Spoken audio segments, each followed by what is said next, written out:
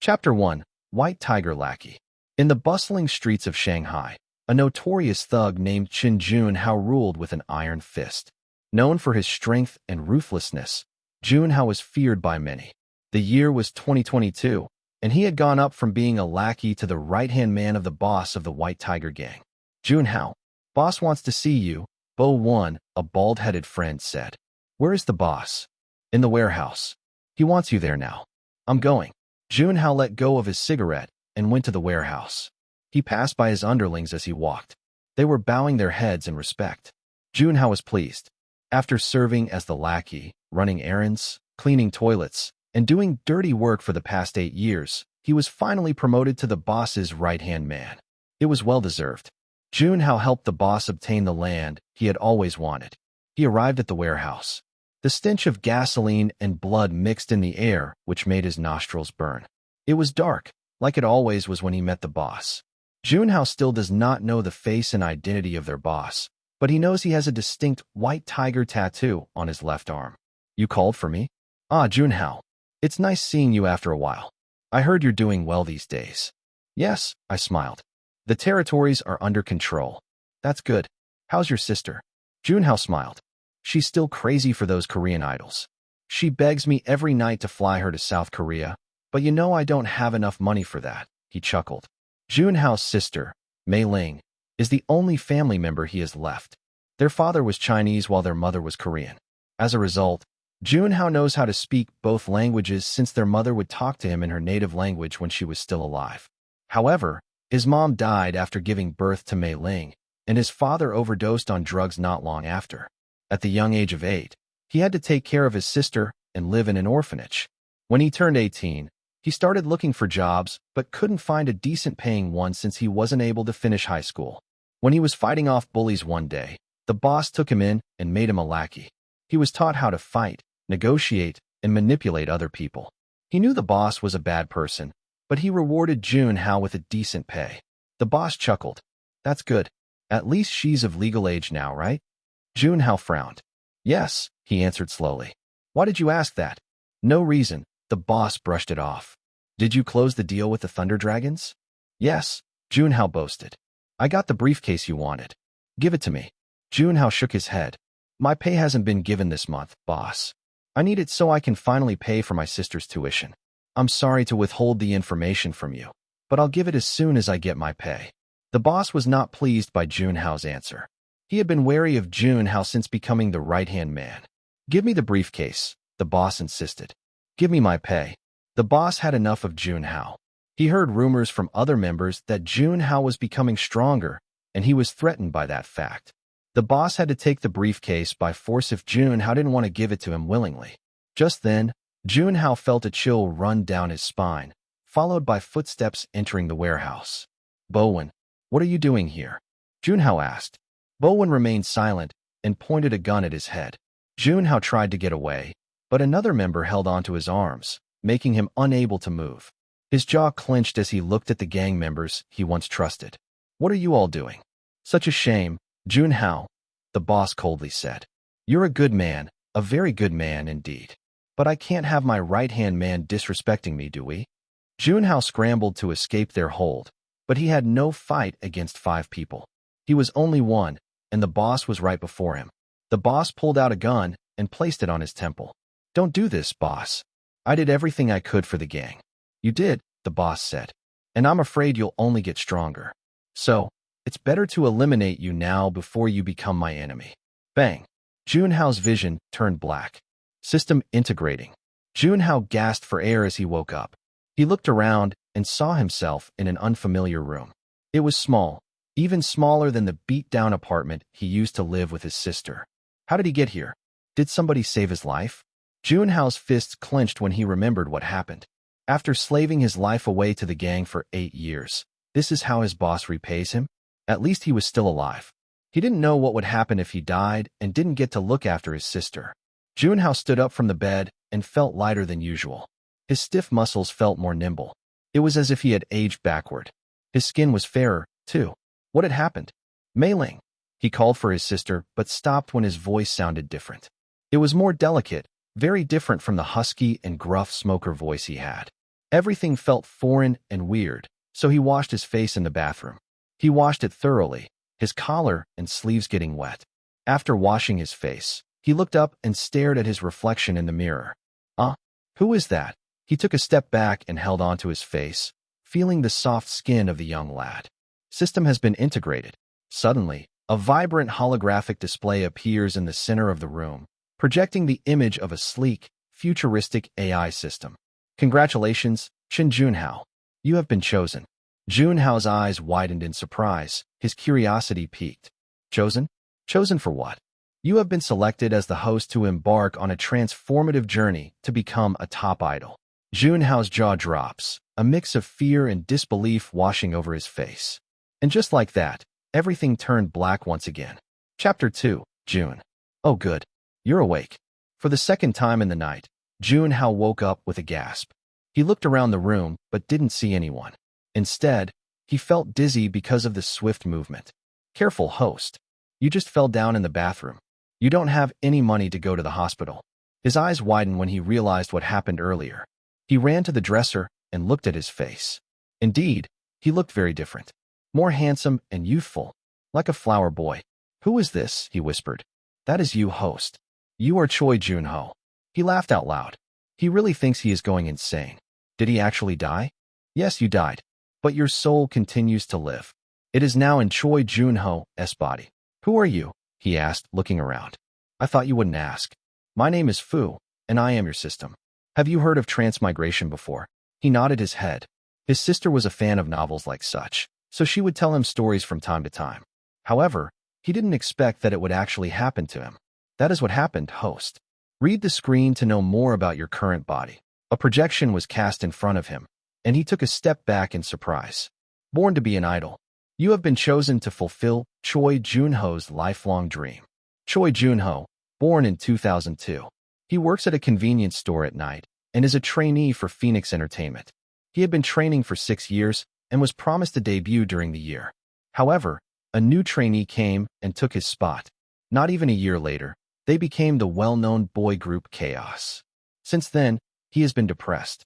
However, he didn't want to end his dream. So he joined another company after paying them $1,000. He was scammed out of his money and was kicked out of his former apartment. So he moved to this beat-up apartment to have a fresh start. However, he made some enemies in this unfriendly neighborhood.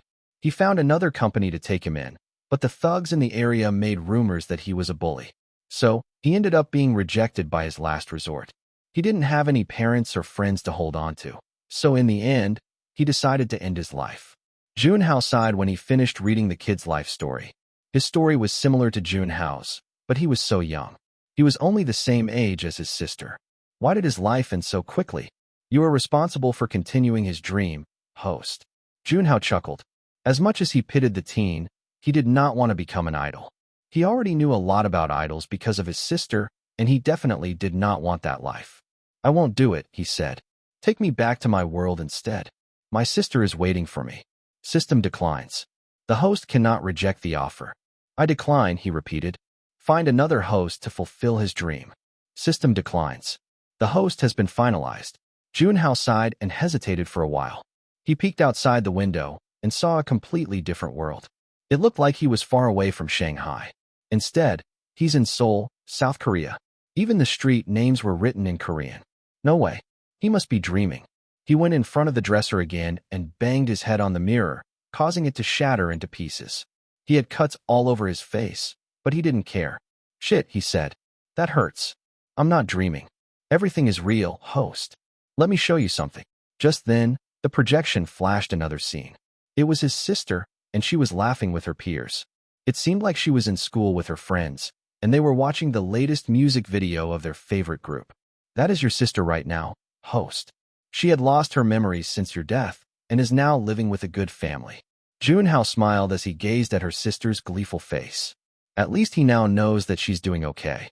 However, she will die if you don't accept the mission. What? Jun Hao exclaimed. That is the consequence, host. Your sister will die when you decline, but will continue to live a happy life once you accept the mission. Mei Ling, he whispered. He cannot let his sister die. In the end, she was the only one he had left. Will I be able to see my sister again? When you fulfill the mission, you will know. But for now, all I can promise is her safety. Do you accept the mission? Do you promise my sister a good life? The system promises. A contract had been signed. Jun Hao sighed. Then I accept. Wise choice, host. For now, you are no longer Jun Hao. You are Jun, an aspiring idol. Chapter 3, Zero Skills. These are your stats, host. Every aspect is from the former Choi Joon-ho. Vocals, C+. Dance, D. Visual, C. Rap, E. Charm, E+. Jun looked at the stats with wide eyes. How is he a trainee for 6 years, but only has stats like this? It's no wonder he didn't debut. Even Bo Wen probably has better stats than this. You should not talk about the dead like that, host. Jun rolled his eyes. How am I going to be an idol with stats like this? It's impossible. Don't worry, host. Your stats can always be improved. When you complete tasks and side missions, you have the chance to upgrade your skills. Can I upgrade them now? These are your missions for the day. 1. Give coffee to the old grandma downstairs. 2. Sing a song without your voice cracking. 3. Have someone call you handsome. The missions will be replaced with new ones when you accomplish them. Jun scoffed. These missions were easy. He decided to get the first one done so he could at least be decent in singing. He made coffee and went downstairs, knocking on the door. It didn't take long before the door opened, but it wasn't an old grandma who did. Instead, a small child looked up at him with wide eyes. Where's your grandma, kid? The child merely looked at him with horror before bursting into tears. What? Why are you crying? Man up and tell me where your grandma is. The little boy cried even harder, making Jun's ears hurt. He clicked his tongue and kneeled down to his level. He tried to smile, but it came out as an intimidating grimace. Show me your grandma. The little kid wailed and tipped the boiling cup of coffee toward Jun, causing the liquid to splash over his chest and face. Little demon, he screamed as he wiped his face with his shirt. The door slammed close, and he was left with a burning face. You need to wash your face, host. That can cause a scar. Jun trudged upstairs in a sour mood. He thought he was going to get his skills upgraded, but the little boy ruined everything. It seemed like these missions were not as easy as he thought. He went to the bathroom to splash his face with cold water and frowned when he saw how bad he looked. His face was red from the hot liquid. He had small scars from the broken mirror, and there was a forming bruise on his head because of his fall a while ago. He clicked his tongue and left the bathroom, determined to get his stats up. However, with his current appearance, he definitely won't be able to complete the third mission. So, he decided to try out the second one. He brought out his phone and looked for a song. He played Shining Light by the idol group Immortals. As much as he hated to admit it, he knew a lot of idol music since Mei Ling would always blast them in the living room. At this point, he knew about K-pop as much as his sister. Other than that, all he listened to was songs from the 1970s and Chinese rap songs. The thugs from his gang loved music like those. He closed his eyes and tried to sing. Jun Hao was actually quite a good singer when he was in his old body. It was his dream to become a singer when he was younger, and the nuns would always let him sing when they were still living in the orphanage. However, when he got older and became oriented to reality, he realized that being a singer was only for the rich. They had to train and wait until producers actually liked them before they could start making money. So, he let go of that dream and decided to become a thug. He closed his eyes and remembered how he used to sing when he was young. In the darkest night, a flicker caught my eye. A shimmering glow, a spark that reached the sky. A beacon of hope, a flame that burned so bright. I couldn't turn away, it ignited something deep inside. Through the trials and the tears, through the storm and the rain. That light kept shining, it whispered my name. And as I walked this path, uncertain and unsure, I knew deep within, my dreams would endure. You're the shining light, guiding me through the night. You're the fire that burns, igniting my soul so bright. In the face of doubt, I'll spread my wings and fly. For dreams never die, they reach beyond the sky. Jun finished the song without any trouble. His voice was still shaky because of Jun Ho's underdeveloped vocal cords, but his past skills came in handy. His voice did not crack, and he had a tone that was full of potential. As he opened his eyes, he saw the screen pop up in front of his face. Congratulations. You have finished the second mission. Please pick an aspect to improve. Jun placed his hand under his chin and thought for a while. His voice had a lot of potential, and if he improved on this, he'd have a better chance of debuting. Vocals, he said. Nice choice. Vocals +1. Current grade, B-. Aren't you going to replace the missions? He asked the system. The missions only reset once you complete the whole set. Please do your best to complete them, host. I wish you could improve before the competition starts. Competition? Jun asked, taken aback. Why, yes. Did I forget to tell you? Yes. Silly me. Choi Joon-ho applied to join an idol survival show before he passed, and he had now been accepted. You are now part of the popular show Rising Stars. The system wishes you luck. Chapter 4, Rising Stars. Rising Stars. The TV automatically turned on, and a signal song played, the small room resonating with a blissful piano. Jun remembered it to be last year's song. It seemed like this world was the same as the world he lived in. The host of the show was a familiar face, too. Kang Mi-ho, the most popular young actor of the generation, stood at the very center of the stage. Jun knew about him since he's also popular in China. Numerous bright lights illuminated his face, making him look deathly pale. The iconic 100 seats were behind him with numbers written in a glittery blue font. Have you heard of this show, host? Of course, Jun knew about Rising Stars. It was a highly popular idol show in Korea, with the first season birthing the most popular girl group, Girls' Evolution. After the success of the first season, they started making a boys' season.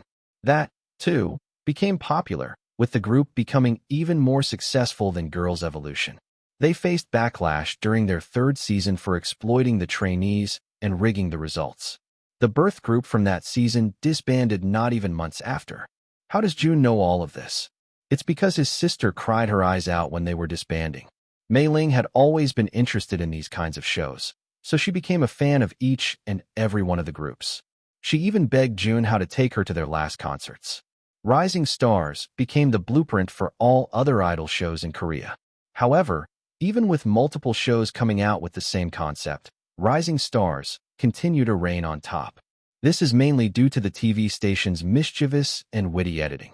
They're the best at recruiting the most handsome and interesting trainees, too. So, despite their unsuccessful attempt at a third season, it seems like there are still a decent amount of people who are interested in watching a fourth season. Based on Jun Ho's status window, he must have been accepted to become the comedy relief. The show knew that not everyone should be talented, and people like Jun Ho were needed to make the show more interesting. Jun focused his attention back on the TV as the signal song stopped playing. 100 boys. 100 dreams. But only 10 can make their dreams come true. Rising Stars is back with another season. So, ladies and gentlemen, fasten your seatbelts and prepare for an unforgettable experience. Get ready to be mesmerized by the incredible talent, amazed by the electrifying performances, and inspired by the sheer determination of these 100 boys. Together, let us witness the birth of the next generation of idol superstars. Welcome to the stage, welcome to the magic, welcome to the ultimate idol survival show. Mi-ho said with vigor, the familiar piano piece escalating. Jun can already imagine the comments from the public. Rising Stars is back again. I'm so excited. I hope more handsome trainees join this time. Rising Stars? That rigged show? Such a thick face they have for wanting to make another season. Shut down Rising Stars. It's a rigged show. Their favorites will debut anyway. People are hating, but they're going to watch it again. I'm definitely going to be watching. There were mixed reactions coming from the public. Some loved the idea of a new season, while others still remember the scandals that arose from the third one. One thing's for sure, though, it got the attention that it wanted. As soon as the commercial aired, the topic rose to become the #1 trend on Navel, the largest social media platform in the country. Jun didn't want to join such a competition, but he couldn't deny that this was one of his best ways to debut. Then, he can give Mei Ling a good life and possibly get his old life back. He couldn't wait to find out who his boss really was and give him a taste of his own medicine. As the commercial ended, Jun saw the first airing date, July 24th, 2023. He sighed in relief. It's still 1 year from now. How come they're in such a rush for promotions? It's next month, host. His eyes widened in surprise. He looked at the old phone in his hands and saw that it was indeed 2023 already. Then, does that mean that 1 year had already passed since his death? That's right, host. The preliminary interviews will be taking place soon. Make a good impression so they don't replace you, okay? How soon are we talking? Tomorrow. What? Jun exclaimed. Tomorrow? I don't have any skills yet. And have you forgotten that I look like this? He gestured to his botched face. His injuries made him look scary, and he was sure he would be eliminated even when the show hadn't started. Oh goodness. I almost forgot, host. Let me use one of my potions really quickly. Jun watched himself in the mirror and waited for the magic to happen. System error. Potion had run out. System error. Recharge healing potion. Well, Jun asked, you're taking such a long time. Pardon me, host. It seemed like I ran out of the healing potion. I still need to recharge. Then recharge. You have until tomorrow. That's the problem. I'll only be able to recharge when your skills are at least AD. So until then, you're going to look like this. Jun massaged his temples. He looked at his face once more before pacing back and forth. He's already not the most handsome, but now, he had to enter a competition with plenty of facial injuries. He kept pacing back and forth until he stumbled upon a soft, yet sturdy material. He stopped pacing and saw a cute cat mask on the ground. He frowned and picked it up. It was pink with sparkly details. It looked like something Mei Ling would like. Why would Jun Ho have something like this? He was about to throw it in the trash when he thought of a brilliant idea. He placed the mask on his face. It was a perfect fit. He looked at himself in the mirror and smiled when his injuries were finally covered. It also made him appear more handsome, since Jun Ho's eyes were the most charismatic part of his face. All right, let's go with this concept, he decided. If his wounds couldn't be healed on time, then he just had to wear the mask until they were all gone. Chapter 5, Pink Cat. Jun sat in the waiting area, his face covered with a bright pink cat mask. Fortunately, he was the last one to be interviewed, so only one person was in the waiting area with him. The young teen, probably even younger than the former Jun Ho, looked at him with wide, sparkling eyes. Jun glanced at him and raised his eyebrows when he saw his amazed face. What you looking at? He asked, his Chinese accent barely noticeable since he was fluent in Korean. However, his thug accent was more evident. The teen immediately turned around and scooted away, his ears bright pink from fright and embarrassment. You have to speak kinder than that, host. You sounded like your old self just now. Jun clicked his tongue. What do you want me to do, Fu? Old habits die hard. The teen was once again startled when Jun started speaking to himself. This mister, is he insane? Minx, a young boy born in 2006 with big dreams of becoming an idol, was questioning why Azure, the TV station responsible for Rising Stars, cast such a person. He knew that Azure wanted to make the show entertaining, but he didn't think they'd cast a crazy individual. Minx didn't realize that he was staring at the crazy man once again. Do you have a problem with me, huh? The man asked, his voice soft yet holding a deep sense of maturity. He must be older than him by a lot. Nothing, Minx nervously chuckled. Your handsome mask is just fascinating, brother. Trainee Minx, it's your turn to be interviewed. Thankfully, Minx was called for the interview. He stood up from his seat and nearly bolted toward the interview room. At last, Jun was alone. He was about to tell that kid off for staring at him too much, but he was damn happy by what he said. Congratulations. You have succeeded on a mission. Have someone call you handsome. Now, all of the 3 missions have been accomplished. He still struggled with giving that old woman her coffee, but after watering her plants and cleaning her house, he was finally able to accomplish the mission. The set of missions is now being reset. These are your new missions. 1. Get 100 fans. 2. Trend on a social media app. 3. Make a new friend. What the hell? Why did the difficulty increase so much more? He clicked his tongue. However, Fu ignored him. You may now pick an aspect to improve. Vocals, Jun said without any hesitation. He upgraded that one when he finished the coffee mission, too. He definitely needed to master one skill before the competition started. Vocals +1. Current grade, B+. That's good. He thinks he'd at least be a decent singer when the competition starts. After a while, the young kid finally finished his interview, and it was now time for Jun to go in. The intern responsible for calling the trainees stopped in her tracks when she saw one man wearing a cat mask in the waiting room. She sighed and shook her head. They definitely recruited more weirdos this season. I don't get paid enough to deal with people like this. Trainee Jun, it's your turn. Jun stood up from his seat and walked to the interview room. The interviewers were all tired after a long day of interviewing trainees. Yena was on her third cup of coffee while Yejin could barely keep her eyes open. Even the cameraman yawned. Good thing it was the last trainee. Let's make this as quick as possible, Yena said, downing the rest of her coffee. June, huh? Like the month? Yejin asked, going through the last trainee's folder. I think so, Yena said. But what's with his picture? Why is it black and white and blurred? She squinted her eyes to make out the young man's features. Yejin shrugged her shoulders. I don't know. He's an independent trainee, and his audition tape also looked like it was filmed with a potato. We needed a filler for the 100th spot, so the team recruited him. Whatever, Yena said. We're going to see him today anyway. They waited, bored out of their minds, for June to arrive. Yena wanted to see what he looked like since his picture and audition tape were both blurry. Her tired eyes scanned the room. She couldn't wait to go home tonight. However, her eyes almost popped out of her head when she saw June come in. Yejin, too, sat up straight as a pink cat sat down in front of them. What's up? I'm June. Chapter 6, Masked Idol. Yena couldn't believe her eyes. She met some interesting people during the interviews. One with hyper-flexible joints, one who could dance with fire, and even one who could swallow a whole egg. But nothing comes close to the young man in front of her. June looked at the crew and repeated his introduction. What's up? I'm June. Do you have some questions for me? Yena snapped out of her thoughts. All right. Choi Joon-ho, right? He nodded his head. But I go by June now. Please refer to me by that name. All right. She cleared her throat. June. Born in 2002. Your position is vocal. Correct. But you danced on your audition tape, Yejin noted. Quite badly, too. He looked like he just learned how to dance, but was busting out the most complicated moves. It was a funny video. It's probably why he was recruited. I've improved my vocals since then. Do you want me to sing? Yena shook her head. Save your talent for the show. Instead, may we ask what your special charms are? June pursed his lips together. He never got this far. His charms?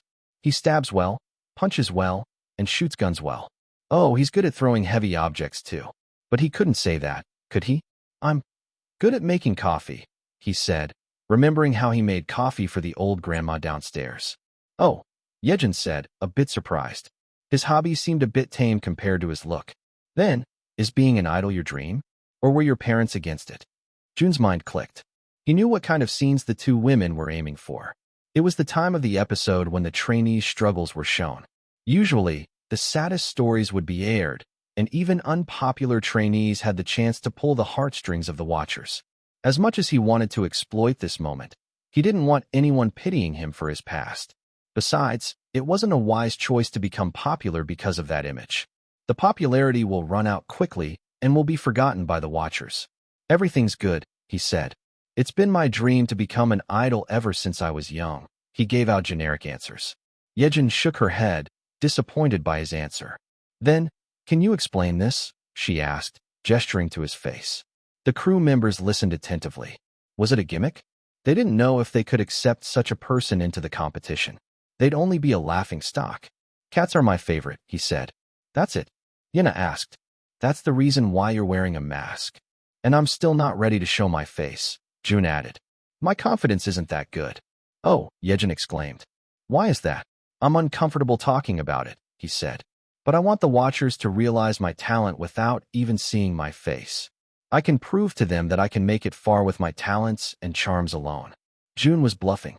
He was practically talentless, and he didn't have any idol-like charms. If this was a show for gangsters, then he would have nailed it. He might even end up placing first. Yejin and Yena were impressed by his answer. But do you have any plans of showing your face? June hummed. Well, he never intended to join the show with a mask anyway, and he'd eventually need to show his face if he wanted to debut. Yes, I do, he said. It might not be now. It might not even be for the first episode, but I do plan on showing my face. I think it can bring good ratings to the show. A lot of people are fans of grand reveals, am I right? Yena's and Yejin's eyes sparkled in delight. A masked idol with an impending reveal? This was genius. If he was handsome, then it'd bring more fans. If he was ugly, then it'd bring more attention to the show. It was a win-win situation.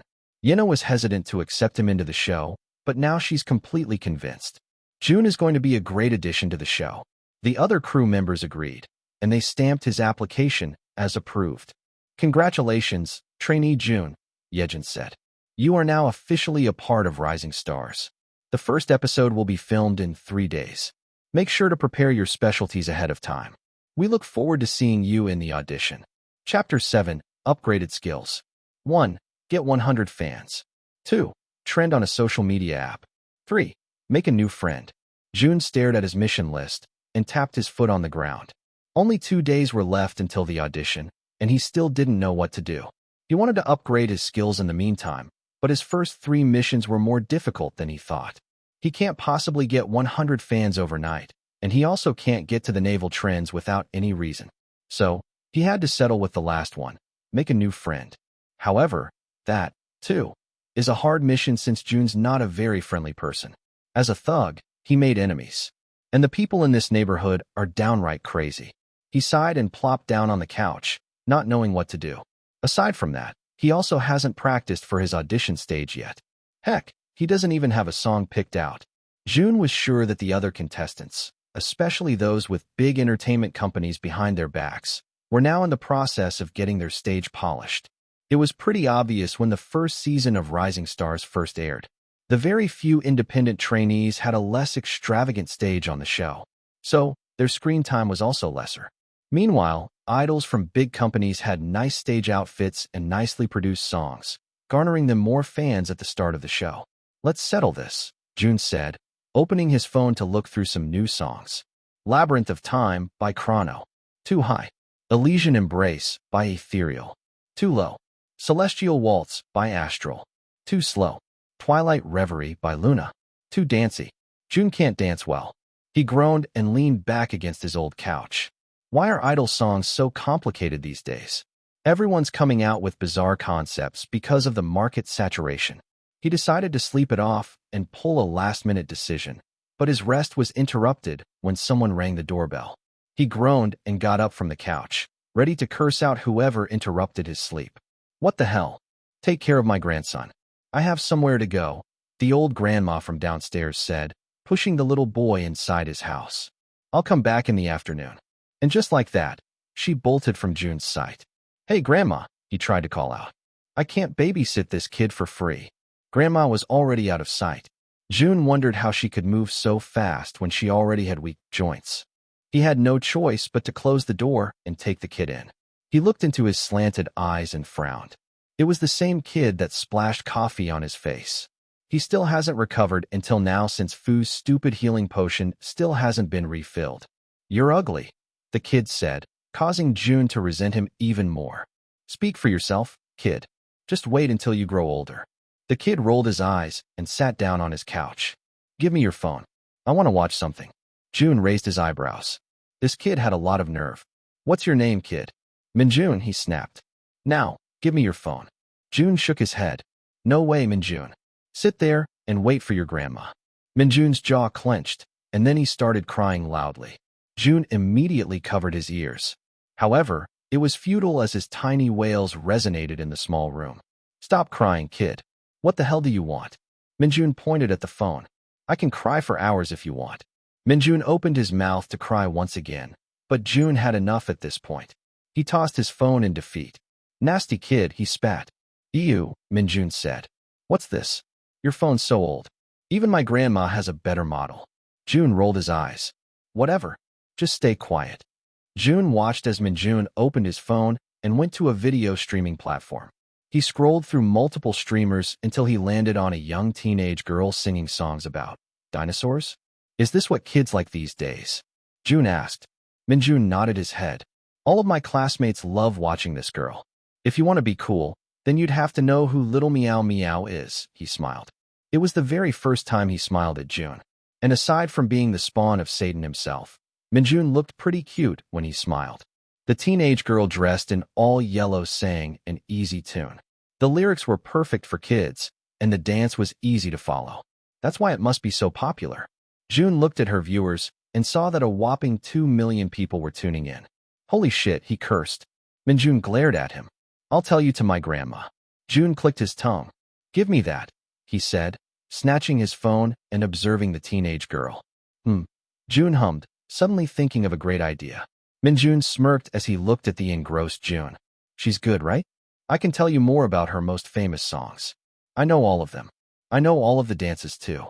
Jun averted his focus from the phone to Minjun. All right, teach me, he said. Minjun nodded his head, getting Jun's phone once again. This is my favorite one, ABC Hip Hop. The two of them conversed about the popular streamer Little Meow Meow, and Jun thought that the kid wasn't as bad as he thought. Moments passed by like rapid lightning, and before they even knew it, Minjun's grandma was there to pick him up. Min, let's go home, she said. Minjun reluctantly got up and walked to his grandma. He didn't want to show Jun that he was quite disappointed about leaving, so he stuck his tongue out before slamming his door shut. Jun scoffed and shook his head. That kid really. Congratulations. You have completed the mission. Make a new friend. Please choose an aspect to improve. Chapter 8, 100 Boys. Today marked the day when the 100 Boys finally shot the first episode of Rising Stars. Black vans with tinted windows drove through the driveway of the large venue, dropping off their precious trainees. Smaller companies had smaller cars, but at least they still had managers and trainers. Jun had no choice but to take the bus since he was broke and had no money to pay for a taxi. He was already in his stage outfit, a simple black shirt, leather jacket, ripped jeans, and rubber shoes. His black outfit became the blank canvas for his pink cat mask. The people whispered as they looked at Jun. Is he a cosplayer? Or a busker? Or maybe he's part of a kid's show? The kids all looked at him with wonder, and he was even approached by a little girl who tugged on his sleeve. What you want? He asked. The little girl's eyes sparkled when the pink cat talked. She hugged his thighs, not planning to let go. He saw phone cameras being whipped out, directing them toward the scene. He sighed and let the girl be. Jun was sure she was going to get tired at one point. On the other hand, trainees started walking inside the venue. They were given separate waiting rooms, proving Azure's wealth and power. The waiting rooms were filled with excitement and nervous energy. The trainees practiced while waiting for their turn to come in. Even here, the favoritism couldn't be hidden. Big companies were given much larger rooms, while smaller, unknown companies barely had room to practice. The independent trainees, which consisted of only 4 people, had a small hallway-like room. The 3 of them were going to perform a song together, so they were practicing in the small space. Jun entered the room, causing the 3 to halt. They focused their attention on the guy with a pink cat mask. They were surprised, wondering if Azure was pranking them. Hello. Jion, a short guy with thick eyebrows, asked. He was handsome, but not idol material. Jun nodded in acknowledgement and sat on one of the seats. The 3 trainees still felt awkward around him. Are you Jun? The other independent trainee. Exine, a pale, thin guy with small eyes, asked. Jun nodded his head, still not talking. Hoon clicked his tongue. He already didn't like this brother's attitude. Well, we're going to practice. Don't bother us, he said. Weird guy, he told the 2 other trainees. They nodded their heads in agreement. On the other hand, Jun closed his eyes and decided to sleep. He stayed up all night to practice since he only got to decide his song after Minjun went to his apartment. He only opened his eyes when he heard a commotion inside the room. The TV in the small room was turned on, and the first set of trainees started coming in. A breathtaking spectacle unfolded before the boys' eyes. The stage for the Rising Stars competition showed a dazzling display of brilliance and modernization. It was a magnificent fusion of cutting-edge technology and artistic craftsmanship. The vast stage stretched across the entire hall, adorned with towering LED screens that form a mesmerizing backdrop of ever-changing visuals. The screens came alive with vibrant colors and pulsating graphics, immersing the contestants in a world of endless possibilities. Multiple tiers were strategically placed on the stage, creating dynamic levels for the boys to perform their talents. The stage's centerpiece is a colossal crystal chandelier suspended from the ceiling, casting a soft and ethereal glow over the entire space. 100 seats were placed on varying platforms, with the top 10 seats in the middle, the light slightly brighter on these seats. Jun was sure the trainees would scramble to get to the middle for more screen time. 3 trainees walked in, wearing boyish school outfits. They watched as the lights turned on one by one, their mouth agape and their reactions a bit exaggerated. Whoa, a guy with the name tag Zachary exclaimed loudly. He seemed to be mixed, and his blonde hair looked natural. This is crazy. I can't believe we get to see this first, a shy-looking guy named Ben said softly. Jun recognized the last trainee to be the young guy who called him handsome during the preliminary interviews. The three immediately reached the top 10 seats, sitting on numbers 5, 6, and 7, respectively. Jun thought right. He was sure the seats would be filled up before their turn. Jun also wanted to sit on one of those seats. Not because he wanted to be noticed right away, but because it looked more comfortable. It was padded, unlike the hard plastic seats of the 11th to 100th seat. Independent trainees were usually shown near the end before all the bigger companies and most handsome trainees were revealed. One by one, group by group, the trainees come in. Jun was getting sleepy amidst all of it. The double doors swung open, and the next contestant, Daeho, stepped into the hall. Unlike the other trainees, this guy exuded confidence, his sharp features and flawless smile turning heads. He walked with purpose, aware of the attention he garnered. He's definitely going to be one of the fan favorites. He walked toward the first seat without any hesitation, sitting down confidently. The trainees in the hall looked at him with admiration and envy, wanting to sit on the first-place seat too. Independent trainees. "You're up next," the female in turn went in. She saw the familiar pink cat and halted for a while. She couldn't believe Yena and Yejin had actually accepted such a trainee. The three other trainees went to the front, feeling excited. They wanted to intimidate the trainees right away. Jun, on the other hand, stood at the back, waiting to enter the hall. There was one advantage to his mask, too. He didn't have to manage his facial expression since it was covered.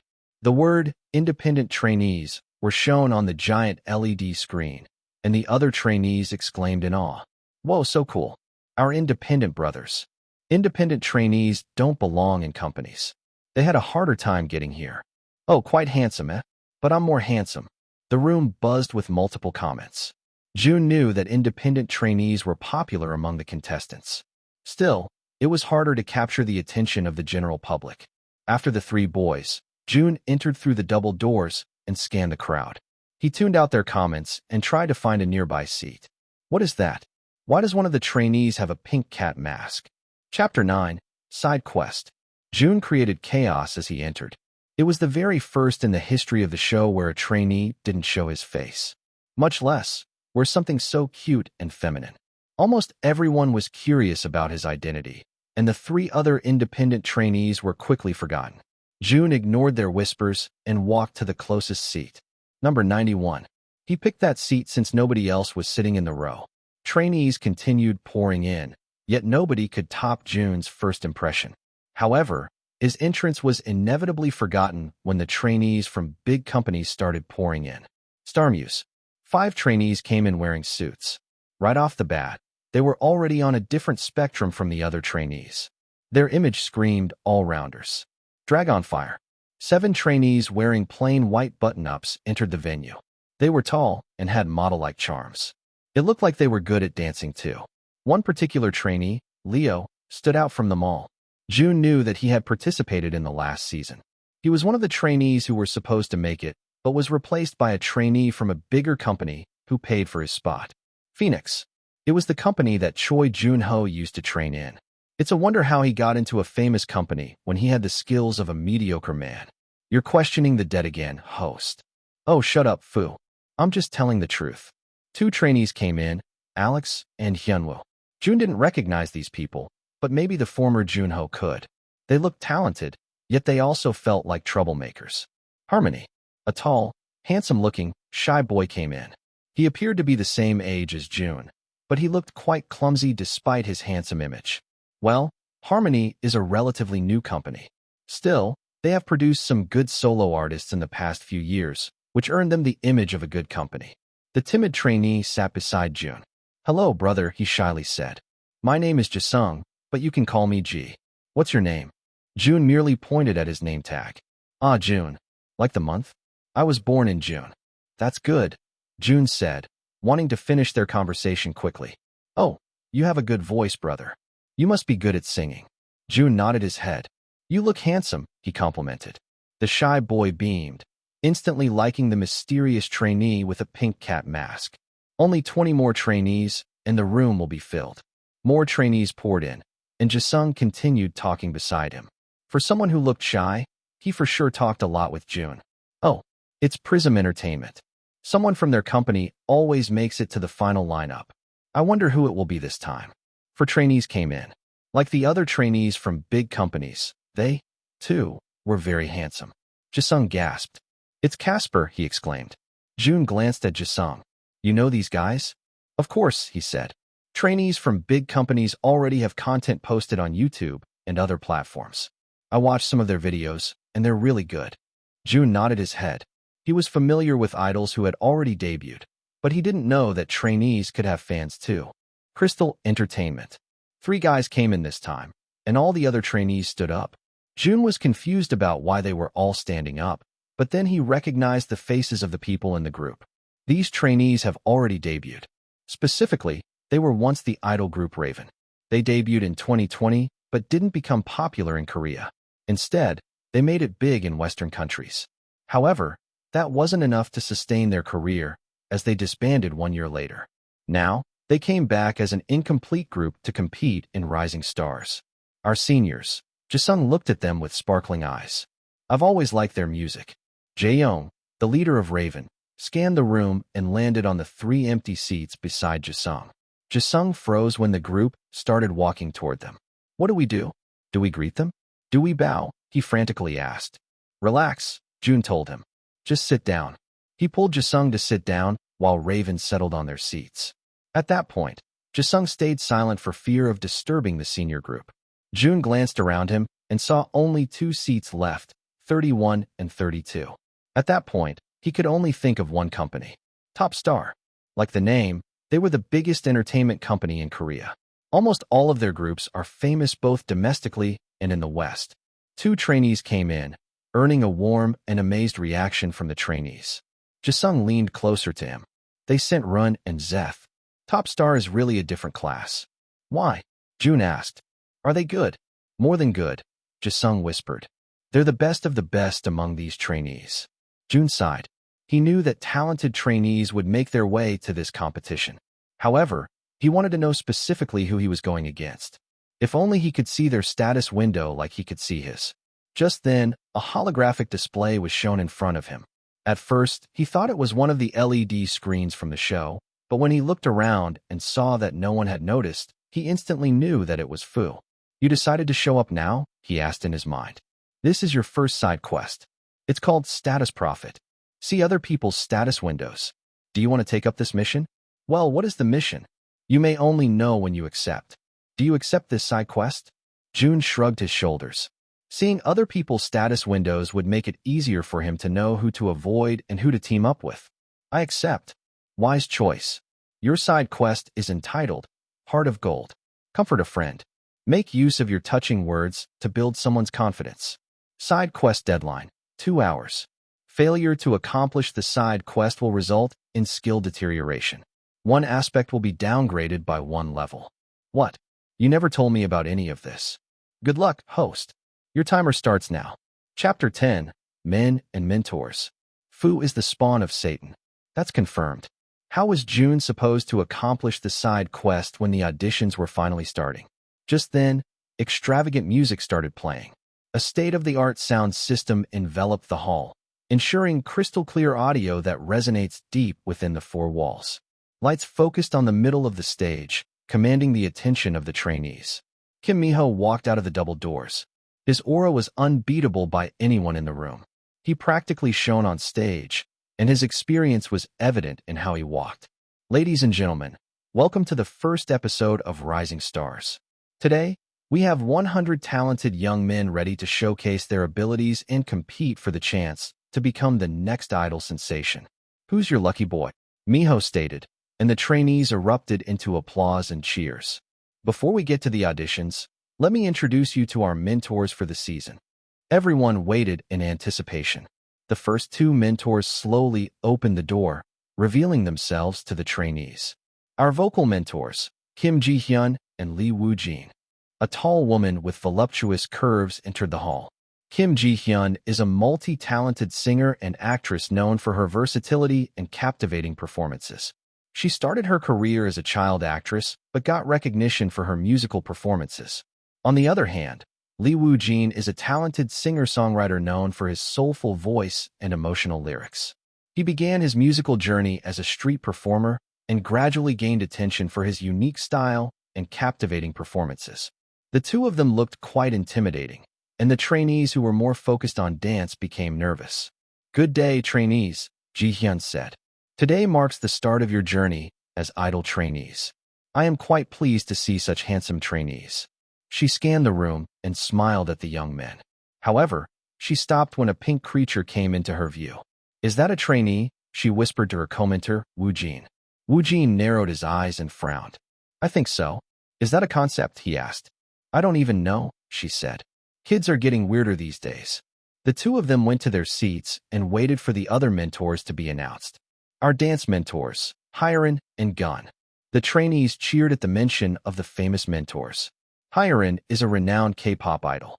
She's part of the idol group Luna, one of the most famous groups in South Korea. She debuted at a young age and quickly rose to fame with her exceptional dance skills and charismatic stage presence. Gun is one of the most famous K-pop choreographers of the current generation. He has choreographed dances for multiple idol groups, and most of his dances are iconic in the industry. Jisung's eyes practically sparkled as he looked at the two dancers. He held onto Jun's arm and squeezed them tight. "I can't believe this," he whispered. "Can you pinch me?" Without any hesitation, Jun pinched his tricep. Jisung covered his mouth to muffle his scream. "Brother, you're really strong," he said, still in pain. "Even if your body looks quite delicate." Jun clicked his tongue. This kid should have seen him when he was still a thug. Our rap mentor, Bone, a charismatic man with long hair and tattoos, appeared. Out of the mentors, he was the only person that Jun didn't know. Well, he was never a fan of Korean rap, and Mei Ling never talked about it, either. The other trainees seemed to love him, though. And lastly, let me introduce myself. I am Kang Mi-ho, your host and charm mentor for Rising Stars Season 4. In this audition, you will be ranked with stars. There will be 5 tiers: 5 stars, 4 stars, 3 stars, 2 stars, and 0 stars. The stars on your shirt only correspond to what you believe in. However, today, we're going to rate you based on your actual skills, Miho said. Jun looked down at his name tag and saw that he didn't have any stars, not even a single one. He then looked at Jisung and saw he had 2 stars on his name tag. He looked around the room and saw trainees with even more than 5 stars on theirs. "Where's your star, brother?" Jisung asked. "Nobody told me where the stars are," Jun said. It was true. The past seasons had letter systems. It started from A to F. This was the very first time they applied this rule. Jisung chuckled. "You're quite cute." Jun glared at him through the mask, so Jisung raised his hands in surrender. Brother Jun's eyes looked quite sharp when he was glaring. Kang Mi-ho sat down, so the other trainees followed. Jisung was still giddy next to Jun, looking at the judge's head with a delightful smile. The two of them were quite close to the judges since they sat at the 91st and 92nd seats. "Are you performing alone, Jun?" Jisung asked. Jun nodded his head. "How about you?" "I'm performing alone too," he said. "I'm quite nervous about it. I wish I don't perform first." Yena, the show's main director, went to the front and brought out her cue cards. "Trainees, the order has been determined," she said. The trainees' hearts started beating in their chests, hoping not to be the sacrificial lamb. They still didn't know the judge's standards, so being the first one meant you were going in blind. There were only some trainees who didn't mind going first. One was the talented and popular trainees from the big companies, and the other was Jun. The editors will edit as they see fit anyway. It doesn't matter what the order would be. The first trainee will be Song Jisung. The other trainees glanced at him with pity. Jisung wanted to cry. That was his biggest nightmare. He didn't want to go first. The auditions will start in 30 minutes. Trainee Jisung, please prepare and go backstage. Jisung turned to Jun, his hands shaking as he took his hands. "Brother," he said, "I'm nervous." Just then, a light bulb switched inside Jun's mind. Maybe he could complete his side quest after all. Chapter 11, Stars and Status Windows. "How long have you been a trainee?" "Less than 2 years, Jisung said. Jun nodded his head. That explains why he's still quite nervous. 2 years usually isn't enough to build a trainee's confidence. Jun still remembers when he was still 2 years in on being a thug. He was always tasked with making coffee, mixing alcohol, and cleaning the other gang members' feet. However, one day, Bowen asked him to shoot a gun. He was scared out of his own wits. Then, This old member approached him and said some inspiring words. "Jisung," he said, channeling the old gang member's words. He retired a year later and is probably dead by now. So, it probably wouldn't be too bad to say his words, right? "Let me tell you a little secret," he said, coaxing Jisung to lean in. Jisung, still nervous, leaned in. "Nobody really cares about your anxiety except you. They only care about the results here. So, it's time to slap those jitters in the face and show them who's boss. I want you to strut on stage like a peacock with a PhD in shooting a gun," Jun said. "Trainee Jisung, it's time for you to go backstage," a PD said, interrupting their conversation. Jun forgot to change the last statement. It should have been a PhD in performing, but he was too engrossed in the role that he forgot. He shrugged his shoulders. It should have worked, right? He looked at his status window and saw the timer still ticking. Side quest deadline. 1 hour, 25 minutes. Jun clicked his tongue. It worked for him back then. He was able to hit the target in the center even though he was a newbie. Whatever. He can just deduct some of his rap skills. It was non-existent in the first place, anyway. After a few more minutes, Jisung came to the stage, still appearing quite nervous. He continuously shook his hands, and his feet were practically glued together. "Please introduce yourself," Miho said.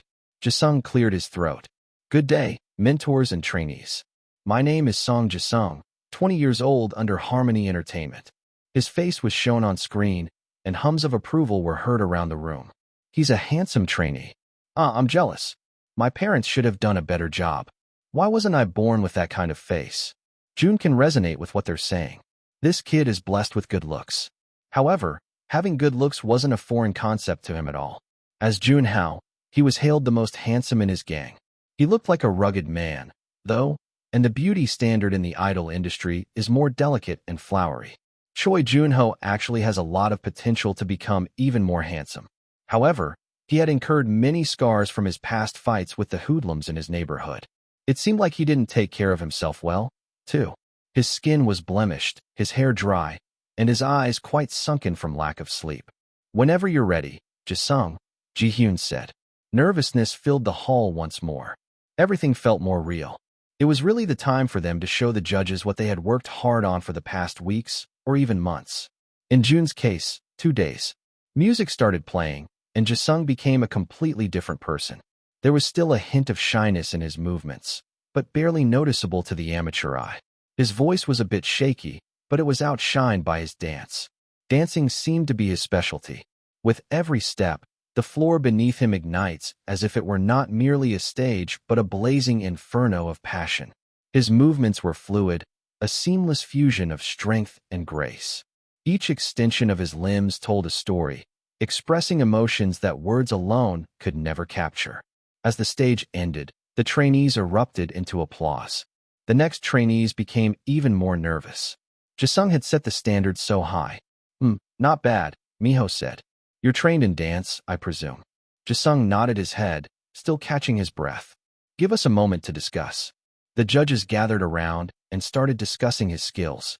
"This kid is quite good at dancing," Gun said. "I can give him 5 stars for that aspect."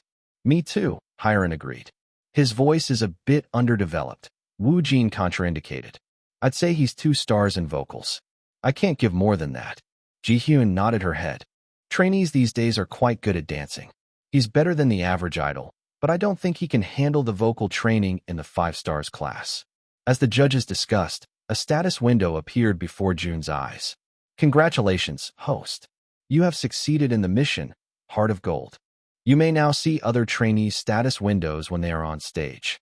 Jun snapped his eyes on Jisung and saw a holographic screen above his head. Song Jisung. Dance A. Visual A. Vocal C. Rap C. Charm B.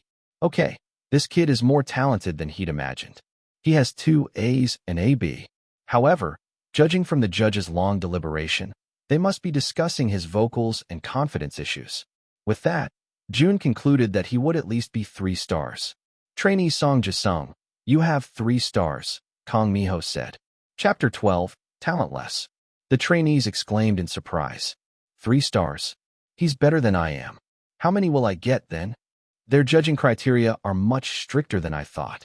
I'm scared, brother. I think I won't get a single star. 3 stars. It should be at least 4 stars for him. He dances so well. Jun expected this kind of evaluation. He doesn't know whether the other trainees had watched the previous seasons, but it's only expected that their criteria would become much stricter as time passed by. The K-pop industry is already so saturated with idols who can sing, dance, and rap well. They needed something special. Besides, it was just the first audition.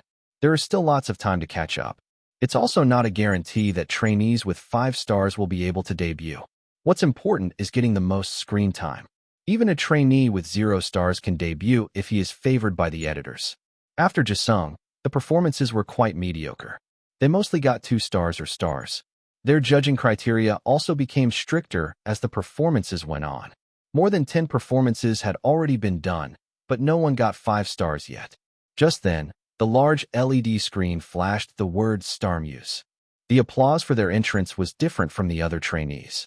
They were the second big company to perform on stage after Harmony. Jisung leaned on his knees to get a better look at their performance. StarMuse, Hiren said. My agency. I'm looking forward to your performance. Don't let me down.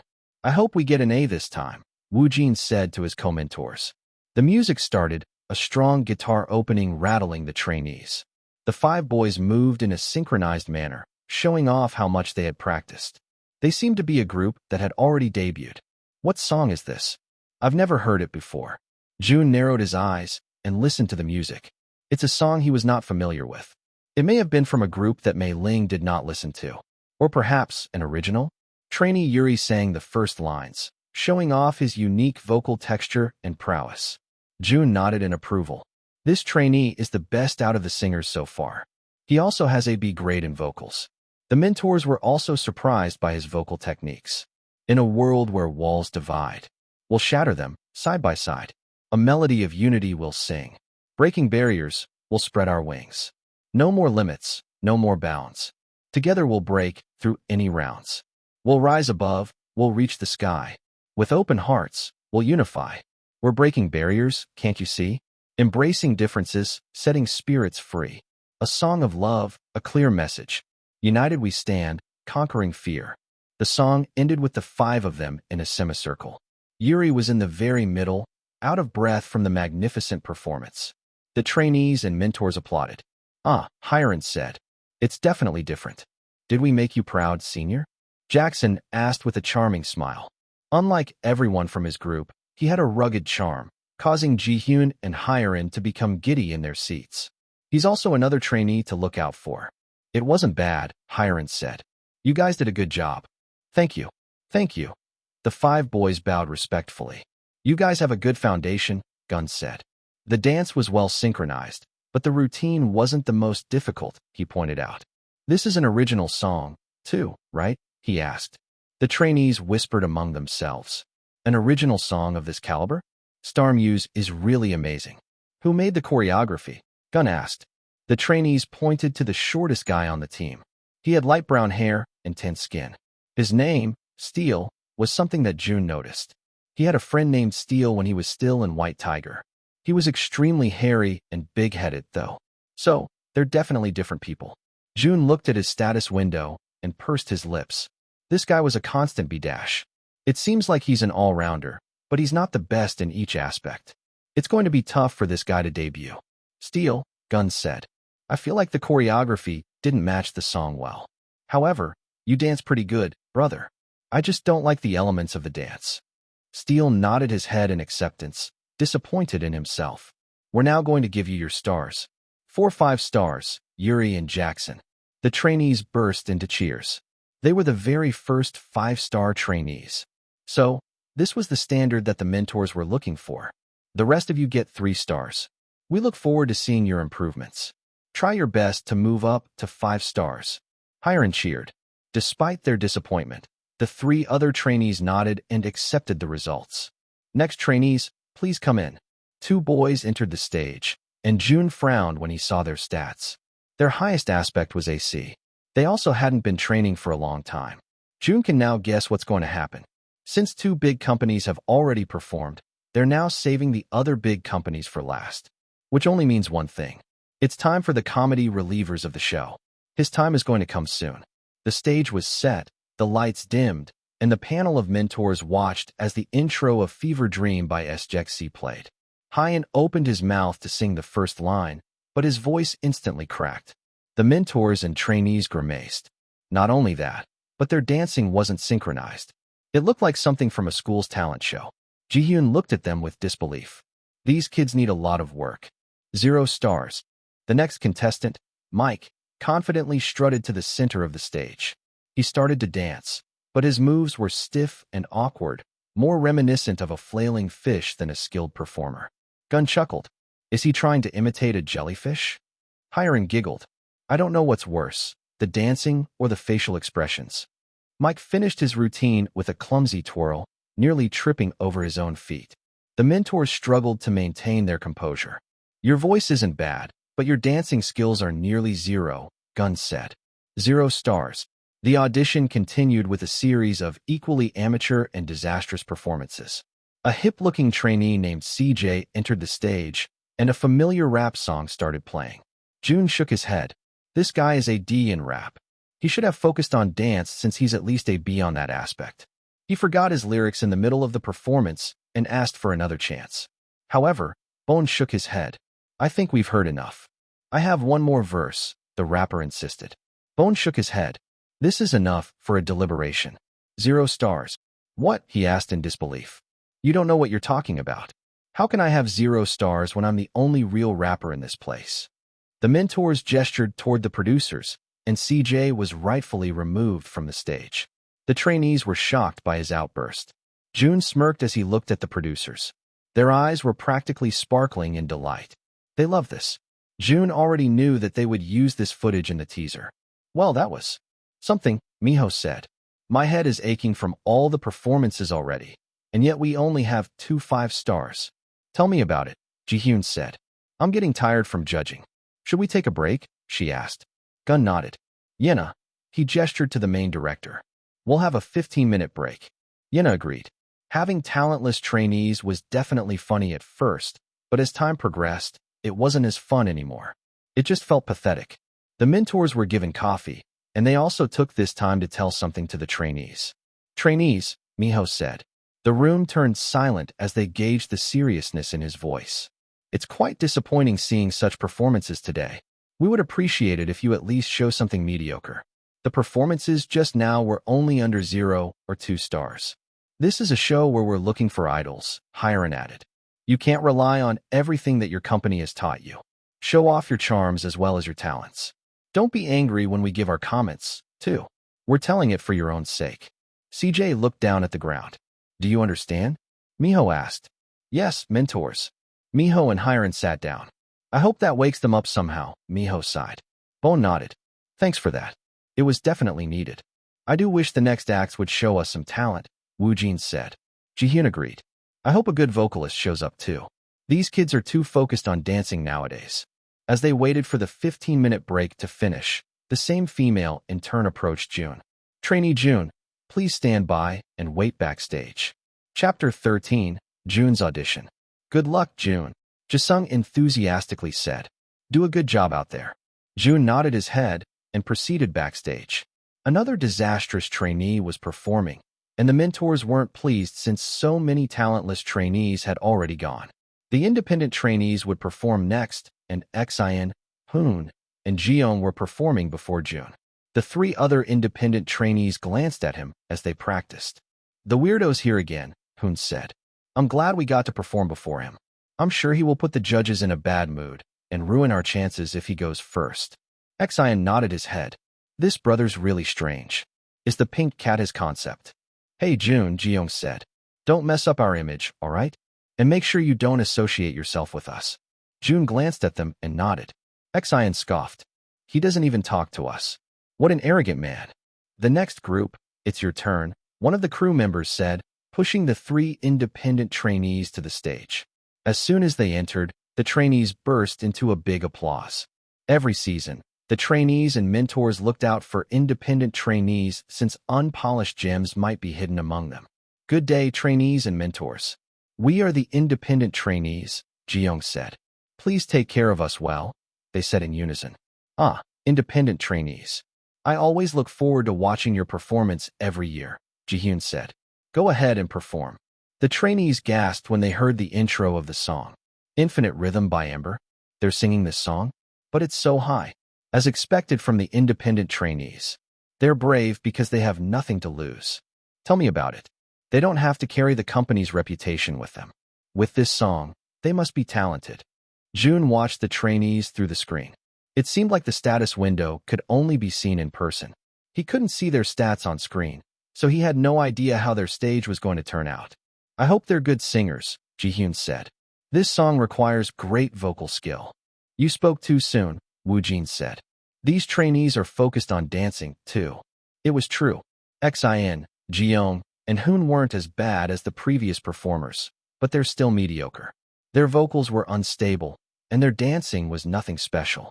They also didn't project their facial expressions well either. As their performance ended, an ambiguous atmosphere was created. It was a performance that was neither good nor bad. All of you get 2 stars, Hiren said. The 3 of them bowed their heads, quite disappointed, before heading backstage to place their star stickers. They felt much better, however, when they saw Jun standing just right behind the stage. Jeong smirked at him as he put on the 2 stars. He was sure that Jun wouldn't get any stars at all. At last, Jun entered the stage, and the hall was in shambles once again. The other trainees thought he'd remove his mask this time, but he was still wearing it. Good day to you all, he said, a delicate and soft voice resonating through the high-quality speakers. My name is Jun. I'll be in your care for today. His voice is more delicate than I had thought, Rin told Zeth. He must sing well. Zeth chuckled and continued to look at Jun. He seems funny. I like him already. The mentors looked at each other and tried their hardest not to laugh. Trainee Jun? Bones said. This mask, is it a concept? Jun nodded. Yes, he said. I like cats. The studio burst into laughter after that. Minx chuckled in his seat.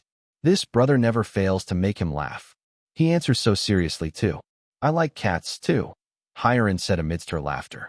But will you take it off? We need to see your face. Jun shook his head. I cannot do that for now, mentor. Oh, Ji-hyun said. So, you're really not going to show your face?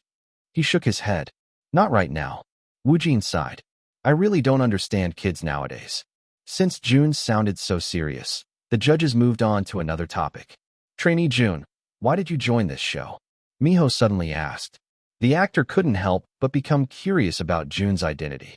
There must be a reason why the production crew had recruited him. I want to become an idol. Gun chuckled. That's it. Jun nodded, the pink cat's ears flopping as he did so. This kid doesn't talk much, Gun said to Hiren. But he's funny. I'm curious to see how he is on stage. You can go right ahead and perform, Jun. Jun took a step back and waited for the music to start. Whoa, he's using a hand mic. He's wearing an all-black outfit. He must be singing a rock song. It must be a dark concept. I can already imagine his stage performance. An unfamiliar tune played, and everyone frowned in confusion. A ballad? He's going to sing a ballad? However, as the intro progressed, they realized that the song was familiar. The mentors and trainees exchanged glances in disbelief at what they were hearing. Am I wrong? Woo-jin asked. I feel like I have heard this song a lot. Miho nodded his head. Yes. Where did I hear this again? Jisung, too, had heard this tune plenty of times before, and it was when he was tasked to care for his young nephew. His eyes widened in surprise when he finally realized what it was. He's going to perform a song by Little Meow Meow? Chapter 14, Meow Meow. They couldn't be mistaken. This is indeed a Little Meow Meow song. Not only that, but it's her most famous and signature song, Meow Meow. Almost everyone in South Korea knows this song. He's going to sing a kid's song? My niece is a big fan of Little Meow Meow. He must be a genius. I don't know if he's serious or not.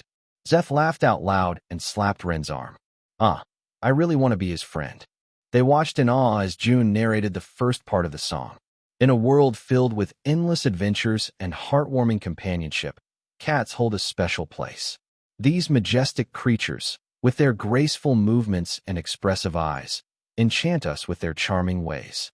In the original song, this part was sung by children accompanied by a happy piano tune.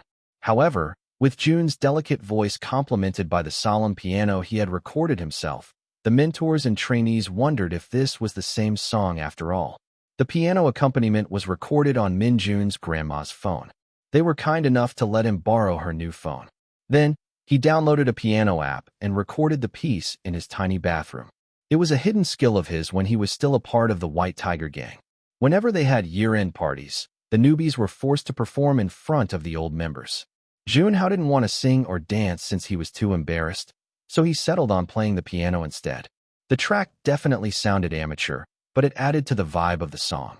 The piano that echoed within the walls of the bathroom gave a pretty eerie and profound sound. One might even call it indie. As he opened his mouth to sing, the mentors were even more surprised. "Goodness, this is unexpected," Ji-hyun said. "This weird kid can sing." Jun had completed 4 missions overall, and he improved his vocal aspect every time he succeeded. Right now, his grade in vocals is an A-, the highest one he's seen from the other trainees so far. The only person who came close to his grade was Yuri. In the shadows of the moonlight, whispers of a hidden sight, a meow so soft and yet profound, echoes through the silence all around. His voice wavered like a delicate flame flickering in the wind. Yet, there was an undeniable charm, a vulnerability that resonated through every word. His voice carried the weight of his past, and despite the silly lyrics, there was a glint of the struggles he went through when he was still a thug. The mentors exchanged glances, their brows furrowing with confusion and contemplation. Through the alleys, they roamed free, guardians of ancient melody, their voice a language understood by those who seek a greater good. Zeth wanted to laugh as the chorus approached, but the way Jun conveyed the farcical lyrics made him halt. It's like he's singing a typical ballad. Meow, meow, a timeless call. Unveiling mysteries, standing tall or small. Beneath the surface, secrets lie, in the depths of a feline's eye. The other trainees couldn't even remember Little Meow Meow's version. Was this really the cute song that their child relatives would listen to all day? In each meow, a story untold.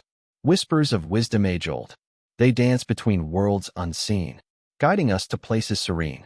Meow, meow, a timeless call. Unveiling mysteries, standing tall and small. Beneath the surface, secrets lie, in the depths of a feline's eye. Meow, meow, meow. As the song finished, not a single pin drop was heard in the studio. They looked at Jun like he had grown 3 heads. The trainees never imagined that a song like that could be performed in an idol audition show. The mentors also never experienced this before. Ji-hyun, who had been the vocal mentor of the show for the past 3 seasons, believed that this trainee was the most unique out of all. Yena and Yejin looked at each other with knowing eyes. "We didn't make a mistake, sis," Yena said. Yejin nodded enthusiastically. They already know that the show is going to be a big hit. Jun bowed his head as he placed the mic down. He was satisfied with his performance. He definitely had some shaky moments, but it was the best he had performed out of all the practices he did. In this case, he might get 2 stars for what he had shown. However, as he lifted his head, nobody applauded. He tilted his head to the side in confusion. Was his performance that bad?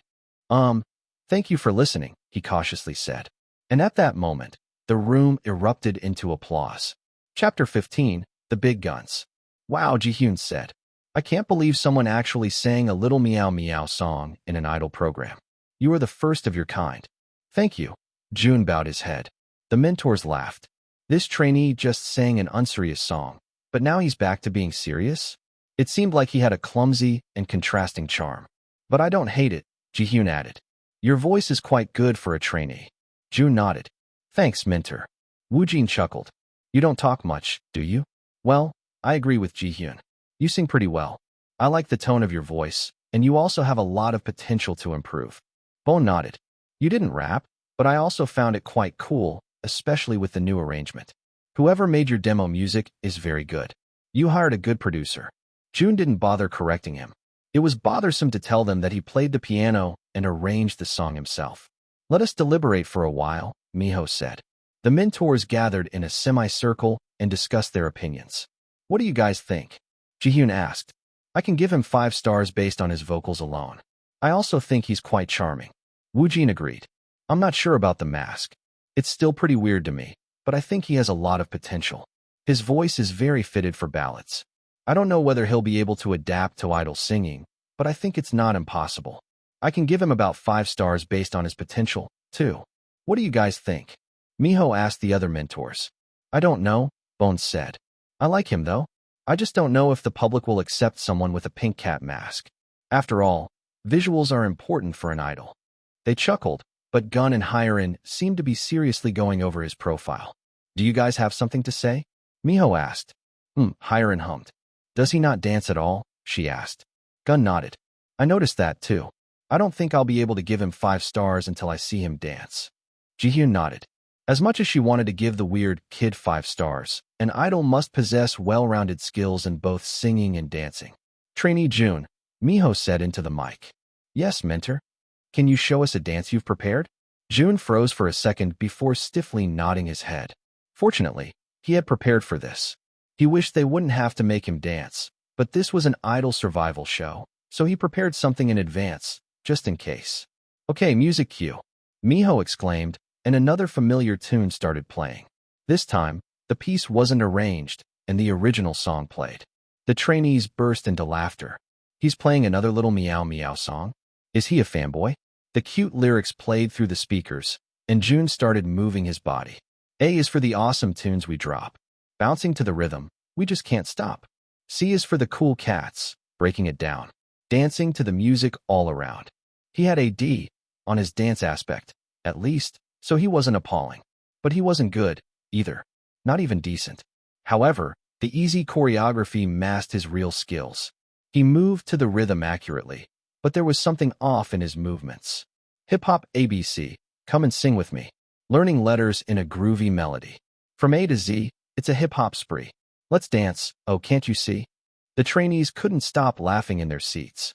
A guy wearing all black with a pink cat mask was clumsily dancing to a kid's song in an idol show. That sentence itself is already too funny to imagine. Gun shook his head in disbelief. With this dance, he already knew that Jun wasn't a good dancer. With that, he erased 1 star from his initial review. He showed it to the other judges, and they reluctantly agreed. As the last notes faded, Hyerin picked up her mic to speak. Are you a little meow meow fan?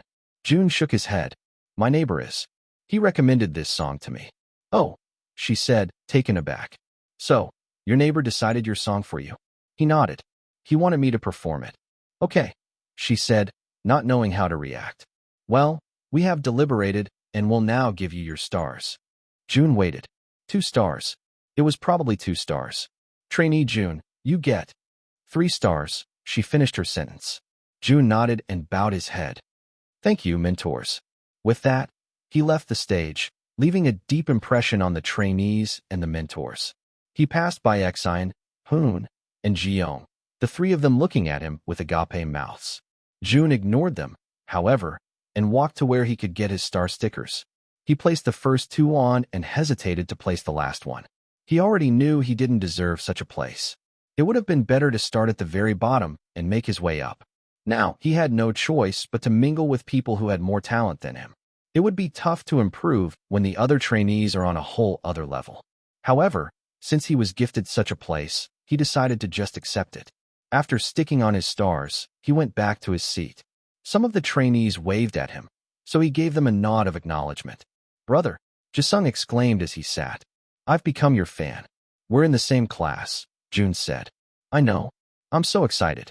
You have such a good voice, brother. Jun robotically nodded. Their conversation was quickly halted when the next company name was flashed on the screen. The trainees fell into a chaotic silence, whispering among themselves. Top Star Entertainment. It's time for the big guns. Chapter 16, Familiar Face. The stage is set for the most awaited audition yet. The mentors' expressions shifted into a mix of curiosity and anticipation. The crowd murmured in excitement as the trainees from the renowned company stepped onto the stage. Zeth Kim and Rin Yuan. I've heard about Zeth. He's the best rapper and dancer in the show. Rin's voice is so good. Did you see his covers on You Watch? It must be good to be talented and be in a famous company. Who hasn't heard of Zeth and Rin? You must be living under a rock if you don't. Jun didn't know them. He, indeed, is living under a rock. If it wasn't for his sister, Mei Ling, he would not even know what idols are. However, as he saw their status windows, he had to do a double take. Rin Yuan, born in 2003. Vocals, A. Dance, B. Visual, A. Rap, F. Charm, B+. Zeth Kim, born in 2001. Vocals, B. Dance, A. Visual, A. Rap, A. Charm, A+. These kids are extremely good. They have the best stats out of everyone else yet. Jun was looking forward to their audition. Good day, mentors. We are the trainees from Top Star Entertainment. I am Run. And I am Zeth. Please look forward to our stage, they said in unison. The mentors leaned forward, their attention fully focused on the performers. Top Star, Miho muttered. They must be good. I'll judge them more harshly. The music started, a pulsating beat that filled the air. The two trainees burst into action, their moves precise and energetic. Despite having only 2 people on the team, they filled the stage with their presence. They executed the intricate dance formations flawlessly, their synchronization a testament to their rigorous training. Step on the scene, feel the heat rise. I'm the one they watch, I'm the prize. Got the moves that make them all go wild. When I dance, I make it worth their while. I'm the shining star, can't you see? I'll never back down and won't let it be. I'm on a mission, gotta take control. Gonna show the world, watch me reach my goal. The trainees were enthralled as they effortlessly transitioned into the vocal and rap part of the performance. Their harmonies were spot on, their voices blending beautifully. The room reverberated with undeniable talent. Jun nodded to himself. This is the kind of trainees that he had expected to face, the ones who are most likely to debut. They're incredible. As expected from Top Star, Gun whispered. Their stage presence is remarkable. It's no wonder they come from such a famous company, Hiren added. I'm the best, no doubt, no question mark. Gonna light up the stage like a walk in the park. I'll keep pushing harder, never gonna rest. Proving to the world that I'm the very best. Zeth and Rin continued their performance, showcasing a variety of skills, from rap verses to acrobatic flips. The room erupted in applause as they finished their performance, their breaths labored but smiles still plastered on their faces. Jisung nudged Jun's shoulder. I'm scared, brother. They're so talented. Jun nodded. It couldn't be denied. He's sure that everyone in the room thought the same. They were in the midst of great talent. Zeth and Run. The 2 of you get 5 stars. As Top Star exited the stage, another famous company entered. Prism Entertainment. Jisung gasped. It's Casper's turn already. I can already see him getting 5 stars. 4 trainees entered the stage. The first thing that Jun noticed was Casper Park. Casper Park, born in 2002. Vocals, B+. Dance, A+. Visual, B+. Rap, A. Charm, A+. He's another trainee to look out for. His dancing skills are the best that Jun has seen, even better than Zeth's. A sexy piano tune filled the hall, and the dark performance captivated the trainees. They're going to sing a song by a girl group? More specifically, Undone Love by Stardust. It has a sexy concept that enchanted the hearts of both Asian and Western fans. In the shadows, we dance so close. A forbidden love nobody knows. Temptation pulls, like a spell, we're bound. In this dark romance, our desires profound. Whispers in the night, secrets entwined. Passions ignite, bodies intertwined. Yearning for release in this sinful flight. But deep within, I long to see the light. Zeth and Rin watched their performance backstage. In contrast with Zeth's golden retriever personality, he had a serious look on his face while watching Casper. Rin glanced at Zeth and took a step back. It was rare to see him so serious like this. Dark love, burning bright, in the depths of the night. But I crave the touch of the sun, to heal the wounds, to become undone. The judges exchanged glances, clearly impressed by what they'd just witnessed. I have to say, that was one of the most polished and professional auditions we've seen so far, Ji-hyun said into the mic. Absolutely. Your skills are undeniable, and your potential is immense, Bone added. Casper and Jin-sol, 5 stars. As the end of the audition started nearing, Jun started feeling sleepy. It was true that he had been transported to a 20-year-old's body, but he still felt like he was 28. During this time, he'd usually take a nap in their den. However, as the next company was called, his sleepiness all drifted away. Phoenix Entertainment flashed on the screen. Phoenix, they're really good too. This is the first time they sent their trainees to Rising Stars. I wonder what happened. I love the idols from Phoenix Entertainment, especially Chaos. 3 trainees entered the stage. Jun's eyes widened slightly. 3. They were only 2 when they first came in. Jisung hummed. I think the other trainee's late. It's the first time I've seen him here. Alex and Hyunwoo entered the stage, and behind them was a trainee whose face couldn't be seen. As they lined up in the middle of the stage, the last trainee's face was revealed. Linji. Jun held onto his head as he felt a sudden pain. Alex and Hyunwoo were definitely strangers, yet there was something about them that triggered a sharp pain in Jun's head. He winced and instinctively gripped the edge of his chair, trying to make sense of the overwhelming sensation. He then focused his gaze on Linji.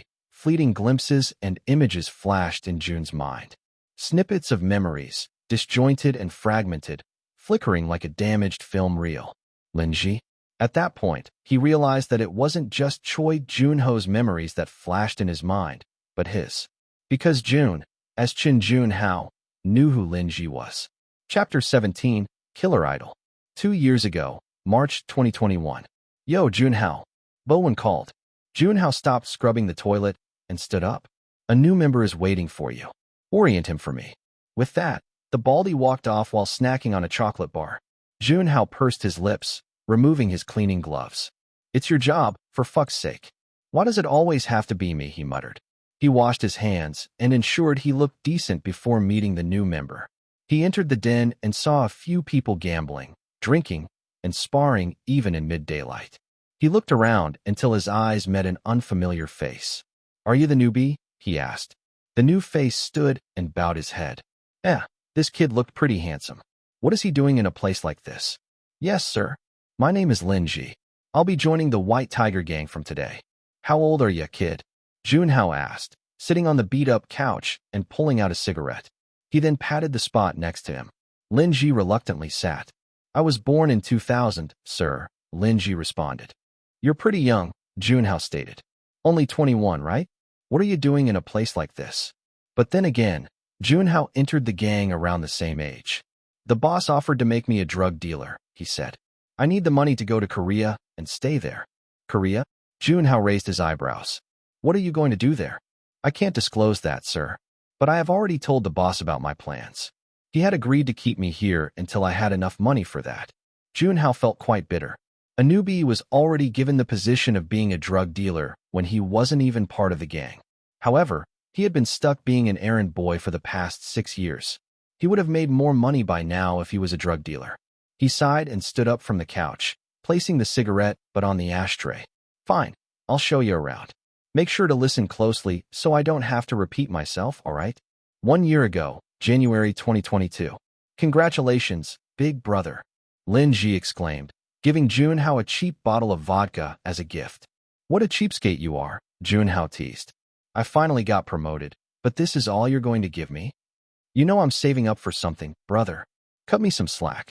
I'm sure you'll be able to afford a more expensive bottle now that you're one of the boss' right-hand men. You can finally disobey Bowen's orders. Jun Hao rolled his eyes. That baldy's still stubborn.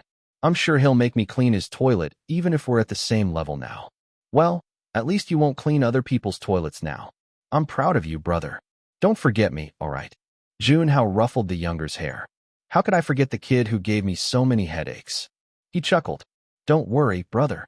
I'll be out of your hair soon. The money I need to move is slowly piling up. All right. You're going to Korea, am I right? You still haven't told me what you would be doing there. You'll know when I get there, brother, he smiled. I'll make sure that you'll definitely know. Is your money still not enough? Jun Hao asked. You've been dealing with drugs for about a year now. I'm sure you've saved up some pennies. I have enough for a ticket, he said. But I'm just a dealer, brother. I'm not the drug lord. My savings are not enough for a house just yet. You know how crazy housing prices are in Korea right now. When are you going then? Jun Hao asked. The boss asked me to do something, he cryptically responded. Once I do that, I think I might finally be able to go. 1 year ago, June 2022. Bo1. Jun Hao exclaimed as his bald-headed friend of 8 years gazed into his eyes. There was a hint of guilt in his gaze, but it didn't take away the fact that he was betraying Jun Hao right now. Ah, your good friends are here. Aren't you happy? The boss exclaimed. They'd be able to witness your death, at least. Why are you doing this? Jun Hao screamed. If it's for the briefcase, then just take it. Why do you have to kill me off? As I said, I don't like how you're shaping up, Jun Hao, the boss calmly said. You will become a very, very strong man. I don't need a man who's stronger than me. That'd be dumb for me to do. I served you like a fucking slave. Jun Hao spat. I did nothing but obey your orders for the past 8 years. And now that my pay is delayed, you're fucking killing me? After everything I've done for this gang. Always remember, Jun Hao, you're not special. You're replaceable. You do not have any friends in this place. It's your fault for believing so. Jun Hao's jaw clenched. He then felt a cold metal press against his temple. He looked up and saw another familiar face illuminated by the light. Lin Ji.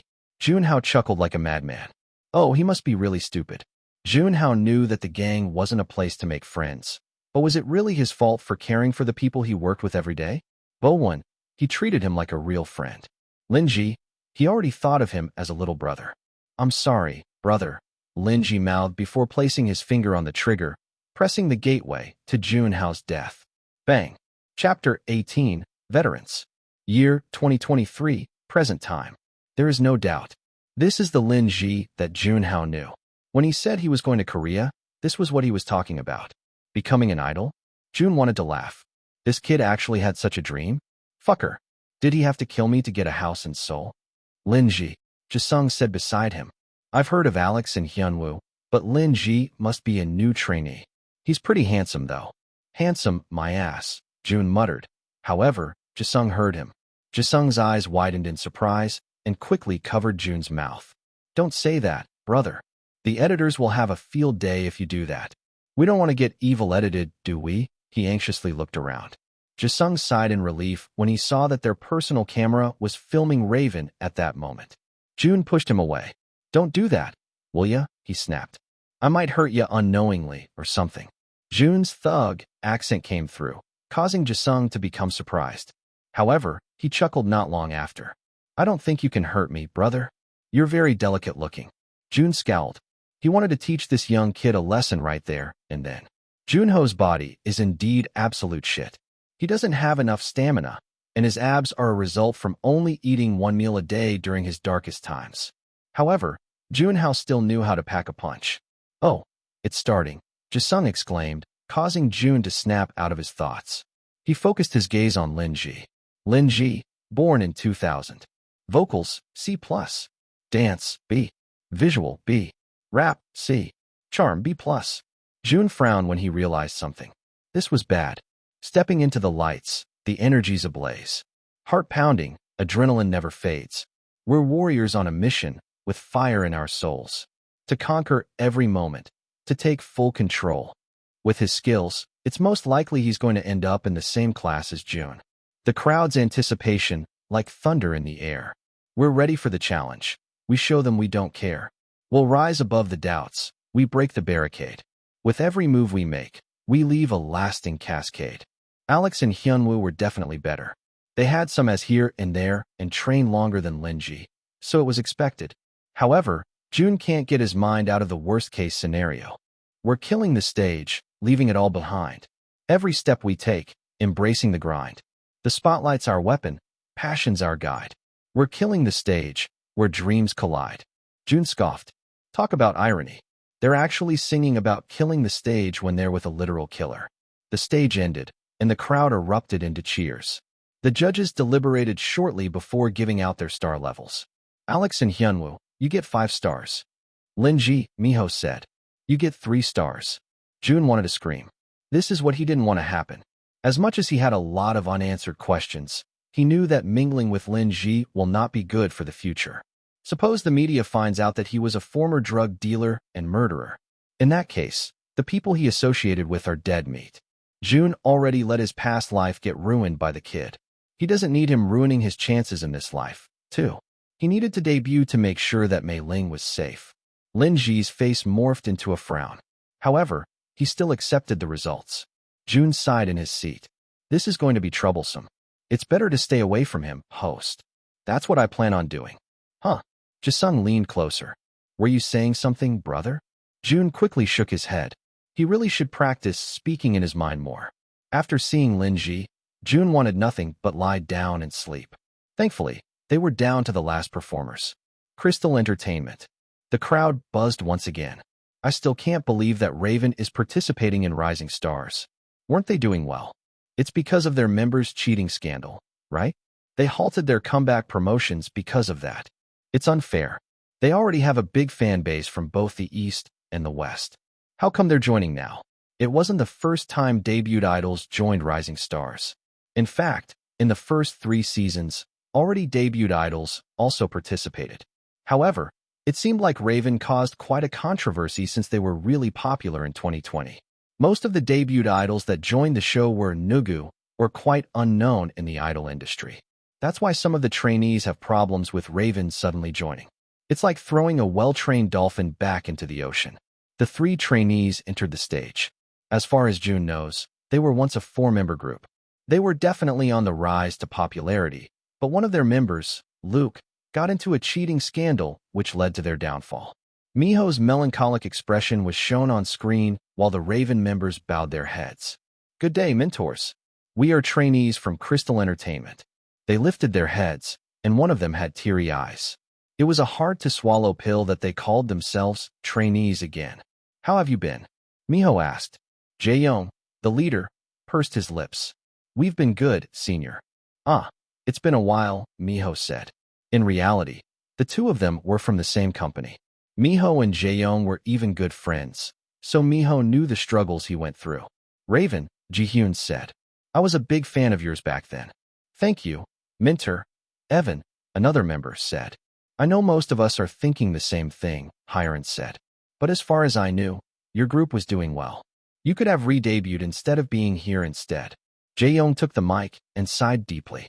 I understand that it might seem unusual for someone who has already experienced success in the industry to join an idol survival show.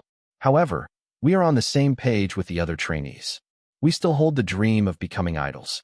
Long had been the days when people would cheer our names. It's already too difficult to break through in this harsh industry of well-promoted idols. It took us some time to decide whether to participate in the program, but we came to a decision that we don't want to give up on our dreams just yet. We came here intending to debut once more, and we're more serious than anyone else. We won't let anyone hinder our path, especially those who don't even seem serious about becoming an idol. He ended his mini-speech, glancing to his left. Wait. Jun stopped drinking water as he felt Jae-young's gaze. Is he talking about me? Chapter 19. Wrong song. Jun looked around the hall to see if Jae-young was looking at anyone else. However, he couldn't be mistaken. Raven's leader was looking right at him. Is he insinuating that Jun isn't serious about becoming an idol? Jun's probably the most serious out of everybody else in this room. The others want to debut because they want to continue singing and dancing on stage. He's the only one doing this for his sister's life. He clicked his tongue and looked at this guy's stats. Lee Jae-young, born in 1998. Vocals, B. Dance, A. Visual, B+. Rap, B+. Charm, A-.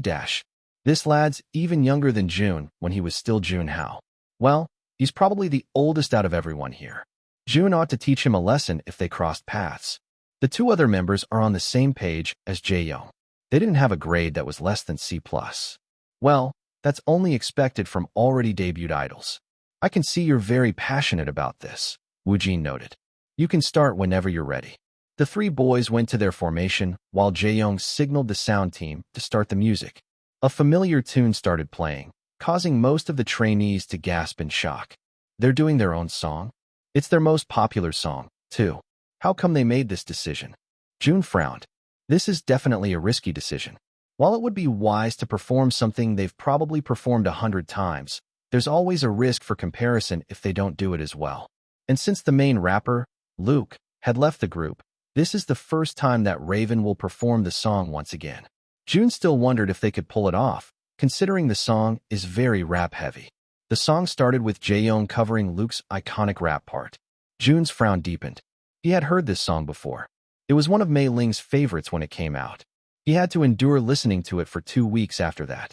So he already knew what it originally sounded like. Luke's rap tone best suited this type of trap beat, and part of why it became so famous is because of his part. However, with Jae-young's tone, which is more fitted for boom bap, the rap was quite disappointing. Yo, listen up, I got a story to tell. About never giving up, even when life's a living hell. Dreams are the fuel the fire deep inside. Struggles trying to bring us down. Don't let him override. The next parts were sung by the original members, and it sounded just like the recording. However, an ambiguous feeling still surrounded the hall. I remember when I started, full of passion and drive. Thought everything would be smooth, that I would surely thrive. But the road got bumpy, obstacles in my sight. Challenges and setbacks tested my might. But I refused to surrender. I ain't backing down. I kept grinding, chasing dreams all around. Every failure was a lesson, every setback a chance. To rise stronger, I took my stance. It gave a sense that they didn't really improve their skills and became stagnant for the 2 years when they weren't active.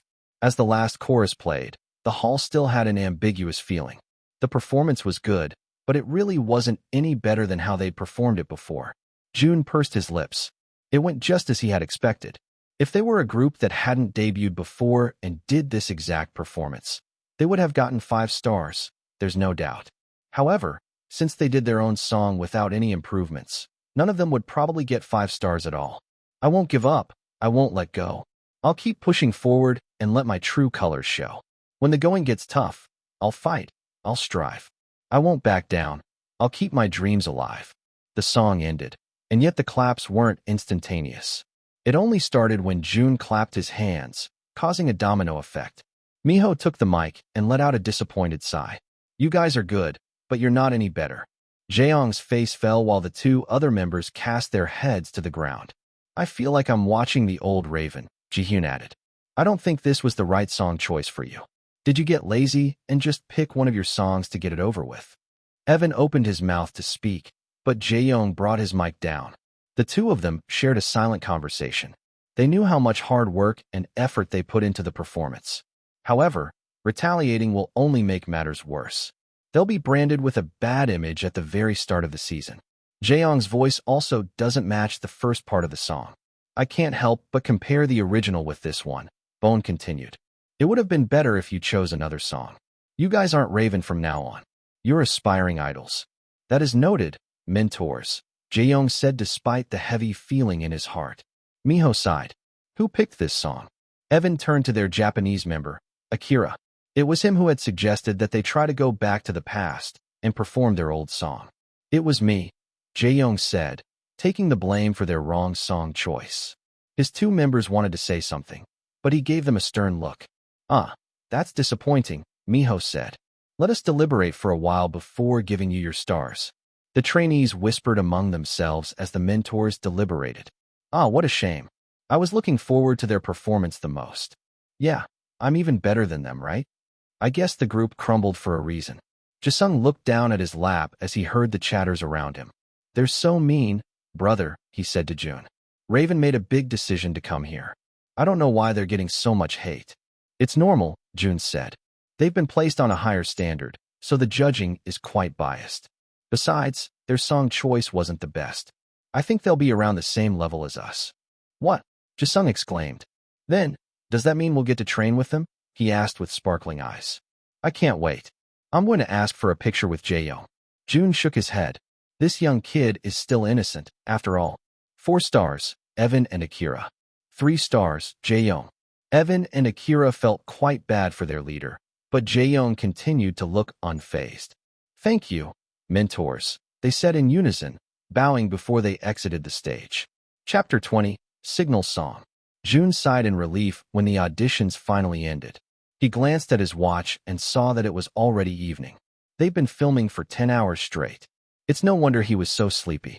He stood up from his seat, but Jisung quickly pulled him down. What are you doing? Jun asked. Where are you going? The mentors still have an announcement. Jun wanted to lie down already. Can the mentors wait until tomorrow to tell them whatever it is they're going to tell? Thank you for sticking with us, trainees. You are now given your own stars, which reflect the classes you will be in. Trainees with similar stars will train with you from here on out, Jihyun said. If you got the stars you desired, congratulations. However, if you aren't satisfied with your current level, do not fret. This is only the initial assessment. After 3 days, we will assess you once again and give you the stars you deserve. Jun looked at the LED screen in advance. He already knew what was coming next. Just then, the speakers busted a loud tune, startling some of the trainees. Even Jun, who usually wasn't as jumpy, felt his heart jump to the sound of loud music. In the depths of my mind, I had a vision so clear, a dream so vivid it fueled my fears. But I knew deep down I couldn't do it alone.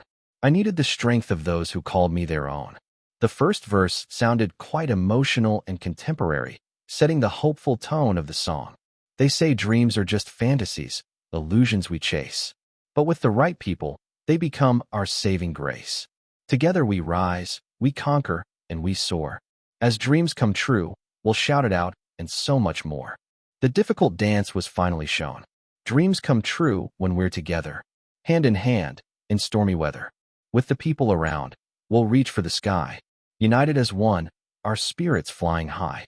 United as one, our spirits flying high. So let's celebrate the dreams that come true. With faithful friends, there's nothing we can't do. Together we'll conquer, with dreams as our guide. As dreams come true, we'll dance side by side. The awe in the room was evident as the signal song faded. Azure outdid themselves once again. The song wasn't Jun's style of music, but the lyrics and tune already embedded itself in his mind, repeating over and over again.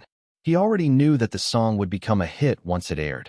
However, the trainees' amazement quickly turned to nervousness when they realized they would be performing this song. The pitch is quite high, Yuri, the capable vocalist, said. If it's high for you, then how would it be for me?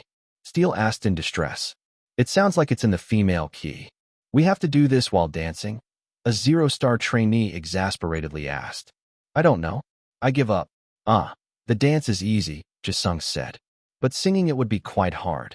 Jun raised his eyebrows. The dance is easy? He could already see himself struggling with the choreography. He needed to complete his missions quickly to level up his dance skills. Settle down, trainees, Miho said. I know the signal song has deeply touched your hearts, but we still have some things to say.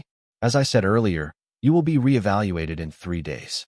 All of you will be reevaluated with the song you just heard, Dream on Cloud 9. 3 days? A 2-star trainee exclaimed. I can barely learn a routine in a week. We're only getting 3 days? The past seasons have done it, Wu Jin said. So, for the people complaining without even trying, reevaluate your dreams again. Do you really want this? The room turned silent. Again, these 3 days would be filled with mentoring and training. Of course, we don't expect you to do this alone. Starting tomorrow, you will have general and specialized lessons per class. Then, after 3 days, you shall perform this song live in front of the mentors and trainees, where we will give you your new level. Got it, trainees? Yes, mentor, the trainees said in unison. Now, I'm sure most of you have watched the past seasons, Hiron said. Not only will the signal song be used for reevaluation, but it would also determine your standing on the signal song performance.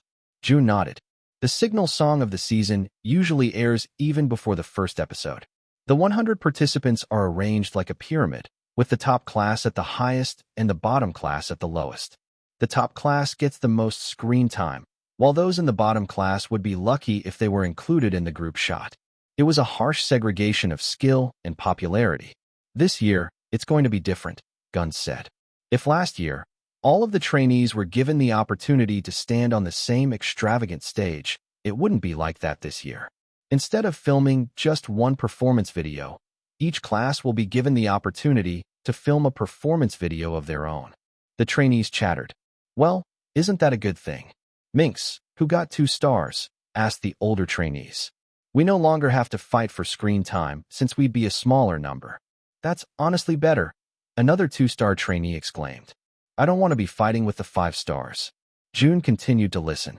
Surely, there must be a hidden agenda. Azure wouldn't have set such a big budget to film 5 different performance videos. However, even if all classes are given the opportunity to shoot a performance video, it does not mean that you will have the same budget. Those with 5 stars will be given an unlimited budget for their performance, so they can use that for the costumes, effects, and the like. The budget for the video will lessen as the tiers go down. Oh, shocks. So we'll be stuck with pennies if we end up in 0 stars. I don't want this system anymore. Let's just go back to how it was before, a 0-star trainee complained. So make sure to do your best, trainees, Miho said. All performance videos will be uploaded on YouWatch 1 week from now. and the video with the most number of views within 24 hours will be aired on the Azure channel. Chapter 21. Roommates. The trainees got their baggage from their managers before heading inside the living quarters. Jun, on the other hand, grabbed the backpack he left in the lockers before heading back. It was no use packing a suitcase when they were still going to go home after filming the Signal song performance video. He arrived at the living quarters, and some trainees were already there. He saw Jisung waving him over. He reluctantly went and stood next to him. It was only then that he realized how tall this kid really was. They were sitting during the evaluations, so he didn't initially notice. "Brother," he cheerfully greeted. "Come and grab your shirt. It has our stars in it." Jun nodded and went to the front to get his shirt. He looked at it with disdain. Why does it have to be neon orange? Well, at least it wasn't piss yellow like the 10 stars had. 5 stars had it best with their white shirts. The 4 stars also had it better with their blue ones.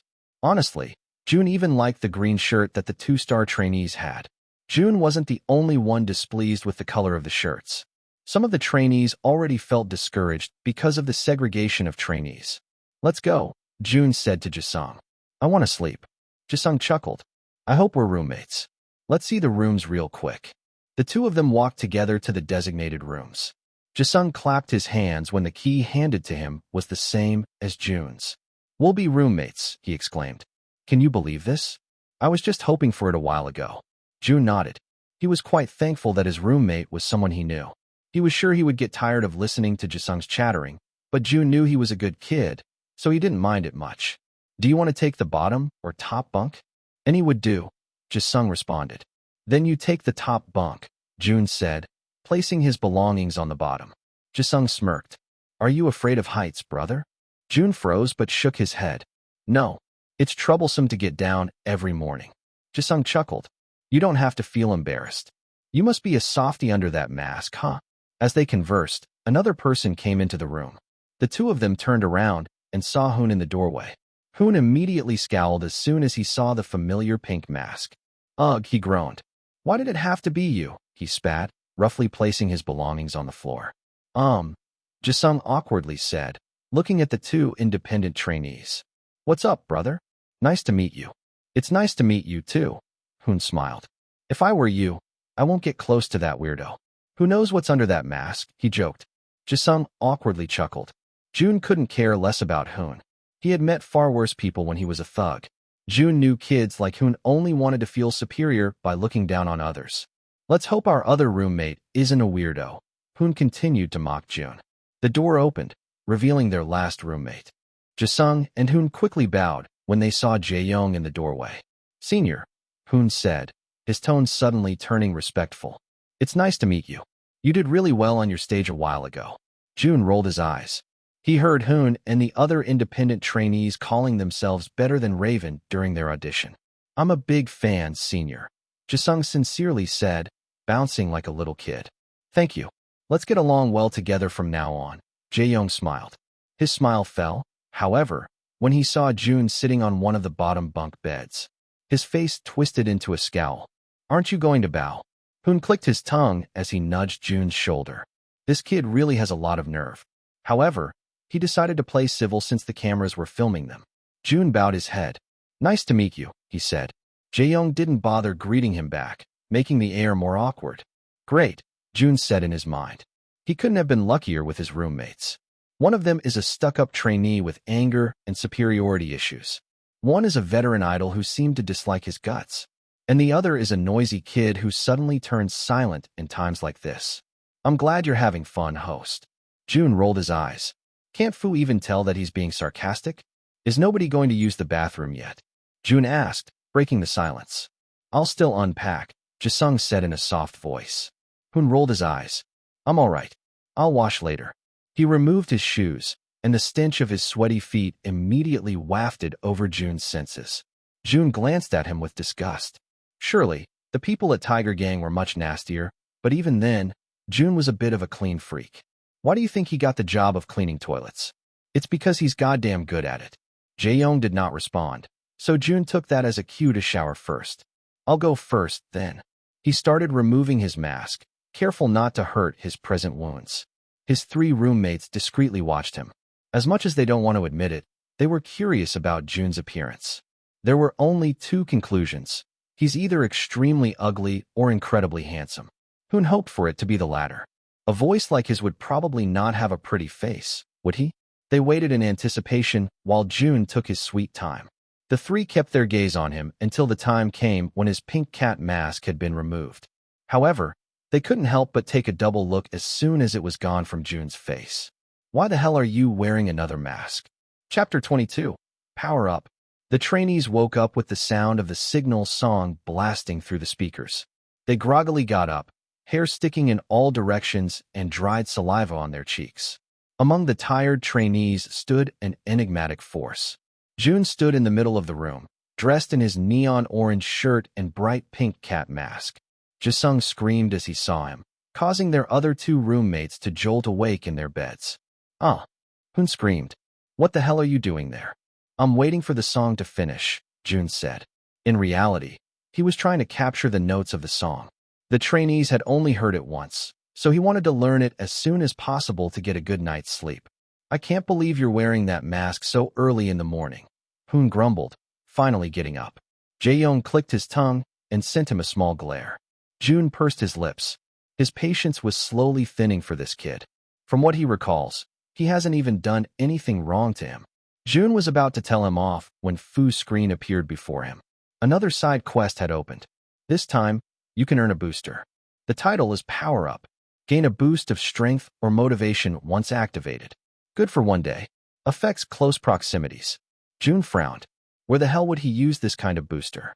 It would honestly be better to give him another set of missions since the current ones were too difficult. "Do you accept this side quest or not?" "No," Jun responded. The last time he agreed, the consequence was a regression of skill. He didn't see the need for the booster, so he quickly denied it. "Are you sure?" "Confirmed to cancel the side quest. Side quest cannot be brought back once declined." Jun let out a long sigh. Now he felt conflicted. The last thing he wanted was regret not grabbing such a mission. "Ah, heck." Hoon clicked his tongue as he bumped into Jun. "Why the hell are you standing there like an idiot?" "Get going, weirdo," he whispered. "I accept," Jun quickly said in his mind. He realized he might actually need a power-up booster when people test his patience. He was about to retaliate right then and there. Wise choice, host. Here is your quest. Be a helper. Help upgrade other people's skills. Inspire 3 trainees so they can increase their skills by 1 point. The deadline is 24 hours. Failure to complete the mission allows 1 point deduction from 1 skill. Your timer starts now. Jun was right. The consequence was the same, although he felt more thankful since the deadline is in 24 hours. After agreeing to the side quest, Jun realized he was the only one inside the room. He quickly placed on his shoes and ran after the sea of orange. The little oranges entered the training room meant for 3-star trainees. As they entered, they saw Minter Gun waiting for them inside. Some of the 3-star trainees immediately felt dreadful. Jun understood their fear. He had watched the previous seasons because of Mei Ling, and Gun was a mentor during the 2nd season. He was known for being a strict dance mentor during his time. However, he must have changed in the span of 2 years, right? "Move faster," Gun said in a strict voice, causing the trainees to bump into each other as they tried to secure a spot. Seems like he hasn't changed at all. The trainees lined up in 5 rows, with Jun staying at the very back. He didn't want to bring much attention to himself since he knew he wasn't a good dancer. However, that was practically impossible to do with his bright pink mask. Gun's eyes naturally gravitated toward him. "All right," Gun clapped his hands. "You only have less than 3 days. You'd be performing this song the day after tomorrow, so I expect you to learn fast," he set the tone. "I won't hesitate to call you out if you're lacking in any way. 3 stars should at least have dance fundamentals. If you don't have that, consider going to 0 stars instead." Jun couldn't help but feel apprehensive. This is exactly what he didn't want to happen. He knew that standards and expectations would only rise as the star levels increased. He was set up for failure because he is only a D in dance and has no theoretical background in dancing. "I will only show it to you once," Gun said. "Then, we'll go over the moves one by one. I expect you all to familiarize yourselves with the moves until noon. This is the only time you'd be learning the dance, so make sure to listen well." Gun faced the mirror and started the music. He started with the first verse. It was relatively easy.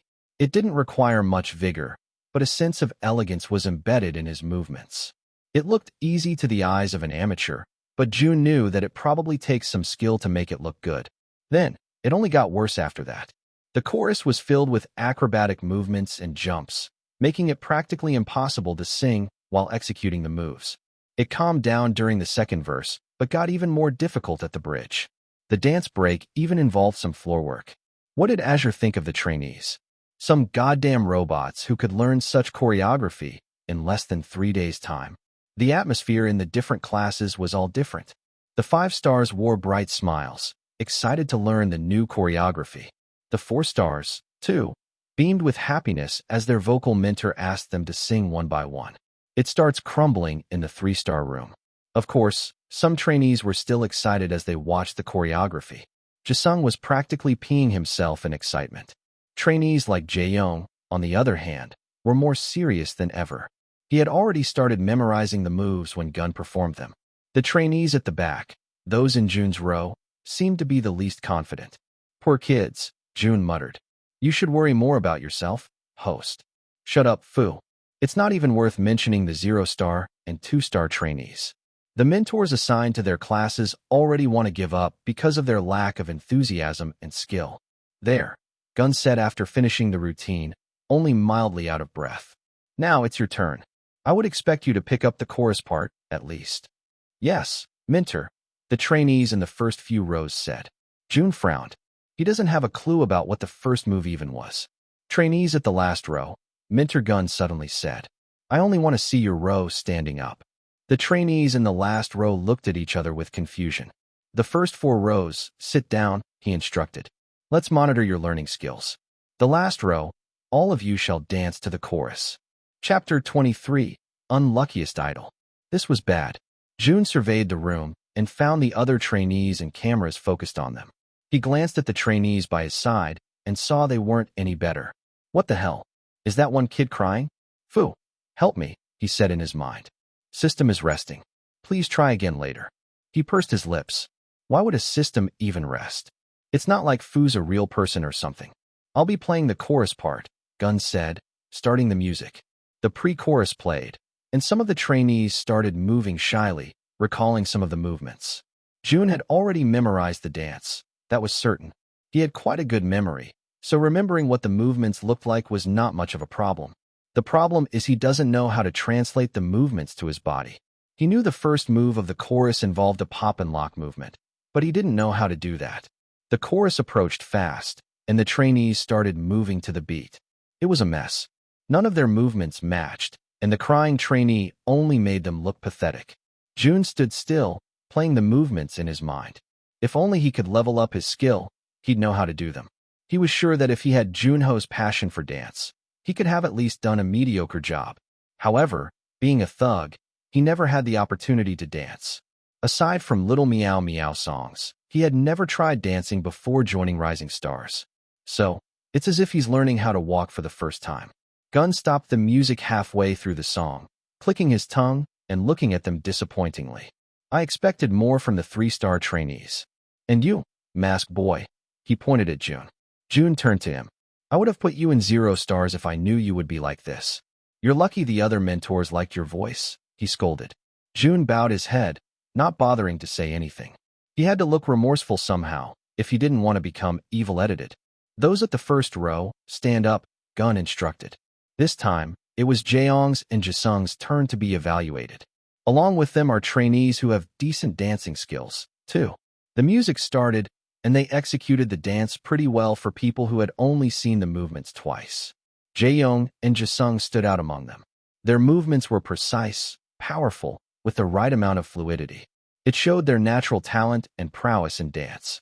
Jun couldn't help but let out a sigh. He already wants this day to end. After lunch, the trainees were back to their rooms for the second part of the training. This time, it would be for their vocals. Mentor Ji-hyun entered the room, causing most of the trainees to sigh in relief. If Mentor Gun was a terror, Ji-hyun was the complete opposite. She had a very welcoming aura to her. She's strict, but tolerates mistakes as long as you're willing to improve them. Good afternoon, Mentor, the trainees said in unison. 3 stars, she said. I'm so glad to be here. I was in the 0 stars room earlier, and wanted to scream out loud. I hope you won't do that to me this time, all right? The trainees chuckled. Yes, Minter. All right. Did you familiarize yourselves with the song? She asked. An ambiguous grumble resonated in the room. I'll take that as a yes. Grab your lyric sheets, and let's start. I'm sure most of you already know the song since you've had your dance lessons earlier on. Sing it together, all right? The music started, and the three-star trainees started singing in unison. When they sang the first verse, it sounded quite good. However, it became harder for them to sing as it reached the chorus part. Most of the three-star trainees lacked vocal skills, so they were placed at that level. Even Jae-young, who had some idol experience, struggled since he was originally a rapper. Only Jun was the trainee who had been placed in 3 stars purely because of his vocal skill, and it projected well when they sang the chorus parts. With a soft yet enchanting voice, Jun sang the notes effortlessly. The other trainees turned around to look at him, envious that he could hit the notes. Minter Ji-hyun, too, focused her gaze on the back. She was initially unsure who was singing since Jun had a mask on, but she couldn't be mistaken. It was the trainee she liked the most during the auditions. She smiled. He was the very first one out of the 2 classes she handled who hit the notes precisely. The chorus ended, and Ji-hyun turned off the music. She hummed, a small smile playing on her lips. There are a lot of voices that stand out. Overall, you guys aren't too bad. But the chorus part is a problem. It's good to have a fellow trainee who can help you with this. Trainee Jun, she said. Jun lifted his head. He was memorizing the words of the song, so he didn't hear much of what she just said. Yes, mentor. You did a good job, she said. Can you sing it one more time? Jun nodded and sang the song. Now that he was singing all alone, the people around became even more in awe.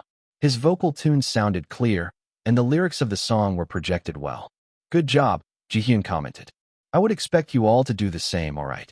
Jun bowed his head in gratitude. Their vocal training continued, and Jun wondered if he should have done a worse job at it. For the entire duration, he was asked to sing by himself more than 6 times. He barely had enough time to practice for himself, since mentor Ji-hyun would always call him out to demonstrate. Now that it was over, he plopped down on the cold and hard floor, his throat sore from all the singing. He wanted to get some rest before heading back to his room when Jae-sung suddenly approached him. Brother, he said, I'm worried. I don't think I can sing the chorus part well. You did so good just now. Could you teach me? Jun reluctantly sat up. He really doesn't want to sing anymore. But Jae-sung's one of the people who could help him with his dancing. I can teach you this part, but you have to teach me the dance tomorrow. Jae-sung beamed and nodded. Of course, brother. Okay, Jun said. Sing this part for me. He pointed to the lyric sheet. Dreams come true when we're together, hand in hand, in stormy weather. With the people around, we'll reach for the sky. United as one, our spirits flying high. Jun thought for a bit. It doesn't sound bad, but it's definitely not in your range. I think you can sing it an octave lower, just as long as it's still on the pitch. Jae-sung's eyes widened in surprise. Why didn't I think of that, he asked. Let me try again. He sang the chorus part once more, and it significantly got better. Jun nodded in approval. I think that could work. But watch out for your pitch at this part. Our spirits flying high. It's a bit out of tune. Let me show you. Jun continued teaching Jae-sung, which attracted some of the trainees' attention. For other trainees approached Jun, and he saw that one of them was the crying trainee earlier. Could you teach us too, brother? They asked. Jun sighed and was about to decline. His voice was already raw, so he wanted to rest. However, Fu showed up before him. Congratulations. You have increased one aspect of trainee Jae-sung's skill, vocal. Remaining trainees to inspire. 2. Deadline of side quest, 16 hours. He suddenly remembered he had a side quest to finish. Jun reluctantly nodded. I'll be heading first, then, Jae-sung said. See you in the room, brother. The 4 young trainees looked at him with wide, hopeful eyes. All right, what do you have a problem with? After 3 long hours, Jun finally succeeded in his side quest. Congratulations. You have completed a side quest. You have now acquired a booster, power up. Gain a boost of strength or motivation once activated. Good for 1 day. Affects close proximities. To use, just summon the system and ask for a power up. Jun groaned and trudged toward their room. He doesn't even know if teaching those trainees was worth it. It took him 2 hours to raise their vocal aspect. He also sang a countless number of times, so his throat felt even worse than before. As he entered the room, he saw his roommates already sleeping. Good for them, he muttered, but stopped when he felt that something was wrong. Was that my voice just now? Why does it sound so husky? Hello? He tested it out, his throat getting scratchy. His voice sounded like the Sahara Desert. It was dry and croaky, like that one time he watched a sparring event between Bo 1 and a new bald-headed recruit. It took him 3 days to get his voice back. However, this is Choi Joon-ho's body. His voice is probably going to come back tomorrow, right? Chapter 24, Dancing High. Wrong. In fact, his voice got even worse. Jun woke up with a very sore throat. He opened his mouth to speak. Jun, he said his name. Ah. Jisung exclaimed. You startled me, brother. Were you watching a scary video? No, Jun responded. Jisung's eyes widened in surprise. Your voice. Are you alright? Jun nodded. I think I lost my voice. Whoa, shit. Hoon exclaimed as he went out of the bathroom, drying his hair. Your voice is the only thing good about you, but now you lost it, he said. The cameras weren't on yet, so he was extra courageous. Jae-young smirked and stood up from his bed. Where are you going, senior? Hoon asked. Practice, Jae-young said, putting on his earphones and leaving their room. I'll come after you, Home exclaimed, running after Jae-young even if they weren't in the same star level. What are you going to do now, brother? Jisung asked as their 2 roommates left the room. Jun shrugged. I probably wouldn't speak. I might be able to get my voice back tomorrow. Let's hope for that, Jisung said. For now, do you want to learn the dance? Jun nodded, pulling out his old phone and typing into it. Go ahead first. I'll go after you. It read. Jisung nodded. I'll wait for you there. Fu, show me my missions. Ongoing missions. 1. Get 100 fans. 2. Trend on a social media app. 3. Make a new friend. Done. Jun sighed. He still doesn't know how to accomplish the 2 missions. He badly needed to level up his dance skills before their reevaluation. He knew he couldn't sing to his highest capacity because of his sore throat, so dancing well was one of his chances. He sighed and left the room, going to their training area. Today was their free day for training, so they wouldn't be monitored by the mentors. Tomorrow, they'd have to perform right before them with the signal song. He entered the training room and saw some of the 3-star trainees practicing in groups. Jae-young practiced individually while Jisung listened to the song by himself on the floor. Jun tapped Jisung's shoulder.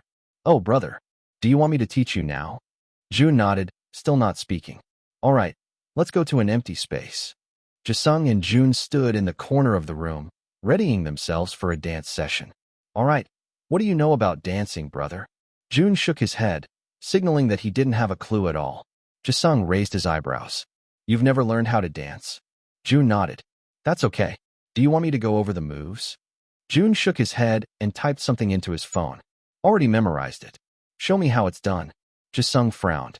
A trainee with no experience in dance had already memorized a complicated routine? That's strange. Okay, Jisung said. Then, there's no need to go over the routine. I'll just show you how to move your body. Jun nodded, taking a step back to give Jisung more space. The first moves are easy. You just need to make sure you're not putting much strength in your arms since the movements are supposed to be flowy. Like this, he demonstrated. Jun followed his movement. Oh, that's pretty good. You need to loosen up more, but that's a good start. Jisung continued teaching Jun the moves, and the younger guy was surprised by how fast Jun could pick up the movements. It must be true that he had memorized all of it. However, his moves were clumsy, showing his lack of experience. You're quite a fast learner, brother. I think you can improve more with practice. Jun felt like dying. His throat was sore, his body stiff, and his mind filled with sleep. It's now time for the difficult part, the dance break. This one needs more skill, but I'll try my best to teach you. It's like this, Jisung said, bending down, his body weight being supported by one of his hands, his knees up in the air. Jun looked at him with furrowed eyebrows and tried to copy his movements. However, he failed miserably. He fell down to the ground, hitting his buttocks in the process. Jisung chuckled. Try it again. Use your core strength. That's the problem. This body does not have any core strength. He tried once again, but failed miserably. He tried a couple more times, but none had succeeded. Jisung pursed his lips. How about this? Think you're dodging a bullet. Bend down as if your life is on the line. Jun tilted his head to the side. Dodging a bullet? Well, He's done that plenty of times. He tried to do the movement once again and finally succeeded. That's it, Jisung exclaimed. You did it really well, brother. A small smile appeared on Jun's lips. He realized that comparing the movements to what he had done in the past was much easier. I'll teach you the rest of the song, then you can practice by yourself. After 4 long hours, Jisung successfully taught Jun every movement of the song. The younger kid let out a tired sigh. I think it's time to rest, brother. We're the only ones left here. Jun gestured to the door. Thanks, he quietly muttered, his voice still fucked. I'll stay for a while. You're still going to practice? Jun nodded. I'll get going then. I'm really sleepy. Jun hummed. Jisung left the training room, so he was left all alone. Jun also wanted to sleep, but he decided to go through the movements one last time. He played the song and danced. Hey, he doesn't look too bad. He's actually pulling it off quite well. As the song ended, he plopped down to the ground. He really needs to work on this body stamina. He feels like he will pass out with just a 3-minute dance. Everything was good now. He had already memorized the dance and the song. The only problem was his voice. He hoped that it'd be back tomorrow. He stood up from the floor and dusted his clothes, ready to leave the training room. However, just as he placed his hand on the doorknob, Fu appeared. Congratulations. You have completed the missions. 1. Get 100 fans. 2. Trend on a social media app. Please choose 2 aspects to improve. Chapter 25. Reevaluation. The judges sat at one long table, laughing to themselves as they conversed about the weird antics of the trainees. I have no faith in the 0 stars, Ji-hyun said. It feels like they don't even want to be here. Same for the 2 stars, Hyerin sighed. I don't even know how I survived teaching them. They kept complaining about the difficulty of the dance. The 5-star trainees are good, Woo Jin said. They learn quite quickly. The 4 stars, too, Gun added. Some are definitely better than others, but I think they'll do a good job. The 3 stars are kind of ambiguous. Some are good, some aren't. I agree, Ji-hyun said. I found a trainee I really like. That masked boy has a really nice voice. Gun frowned. He couldn't keep up with the dance at all. He just stood there most of the time. I can't even decipher his expression because of his mask. Ah, really? Woo Jin asked. I was looking forward to him already. I guess you can never really have everything. Such a good voice does not have the fundamentals in dancing. Gun nodded. Let's see if he improves, though. But I don't have much hope. Shall we call the first trainee then? Miho asked. The mentors nodded, putting on their serious faces. The reevaluation sequence was going to be done through a draw, so there wasn't a particular order. Miho picked the first name, Hoon. Trainee Park Hoon, 2 stars. This guy's not that bad, Hyerin said. He was one of the few people who I think are going to level up. Hoon entered with a minimal introduction before starting his reevaluation. The trainees were watching through the screen, some cheering for their fellow trainee. Jun focused his gaze on the screen, wanting to see how good this punk kid actually was. The song started. He moved to the beat, his movements amateurish but nonetheless complete. He sang the first lyrics, and Jun raised his eyebrows in surprise at his sudden improvement. The mentors nodded in approval as he finished the song. Trainee Park Hoon, 3 stars. Next trainee, Jisung, 3 stars. Jisung shyly entered the room, making the judges beam. You're quite handsome even with minimal makeup, Bone complimented. I'm looking forward to your performance. As the first notes played, Jisung broke into an elegant dance. The introduction part was pretty lengthy, so the mentors could already tell how a trainee's dance skills are based on the first part of the song. Jisung definitely did not disappoint. He moved with grace, power, and precision. The trainees watched in awe as he commanded the stage. The shy boy turned into a dancing monster in a span of seconds. He sang the first notes, and his improvement was impeccable. Although he was singing the chorus at a lower pitch, it did not take away anything from the performance. Jisung was grateful for Jun's advice. He was so touched yesterday that he still taught him despite being tired. He finished the song and went back to his usual shy self. The judges smiled satisfyingly. They discussed for a bit before giving him his reevaluation. Congratulations. You get 4 stars. After Jisung, the other trainees weren't so memorable. They were either ranked 2 stars or 3 stars. As time passed by, the mentors also went through a rabbit hole of 0-star trainees. Jun thought it would be a perfect time to be called. Miho let out a long sigh, making the other mentors chuckle. We're not even halfway through, Gun said. My head is already hurting. 0 stars are really. I'm not even going to finish this sentence, Hiren said. Woojin groaned. I hope we have some 5-star trainees now. I can't even imagine how the performance video for the 0 stars would be. Miho picked another name and sighed in relief. Trainee Rin Yuan, 5 stars.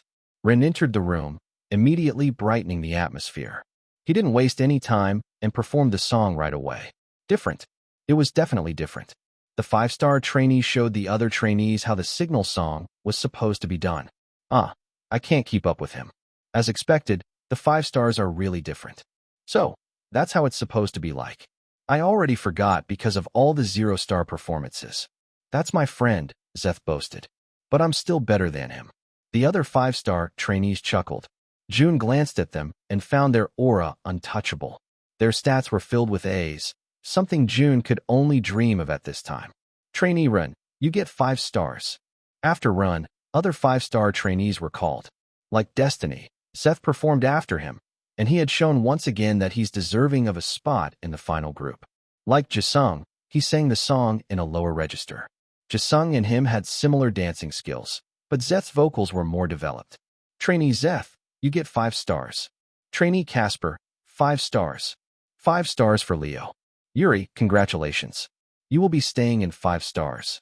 Jun sighed as wonderful performances kept coming. A while ago, he wanted to perform. However, right now, he wishes that his name would be called a little later.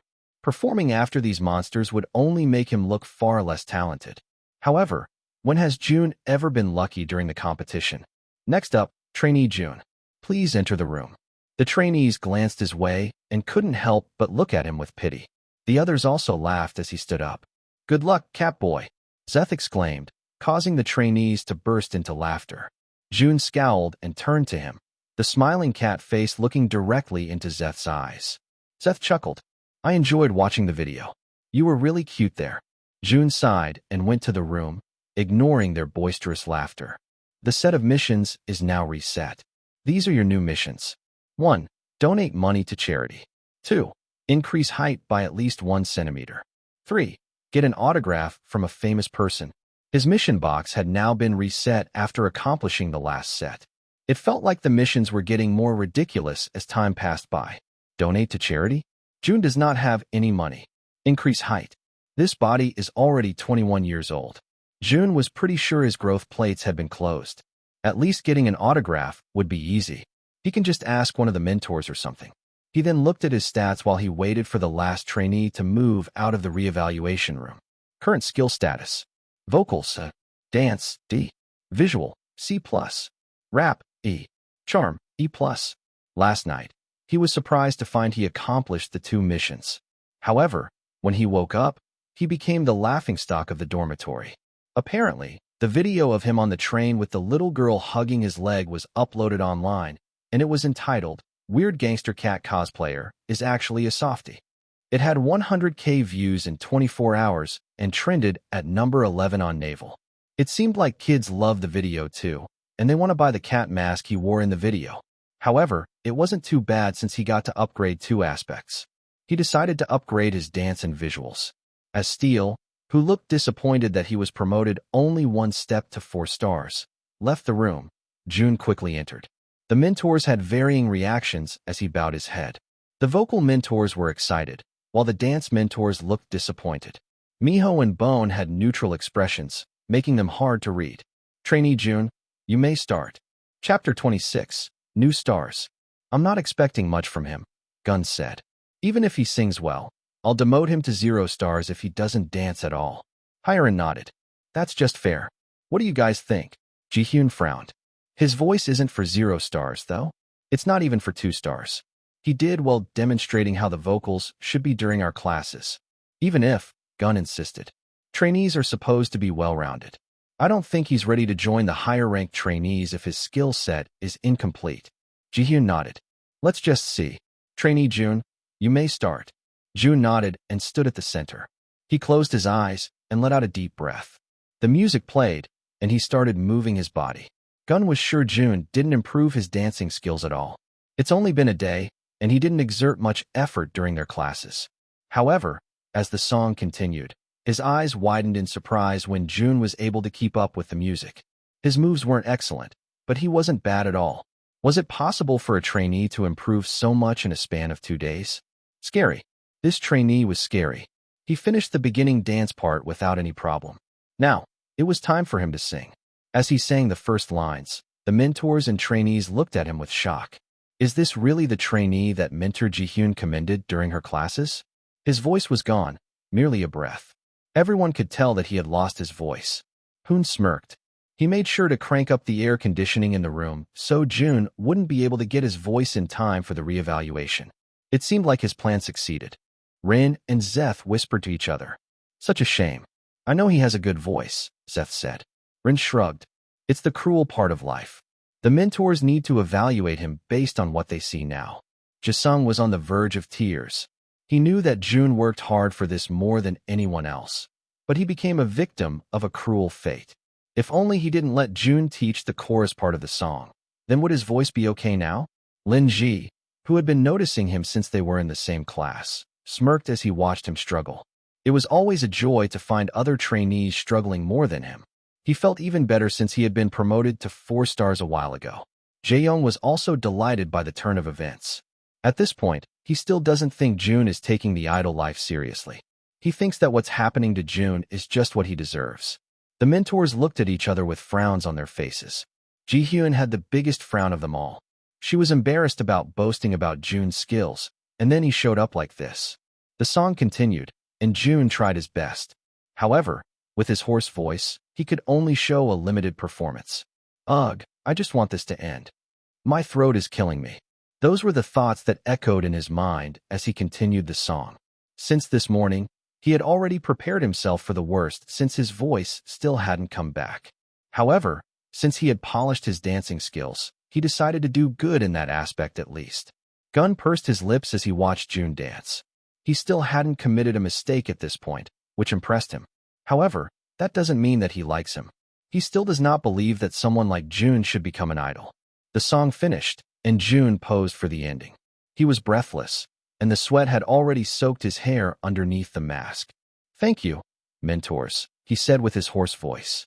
He was greeted with silence, the judges merely sending glances to each other. In the trainees' room, there were varying reactions.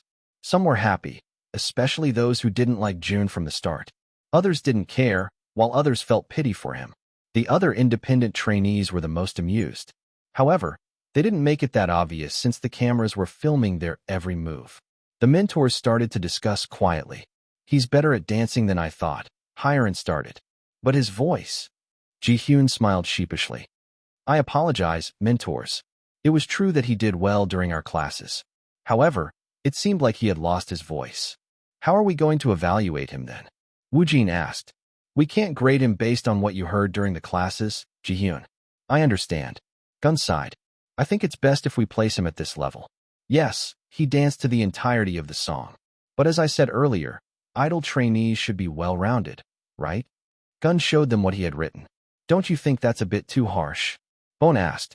The trainees in this class don't have the basics of everything at all. I think it's only fair, Miho responded. There's nothing to evaluate. His voice couldn't be heard at all. Bone let out a long breath. I'll go with the majority vote then. Let's give him this, Gun said, some excitement bubbling in his heart. Ever since Jun didn't dance in his class, he had already felt a slight disdain for the trainee. The other mentors nodded. Trainee Jun, Ji-hyun said, a bit remorseful. You get 0 stars. Chapter 27, 0-Star Crisis. It was a warm sunny day. The 5-star trainees sat on the floor in a circle, excited to talk about their upcoming signal song performance. Sweet. We don't have a budget limit, Zeth exclaimed. The possibilities are endless with our performance. May I suggest we add some platforms to the stage to make it more dramatic? Rin nodded in agreement. Artificial indoor fireworks would be good too, or maybe some fire at the end may be better. We can do both, Jae-young said. We don't have a budget limit anyway. Let's do our best to get the most views in 24 hours. Then, shall we ask the production crew to make the platforms move? I'm sure the other levels wouldn't be able to afford that, Casper suggested. Good idea, Leo said. And since we're singing live, let's ask them for higher quality speakers. The other trainees nodded. And should we stick to the iconic schoolboy outfits for this performance? Hyunwoo asked. It's a signature for the signal song. Zeph nodded. Yes, I think that would be good. What do you guys think? The other five-star trainees exclaimed in agreement. Everyone was amicable to the schoolboy concept. That's good. Jae-young, their leader, said. I've written down your suggestions, and we'll take them to the production crew later. Thanks, bro, Jackson said, patting Jae-young's back. You're a lifesaver. Jae-young smiled and nodded. There's one thing we need to establish, though. Who will be our center? The four-star trainees excitedly exclaimed as a briefcase filled with $10,000 was handed to their leader, Steele. Damn, imagine what we could do with that amount of money. Let's go all out for our performance. Daeho exclaimed. I'm sure the five-star trainees are also going all out, Alex said. However, I think we're pretty similar in skill. We have some famous trainees here, too. It's worth fighting for the benefit. Then, do you have any suggestions on what we can do? Steele asked. Let's accentuate the stage, Zachary suggested. I think a pyramid would be nice. The center can take the highest part. Oh, that's good. Lin Ji smirked, speaking for the first time. Then, can I try out for the center position later? We'll do that later, Steele said. For now, do you have any other suggestions? How about fireworks? Sejun suggested. I don't think we can afford that anymore, Steele said. The pyramid stage would already cost quite a lot. Then, how about flower petals? Jisung shyly said, a pink tint on his cheeks. It'd look pretty. Hums of approval were heard in the room. Flower petals are good, Steele said. And lastly, do you have any ideas for our outfits? Of course, it's supposed to be schoolboy outfits. Zachary said. It won't be a signal song performance without schoolboy outfits. The three stars stared at the $5,000 in front of them. It's a lot more than I had expected, Hoon said. Really, brother? Minx, the youngest trainee, asked. Then do we have a chance to win the benefit? Of course, Hoon boasted. Right, Jiyoung? His fellow independent trainee nodded. Just let me take the lead, Hoon said. Then, we can win the benefit. I'll be your leader. Unless you guys want another one. He gazed at all of them. The other trainees looked a bit hesitant. However, none of them had the courage to oppose Hoon's passion. It's decided then, Hoon smirked. I'll be the leader. I'll also be the center. Minx bit his lip. He wanted to be the center too, but there were too many older trainees that he couldn't find the courage to speak. His fellow company mates were already promoted to 4 stars, so he felt even more bashful. Don't worry about the outfits, Hoon said. My mom is a costume supplier. We'll get the schoolboy outfits from her store. The 2-star trainees couldn't help but sigh as they looked at the $3,000 on the floor. They had the highest amount of trainees, over 30, so they wondered if their budget would be enough. Let's give up, Xian said, plopping on the floor. We can't have any decent stage effects with such a small amount of money. You're right, Chul agreed. We don't have a chance against the popular trainees anyway. Let's just rent schoolboy outfits, then call it a day. At least we're still given a chance to perform. While the other 2-star trainees wanted to do their best, they were quickly dragged down by the gloomy atmosphere. In the end, they decided to give up. Jun blankly started at the measly $500 bill in his hand. The 2-star trainees got $3,000. How did the budget reduce so much? It's like the production crew want the 0-star trainees to fail so badly. This is ridiculous, he muttered. Like a joke, his voice was now back. Well, thanks, world. He already got his 0 stars. Jun looked around the room and sighed. The young trainees looked down at the ground, obviously lacking confidence and drive. Jun sighed and placed the $500 bill in his pocket. So, what do you guys want to do now? I don't think we can do anything, CJ, the self-proclaimed rapper said. What's $500 going to buy? That's not even enough for my groceries. CJ is right, Eli said. There are 11 of us. That can't even buy a decent outfit for each of us. Schoolboy outfits are already out of the picture. Let's just wear our casual clothes. Cheney hummed. What's the point? We're at the bottom of the food chain. We can't even have good outfits, effects, and fan support. Let's just forfeit this one and do our best on the next mission. Let's just rest, Jangmoon said. I'm tired of practicing the song over and over again. It's not like I'm going to improve in just one day. Jun stared at them blankly. However, it really wasn't obvious with his mask. The atmosphere was gloomy, and it seemed like they had already given up. Where's the $500? CJ asked. Let's just use that to buy pizza and cheer ourselves up. Yeah, let's do that. We deserve it. A series of agreements were heard in the room. Jun let out a big sigh. These guys are more troublesome than he had thought. Chapter 28, Booster for Losers. Jun felt more tired than usual. He entered their shared room and dropped down on his bed. He'd usually wash up first, but was too damn tired to get up. Hoon's boisterous laughter filled the room. I'm the center of the 3-star level, he boasted.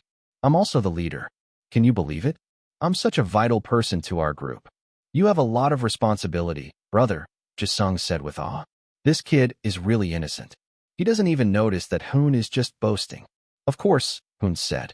Our level wants to win. So, watch out, brothers. Even if you have more money than us, we can beat you. Jisung and Jaeyoung chuckled. I'm not letting you, Jaeyoung joked. How's it going in 4 stars, brother? He asked Jisung an innocent question. However, Jaeyoung had the hidden objective to know about their current status. Then, he would know what to improve with the 5-star performance. I tried to be the center for 4 stars, but brother Lin Ji was a better fit, he shyly said. He seemed to want it more than anyone else to. Jun wanted to laugh out loud. That kid probably gaslit some of the trainees into giving him the center part. Lin Ji's definitely not as good as Jisung or Steel. We have also started preparing our stage effects and outfits. It's quite fun doing all of those. What outfits are you going to wear? Hoon asked. Jisung chuckled and nudged his shoulder. I won't tell you, of course. You'll have to see on the day of the performance. Hoon pouted and crossed his arms in front of his chest. What about you, senior? Jisung asked. Is everything going well with the 5 stars? Of course it is. Hoon responded for Jaeyoung. They have an unlimited budget. They must be having a field day at their level. Yeah, the budget is not a problem at all, Jaeyoung said. But we haven't settled on who the center will be yet. Everyone seems to want to do it. Oh, that's expected.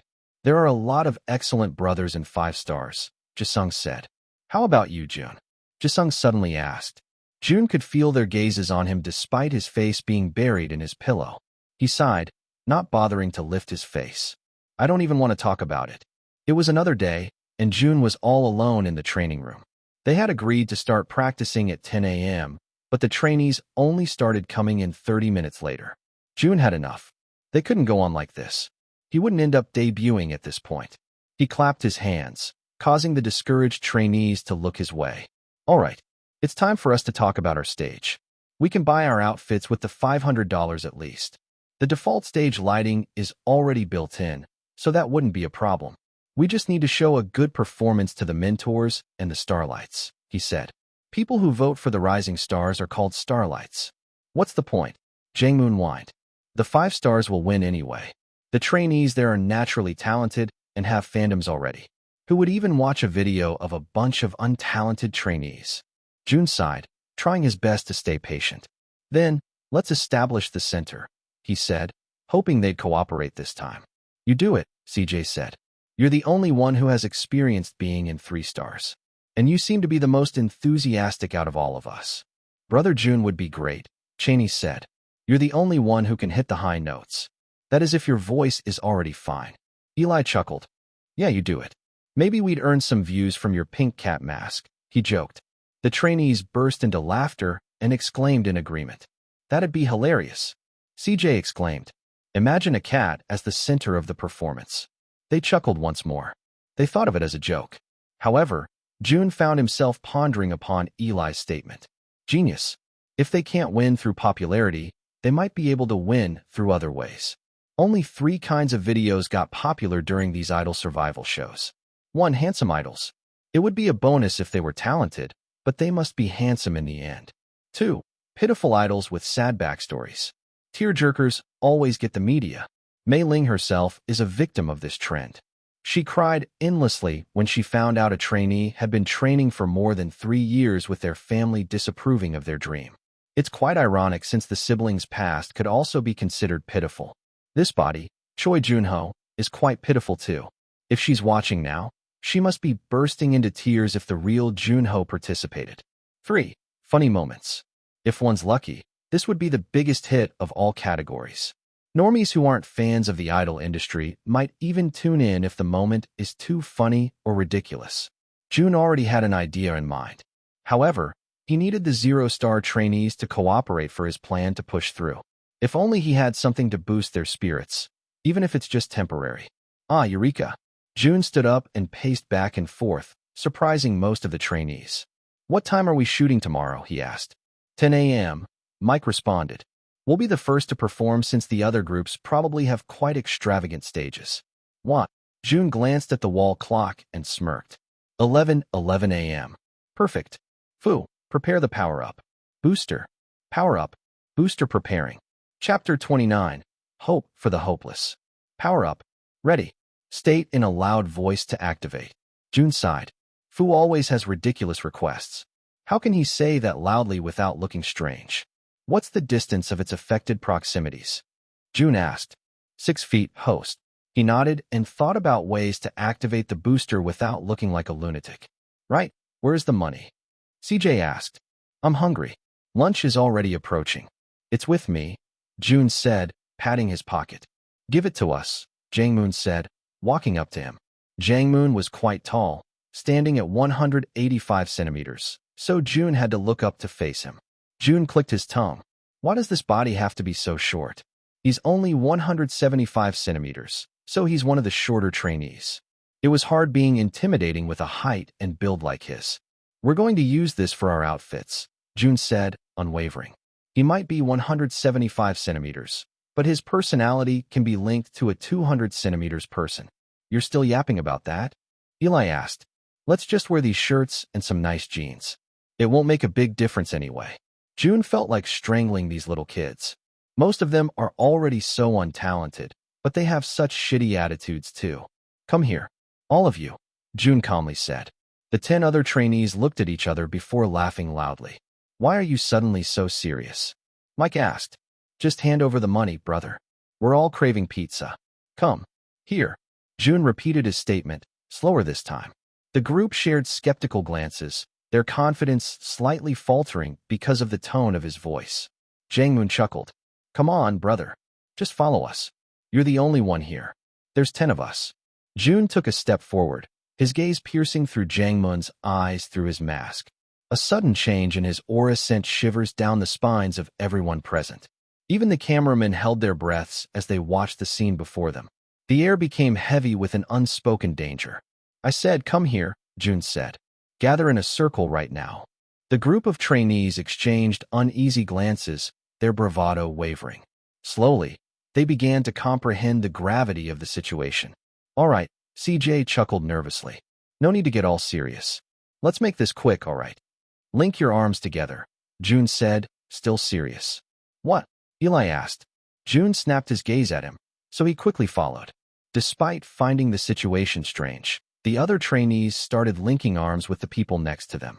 This was the best way for Jun to ensure that everyone would be affected by the power-up. Booster. Jun let out a deep breath before channeling the speech he learned when he was still a gangster. It's practically embedded in his mind since he had stated it so much to newer recruits. It's a good thing Lin Ji wasn't around. Otherwise, he might recognize Jun's words. Jun looked each trainee in the eye. The world is a shitty place, he started with a curse word, causing the other trainees' eyes to go wide. The producers and cameramen whispered to themselves. Should we intervene? A producer asked. No, another producer said. Let's see where this leads to. We're in a place where justice is only served for the rich. Some are given more resources. Some have nothing at all. However, what do we have most that they don't? Desperation. The trainees listened closely, sensing a change in the air, as Jun's words took hold of their attention. Honestly, who doesn't want to win the benefit? I'm sure, deep inside your hearts, that you want to be seen on TV while showing your talents. Why else would you come here and go through so much struggle? It's time for us to rise above mediocrity. We have the potential to be more than just trainees. We can be the best damn team this place has ever seen. But it starts with each and every one of us embracing our flaws. Let's power up. And let us always remember that true power lies not in strength alone, but in the belief that we can achieve anything when we work together, refuse to give up, and strive for greatness. We can do this with just $500 and a dream. So who's with me? It's done, Jun said. Is it activated yet? Power up. Activated. Jun smirked. A spark ignited within the trainees as they exchanged determined glances, their faces reflecting the newfound and artificial motivation. I'm in, CJ said. We can do this. Count me in too, Jangmoon said. One by one, each trainee stepped forward, expressing their commitment to their performance. Jun smirked. These little rascals. He had to whip up a long speech and a booster for them to be convinced. How troublesome. Jun, too, felt a newfound energy course through his veins. However, it wasn't too dramatic. Let's do this, Jun said, and the trainees cheered loudly. He raised his eyebrows in surprise. This booster seemed to be more effective to them. Jun's not complaining, though. They didn't pester him about buying pizza from then on, and started practicing enthusiastically. Can you teach us the dance and song again, brother? Eli asked, a hint of excitement in his voice. All right, I'll show it to you once. Then, let's practice as a group, all right. The zero-star trainees continued practicing, the atmosphere turning 360 degrees. The producers looked at the scene in front of them in awe. What did we just watch? One of the producers asked. Did the masked boy encourage 10 hopeless trainees to start working hard? Time passed, and the zero-star trainees were still practicing. All the other levels had gone to bed, but they were all still inside, polishing some details. Jun looked at the performance and pursed his lips. They looked like flailing, breathless fishes, but at least they were working hard. Jun could only change their enthusiasm with the booster. In the end, he couldn't really fix their talent. All right, that's good, Jun said, turning off the music. Let's do better tomorrow and avoid making any mistakes. Yes, brother. They rested on the floor, catching their breaths. Jun looked at their enthusiastic yet tired smiles. That's when he realized they weren't even able to eat lunch a while ago. He sighed and pulled some of the money from his pocket. Let's order some pizza, Jun suggested. The trainee's eyes widened in surprise. But what will we use for our outfits? Jangmoon asked, as if he didn't suggest using the money earlier this morning. It's my treat, Jun grumbled. Just order some. He brought out his wallet and saw a measly $600 inside. The $500 was even intended for their performance. Here, he handed them a $50 bill. You all deserve to eat. The trainees excitedly picked a menu on Eli's phone. As they waited for their order, CJ raised a question. Right? Have we discussed our outfits yet? Jun shook his head. But I already have an idea. That's great, then, Jangmoon said. Do you all trust me? Jun asked. The trainees nodded their heads. Then leave it all to me. Chapter 30. Fangirls and a Hater. Faster. The Signal song performances are about to premiere soon. Soo-min, the most enthusiastic fangirl of the group, exclaimed. Wait. The popcorn is about to be finished, Nari called out from the kitchen. Just camp on the channel first. I'm so excited. Wei screeched. I've been waiting for this for such a long time now. I can't believe Rising Stars is finally back. Jia sighed as she observed her excited friends. She was the only one not looking forward to the Signal song performances. Why are you making such a big deal out of this anyway?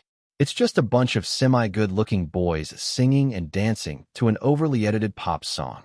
Her friends looked at her with wide eyes. Even Nari, who was still in the kitchen, popped her head out to glare at Jia. Have you watched Rising Stars before? Wei asked. No, Jia said.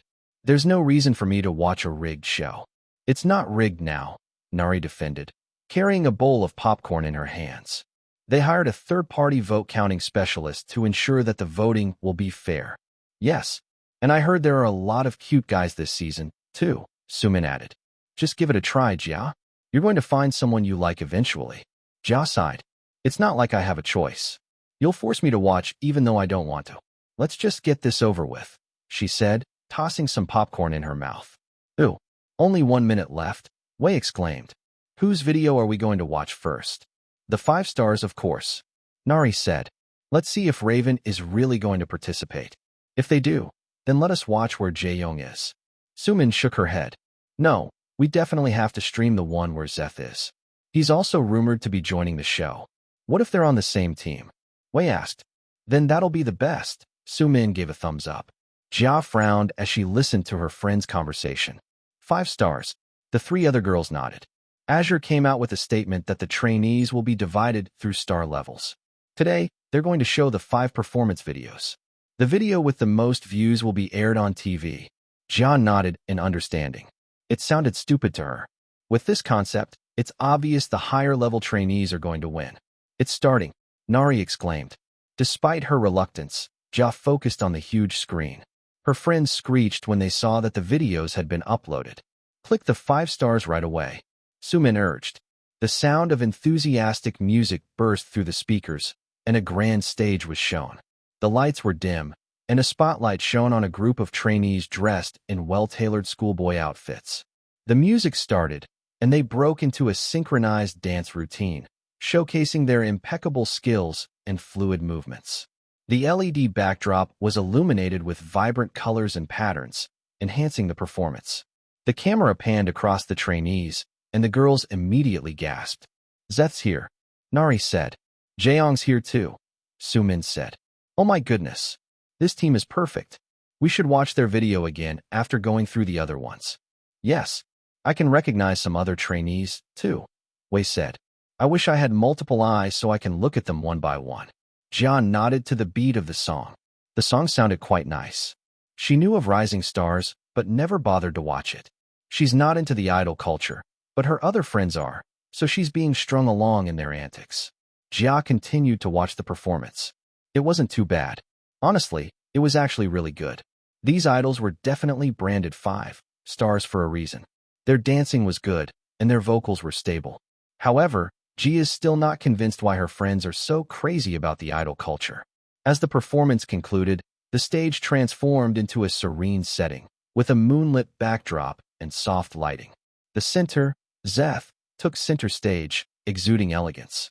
The 3 girls squealed as he performed a solo dance. I'm becoming a Zeth fan, Nari exclaimed. I'm going to give him some stars when the voting period starts. This Leo and Casper guy are quite good too, Wei said. And Jaeyoung is still the best. Sumin concluded. The 5-star performance was finished, leaving the fangirls in undeniable glee. That was so good, they clapped. I can't wait to watch it again. I don't think I can watch the other levels now. Let's just do it, Jia said. Oh, are you becoming a fan? Wei asked. Jia clicked her tongue and clicked the 4 stars video.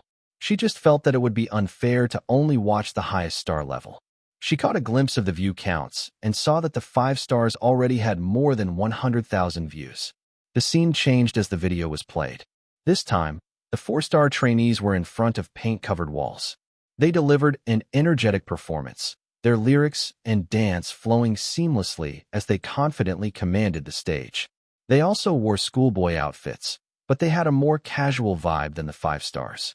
Linji stood at the center, and Jia immediately felt that something was off.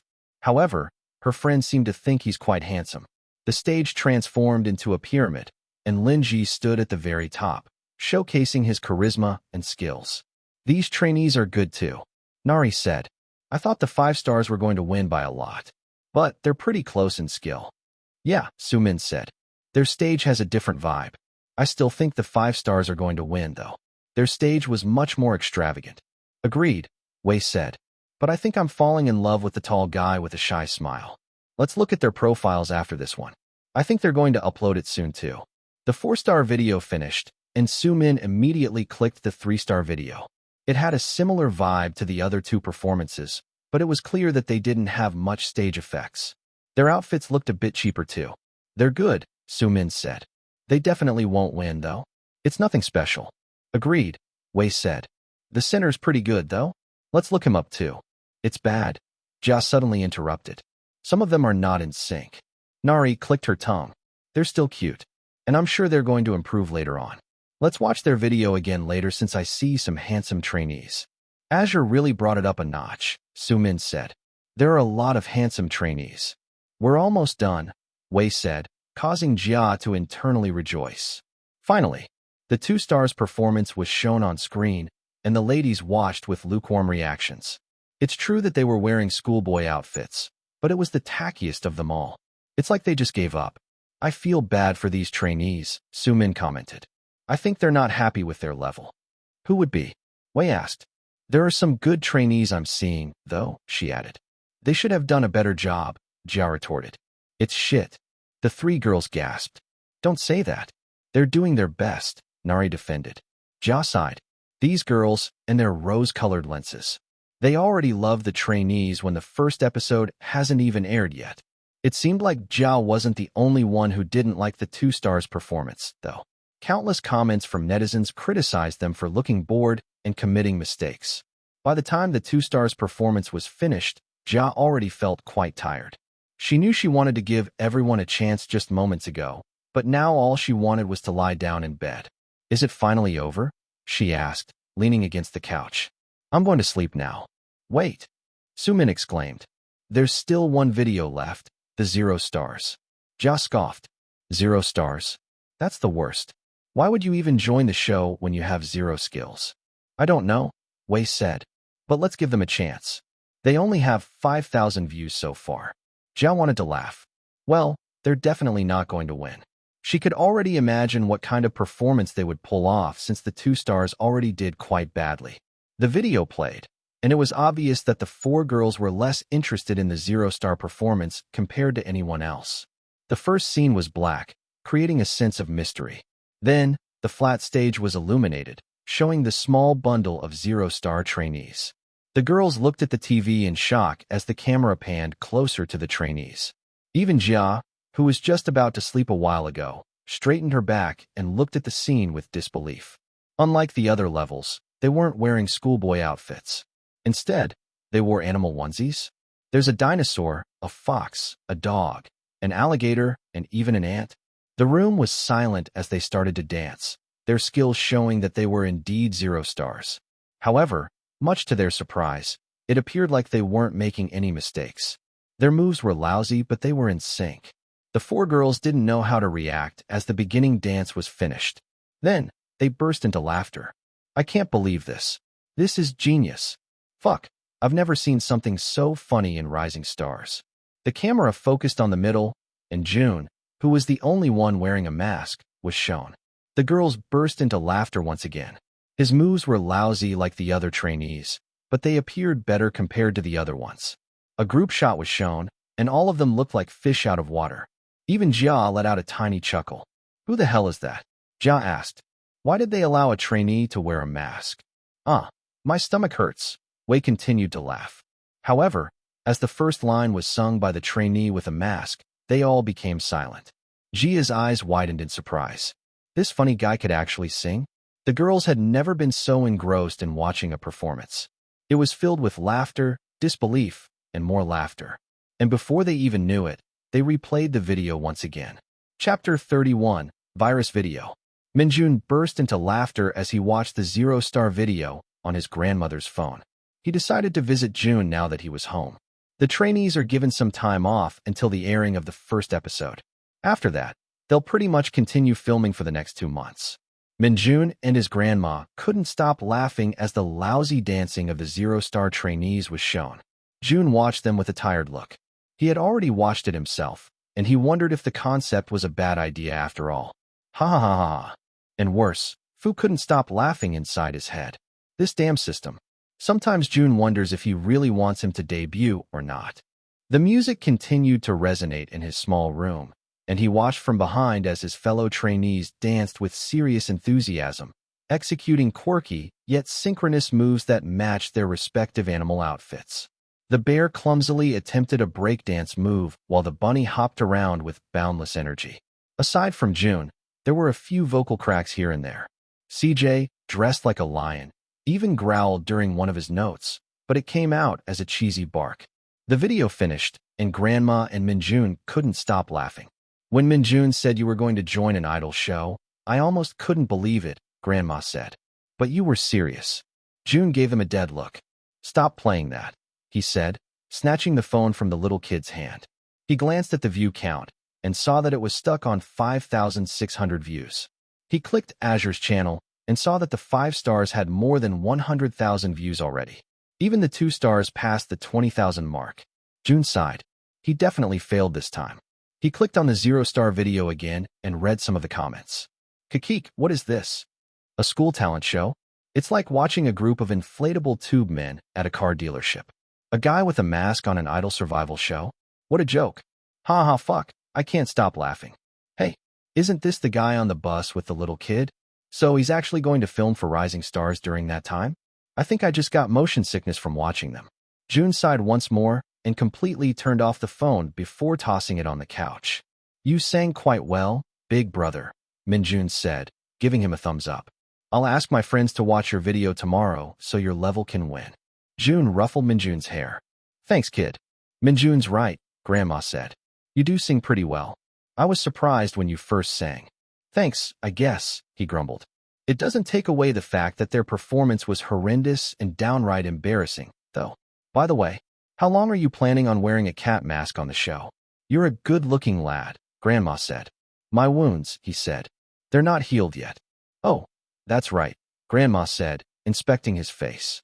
I'll give you a cream and a pack of face masks tomorrow. Apply the cream on your wounds so they can heal faster. Then, wear a mask every other day so your complexion brightens too. And make sure to eat more. You need more meat on your cheeks. Jun nodded. I'll do that, Grandma. Just then, Minjun yawned, so Grandma held on to his hand. We'll sleep first. I'll see you tomorrow, all right? Come down to eat some lunch with us. Yes, good night, Grandma. Good night, twerp. With that, the two of them left his apartment. However, before they left, Minjun turned around and smiled at him. We'll only watch your video, big brother, Minjun said. I'm sure the other videos aren't as funny as yours. Jun scoffed. Just go to sleep, kid. He closed the door and locked it before opening his phone and tracking the views once again. 5,765. A whopping 165 views were added in the span of minutes. Whatever. Jun went inside his room and plopped onto his bed. Practicing and filming for the last couple of days felt quite tiring, so he's been itching to rest. He's definitely going to sleep until noon tomorrow. After a few seconds, he was able to fall into slumber. Jun's sleep was interrupted by his phone's loud, continuous beeps. He groaned and glanced at the bedside clock. 10:07 a.m. He was determined to get more sleep. Who were the little shits that disrupted his sleep? He squinted his eyes as he looked at the multiple texts from Jang Moon and CJ. There were a couple more texts from the other zero-star trainees, too. He frowned. Since when did they decide to act all friendly with Jun? Jun was surprised that they were still excited despite the power-up booster expiring. It's like they attached themselves to Jun after the performance. They even kept pestering him for his number, so he had no choice in the end. He opened the texts and immediately sat up. Brother, it's insane. I think we're going to win. The response to our performance video is crazy. Jun quickly left the messaging app and went to YouWatch. His eyes widened in surprise when he looked at the number of views on their video. 6,567,890. He rubbed his eyes and made sure he was indeed looking at their video. He couldn't be mistaken. It's really theirs. Jun then looked at the other level's view count and saw that the 5-star trainees just passed 3 million views. What the heck, he muttered as he clicked on the video. He went straight to the comments. My child thinks this is hilarious. Ha ha ha shit. I'm not even a fan of idols, but this is hilarious. People actually watch this shit? The guy with the cat mask has a good voice, smiley face. I might actually tune in to Rising Stars. Holy, already 5 million views. This isn't a viral video.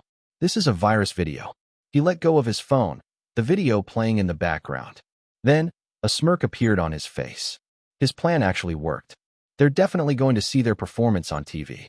Chapter 32, Part-Time. Alright, maybe winning wasn't too good. Their video practically played more than 10 times on TV every day. It would just be short snippets, but Jun always cringed while watching them. The Azure Broadcasting Station isn't even the one showing them the most.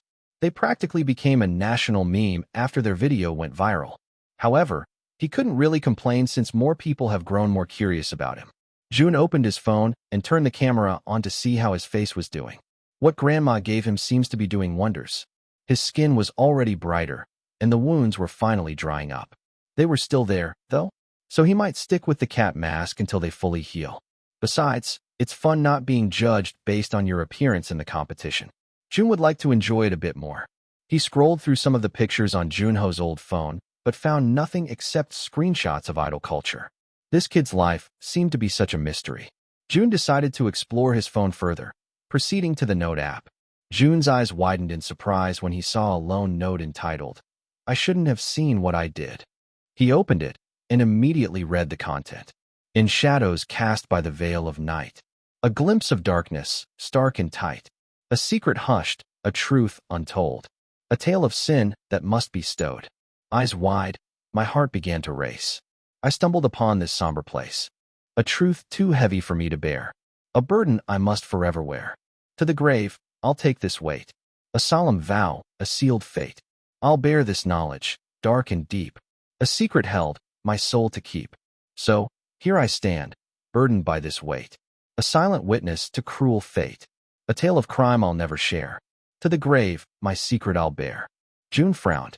This felt like lyrics to a song, or maybe it held a much deeper meaning than he'd thought.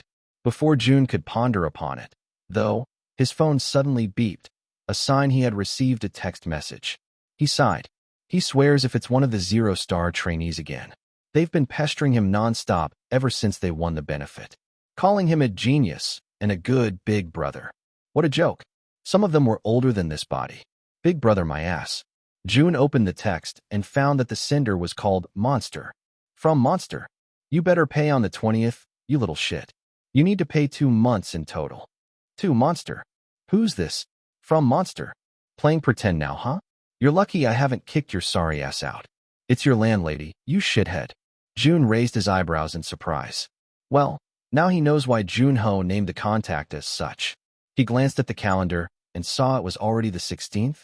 As far as he knows, the former Jun Hao was broke, so he probably doesn't have any money stashed up. Where the hell is he supposed to get money? Jun was supposed to return to their filming site on the 24th, just in time for the first episode, so he still has time to look for money. 2 Monster. I'll give it to you on the 23rd. How much do I owe you? From Monster. You better do that, little shit. You owe me $400. Jun sighed and turned off his phone. At least it wasn't too bad. This apartment was shitty as hell, so the price is quite reasonable. He still doesn't think it's possible to earn $400 in a week, though. Should he ask Grandma for help? Nah, that'd be too much. She already feeds him on a daily basis. But maybe she knows some part-time jobs he can do for a week. With that thought, Jun went down since it was time for lunch as well. Jun entered their small apartment, not even bothering to knock. This was like his second home now. You're here, Grandma said, bringing out a pot of hot noodle soup for their lunch. You're just in time. Come and grab a plate. Jun helped arrange the table with Minjun. Then, they ate in peace. Honestly, this felt like the closest thing he could consider family now that Mei Ling wasn't with him. Grandma, Jun said as he finished his plate. Do you know any part-time jobs I can do for only 1 week? Why? Are you going to pay my grandma for giving you free meals now? Minjun asked. Minjun, his grandma scolded. A job, she asked. But aren't you going back to film Rising Stars in a week? Yes, Jun said. That's why I need a short-term job. Well, you came to the right person, she smiled. My old friend, who owns a family-owned convenience store a few blocks from here, is looking for a temporary worker since their son, who manages it, went on a trip to Australia. They're looking for someone to work the register for only a week. Jun smiled. Then, could you recommend me to work there? Of course, she patted his shoulder. I'm sure my friend will immediately hire you. They haven't found a part-timer yet since nobody wants to work for just 1 week. However, they're paying a pretty good amount, $7 per hour. Jun nodded in approval. He'll be able to gain enough money for his rent if he works the entire week. When do you think I could start? Grandma brought her phone out. Do you want to start now? Chapter 33, Growing Gummies. It's already been a week since Jun started working in the family-owned convenience store. And now, it was his last day already. It's been uneventful so far, and he's quite thankful the old owner let him wear a mask while he's working. Not his bright pink cat mask, of course. Just a regular black face mask. However, now that it was his last day, it seemed like the world was testing him. In the middle of the day, a drunkard came and pestered to give him a pack of cigarettes for free. There's nothing free in this world, bud, Jun said, looking him in the eyes. The drunkard laughed. Bud, who are you talking to, kid? How old are you, huh? He said slurred. Jun sighed, feeling tired already. Then, get going, Gramps. We don't give out freebies here. The drunkard suddenly brought something out from his pocket, a knife of some sort. Jun's eyebrows raised in surprise when the drunkard held it in front of his face, threateningly. Jun's heart started beating harder in his chest. He never knew encountering danger would make him so excited. Just give me 1 pack, kid. Or you're dead meat. I'd like to see you try, Gramps, Jun smirked. The drunkard launched forward, trying to dive the knife near Jun's neck. However, with his fast reflexes, Jun quickly caught the knife from his hands and pressed a pressure point on his wrist, causing the drunkard to let go of the knife. Afterward, Jun wrapped his elbow around the drunkard's neck, locking him in place. Jun grimaced as the scent of cheap alcohol and accumulated hair grease and dandruff wafted through his senses. "Why are you looking for cigarettes when you should be stealing shampoo instead, Gramps?" Jun quickly ripped a sachet of shampoo from the counter and placed it in the drunkard's pocket. Then, he tightened his hold around his neck, causing the drunkard to choke. "Now, get going, take a bath, and don't come back, you got it?" The drunkard quickly nodded, becoming sober. He thought the part-time worker was just a little kid, but something about him was terrifying. Jun smirked as he watched the old drunkard in fear. He patted himself on the back. He still got it. After the encounter with the drunkard, 3 high school girls entered the store. They were watching something on their phone, causing one of them to bump into a rack of chips. The chips toppled over, but they continued walking like nothing had just happened. Jun clicked his tongue and went to the rack to place them back in order. As he got near the high school girls, he saw a glimpse of what they were watching. Jun raised his eyebrows in surprise. They were watching his star-level performance video. "Ah, what to do? They're quite cute. My favorite is the lion." Jun grimaced. "CJ? Really? I watch this every day when I want a good laugh. It's like a comedy show. The masked guy sings quite well, but I don't know why Azure let him join. Isn't he super ugly if he hides through the mask?" "That's true. I don't like him already." Jun scoffed. "Ah, whatever. I can't wait for the first episode. I'm curious about these guys." They paid for their drinks and left the store, not even bothering to give him one compliment. Jun was in a sour mood already when 4 elementary school kids entered. They were loud, had greasy iPads in their hands, and appeared to be spoiled little kids. "Let's get candies. Or chips. Or drinks. But I also want some rice balls," one kid said. "Let's get them all," another said.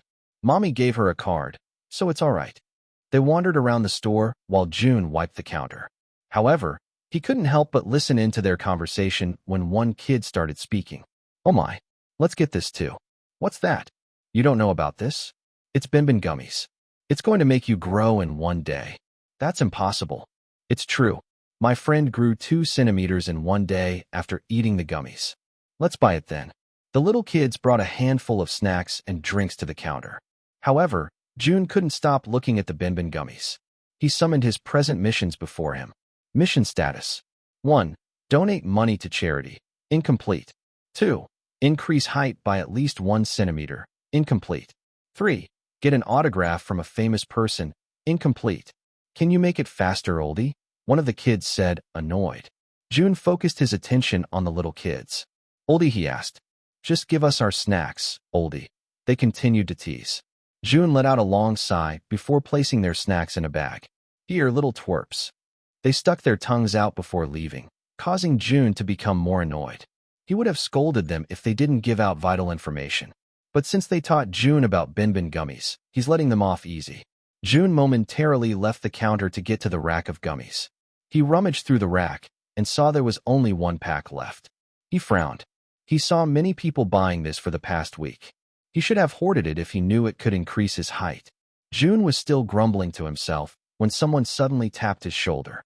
He turned around and saw a prestigious-looking woman who looked about his age when he was still Jun Hao. "I'm sorry. Are you the one working here?" Jun nodded. "I'm in a rush, and I couldn't find you." "I'm just going to buy this," she said, holding some sanitary pads. "Can I just pay for it here? I really need to go." "Okay," Jun said once more. The woman gave him a $20 bill. "Your change," he said. She shook her head. "Keep the change. I really need to go." With that, she left the store in a rush. Jun smiled to himself. It seemed like he didn't need to pay for the Bin gummies with his own money after all. He went back to the counter, but stopped when he saw a pink item on top of it. He frowned and picked it up. It was a wallet. Jun opened the wallet to see who it may belong to, but the first thing he noticed was the money inside. Oh wow, that's a lot of money. Indeed, the wallet has more than $10,000. Chapter 34, Kind-Hearted Gangster. Take it. Take it. Fu said over and over again in Jun's mind. Were you a thief in your past life? Imagine what you could do with it, host. There were definitely a lot of things he could do with $10,000. For starters, he doesn't even need to think about his rent for the next few months. He can also buy another phone and replace the cracked and old phone he currently has. He can repay Grandma for all the meals she had cooked for him. Jun can even accomplish the first mission on his list, donate to charity. He inspected the wallet once again and went through the IDs inside. He saw it belonged to the rich-looking lady a while back. Now that he thinks about it, the lady probably won't even feel a loss of $10,000. But then again, he shouldn't judge a book by its cover. Besides, it wouldn't be good for his reputation if people found out he had stolen a wallet. Jun brought out his taped-up phone from his pocket and typed in the number written on one of the ID cards. "You're going to give it back?" Jun ignored Fu and waited until the person on the other side picked up. "Hello," the familiar voice of the woman said. "Hello, Miss Hannah?" Jun asked. Yes. Who is this?" "I'm calling from 7-Star Convenience Store. It seems you have left your wallet here," he said. He couldn't help but sigh since he still felt that it was a shame. $10,000. Jun never even had that amount of money when he was still with White Tiger.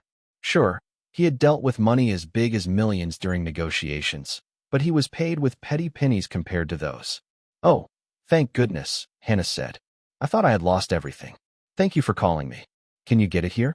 "I'm still on my shift," he said. "Of course," Hannah exclaimed. "I was just in a restroom nearby. I'll go there right now." "All right," Jun said. "Thank." Jun turned off the call before Hannah could even finish her sentence. The girl, who was on her way back to the convenience store, looked at her phone with confusion.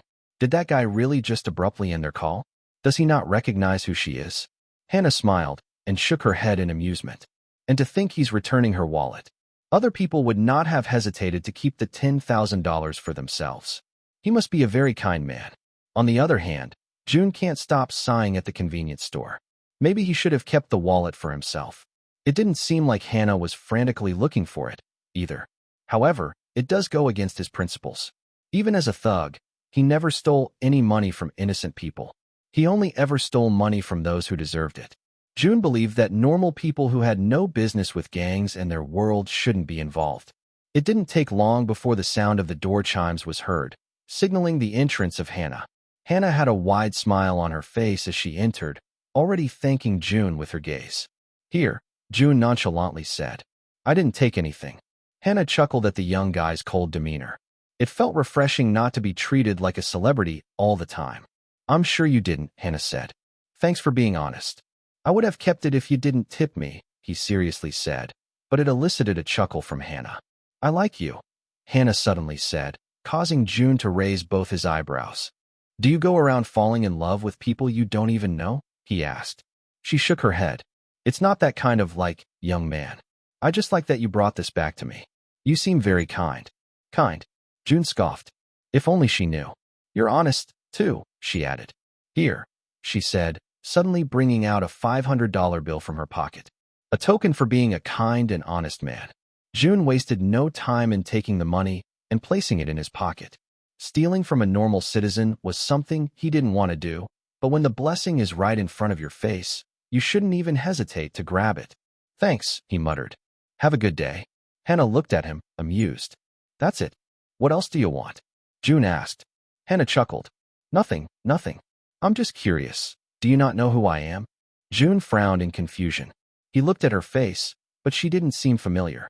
"No," he honestly said. Hannah nodded and smiled. "That's nice. I'll get going then." Jun merely nodded, causing Hannah to chuckle once again. "I hope to see you around sometime." With that, she waved her hand and left the convenience store. Jun sighed in relief since his shift was almost over. There weren't any new people coming in, too, so he decided to clean up while waiting for the owner to give him his salary for the week. Jun first arranged the chips rack, then moved over to the alcoholic drinks. How he wishes he could drink tonight, but they were going to shoot for Rising Stars tomorrow. He looked at the soju bottle with longing, imagining its taste on his tongue. He frowned, however, when he saw a familiar face on the soju bottle. Miss Hannah. Jun's shift was now over, and he was already on his way home. He had a huge bag of gummies in his hand and quickly popped one in his mouth. His eyes widened in glee when he tasted the cola-flavored gummy. "These Binbin gummies are quite good," he muttered. In the end, the owner could only pay him $500 compared to the $588 they agreed on. It was all right with Jun since he had gotten a pretty large tip from Miss Hannah. However, he couldn't go home empty-handed, so he asked the owner to compensate him with Bin gummies instead. So, now, he had 10 bags of gummies in his possession. They better help him grow at least 1 centimeter. On his way home, he came across an orphanage, causing him to stop and stare at the old and knackered building. Somehow, it reminded him of the orphanage him and Mei Ling used to live in. It had awful living conditions, and they fought for food every single day. However, the nuns who took care of them were kind enough to raise them well with love and care. Of course, that was difficult with the lack of funds they had, but they still tried their best. When Jun entered the gang, he felt quite guilty, knowing the nuns raised them to be kind people. However, Jun believed he didn't have a choice. In the end, he wanted to give Mei Ling a good life. To ease his guilt, Jun donated to the orphanage every month when he was still Jun Hao. That's probably one of the reasons he couldn't save a lot of money back then. But it was nice seeing the nuns that raised him smile in gratefulness whenever he donated. Jun was reminded of his mission once again. Whilst chewing on his gummies, he brought out his wallet and saw the $1,000 he had earned in a span of 1 week. He had to spare $600 for his rent from last month until the next month, so he was left with only $400 left. Jun wanted to buy some decent clothes for the filming of the show, or maybe treat Grandma and Minjun before he went. However, he heard the sound of children cheering from inside. Jun peered through the musty window and saw about 15 kids and 2 old caretakers sharing a vegetable dish on the table. Jun sighed and brought out the $500 that Hannah gave him this morning. "This wasn't supposed to be mine anyway," he muttered. "Mission success. Donate to charity. Please pick one aspect to improve. Dance. Wise choice. Dance +1. Current grade, D+. Chapter 35, first episode. Don't mess up, Minjun said. You need to be famous. You're going to end up as a street thug if this doesn't work out. If this kid only knew. Jun rolled his eyes. Yes, big brother. Minjun smiled. That's good, kid. You should do well since you've been fed good meals by my grandma. Don't listen to Minjun, Grandma said. You should take care of yourself well while you're in the competition. At least I wouldn't worry about your meals since they must be feeding you there. Jun nodded. Thanks, he muttered. He doesn't express his gratitude often, but Grandma has done a lot for him since he gave her a cup of coffee. We'll continue to watch you on our TV, she smiled. With that, Jun left the apartment building, putting a black face mask on. He fixed the duffel bag on his shoulder and walked to the train station to go to the Azure building. Today was the airing of the first episode of Rising Stars, and after this, their missions would be given out as well. Honestly, Jun wasn't excited to watch himself on the big screen. He could already imagine his audition and attempt at dancing. He glanced at his watch and saw he arrived later than their call time. Well, he still did not have a manager who could transport him, and the train arrived longer than usual. Jun was given a schoolboy outfit at the main door and instructed to wear it. He went to the dressing room and quickly changed before heading to the amphitheater. He also placed his signature pink mask, newly washed courtesy to Grandma. As he arrived, he was greeted with the sight of the 100 boys he would live with for the next few months. He tried to find a seat as discreetly as possible, but it was practically impossible, with CJ and Jang Moon screaming his name. Brother Jun, brother, here, we saved a spot for you, CJ screamed, getting the attention of the other trainees. Jun pursed his lips together. Our big brother is here, Jang Moon boasted. He's the one who led our team to victory. Who would have thought the Zero Stars would win against all the other levels? The other Zero Star trainees exclaimed in agreement, obviously elated with the results they had achieved last week. Jun wandered his eyes around until he saw Jisung. He saw a vacant seat next to him and sighed in relief. Jun ignored the Zero Star trainees and walked over to Jisung. Jisung looked at him with wide and bright eyes. You're not sitting with them? He asked. Too noisy, Jun said, focusing his gaze on the front. Just then, the intro of the signal song started playing, startling some of the trainees. Ah, that scared me, Seth exclaimed. Ren laughed by his side, while the other trainees who wanted to suck up to the 5 stars reacted the same way. Just then, the door opened, causing the trainees to look around. They gasped in surprise when they saw the popular idol Mimi from the first season of Rising Stars. She was part of the group Girls Evolution but became a solo artist when their contract expired 2 years later. Oh my, it's Mimi, Jisung gasped. She's so pretty. Mimi, the other trainees exclaimed. Mimi smiled and walked down the stairs. She stopped for a second when she arrived at third row. Jun made eye contact with her, and a small smile appeared on her lips. However, Jun was too focused on getting the itch on his back that he didn't even notice. She went to the front and smiled at the trainees. The guys were immediately mesmerized by her beauty. At the end of the day, they were still boys. Jun glanced at her and quickly looked away. Too young. She really looks young. Good day, dear trainees. You have made it past the initial phase of Rising Stars, and we are now on the first episode. We shall watch the episode together, and the initial rankings will be revealed in the end. The trainees murmured to themselves. Jisung fiddled with his fingers and leaned closer to Jun. I'm nervous, brother. I want to rank high. You will, Jun said. It was obvious. Jisung came from a big company. He looked pretty and handsome at the same time, and he wasn't talentless. Jun's guessing he will get into the top 15, at least. The first episode started, and the trainees tuned in, hoping for a decent amount of screen time. The first trainees who entered already felt boastful that they could open the show. The extravagant stage was shown on screen, and the trainees exclaimed in awe even when they'd already seen it before. Then, the mentors were mentioned, eliciting some cheers from the crowd. Jisung was the first trainee to be shown. The trainees exclaimed when they saw his face on the big screen. As expected. Handsome trainees are different.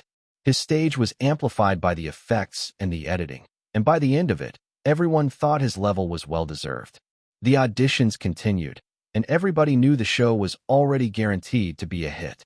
Yijin and Yina monitored the reactions online and couldn't be happier. Both hate and praise were being thrown around on social media platforms. And if that's not a sign of success, then Yina doesn't know what is. After the lukewarm performances, it was time for the segment of funny and untalented trainees. Mike was the first to be shown, and the trainees burst into laughter at his attempt to dance. It only continued after that. The stages of the zero-star trainees were shown, and the room was filled with laughter with every performance. Even Mimi was laughing in her seat. However, when CJ was shown on screen, the room had turned silent. This was the time when the mentors gave the trainees some scolding. Jun knew what was coming next.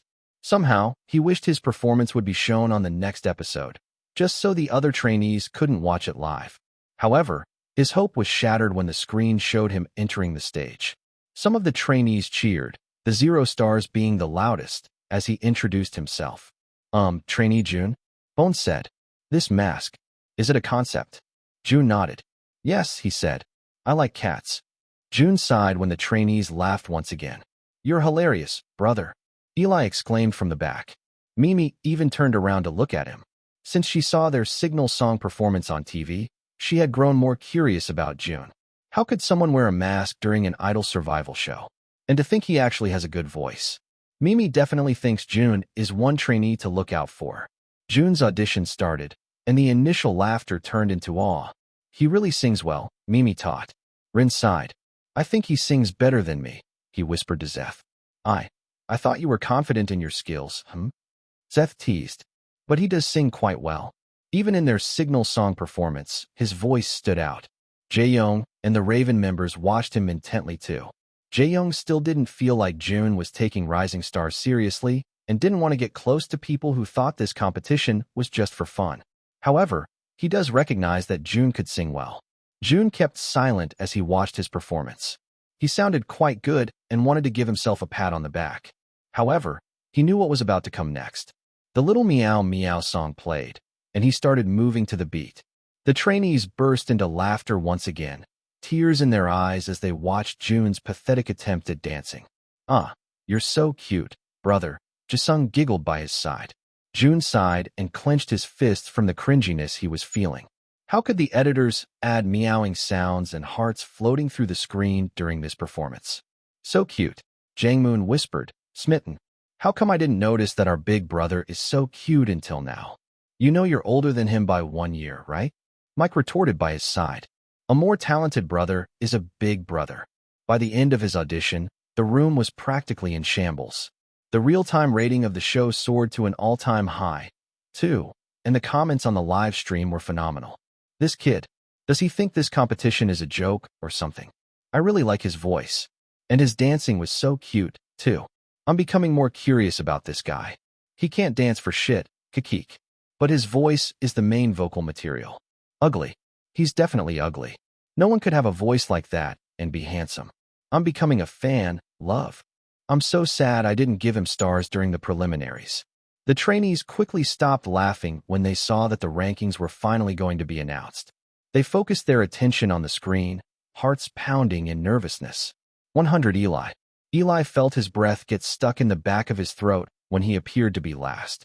He tried to smile, but he was obviously devastated by the results. After that, more trainees from the 0 stars were on the list. Jun frowned when it was already in the 50th rank, yet his name still wasn't shown. He was expecting to rank around that place since he still doesn't have a lot of individual fans. 37 Minx. 36 Hoon. 35 Jun. His eyebrows raised in surprise when he saw himself at the 35th spot. That was higher than expected. Congrats, brother, Jisung sincerely said. Thanks, Jun muttered. On the other hand, Hoon couldn't help but fume at the results. 36th? After he became the center of the 3 stars? And how could that faceless trainee from the 0 stars rank higher than him? This might be some kind of joke. Starting from the 30th, the rankings was filled with handsome or already known trainees. 14. Jinsol. 13. Steele. 12. Jisung. 11. Bin. Jun knew it. If Jisung stands out even more in the future, there's a guarantee he's going to debut. Congrats, Jun said. Ah, thank you, brother. I never expected my rank to be this high. After that, the top 10 trainees were shown. These were the trainees that had the highest chances of debuting. 10. Linji. Linji proudly smiled when the people around him started congratulating him. Jun, on the other hand, felt like this situation was laughable. He couldn't believe the guy who contributed to killing him made it to the top 10. 9. Alex. 8. Jackson. 7. Hyunwoo. 6. Leo. 5. Yuri. 4. Ren. 3. Jaeyoung. 2. Casper. 1. Zeth. Chapter 36. Avengers. The 100 boys changed into their black shirts after the airing of the first episode. They weren't divided by their star levels anymore, and now they were going to form another team for their very first performance with a live audience. Jun wandered his eyes around the familiar room that he always saw on TV. In front of the trainees was a wide wall with multiple covered cue cards on them. The song mission cards. Jun was familiar with them. Some songs were definitely more popular than others. There will be some unexpected songs among the bunch, and it would either be criticized for being a bad performance or become iconic since a group of well-known and talented trainees performed it. Line up according to your ranks. Yena instructed, and the trainees with lower ranks were devastated. Hoon clicked his tongue as he stood beside Jun. He hated the fact that his rank was lower than his. Kong Miho entered the room, and the trainees burst into applause. He's still so handsome whenever I see him. I wonder what it's like to live with such a face. I think I need to be reborn if I want to live a life like his. Good evening, trainees, Miho said. Good evening, Minter. How was the first episode, he asked. Different reactions were heard across the room. That's nice. With the airing of the first episode, your dreams of becoming a worldwide idol are finally within your reach. Miho enthusiastically said. However, you will have to complete a series of challenges before you reach the top. Today, the first mission will commence. It is entitled Artist Battle. Artist Battle? Jun whispered. The other trainees were also unfamiliar with the concept. The first mission was always a song battle. Girl seasons were given girl group songs, while boy seasons were given boy group songs. What the hell was an artist battle? Settle down, trainees. I'll explain it to you. The cloth was let down, and numerous artists were shown. For one artist, 2 cue cards with different colors were on the wall. Luminous. Girls' Evolution. Thunder. CRXSS. Romantics. Chaos. In total, 12 cue cards with 6 different groups were shown. Chaos? That's a guaranteed win. Why is there a girl group here? Damn, I don't want Romantics' song. They're unpopular. Different opinions were heard in the room. Some songs were more wanted than others, and it seemed like Girls' Evolution was the least popular among the male trainees. You shall battle with 2 different songs from the same artist. So, you must choose your teams and songs wisely because the winner between the 2 teams will get 50,000 stars each. And get this, the highest ranked trainee will get an additional 50,000 stars. A total of 100,000 stars. That's unfair. They're basically debuting, some complained. I'm definitely going to win this, some exclaimed, confident that they were going to take the points. And the team with the highest score out of all will get another 50,000 stars. But before we get to the song reveals, you shall form your teams first. I think you already know who the first person to pick will be. Everybody glanced at Zeth. Zeth smiled, his charisma unhidden despite the simple shirt he was wearing. Zeth, can you please come here? Miho said. You shall pick your teammates first. For teams will have 9 members, while the other 8 will have 8. The chosen picker would have the power to decide the number of his teammates too. Zeth, are you ready to pick your team? Yup, Zeth said, his happy-go-lucky personality coming through. He scanned the room with his eyes, and some of the trainees swelled with hope, wanting to be picked by the number 1 trainee. It was almost a guaranteed win if they were picked by Zeth. Each season, there was an Avengers team, and it usually had the person who was voted first on the pilot episode. On the other hand, Jun didn't want to be a part of the Avengers team. With his current skills, he definitely would fall behind and look like a fish out of water. You may start with picking your teammates, Miho said. Zeth already knew whom he would pick. He already had a team and song in mind, so it wasn't too difficult for him. Run, he said with a smile. You again? Rin teasingly said, but he was happy to be a part of a good team. Yuri smirked. It was already shaping up to be such a good team. With Rin's and Yuri's top-notch vocals, a good performance was guaranteed to be shown. Jackson, a good dancer with a sexy charisma. Steele, a well-rounded trainee with choreography skills. Alex, out of all the trainees called, he's definitely the least talented one. But he has a unique voice that could add something special to the team. Lin Ji, Leo, Jisung, he's the last member of our team. Jisung gasped loudly, and he bowed his head in gratefulness. It seemed like he really wanted to be with the Avengers. This is unfair. They've already won. We have to avoid them at all costs. The next trainee to pick will be chosen through a lucky draw, Miho said. The trainees exclaimed excitedly. The Zero Stars still had some hope that they could pick some good teammates. Miho rummaged through a ball of names and quickly picked one out. Jun wanted to be called because he wanted to pick his teammates. Jae-young. Jun shook his head. Truly, this was a lucky draw. The third placer still ended up having the privilege of choosing a team. That's hella unfair, a trainee whispered. He's going to take all the other talented trainees. Jae-young went to the front. This might potentially become another set of Avengers, maybe like the Justice League. Jun definitely wasn't expecting to be picked. This guy still hates his guts for whatever reason. Evan. As expected, Jae-young picked a member from Raven. Casper. Jun frowned. It was surprising. Casper and Jae-young both have rapper positions, and their styles are quite similar too. Jae-young will have a hard time securing the top spot with Casper in his team. Hyunwoo, Daeho, Zachary, Jin Sol, Youngmin.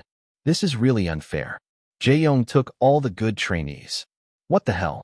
There are 2 teams I'd like to avoid already. Miho looked at the newly formed team and nodded in approval. It's time to form the 3rd team, he said, rummaging through the balls. Jun wanted to get picked this time around. Based on the past seasons, the 3rd team wasn't the most standout group, but their performance would also become well-loved since a number of talented trainees were also included in them. CJ? Or not? Jun definitely doesn't want to get picked now. The Zero-Star trainees cheered, while others avoided his eyes. CJ excitedly went to the front and scanned the room, his eyes shining with a mischievous smirk. Of course, I have to pick my boy Jang Moon, he excitedly exclaimed. Jang Moon practically bolted to the front, fist bumping with CJ as he went beside him. And Eli too. Don't be so down even when you're the only one with a 3-digit rank, brother. Miho chuckled, while some trainees laughed. The 3 Zero-Star trainees appeared excited on the platform. Doomed. Jun knew that their team was already doomed. How could 3 Zero-Star trainees be in the 3rd group when there were still a lot of options to choose from? Akira, Raven's Japanese member, tried to smile when he was called, but it was obvious that he dreaded being part of the team. I always wanted a little brother. So Minx, he called the youngest trainee. Minx couldn't hide his disappointment, but he still stood next to Akira. Bin. CJ's picks are actually getting better, but Jun still wanted to avoid the team. Poon. Oh, he definitely wants to avoid this team. Poon cursed under his breath before going to the front. And last, but definitely not the least, Everybody held their breaths while waiting for the last trainee to be called. Jun looked down at the ground and prayed he wouldn't get picked. However, as he lifted his head, his eyes were met with CJ's enthusiastic smile. Jun. Chapter 37. Run, baby, run. All the teams had been formed, and it was time to pick their songs. Let's go with Chaos, Zeth said. They're the most popular group right now, and all their songs are hits. His group mates nodded in agreement. I hope we get their song Daybreak, Rin said. It has a lot of cool elements that we could play with. Let's avoid Girls' Evolution at all costs, Leo said. I don't think we should do a cute concept on the first mission. A series of agreements were heard. It was clear that Chaos was the most popular out of all the groups, and CJ also wanted to perform a song of theirs. Who's good at running here? He asked. Nobody responded. Oh, come on, guys. I have the shortest legs here. How about you, Jangmoon? You're the tallest here, CJ said. I have asthma, Jangmoon sheepishly said. CJ glanced at Jun and was about to ask him, but quickly shook his head. This big brother helped him so much already. He should only sit still and look pretty while the other members run for a song card. You do it, CJ said, patting Minx's back. Minx looked at him with wide eyes. You're the youngest, right? You do it. Grab a chaos card for us, all right? I'm sure a 16-year-old has the best stamina out of all of us. Hoon scoffed, still bitter that he was chosen into a team with 4 stars. For him, the last team formed is even better than this one. Minx was already shaking in his boots. Ever since he joined the competition, he had lost confidence in himself. And now, he was given such a big responsibility. Jun felt bad for the little kid. Once again, he was reminded of himself when he was younger. This kid doesn't seem like he's ready for the idol life yet. Since Jun remembered that this guy helped him accomplish one of his missions, he patted his back. It's all right, kid, he said. You could grab anything that's available. Minx nodded, thankful to the masked guy that he always thought was weird. On the other side of the room, Jaeyoung's team was conversing. I have a group in mind already, Jaeyoung said. We're listening, Casper said. What do you guys think about choosing a Girls' Evolution song? Daeho's eyes widened in surprise. Girls' Evolution? He asked. Are you all right, brother? Do you think we'll fit their cutesy concept? It's a controversial pick, Jaeyoung said. More people would tune in if we pick such an artist. Besides, not every song from Girls' Evolution is cutesy. Their latest comeback is hip-hop inspired. There were still some hesitance within the group, but with Casper's utterance, everyone listened closely. Jaeyoung's right, he said. We could create a more iconic stage with an unexpected song. I'm confident we can make a girl group song work by adjusting it to our style.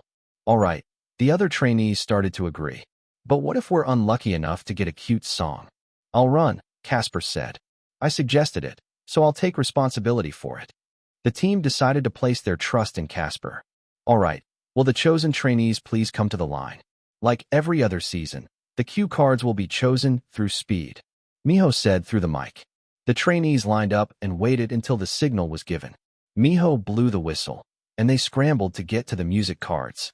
Zeth, with his tall and lean physique, led the pack. He took the Chaos card, which put off the other runners. They wanted to pick the Chaos card, but they also didn't want to compete with the Avengers team. Take Romantics. Take CRXSS. They shouted to their teammates. The group scrambled to get to the other boy group songs. Casper, on the other hand, walked calmly to Girls' Evolution. He looked at the two cue cards and placed his hand under his chin. After thinking for a while, he took the blue card and walked back to his teammates. Where the hell is that little kid? Jangmoon asked. I don't see him, CJ said, squinting his eyes to get a better look. There he is, Bin said, pointing at Minx, who was currently on the floor. Jun pursed his lips. He felt bad for the kid, but at this point, he also felt bad for the team. The choices were getting snatched left and right. And before they even knew it, only Chaos and Girls' Evolution were left on the board. The guy representing the last formed team stood in front of the two choices with hesitancy. Minx, on the other hand, was still recovering on the floor. Get up, Hoon exclaimed. Take the boy group song. Take Chaos. CJ screamed. Minx got up and started running toward the cards. The other group discussed among themselves. It was a tough decision since both songs were going to be performed by the best teams. Avengers versus Justice League. Can we go against Zeth? One of them whispered. Definitely not. But we can't go against Casper too, another said. Then again, it's better to perform a boy group song. Take Chaos, they screamed. Minx was shaking as he ran, and he could see the Chaos card within his reach. However, just as he reached his hand to take their card, the other guy quickly snatched it from the wall, and Minx fell to the ground once again. His teammates collectively sighed. Looks like they're performing a girl's evolution song. Chapter 38. What should I do? After the exhausting run, the trainees were now about to reveal their chosen song. June blankly stared at their cue card. Girls' Evolution. The very first and undoubtedly very famous girl group that arose from rising stars. The concept of idol survival shows wasn't very well known then, and their season changed the trajectory of the trend since it aired. They debuted with a fresh, cutesy, and summery concept, so the general public is well acquainted with their songs. Truly, they were the epitome of a girl group. When they disbanded after their contract expiration, other members ventured out into acting while others became successful soloists. For some reason, the pink card that CJ held emanated an unspeakable aura.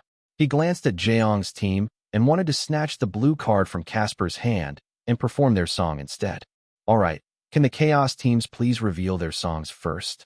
The team ripped off the sticker from the card, and the song, Light Warriors, was revealed. Ooh, that's a good song, CJ said. If only you got it, little boy. We could have had an easier time. Minx looked down at the ground and scratched the back of his head. After that, Zeth's team revealed their song, Daybreak. The team cheered, and it seemed like the heavens were on their side since this was the exact song that Rin wanted to perform. It's over, Hoon said. They're definitely going to win the benefit. One by one, the groups started revealing their songs. The production crew selected a nice array of songs. Hits after hits were shown, so June dreaded their song reveal. Some of the songs were too tame. June knew that rising stars wouldn't give the trainees such an easy time. Let's go to the last team. The Girls' Evolution performers, please reveal your songs, Miho said. Casper stepped forward and carefully ripped off the sticker. The trainees gasped as they stared at the written song. Rebel Queens. Oh, fuck. That's a good song. If I knew it was going to be their hip-hop song, then I would have picked it right away. Casper turned back to his team with a wide smile. Indeed, it was a good song. It is an electrifying and empowering hip-hop anthem about breaking free from societal norms and standing tall as confident leaders. The song kicks off with a bold and energetic beat that immediately captures listeners' attention, setting the tone for the rebellious and unapologetic spirit of the track.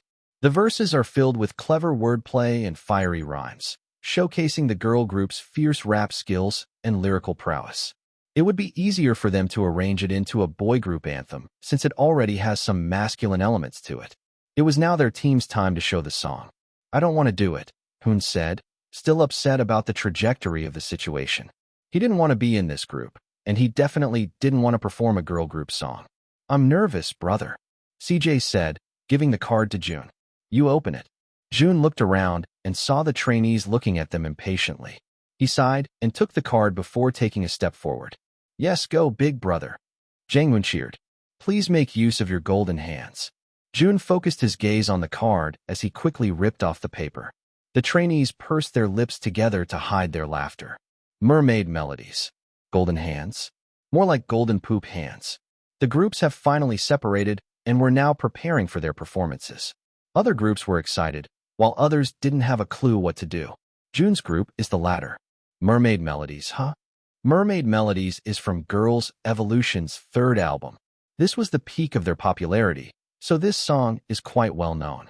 It is an enchanting and whimsical K-pop song that captures the essence of a magical summer romance in a beachy, mermaid-inspired world.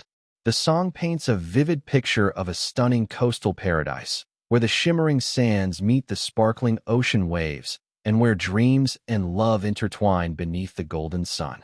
The song's cutesy and upbeat melody sets the stage for a tale of a love-struck mermaid who serenades her true love with her mesmerizing voice. As the song progresses, the mermaid's emotions and excitement for her beloved are conveyed through catchy and light-hearted choruses, inviting listeners to join in on the joyful celebration of their love. So, in the end, it's a Little Mermaid concept. How will a boy group perform this song? And to think they're going against Casper's team, who has a hip-hop song. I'm sorry, brothers. Mink said, casting his head to the ground. Bin chuckled and patted his back. Cheer up, kid. It's not over yet. Let's first choose our leader and pick our parts. I'll do it. I'll do it. CJ and Hoon said at the same time. They glanced at each other with raised eyebrows. I formed this team, so it's only fair that I become the leader. Exactly, Hoon said. This team is already in dire need of help because of its members and song choice. Let me be the leader so I can make things right. That's not fair, CJ said. I chose you. Be grateful for once. Let's just vote. Bin nervously chuckled. Is there anyone else who wants to become the leader? Why do we need to vote? Hoon complained. I'm the only one with experience becoming a leader here. I can do it the best out of everyone else. That's not true, Jang-moon said. Jun was the leader of the Zero Stars, and he did really well. We even won because of him. CJ's eyes brightened up. Then, I can accept if brother Jun becomes the leader, he said. Bin nodded enthusiastically. I think Jun will be a good leader too. Don't you guys think so? It's all right with me, Akira said. Of course, our brother Jun is a good leader, Eli said. I think it would be good if it's brother Jun too, Mink shyly said. Hoon pursed his lips in anger. On the other hand, Jun couldn't do anything since his teammates were looking at him with such bright eyes. Fine, he said in a constipated voice. CJ clapped in delight. That's settled then. Brother Jun would be the leader, he said, sticking the leader sticker on Jun's shirt. Do a good job as a leader, host. I hate this. Jun sighed and went over the song. There will be a main vocalist, rapper, and dancer, while the other would take the sub-roles. Let's first start off with the main positions. I think we should sing each part to see who suits each part the best. Hoon scoffed. If I was the leader, the positions would have been given out by now. Why waste time fighting for it? Ooh, can't I be the main rapper? CJ asked. I'm the only legit rapper in this show, after all. Mink shyly raised his hand. I'll just be a sub-rapper. I'll be the main dancer, Hoon said. I think I want to be the main dancer, too, Bin countered. I have experience in choreography making anyway. I can be a sub-vocalist, Akira said. I like the sub-vocal one's part better than the main vocalist. Then, can I be the main vocalist? Eli asked. I don't want to be in the 100th place anymore. But he can't sing for shit. That's good. Don't lose hope, brother, Jang-moon exclaimed. Then, I'll be the main dancer. This guy just told everyone a while ago that he had asthma. Moreover, he dances like a tumbleweed. How can he be the main dancer? Main dancer? Hoon asked. Are you alright? The main vocalist position, Akira continued. Don't you think it's better for Jun to do it? But brother Jun already became one. It's my time to shine now, Eli said. Let's talk about this more rationally, Bin calmly said. So I'm already the main rapper, right? Since nobody else wants to do it. CJ chimed. Jun observed the scene in front of him, his head already aching. Looks like he has another obstacle before him. Chapter 39, Interim Evaluation 1.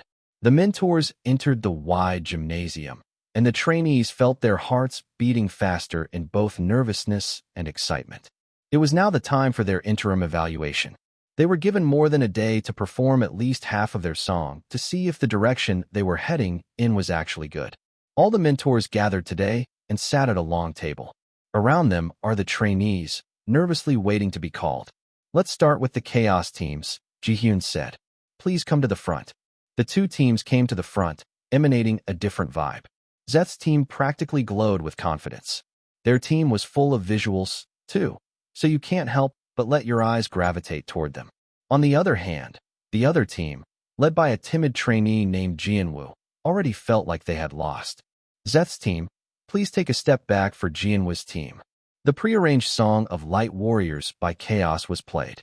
It didn't sound that different from the original, except they calibrated the pitch to be one tone lower since they couldn't reach the notes. They started dancing, and surprisingly, they appeared to be in sync. However, there really wasn't anything special with their performance. In the darkness we arise, united and strong. A force that can't be denied, will right every wrong. Together we stand, our spirits ignite. In a world full of shadows, we'll bring the light. Zeth smiled to himself. It was exactly what he had predicted. They didn't change the song that much, so it was easy to compare to the original. And since they were just mediocre, it wouldn't have much of an impact on the audience. Breaking free from the chains that bind. Our hearts aflame, no fear we'll find.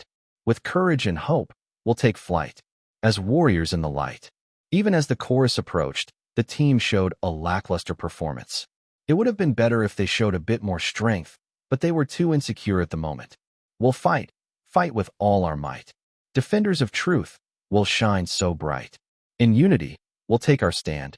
As warriors of light, hand in hand. As they finished their performance, a lukewarm performance enveloped the room. Hiren hummed. It's not bad. Jian's team smiled. But it isn't good, either. I don't see anything special with your performance. And if you want to go against a team like Zeth's, there must be something more to your performance, Bones said. I agree, Jihyun nodded. You still have 4 days until the performance, so I want you to make some good changes then. This is a well-loved song. Don't disappoint the Chaos fans with an underwhelming performance. Yes, mentors, they said, bowing their heads before switching positions with Zeth's team. The mentors looked at the current lineup with amazed eyes. Of course, Woojin said. If it isn't the Avengers team of the season. I always have high hopes for these teams every year. I can't believe all of the members are within the top 20, Hiren exclaimed. Jihyun nodded excitedly. Deep inside, she felt excited because there were too much eye candy in front of her. Well, we can't wait for your performance, Gun said. Please start right away. The room was filled with anticipation as the Avengers team stood at the center. Even Jun couldn't help but pay more attention to them. With that much talent, it was bound to be good. The music started, and the trainees gracefully took their positions, exuding confidence and determination. The rap, hip-hop intro of Daybreak was replaced with a retro, funky feel. Rin and Yuri started the song, their harmonious voices filling the room. Then, Zeth performed some acrobatic dancing with Jisung and Steel. The mentors and trainees' eyes widened in amazement as they witnessed their vocal delivery and powerful stage presence. It's definitely over, CJ whispered by Jun's side. I'm actually glad you didn't get the Chaos card, kid. He patted Minx's back. You're right, Eli said. It's unfair. Why do they have so much talent? Their performance continued, and although it wasn't flawless, it was the best they could do for a day and a half of practice. Jaeyoung looked at them with narrowed eyes, while Casper watched intently. Even as talented people, they can't deny the talent that this group has. Jun watched Lin Ji and shook his head. This little rascal could actually blend well with a bunch of talented trainees. And to think he only knew how to deal with drugs and get into fights when he was still part of the White Tiger gang. Their interim evaluation had finished, and the room was filled with applause. I don't even have anything to say, Gun said. You guys did really well. I agree, Woojin said. You need to focus on your breathing while performing, though. The beginning was really good, but it became weaker in the end. However, with the direction you're going, I know that you'll be able to improve on this aspect. We will mentor, Ren, their leader said. Zeth, Bones said. You're really something, man. You're born for the stage. Zeth, the center, smiled and shook his head. That's too much, mentor. I wouldn't be this good if I didn't have good teammates. That's true, Gun said. This is a very well-balanced team. However, there are also some moments when Zeth tends to outshine you. Try to match your energy levels with each other more. That is noted, Rin said. Thank you, mentors. That was amazing, the trainees whispered. As expected, talented trainees are different. I hate it here. My mom should have met a better dad, so I could have inherited some good genes. All right, Gun said. We're off to a good start. Let's go with the girls' evolution teams next. Jun's team looked at each other with wide eyes. This soon, Jangwon whispered. I think I already forgot the lyrics. What to do? I forgot the dance too, Eli whispered. We're ruined, Hoon said. At least the arrangement I asked for is good. You should thank me after this evaluation. Don't worry, guys, CJ said. I'm the best at rap, so we'll get good evaluations. Can I join another idol survival show, Fu? Sorry, Fu does not accept do-overs. Jun sighed and stood up from the floor. Let's just get this over with. Chapter 40, Interim Evaluation 2. Who wants to go first? Gun asked. Jaeyoung quickly raised his hand. We'll go first, mentor. Oh-ho, Woojin chuckled. Such confidence. I like it. Take the stage then. Jun's team stepped back, intimidated, but not making it too obvious. However, Hoon's shaking hands, Minx's sweaty forehead, and the Zero Star's nervous chattering gave them away. Jun remained nonchalant amidst all of this. He already acknowledges that winning against Jaeyoung's team will be like asking for his phone battery to last all day. It's quite impossible. That ancient phone is practically hooked to a charger. The familiar intro of Rebel Queens played, and the team assumed a pyramid formation, similar to a cheerleading squad, earning them a series of amazed exclamations from the watchers. Hoon nervously chuckled. "We're seriously fucked." Casper's powerful rap voice resonated in the room, followed by Jaeyoung's rhythmic flow. The other members danced behind as they did a back and forth. The other trainees sang their parts really well. However, there was something off about their performance. It was good, arguably a very good performance. However, it felt a bit underwhelming compared to Zeth's team. Aside from that, the elements that made Rebel Queens iconic are because it contained themes of women empowerment. Having a bunch of men sing about how they were queens may leave a bad taste. Moreover, they tried to incorporate so much into the performance, making it a bit messy. Their performance ended, and Gun nodded in approval. "Skills-wise, I don't have anything to say to your team," he started off. "You are all very good with your individual skills. There are also some energy and breathing problems occurring in your team, but that's expected since you guys are still amateurs." "Yes," Hiren said. "I do have a problem with your concept, though. I like your formation at the beginning, but I didn't feel it all throughout the song. What do you guys think about changing some of the lyrics of the song? Instead of Rebel Queens, what if you call yourselves Rebel Kings instead?" Jaeyoung took note of everything they were suggesting. "We'll take those into mind, mentors," Jaeyoung said. Casper felt quite disappointed that they didn't give a flawless performance. It somehow made him feel like it was his fault since he chose this song. "Cheer up, boys," Miho said. "You still have 4 days. I'm sure you could fix your problems." "Thank you, mentors." They bowed their heads before making way for Jun's team to go to the front. As they stood before the mentors, Miho couldn't help but chuckle. "Well, this is an interesting combination," he whispered to Gun. "I have a lot of trainees I don't like on this team," Gun said.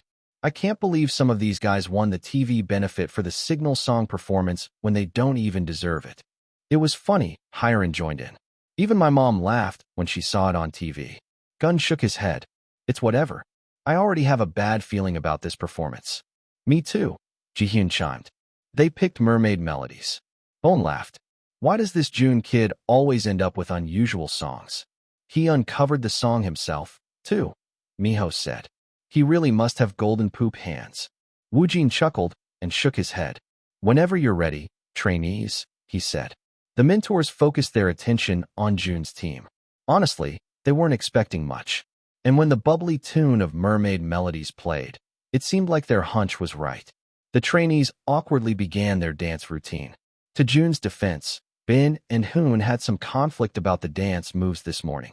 Hoon wanted to take the easy route and follow through with the same choreography of the original song and just make it masculine, while Bin wanted to tweak the dance moves so they could become more in sync. As a result, it took some time before they learned the actual routine.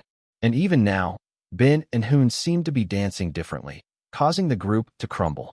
The song started with Eli's timid voice. He wanted to become the main vocalist, but Jun refused. However, he kept complaining in Jun's ear, so Jun gave him the iconic beginning part instead. Gun grimaced as their tacky performance continued. Hiren had the urge to laugh, but then she realized that this performance was supposed to be performed in front of a live audience. Jihyun shook her head.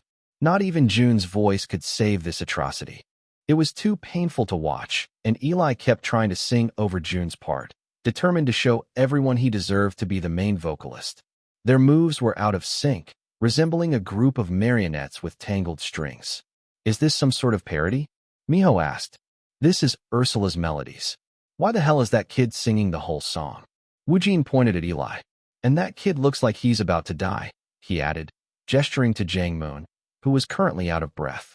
As CJ proceeded to the rap section, his delivery was nothing short of hilarious. The lines were mispronounced, and the rhythm was more akin to a nursery rhyme than a rap. Whispers echo through the night. A deal is made, and stars align. Underworld, a lethal dance. She's bound by fate, entwined in chance. And the band's sound felt like it came from a shitty musical instrument app. Why the hell was it arranged this way? Finally, the trainees attempted to salvage the performance with their dance finale. However, their movements were more reminiscent of a comedic skit than polished choreography. Tripping over each other, mismatched steps and exaggerated expressions turned it into a laughable spectacle. An awkward silence filled the room as they finished their performance. "We've won," Evan, the main vocalist of Raven, said. "However, I feel bad for Akira here." "Definitely," Hyunwoo smirked. "What a joke." Miho said, looking at each member one by one. "I don't have anything to say." CJ clapped his hands since they got a comment similar to Zeth's team. "That's not a good thing," Gun said, bursting his bubble. CJ pursed his lips. "Out of all the seasons I've been mentoring in," Jihyun said, "I'm afraid to say this might be the worst interim evaluation I've seen. I don't even know how it's salvageable." Woojin sighed, disappointed. "It's bad. Awful even." Hyerin nodded in agreement. "It seems like you don't suit your parts well. And what's with the arrangement? It sounds so tacky." Gun shook his head. "Who's the leader here?" His members turned towards Jun. Gun chucked, appalled. "Of course it's you. Now, I see why the performance turned out like this." Jun frowned. "Well, good luck to you guys. I don't even think you're worth mentoring," he said in a cold voice, sending shivers down the trainee's spine. "Go back to your seats." Jun let out a quiet sigh. "Don't you have any recommendations for us?" he asked. They gave so much constructive criticism to Zeth's and Jeong's teams, but they're ignoring a team that actually needs their input. Talk about favoritism. Gun scoffed. "I said, go back to your seats." Chapter 41, Shi-Ti. Jun sighed in frustration as he popped a gummy in his mouth under his mask. He was on his second pack of Binbin gummies.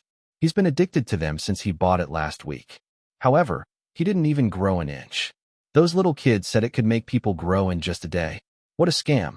Everything was shitty. The gummies are shitty, although they taste really good. Their singing was shitty. Their dancing was shitty. The entire performance was shitty. And Eli's continuous goat-like singing is the shittiest of them all. And to make things worse, these people don't even want to listen. If Jun could use violence like he did in the gang, he might be able to get them to follow. But this was an idol survival show, and Jun was sure he was going to get kicked out if violence of any kind was imposed. "Will you guys listen for a second?" Jun asked, crossing his arms in front of his chest. Yet, his teammates remained stubborn. Hoon and Bin continued to polish the dance routine separately. Minx was busy learning his rap verses. CJ and Jang Moon were busy playing around, and Eli was still trying to sing Jun's part. "Guys," Jun said, his voice getting louder this time. "We need to talk about what we could improve in our performance. Will you keep quiet?" Hoon snapped. "I'm trying to come up with new choreography here." Jun bit his lip in frustration. He looked at his teammates, and it appeared like they couldn't care less about their performance. Jun wanted to rip his hair off, but decided to walk out to calm himself down in the meantime. He sat down in the lounge area and leaned against the wall. Another side quest is open. The side quest is entitled, Lead the Way. Add aspect leadership under the skills status window. Become more empathetic and lead the team to victory. Starting level, C. Do you want to accept the side quest? Jun looked at the new pop-up with wide eyes. This is exactly what he needed. Fu isn't as useless as he thought he would be. "I accept." "Very well. Here is your mission. Comfort a person. Practice your leadership skills and comfort someone until they feel better. Deadline for the quest, 3 hours. Failure to fulfill the side quest leads to a regression of skill. Good luck. 3 hours." Before Jun could even think of where he would find a person to comfort, he suddenly heard a sniff coming from behind the wall. He frowned and peered over the source of the noise. He saw Akira sitting on one of the seats, appearing to be down. Jun smirked. It seemed like he didn't need to search far and wide after all. Jun walked cautiously to Raven's Japanese member, sitting down next to him silently. Akira lifted his head, unshed tears in his eyes. "What are you doing here?" he asked. "Are you all right?" Jun asked, scratching the back of his head. Now that he thinks about it, he's not very good at comforting other people after all. The only person he had comforted in his life was his sister, and that's when her favorite groups were disbanding, which included Raven. "What do you think?" Akira asked. "Our team is a mess." "Tell me about it." Jun sighed, leaning against the chair. Akira glared at him. "What do you know?" he asked. "You're not even taking this competition seriously with your bright-ass mask and nonchalant personality. However, it's different for me. This is my last chance to debut."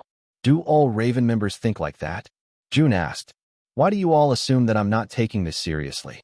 Akira looked at him with raised eyebrows. Look at your cat mask. Who the hell wears that for a competition? I have my reasons, Jun explained. And I have my reasons for joining the competition, too. Mei Ling.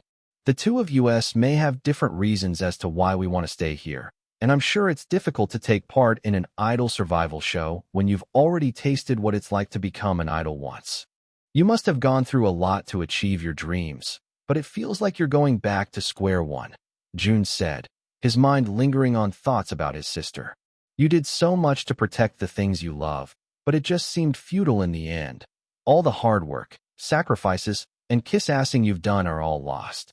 But there's nothing we could do but face whatever's handed to us. Because in this way, we're protecting what we love, too. In your case, it's your dreams. And in Jun's case, it's his sister. Akira looked at him with an unreadable expression. Jun cleared his throat and looked away. He hadn't spoken such a long statement since forever, so he felt awkward.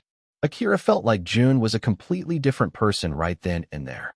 He had spoken to Jaeyoung about Jun, and Jaeyoung always told him that he's a typical guy who only wants to become an idol for shits and giggles. But listening to him now, it seemed like Jun's actually a decent guy. I'm sorry, Akira muttered. I'm just frustrated, I guess, he honestly said. Jaeyoung and Evan are on the same team, but I'm stuck in a team that's bound to lose, he continued.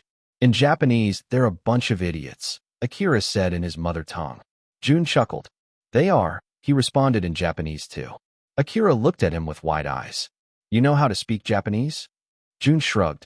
He was well versed in the language since he made a lot of negotiations with Japanese gangs, too. He's definitely not as good as Akira, though. You could say that, Jun said, still speaking in the foreign language. Oh my goodness. I've been looking for someone to speak my language with. So, are you of Japanese descent? No. Jun shook his head. Just happened to learn it.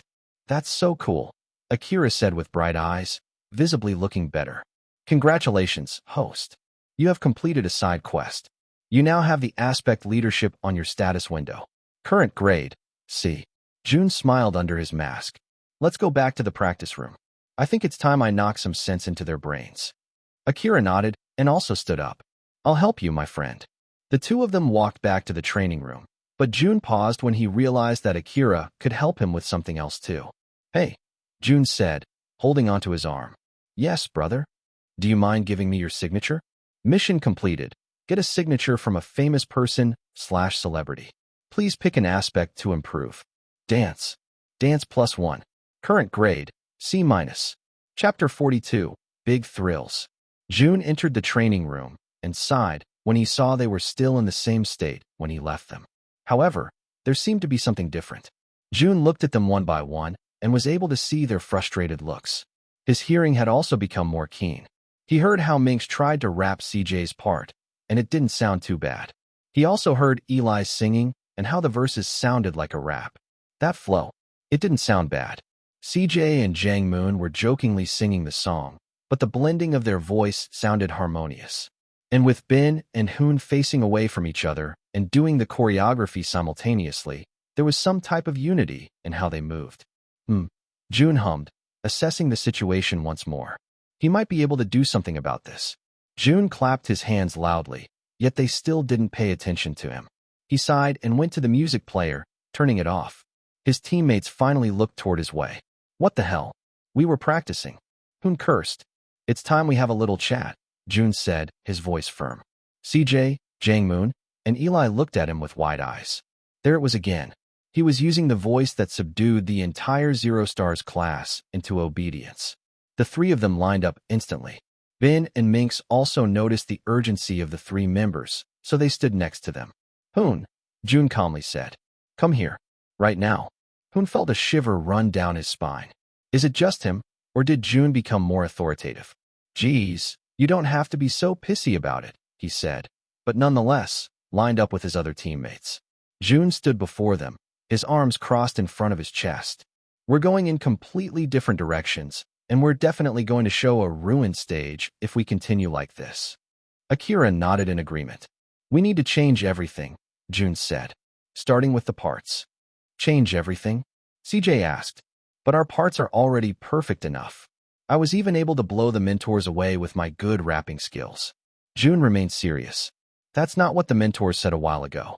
They didn't even give us any feedback, so I'm taking this time to say this all to you. Bin and Hoon, you should work together more. Your choreographies are quite similar to each other, and bringing them together would make a more harmonious stage. Akira will retain his part and take the center role, he continued. I believe he's the most talented out of all of us here. Akira shyly smiled. Thanks, brother. Minx, you're going to take the main rapper position. What? CJ and Minx said at the same time. I'll be the main rapper? Minx softly asked. Jun nodded. I heard you rap CJ's part a while ago. You sounded good. You have talent in rapping, kid. CJ shook his head. Brother, you know that I like you very much, but I'm not going to be a sub-rapper. You're not, Jun nonchalantly said. You're going to take Eli's part and become a sub-vocalist. What? This time, it was Eli who refused to do so. I'm a vocalist. What am I going to do then? You'll rap, Jun chimed. The way you sing sounds like you're rapping anyway, and you have a good sense of rhythm. You'll do a good job at it. I'll remain the main vocalist, and Jangmoon will also retain his part, Jun said. But no more exceptions, he firmly said. We only have less than 4 days for our performance. Jun played the music and pointed at CJ, not giving them any time to argue. Now, start the song. Despite his reluctance, CJ started singing the first words. His teammates looked at him with surprise. He actually has a decent voice? Then why the hell has he been trying to rap all this time? The song shifted to CJ's original rap part. Minx started without confidence, but as Jun nodded in approval, he became more composed. There was no doubt that Minx was better than CJ, and the other members thought so too. Akira's voice filled the pre-chorus, and as much as Hoon hated to admit it, their performance was coming together after Jun's changes. He still doesn't like Jun, though. As the chorus approached and Jun's soft yet powerful voice echoed in the room, the members started feeling more confident with their stage. By the end of it all, they even saw themselves nodding their heads to the beat and enjoying how they sounded together. Bin and Hoon also tried conceptualizing some dance moves, and they were surprised when they suddenly moved in unison during the dance break. That was a good move, Bin said. Hoon smiled confidently. Of course, I came up with it. Bin shook his head in amusement. The song was nearing its end, yet they only made a few mistakes. As the last notes faded, Minx looked at the older trainees with bright eyes.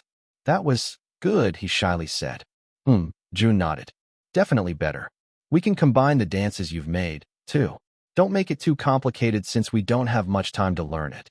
Bin nodded while Hoon kept quiet. There's one thing left to think about, though, Akira suddenly said. I think we need to change our concept. The band idea isn't working well for all of us. I agree, Jun said. Surprisingly, all of the members agreed too. Do you guys have any ideas? Jun asked. They all stayed silent. Truly, it was hard to think of a concept for a song named Mermaid Melodies. In Japanese, this is hard, Akira said. Jun hummed, looking over the lyric sheet. The lyrics are quite dark, he said in Japanese too. His members looked at Jun with wide eyes. Jun lifted his head when he felt their gazes on his face. What? He asked. What the hell? You can speak Japanese? CJ asked. Oh, Jun said, not even realizing that he did. I guess so. You guess so? You're so cool, big brother. Jangmoon gave him a thumbs up. I learn new things about you every day. You sounded so cool, Eli exclaimed. It reminded me of those Japanese Yakuza dramas I watched back in the day. Jun smirked. Well, of course, he had talked to a lot of Japanese Yakuza members when he was still in White Tiger. I was just about to say that, Akira said. Your accent reminds me so much of those action dramas. One where Yakuzas roam the streets and fight with other gangs. Whispers echo through the night. A deal is made, and stars align. Underworld, a lethal dance. She's bound by fate, entwined in chance. Jun whispered, reading the lyrics of the song. Wait, what do you guys think of this concept? Chapter 43, Catman. The Azure building was filled with excitement as young teens queued in line and waited for their turn to enter. Numerous cue cards were in their hands, and even with just the airing of the first episode, it seemed like the 4th season of Rising Stars was bound to become another hit. At the front of the line were Nari, Sumin, Wei, and Jia. They had been here since dawn, since the group of friends wanted to stand at the front row. Of course, not all of them was excited about this. Until when are we going to wait? Jia asked. She had been dragged here by her friends despite her obvious reluctance. Not much longer, Su-min responded. I'm hungry, Jiao whined. We've been waiting here since early morning. And it's all worth it, Wei said. We're going to get front row this time. Here. Wei opened her bag and gave Jia some of the snacks she had packed. This will do until lunch. Jia tiredly sighed before popping the biscuit in her mouth. Please enter the studio in an orderly manner, one of the guards said, finally opening the barricade. The girls zoomed to the front row, and they cheered when they were able to secure the barricade. Oh my gosh, we're so close, Nari exclaimed. I feel like I'll see their pores at this point, Jia said, causing her friends to glare at her. Don't say that, Wei said. Idol trainees don't have pores. Jia rolled her eyes. Her friends have such glorified perceptions about idols. At the end of the day, they're people too. The girl next to her didn't seem to be enjoying the loudness of the studio either. Were you also dragged here? Jia asked, trying to start a conversation. No, the girl said, still with a frown. She showed Jia the Casper banner in her hand. But I only came for one person. Oh, Jia said, not bothering to talk to her anymore. Fortunately, it didn't take long before Kang Miho entered the stage. The cheers were amplified 100-fold as Miho stood at the center with a dazzling smile. Oh my gosh, he's so handsome. I don't think I've ever seen someone so handsome in my entire life. I might become a Miho stan at this point. Good morning, Starlights, Miho exclaimed. He was greeted with much louder cheers. He chuckled, yet remained professional. Today marks the first live performance of our aspiring idols. It is entitled Artist Battle.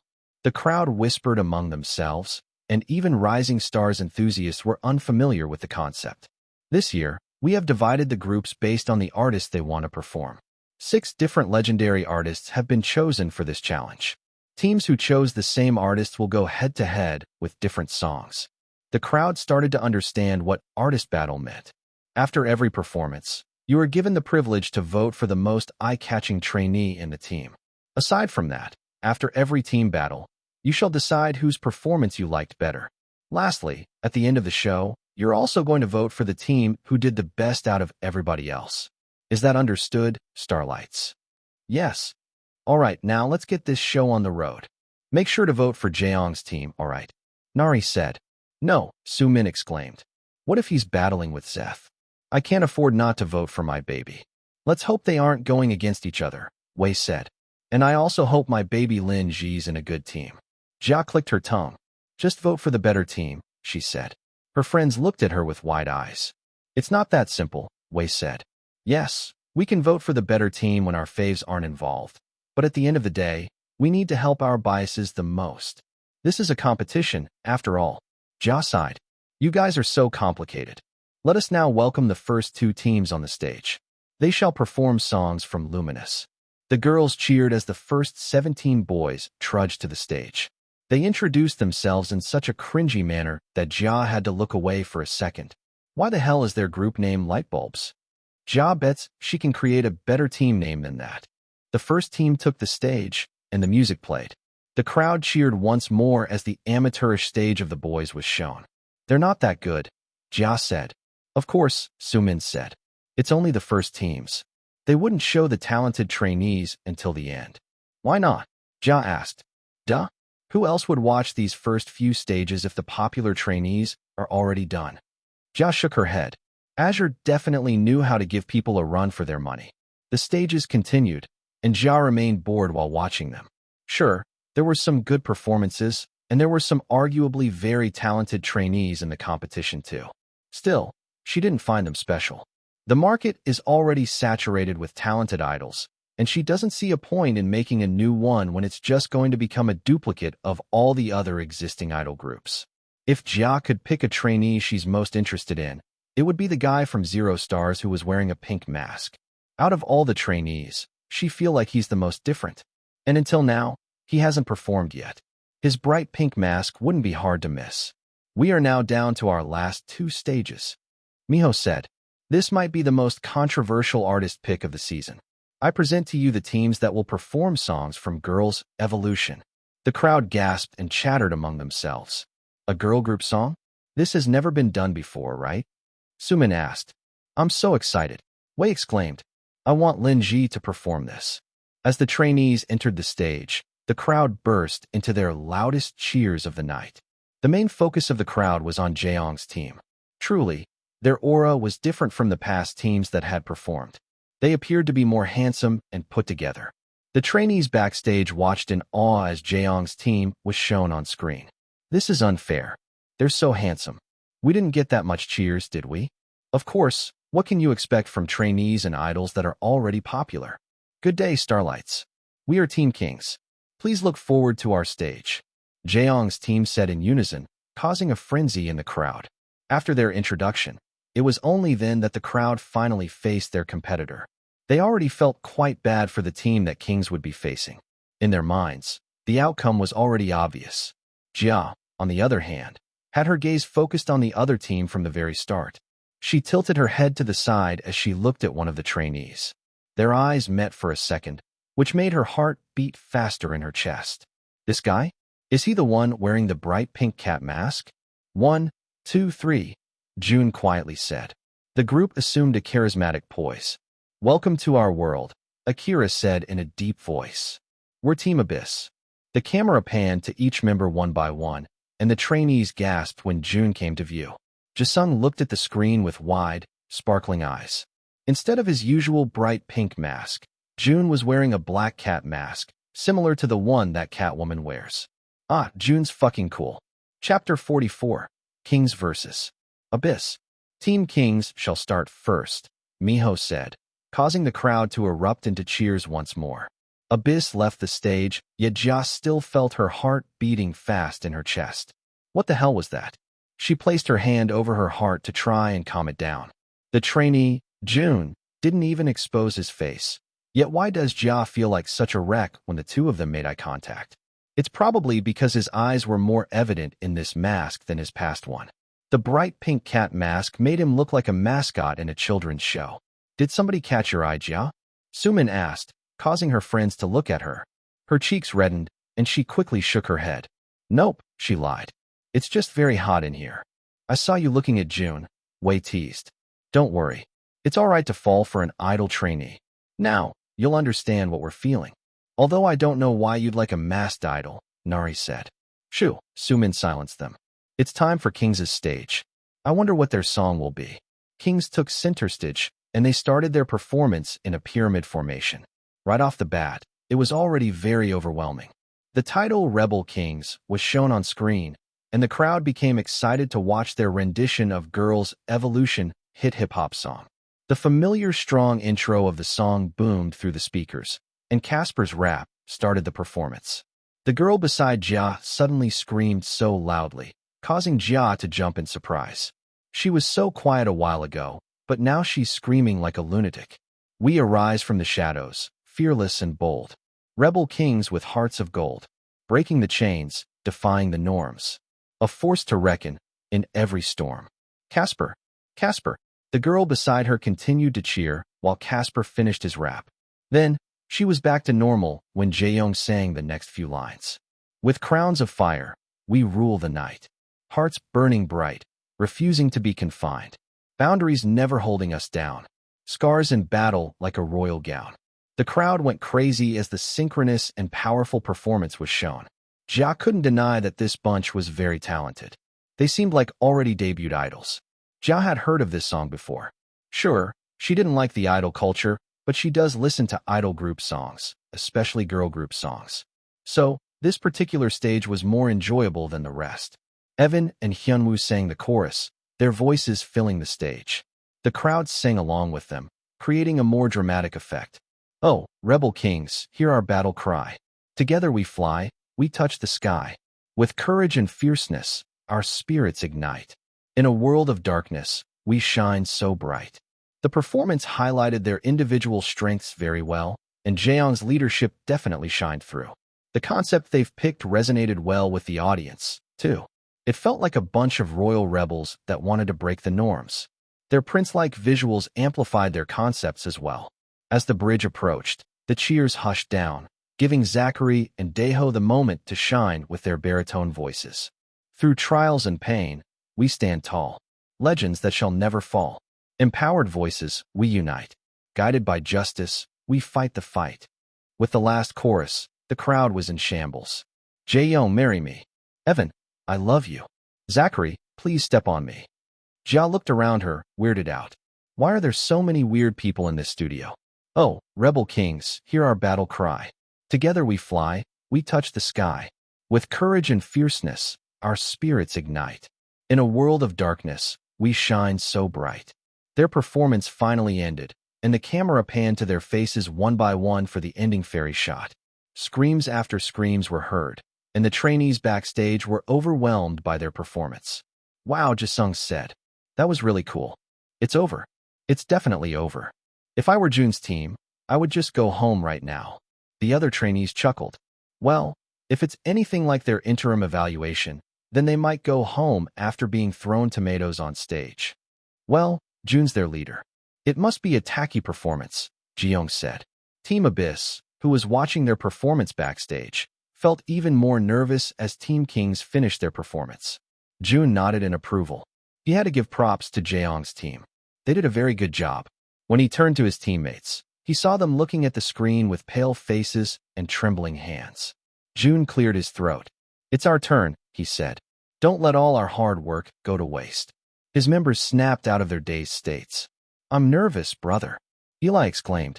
This is my first time rapping in a performance. Just do what you did during practice, Jun said. Akira nodded in agreement.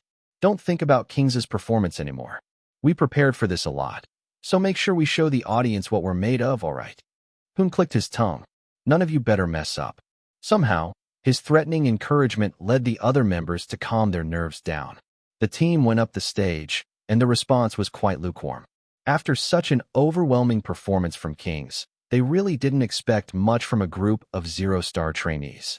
They still had a number of fans, though, courtesy of Akira and Ben, so that seemed to lift up the atmosphere. The lights suddenly turned black, causing the crowd to whisper among themselves. What's this? Why is it so dark? Are they going to sing Dark Love? Sumin asked. Or perhaps Shadows? Nari suggested. It's the only dark songs I know from Girls' Evolution. Such a shame, Wei said. I like those songs, but this is such a predictable way to perform it. Agreed, her friend said. However, as the song name appeared on screen, everybody appeared perplexed. Mermaid Melodies. Jia's eyes widened in surprise. They're going to be performing mermaid melodies in these all-black suits? Just then, the song intro played, and it rendered the audience speechless. Sure, it sounded like mermaid melodies, but they've turned a bright song into something so dark. The spotlights turned on, and the crowd was finally able to see how their stage was set up. They became even more surprised. This didn't look like mermaid melodies. Mafia melodies. Jun whispered as the dark music played, and just like that, all eyes were on them. Chapter 45 Mafia Melodies. Before the song was revealed, the studio felt indifferent. The crowd was seemingly uninterested in yet another untalented group of hopefuls that dared compete against one of the greatest teams in the competition. I'm really not expecting a lot from this team, Gun said to the other mentors who were watching backstage.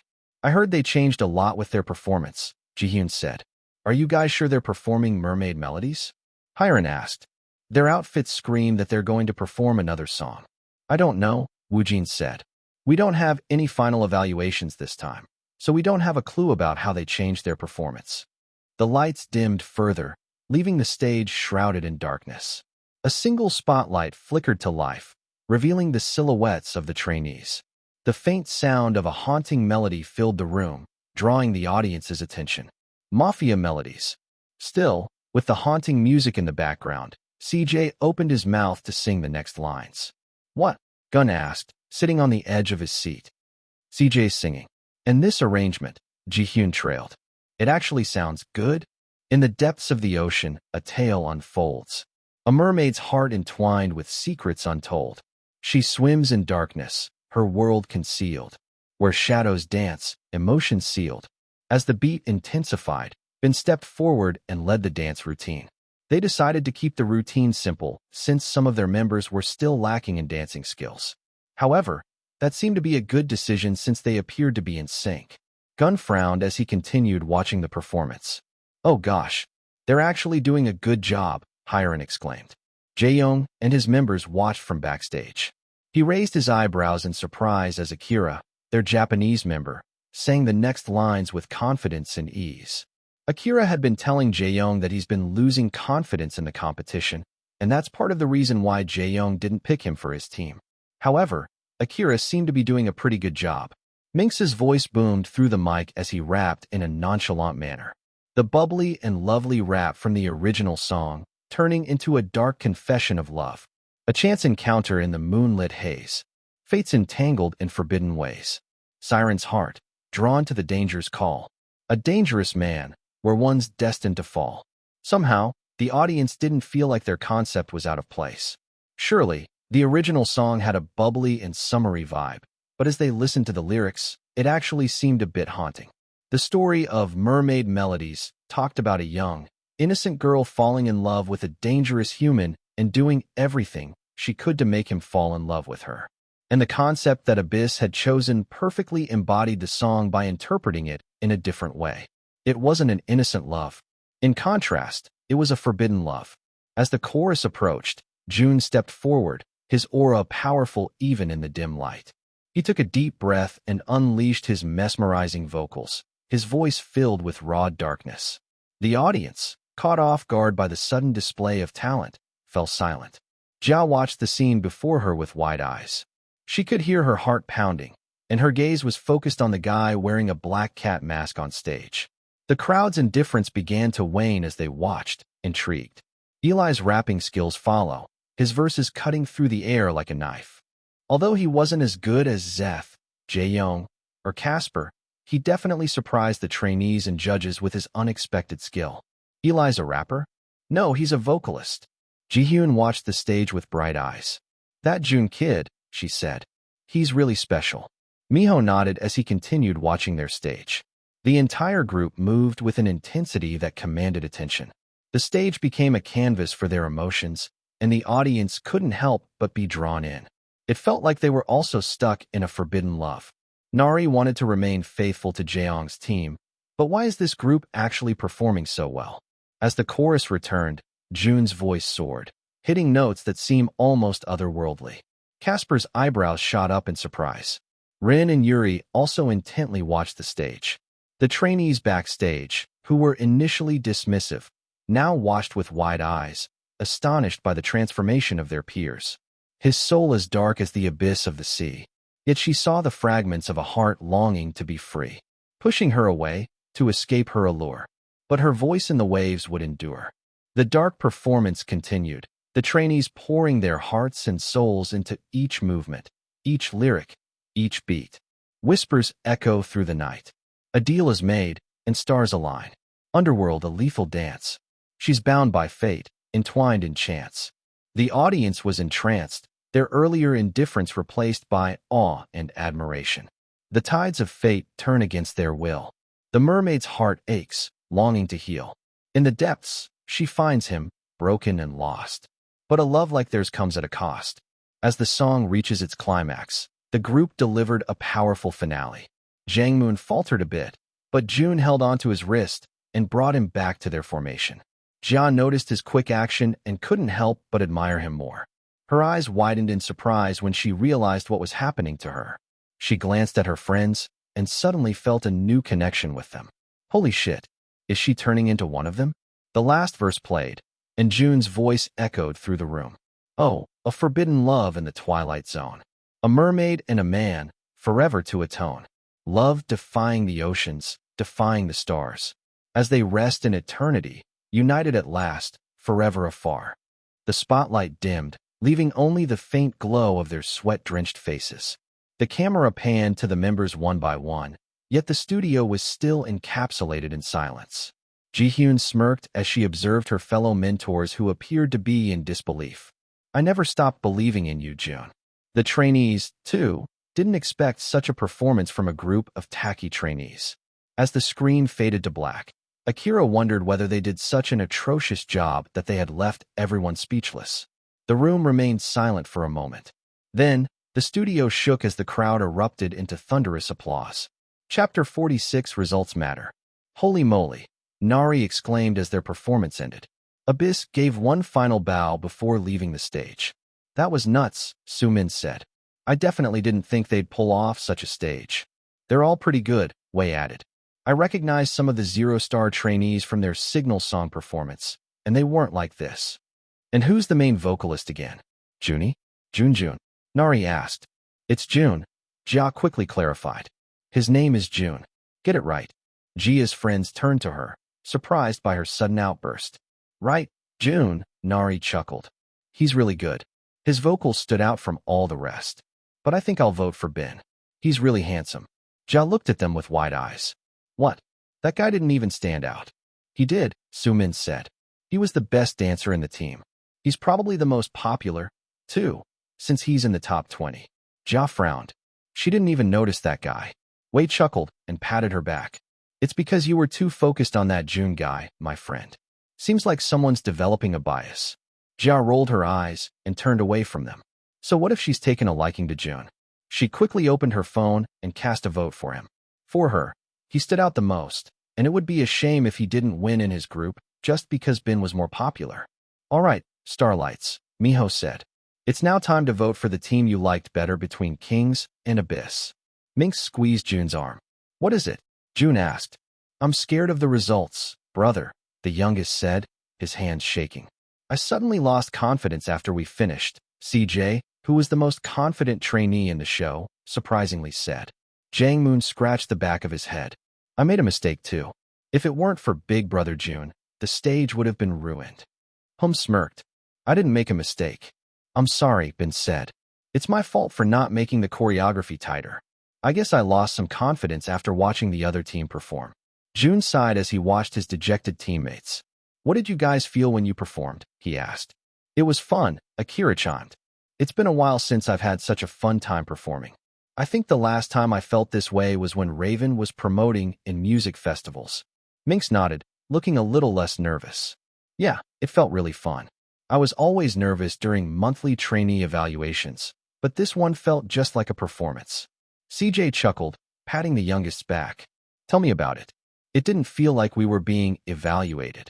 I even forgot this was a competition at one point, Eli added. I actually enjoyed rapping. Well, I would say I'm satisfied with the performance, too, Bin smiled. Then there shouldn't be any problem, Jun said. You guys had a fun time. That's all that matters. I think the audience feels the same way, too. Akira chuckled and nudged Jun's shoulders. You're doing good at this leadership thing. That's my big brother Jun. Jang Moon exclaimed. Jun sighed. You're older than me. It doesn't matter, Jang Moon smiled. You feel like a big brother to me. Jun clicked his tongue and shook his head. Let's head in to see the results, he said. And remember, no matter what the results say, what's important is you guys had a fun time. With that, he turned around and started walking to the results room. Hoon clicked his tongue as he watched Jun's retreating back. Why the hell is he so cool? Jun only said those words. But of course, he didn't believe them. The results are always the most important. At the end of the day, people only look at the results and not how much effort they've made in order to achieve such results. Jun learned that the hard way. No matter how many times he stumbled, broke down, and sacrificed himself for the White Tiger gang, it was futile at the end of it all. However, since his young teammates appeared so down, he couldn't help but say those words. In a way, it felt like he was saying it to his younger, naive self. They entered the results room and saw that Kings was already there. The team glanced at them with unreadable expressions, creating a palpable tension within the room. Akira smiled at his teammates, but they were too focused on the screen to notice him. He frowned and sat next to Jun. The screen started flashing the results of the artist battle. Girls' Evolution results. Kings vs. Abyss. Kings team, top member.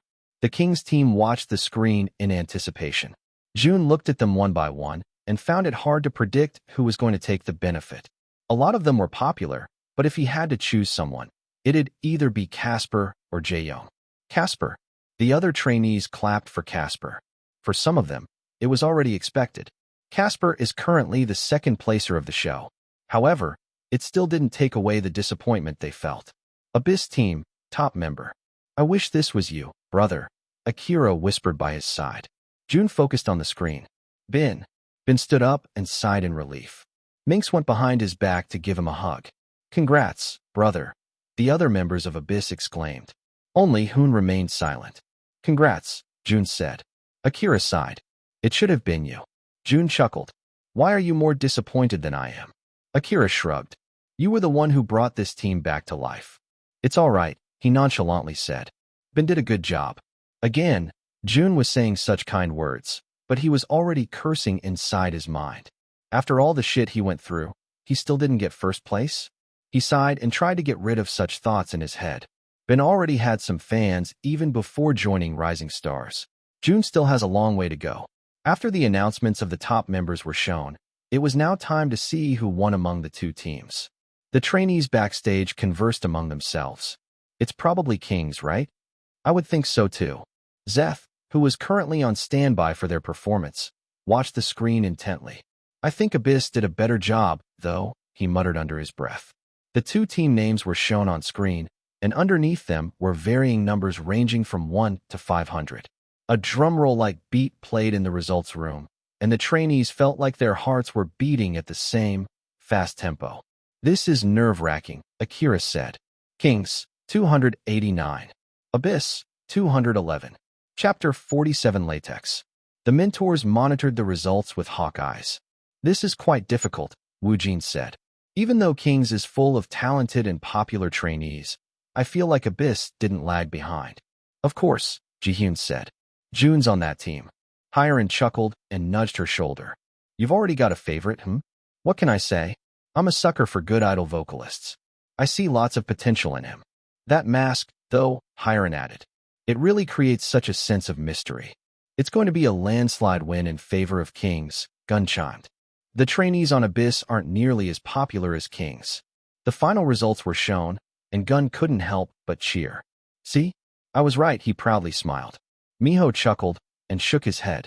I don't think I've ever seen you this enthusiastic before, Gun. Do you dislike Abyss that much? Gun shrugged. It's not that I dislike them. I just don't prefer untalented trainees. In the results room, Team Kings rejoiced, while Team Abyss felt quite disappointed. However, Jun's words backstage resonated with them. Akira stood up and smiled at his team. It was a fun stage, he concluded. I learned a lot from you guys. His little mint sent the zero-star trainees into an emotional frenzy. Don't speak like that, Akira, Jangmoon sniffed. I'm an emotional person. Jun sighed as he stood up. You guys did a great job, he said. In the end, it was just as he had expected. It was too soon for Abyss to be able to beat a team like Kings.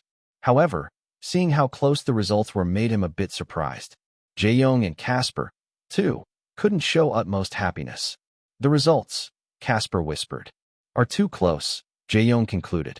However, their other members were already celebrating their victory. CJ suddenly felt emotional as he watched them cheer. We can't lose to them, he exclaimed. This was such a good and fun stage. We need to rejoice too. He held on to Jun's hands and looked at him with bright eyes. You've been such a great help, brother. You've never disappointed me, he said. Come here. Jun's eyes widened as CJ suddenly wrapped his arms around his waist, hoisting him up in the air. Although CJ was the shortest among them, there's no doubt that his body's the most toned. He had very strong arms, and with Jun's current body, he felt as light as the cloud to CJ. Let me go, Jun said, pathetically trying to escape his arms. However, his other teammates, with the exception of Hoon, flocked to him and started throwing him in the air like a newborn being played by his parents. Fuck this. Yay, brother Jun. His other members continued treating him like a baby. Team Kings found their team weird. Casper looked at Jun, still with his cat mask, and smiled. Pretty cute. Put me down, Jun said in a serious voice, and it was only then that his teammates let him go. With this celebration, it felt like we had won. Jangmoon chuckled. Jun sighed and straightened his clothes. Let's just go? The last team still has to perform. They went back to the trainees' watching area, and they were surprised to see some of the trainees applauding upon their arrival. Ah, shucks, CJ gushed. Don't flatter us too much, guys. Shut up, Hoon said, focusing on the TV. The last team to be performing is Zeth's Avengers team. Everybody saw this coming. They were the most popular group, with almost all of its members being in the top 10. The trainees watched intently, focused on the large-scale performance that they had prepared. Right from the very start, their aura was different. Jun clicked his tongue. Definitely unfair. These guys can debut right now, and it wouldn't be much of a problem. Lin Ji was shown on screen, and his mood became bitter. This guy's doing a good job, too. He gets to live his dream, while Jun Hao is probably rotting underground already. The cheers were comparable to Team King's performance, and it was obvious that their team was going to win with landslide votes. After their performance had finished, Jun quickly stood up from his seat since he felt Mother Nature calling. "Where are you going?" Akira asked. "To the bathroom," he said. Jun went to the bathroom and did his thing. He then washed his hands and looked at himself in the mirror. He didn't look too bad with this mask, but it reminded him too much of the BDSM kink. He'd gladly pick his bright pink mask over this any day. Moreover, the material was made of thick latex, so he was already sweating underneath. Jun looked around the place to see if he was all alone. Once he confirmed that no one else was in sight, he decided to momentarily remove his mask to wipe away the sweat buildup on his face. He even splashed his face with some cold water, sighing in relief as he felt invigorated. Then, before placing his mask back on, he observed his face in the mirror. He looked like shit. The latex had imprinted on his skin, so there was now a red indent on his face in the shape of the mask. His complexion had improved, though, and the acne marks he once had were fading, courtesy of the cream and masks that Grandma had given him. His nose seemed a bit taller, too, probably due to the one upgrade he had used for his visuals. His scars and bruises were still intact, though, so he still needed to wear a mask for a couple more weeks. Maybe just in time for the next live performance. As he placed his mask back on, he suddenly heard the sound of the door closing. Jun frowned as he watched the door vibrate, as if somebody had just slammed it close. He quickly placed his mask on and peered outside to see if anybody entered while his face was exposed. As he opened the door, he sighed in relief when he saw there wasn't anyone there. That was close. Chapter 48. What are you doing here? The trainees anticipated the announcement of the best team that would be granted a total of 150,000 stars for the first eliminations. And the star team goes to Chaos Daybreak. Congratulations to all of you. And congratulations to trainee Zeth for having the highest amount of star benefits among all the trainees. The room was filled with applause as Zeth took the mic. I really don't know what to say except that I'm very grateful for this reward. I couldn't have done it without the starlights. I promise to work harder and show you better stages from now on, he said with determination. Jun looked at the screen and shook his head. This guy was definitely born to become an idol. He already speaks like one too. And to add to that, he just bagged 150,000 stars under his belt. It's not like he needed it too. Zeth could probably place first even without the benefit.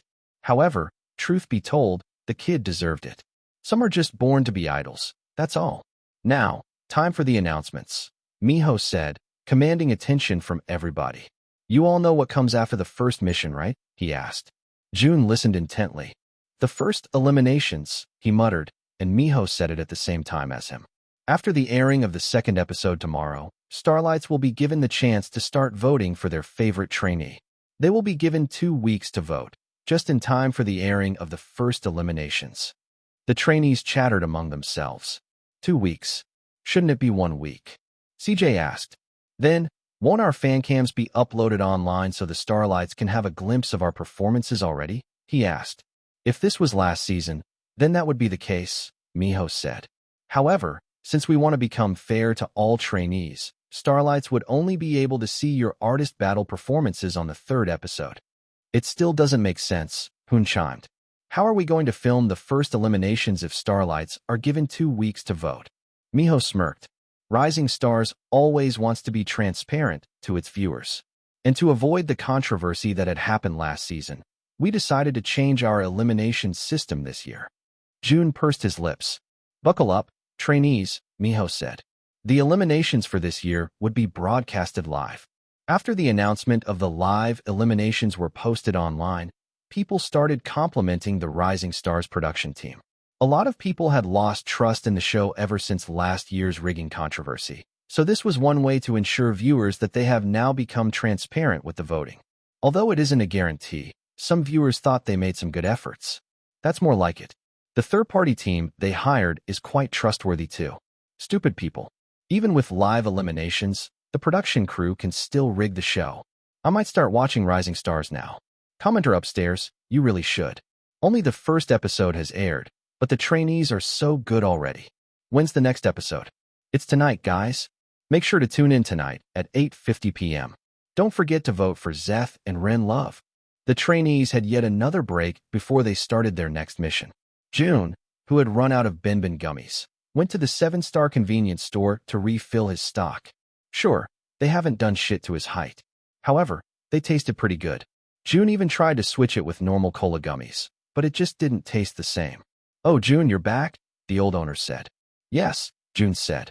"I'll be going back next week." "That's great. Grandma has been showing you off to our ballroom dance group ever since the first episode of Rising Stars aired. Some of the grandmas even took a liking to you. They're still confused about why you wear a mask, though." "Ah, thank you, I guess." Jun scratched the back of his head. "Now that I think about it, I don't think I've ever seen your face. I'm sure you're a pretty good-looking lad." "Tune in to Rising Stars, old man," Jun joked. "Then you'll see what I look like." The owner chuckled loudly. "Ah, you're really good at luring in those viewers, huh? Very well. I shall watch it with my granddaughter from time to time. She seems to be around your age. While you're at it, why don't you give me some stars, too?" "Stars?" the owner asked, confused. "We don't sell stars here." Jun chuckled and shook his head. "Don't sweat about it. Right? We don't have stars, but we do have a new stock of Bin Bin gummies. Do you want some? I'll give you a whole box." "For free?" Jun asked in a hopeful voice. "Well, since I can't give you stars, I'll give them to you for free." Jun smiled.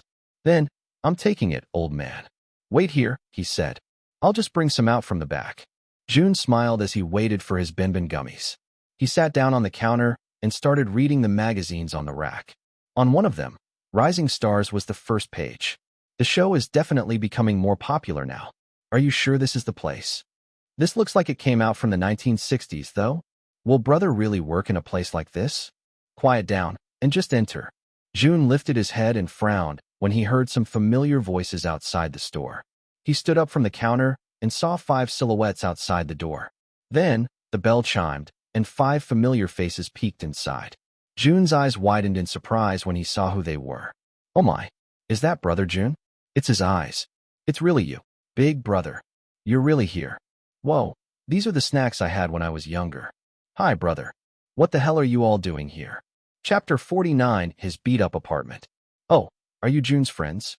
Mr. Chong, the owner of the convenience store, exclaimed when he saw 5 young adults standing in front of the door. "Yes, Mr. Jangmoon chimed. "Such a handsome bunch you are. I think I saw you on Rising Stars," Mr. Chong exclaimed. "What brings you here?" CJ nudged Jisung's shoulder. Jisung cleared his throat and shyly smiled before taking a step forward. "I saw Brother Jun's name tag scattered on the floor in our room, and it led to this convenience store. Jun did mention that he worked during our break, so I thought we'd be able to find him here." Jun massaged the bridge of his nose. "And why exactly are you all here?" Jun asked, looking at the 5 men one by one. Akira, CJ, Jangmoon, Jisung, and Minx stood there with sheepish smiles. "We aren't even complete," Jangmoon said. "Hoon didn't want to go. Ben and Eli wanted to spend time with their friends and families. It's a good thing Jisung told us about where you work. We wanted to give you a surprise visit." "I mean, why are you really here?" Jun impatiently asked. "You could have spent this day with your families too. We wanted to watch the second episode with you." Minx said. Jun sighed. "Watch it in Jisung's house." "I'm not going with you," he said, taking the box of Bin Bin gummies from Mr. Chang's arms and taking a step forward. "But we came all the way here," Akira said, standing in front of him and covering his path. "Let's watch it together, brother." "No," Jun deadpanned. "Oh, come on," Mr. Chang said. "Don't be so harsh to your friends, Jun." "Here," he said, placing some chips on top of the Bin Bin gummies before handing some drinks to Akira. "Eat this with your friends while watching Rising Stars. Consider it as a gift from this old man right here. Just don't forget me when you all become famous." "Ah, thanks, mister. Don't worry. I'll give you an autograph once that happens," CJ chimed. "Now come, Jun." He wrapped his arms around Jun. "Let's go to your house." Jun sighed in frustration. They walked to Jun's apartment, and the group of young men couldn't be more excited.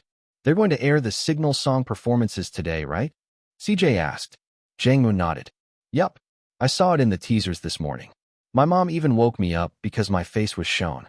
I can't wait for you guys to see how we became the winners," he boasted to the non-zero-star trainees. I'm excited about that, too, Jisung smiled. By the way, what are these, brother? Jangmoon asked, pertaining to the box of gummies Jun was currently holding. Binbin gummies, Jun nonchalantly said. Binbin gummies? Minx asked. The one that makes you grow taller? Jun nodded. Akira chuckled. I saw you eating a pack of those during our practices. You were so absent-minded back then that you finished 20 gummies in one sitting. Ah, do you want to become taller, brother? CJ asked. Don't worry. You're cute like this. I'm taller than you, Jun said. He was a whole 5 centimeters taller than this dude. It doesn't matter, CJ said. My personality makes up for my lack of height. But if you want to grow taller, ask Jangmoon over here, he said, patting the giant's back. Jangmoon shyly smiled in all his 187 centimeters of glory. I was born like this. Jun scowled. He was tall when he was Jun Hao too. But now, he was barely over 175 centimeters. Binbin gummies aren't effective, Mink said, standing at 178 centimeters at 16 years old. Trust me, brother. I've tried. Jun didn't care. Binbin gummies were delicious. They arrived in front of Jun's apartment, and the 5 men stopped when they saw the condition of the building. It was a 3-story building with graffiti written all over the walls. The paint was chipping off and was stained with smoke. Some of the windows were cracked, and the posts seemed to be in bad condition. There were also a bunch of rebel-looking teens in the corner smoking some type of weed. In short, it looked horrendous. Jun kept walking but halted when he didn't feel their presence behind him. He turned around and saw the 5 of them looking at the building with wide eyes. Well, are you just going to stand there, or are you going inside? He asked. Jangmoon approached him with pitiful eyes. You live in such a place, brother? Yes, Jun said, confused why they were acting that way. Now, come inside before I change my mind, he added. The 5 of them reluctantly followed Jun to his apartment. Once they got inside, they felt even sadder for Jun. This looks like a birdcage, Jisung thought. He looked at Jun, who was wearing a black mask, and couldn't help but feel bad for him. Is this the kind of life that Jun had been living? Akira, too, felt a sense of guilt. He was ranting to Jun about rising stars being his final chance, but he never lived a life like this. His dog lives better than Jun. This must be the reason why he wants to debut as an idol, right? CJ and Jangmoon looked at each other with knowing, teary eyes. They never expected their brother to live like this. Poor big brother, Jangmoon thought. I admire him even more, CJ pondered. Minx, too, felt a newfound respect for Jun. For all he knows, he could never live like this. On the other hand, Jun was oblivious to their melancholic stares. Instead, he felt happy because he got a new box of Binbin gummies. He placed it in the corner of the room, his eyes crinkling in delight. That seemed to make CJ and Jangmoon even more emotional. He's so thankful even with the small things in life.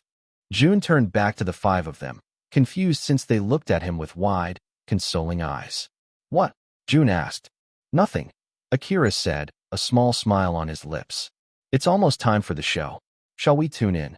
Chapter 50, the second episode 1. Would you guys make it faster? Jia urged as she sat down on the couch. We're late since you decided to study at the library. Sumin chuckled as she sat beside Jia. Who knew you'd be the most enthusiastic fan out of all of us? It's our final exams next week. Of course, we need to study. We'll be going to college soon. Tell me about it, Nari said. Jia's been stocking up on some stars so she could vote for Jun after this episode. Shut up. You guys are doing it too. Not as much as you, Wei said. How much have you spent on those stars already? Well, Jun needs more stars than your famous trainees. Even if you don't vote for them, they'll still probably end up in the top 20. Just let me be. Jia defended. Her 3 friends shook their heads and chuckled in amusement. They tuned into the live stream being aired on YouWatch, so there were comments popping up on the side from here and there. I'm excited. I can't wait for Zeth's audition. It's going to be nuts. They're definitely saving the talented trainees for the last portion, aren't they? They're going to show the Signal song performance process today, right? Yeah, I saw it in the teaser. I wonder what happened in the Zero-Star class. The show finally started and continued from last week's audition. Wei, Nari, and Sumin squealed as the famous trainees' auditions were shown. Indeed, they were a different breed. So fucking good. These guys are geniuses. Totally deserves the 5 stars. After the auditions, The signal song reevaluation process was finally shown. It started with the smooth sailing process of the 5 stars and 4 stars. "It's Jun," Zhao exclaimed when she saw the pink mask pop on the screen. "Well, he's very hard to miss," Wei chuckled.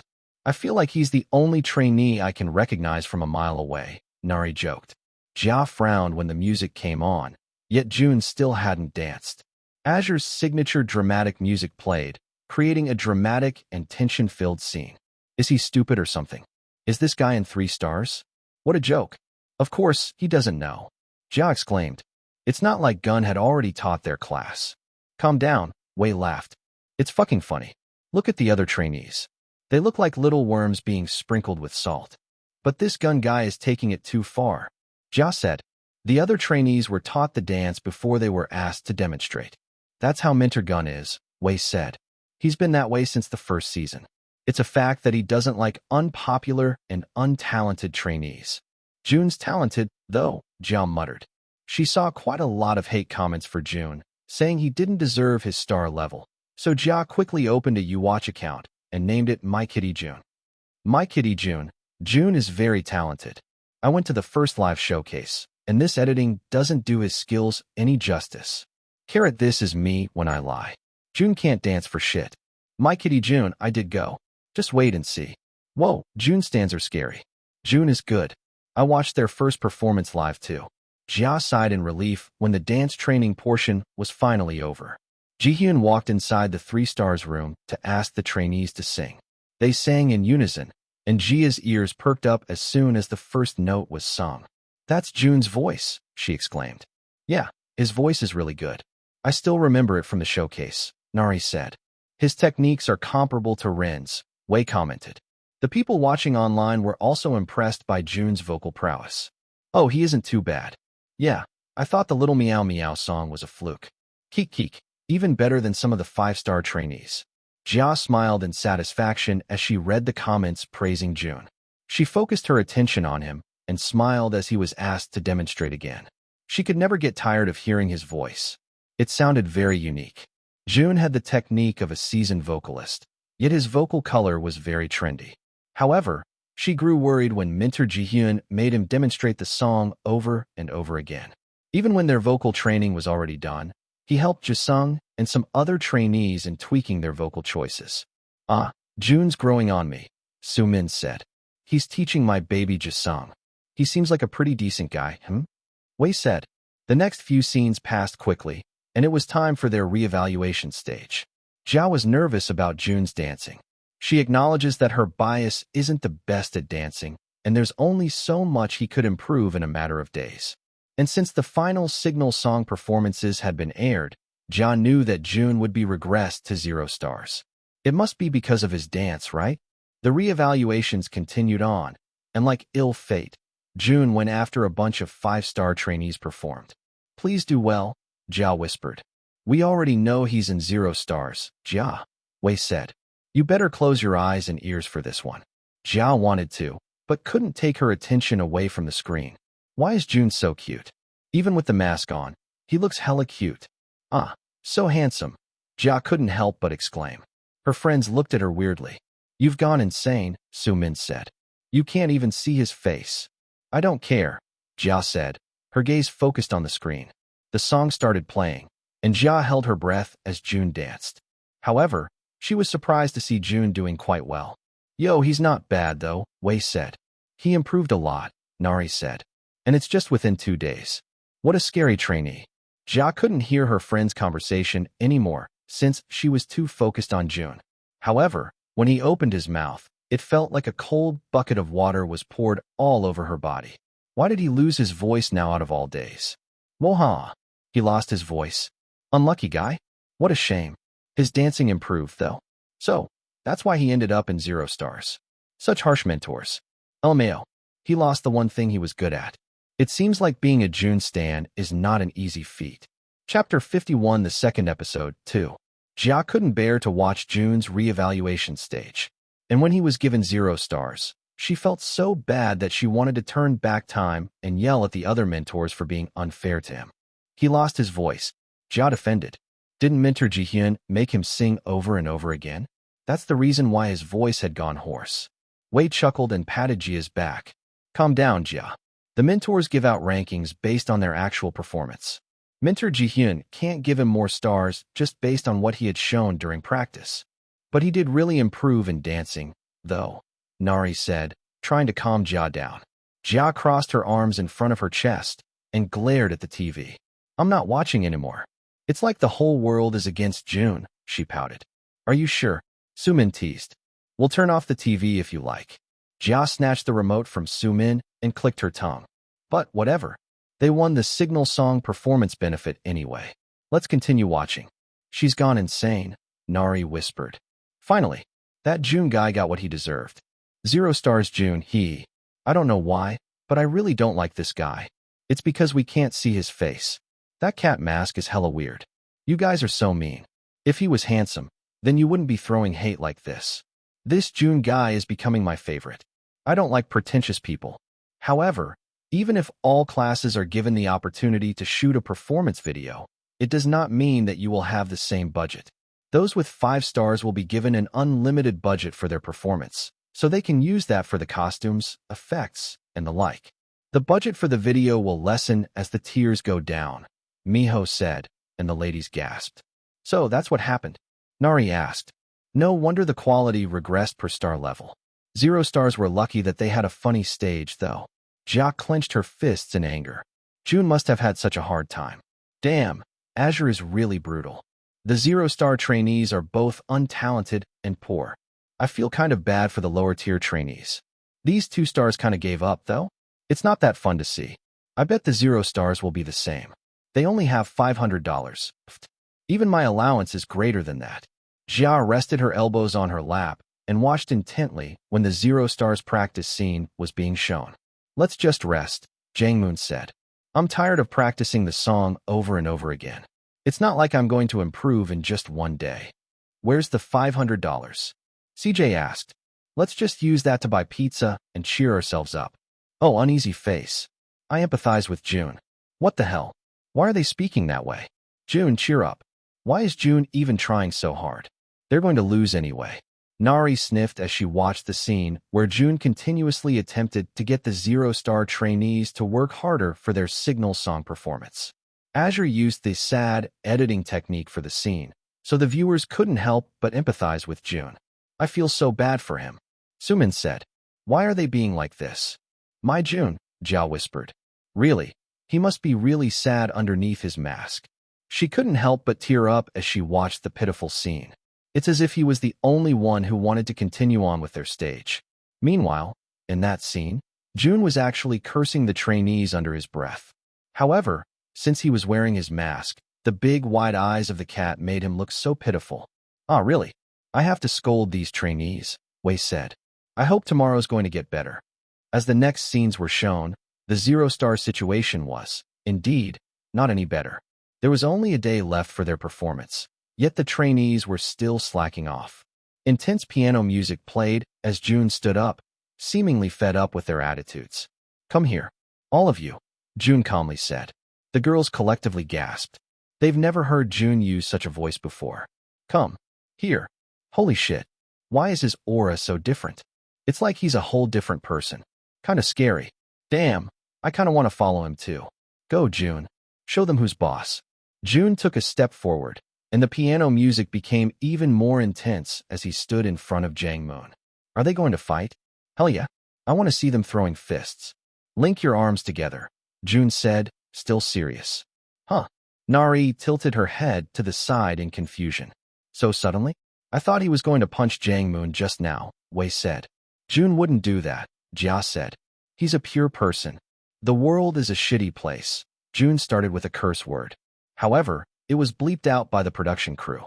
The girls looked at each other with wide eyes. Did he just curse? Wei asked. What the hell? Nari started laughing. That's a first. I can't believe they even aired that. Ha ha ha ha. A trainee cursed in front of the cameras? This is gold. He's really growing on me. TSK. No etiquette at all. Why do I like him so much? We're in a place where justice is only served for the rich. Some are given more resources. Some have nothing at all. However, what do we have most that they don't? Desperation. The girls listened intently. Jia felt herself falling deeper in love with Jun with just those few words. Honestly, who doesn't want to win the benefit? I'm sure, deep inside your hearts, you want to be seen on TV while showing your talents. Why else would you come here and go through so much struggle? It's time for us to rise above mediocrity. We have the potential to be more than just trainees. We can be the best damn team this place has ever seen. But it starts with each and every one of us embracing our flaws. Let's power up. And let us always remember that true power lies not in strength alone, but in the belief that we can achieve anything when we work together, refuse to give up, and strive for greatness. We can do this with just $500 and a dream. So who's with me? Jia squealed. That was so fucking cool. Damn, Sumin said. Would you mind sharing your bias, Jia? Go stick to Zeth, Jia said. But I wouldn't mind if you give my Jun some extra stars, she giggled. At that moment, the ratings were crazily rising. The people who used to be indifferent toward Jun started taking a liking to him and his blunt personality.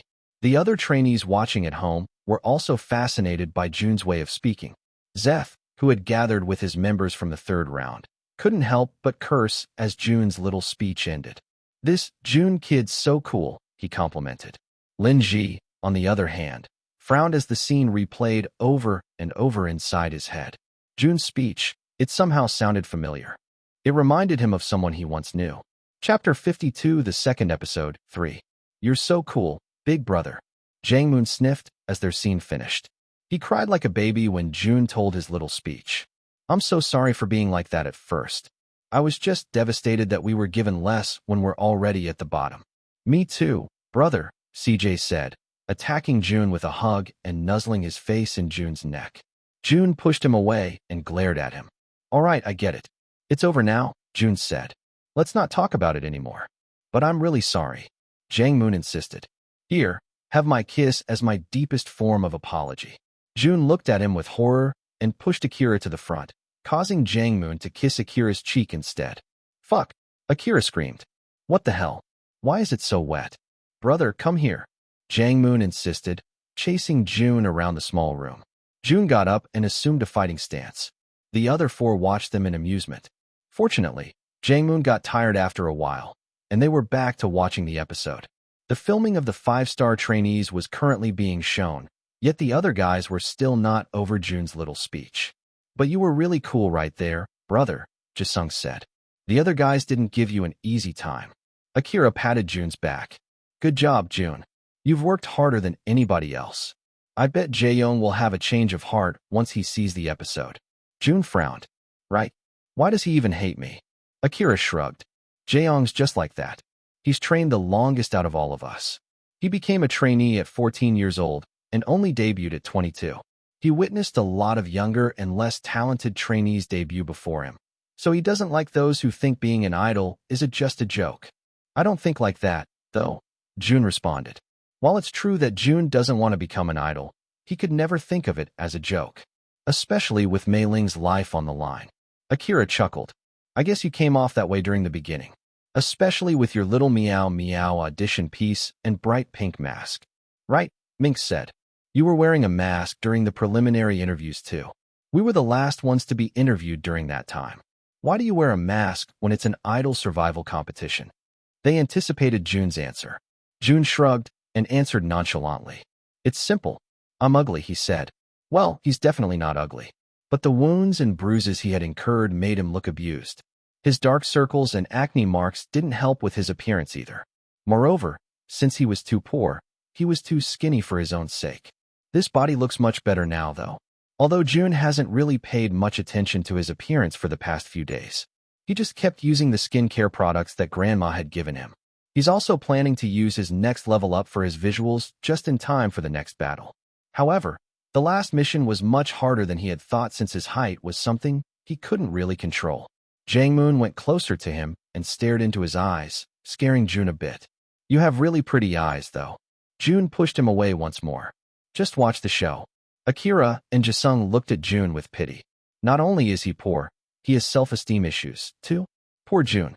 Akira wrapped his arms around Jun. Don't worry, brother. You wouldn't be the first K-pop idol with mediocre looks. You can still make it to the group. Gee, thanks, Jun said. Jisung hummed in agreement. And there isn't an ugly person in this world. I'm sure you have your own merits. Jun looked at their consoling faces and shook his head. It seemed like they really believed him when he said he was ugly. Well, whatever. Jun's not in the mood to explain that he was covering his face because of his wounds and bruises. The show was nearing its end, and the performance video of the Zero Stars was finally shown. Initially, their performance was deemed humorous by the public. However, seeing the process of their hard work and effort, the public seemed to empathize with them more. I didn't realize this was such an emotional performance. The Zero Stars, sad face. They worked really hard. My kitty Jun. Where are the Jun haters now? They've grown quiet, huh? I have a newfound respect for Jun. I might give him some stars now. Although Rin still has my heart, love. Still ugly, though? Crazy commenter upstairs. You can't even see his face. Why would he cover it if he's handsome? They edited it so well, CJ said, touched. I should give Yena and Yijin some gifts when we go back. Stupid. Jangmoon slapped the back of his head. Do you want to be accused of bribery? All right. Sorry. Their performance finally ended, and the scene where the U-Watch views had been tracked was shown. The Zero Stars video started off slow, with just 5,000 views in the first hour. However, as time progressed, their views escalated the most, creating a very dramatic finish. The Zero Star trainees couldn't help but cheer as they were hailed the winners. My mom is going to love this, CJ exclaimed. Jun nonchalantly watched the show, popping another Binbin gummy under his mask. Congratulations, host. You have accomplished the mission. Increase height by at least 1 centimeter, current height, 177 centimeters. Please pick an aspect to improve. When Jun saw that pop up, he couldn't help but stand up in surprise. Before he even knew it, he clapped his hands and raised his hand in victory. Those Binbin gummies are actually effective. Jun smiled. He's finally more than the average height of Korean men. The 5 other guys were surprised to see him stand up. Jangmoon covered his mouth as he looked at Jun. Our big brother. He's secretly touched by our victory, too, huh? He was just acting cold a while ago. You must really be happy, brother, CJ said. You don't have to hide it from us. Akira and Jisung smiled. Turns out, Jun was much more of a tsundere than they had thought. Ah, those idiots. They didn't even know that Jun was celebrating a different victory. Visual, he muttered under his breath. Wise choice, host. Visual +1. Current grade, B-. Current stats. Vocals, dance, C. Visual, B. Rap, E. Charm, E+. Leadership, C. Chapter 53. Chef Jun. Your missions are now being reset. 1. Cook for 5 people. 2. Rise through ranks, at least 5 ranks. 3. Earn a compliment from Minter Gun. Jun looked at his new set of missions with a frown. The first 2 were very doable. He can even finish the first one tonight. The second one is also doable if his appearance in the second episode made a big enough impact. However, the third one sounded impossible. Minter Gun would rather eat the sole of his shoe than compliment Jun. The episode's over, Jisung said. Should we head home, brother? Wait, Jun said, standing up. He might as well get the first mission over with. Stay here, Jun said. I'll cook you guys some dinner. The 5 boys looked at each other with surprise. You'll do that for us? Well, if it wasn't for the mission, Jun would have kicked them out already. Wait a second, Jun said. I'll buy some ingredients. He went out of the house before the others could refute. Brother Jun is so sweet, Jangmoon exclaimed. I can't believe I'll be able to taste his cooking. Can he cook, though? Minx asked. He's so skinny. I'm afraid he'll only feed us junk food. My mom will get mad. CJ clicked his tongue and slapped the back of Minx's head. You should be grateful that Brother Jun is even cooking for us. Jisung enthusiastically nodded his head. I can't wait to taste his cooking. Akira looked at the 4 guys one by one and concluded something. Do we all just find Jun really cute? Yup, they said in unison. Jun went to the 7-star convenience store to buy some ingredients for a late dinner. At first, he only thought of buying instant ramen and calling it a day, but Fu never really specified what cooking meant in the mission. He tried asking multiple times, but Fu seemed to be sleeping already. Therefore, in order to take the safe route, he decided to cook some hot pot instead. It was quick to cook, and the only stove he has in his room is a portable one, so it just checks out. Moreover, Jun was happy that he had grown 2 centimeters in less than a month, so he was going to take this time to celebrate. Are you cooking? Mr. Chong asked. Jun said. Give me a discount, will ya? It's for those little rascals at home. Mr. Chong chuckled and placed one of the meat packets inside the bag without ringing it up. You speak so harshly, yet I feel like you care for them. Here, he said, handing Jun the bag. Have a nice dinner. Jun clicked his tongue and nodded goodbye. He did not care for those annoying kids. Jun left the convenience store with a bag full of fresh ingredients. He kept his black mask and hood intact, humming to himself as he walked back. Holy fuck, he was humming the signal song performance. That annoying song was actually stuck in his head now. Jun was too busy with his thoughts that he didn't realize he had already bumped into a group of young men, around the same age as this body, all smoking cigarettes. Watch where you're going, one of them yelled. He had red hair, so let's call him Red. Damn, they sure do have a temper. Jun bowed his head. Sorry, he said before quickly turning away from them. Wait a minute, the Mohawk boy said, holding onto Jun's wrist. Aren't you that idle kid? I'm surprised you're not dead yet. They burst into laughter. Do these people know him? Or rather, do they know Jun Ho? I don't know who you are, Jun said. Hey, the blondie exclaimed. I'm sure you know us. We shared such a deep bond. You even used to run our errands when you were looking for companies to recruit you. Did you ever find one? Mohawk boy asked. I mean, with your shitty looks, skinny figure, and beat-up image, I wouldn't be surprised if you were rejected. He was accepted into one company, remember? Red said, reminiscing the past. But the recruiter believed everything we said when they conducted a home visit. Poor Jun Ho. I really thought you would have died after that night. I lifted my head, finally meeting their eyes. Just then, Jun felt disconnected, as if he didn't belong in his own body. His head throbbed, and a wave of memories flooded his mind. He saw glimpses of a past filled with torment and pain. The memories were not his own, but those of Jun Ho, whose body he now inhabited. In his memories, these three men cornered the original body, Jun Ho, in a dark alleyway. Jun Ho struggled to defend himself as they ruthlessly beat him, leaving him bruised and bleeding. Then, laughter echoed in his mind as his tormentors taunted him with cruel words. The next few scenes were unclear, but it's as if Jun Ho was being forced to do something he didn't want to do. Jun's hands trembled as he instinctively clutched his chest. Do you remember us now? I remember how you cried to us back then, Red said. Thanks for being our client that night. Jun pursed his lips together and clenched his fists. Mohawk boy was about to pat his shoulder, but Jun held onto his wrist and bent it, making the ugly guy scream in pain. Mohawk boy screamed. Red and Blondie looked at him with wide eyes. What the hell? Although this body was still pretty weak, it seemed like Jun Hao's original strength and instincts came through whenever he felt he was in danger. Red was about to hit Jun's face when a familiar scream was heard from the end of the alley. Holy, Brother Jun! CJ screamed. The other four ran after him, quickly breaking the fight. What the hell do you think you're doing to our big brother? Jang-moon asked, looking down at the three problematic teens. Big brother? Blondie scoffed. This cowardly guy's your big brother? Jun's the most courageous out of all of us, Akira said. Watch what you're saying, kid. Kid. Red's eyes widened in anger. Let me show you who the kid is. Blondie raised his fist to hit Akira, but then a loud whistle was heard. They glanced at the source of the sound and found a roaming police officer shining a flashlight on them. What the hell are you kids doing this late at night? Red scoffed. Whatever. Let's just go. Mohawk boy smirked and leaned closer to Jun. But don't think this is over yet. Jun frowned, taking a step back. This Jun Ho kid went through much more trouble than he had expected. Are you alright? Jisung asked, on the verge of tears. I'm fine, I said. Let's go back and have hot pot. Minx's eyes brightened in delight. Hot pot? You know how to cook hot pot, brother? Just wait and see, he said, hoping they wouldn't bring up what just happened. That seemed to do the trick since the five of them followed Jun like little, lost dogs. Once they made it inside, Jun quickly prepared the items for the hot pot while they watched intently. He whipped up the ingredients for the sauce before chopping the dippable food items. The aroma of simmering broth filled the air as Jun stood proudly in front of the hot pot setup, surrounded by his amazed friends.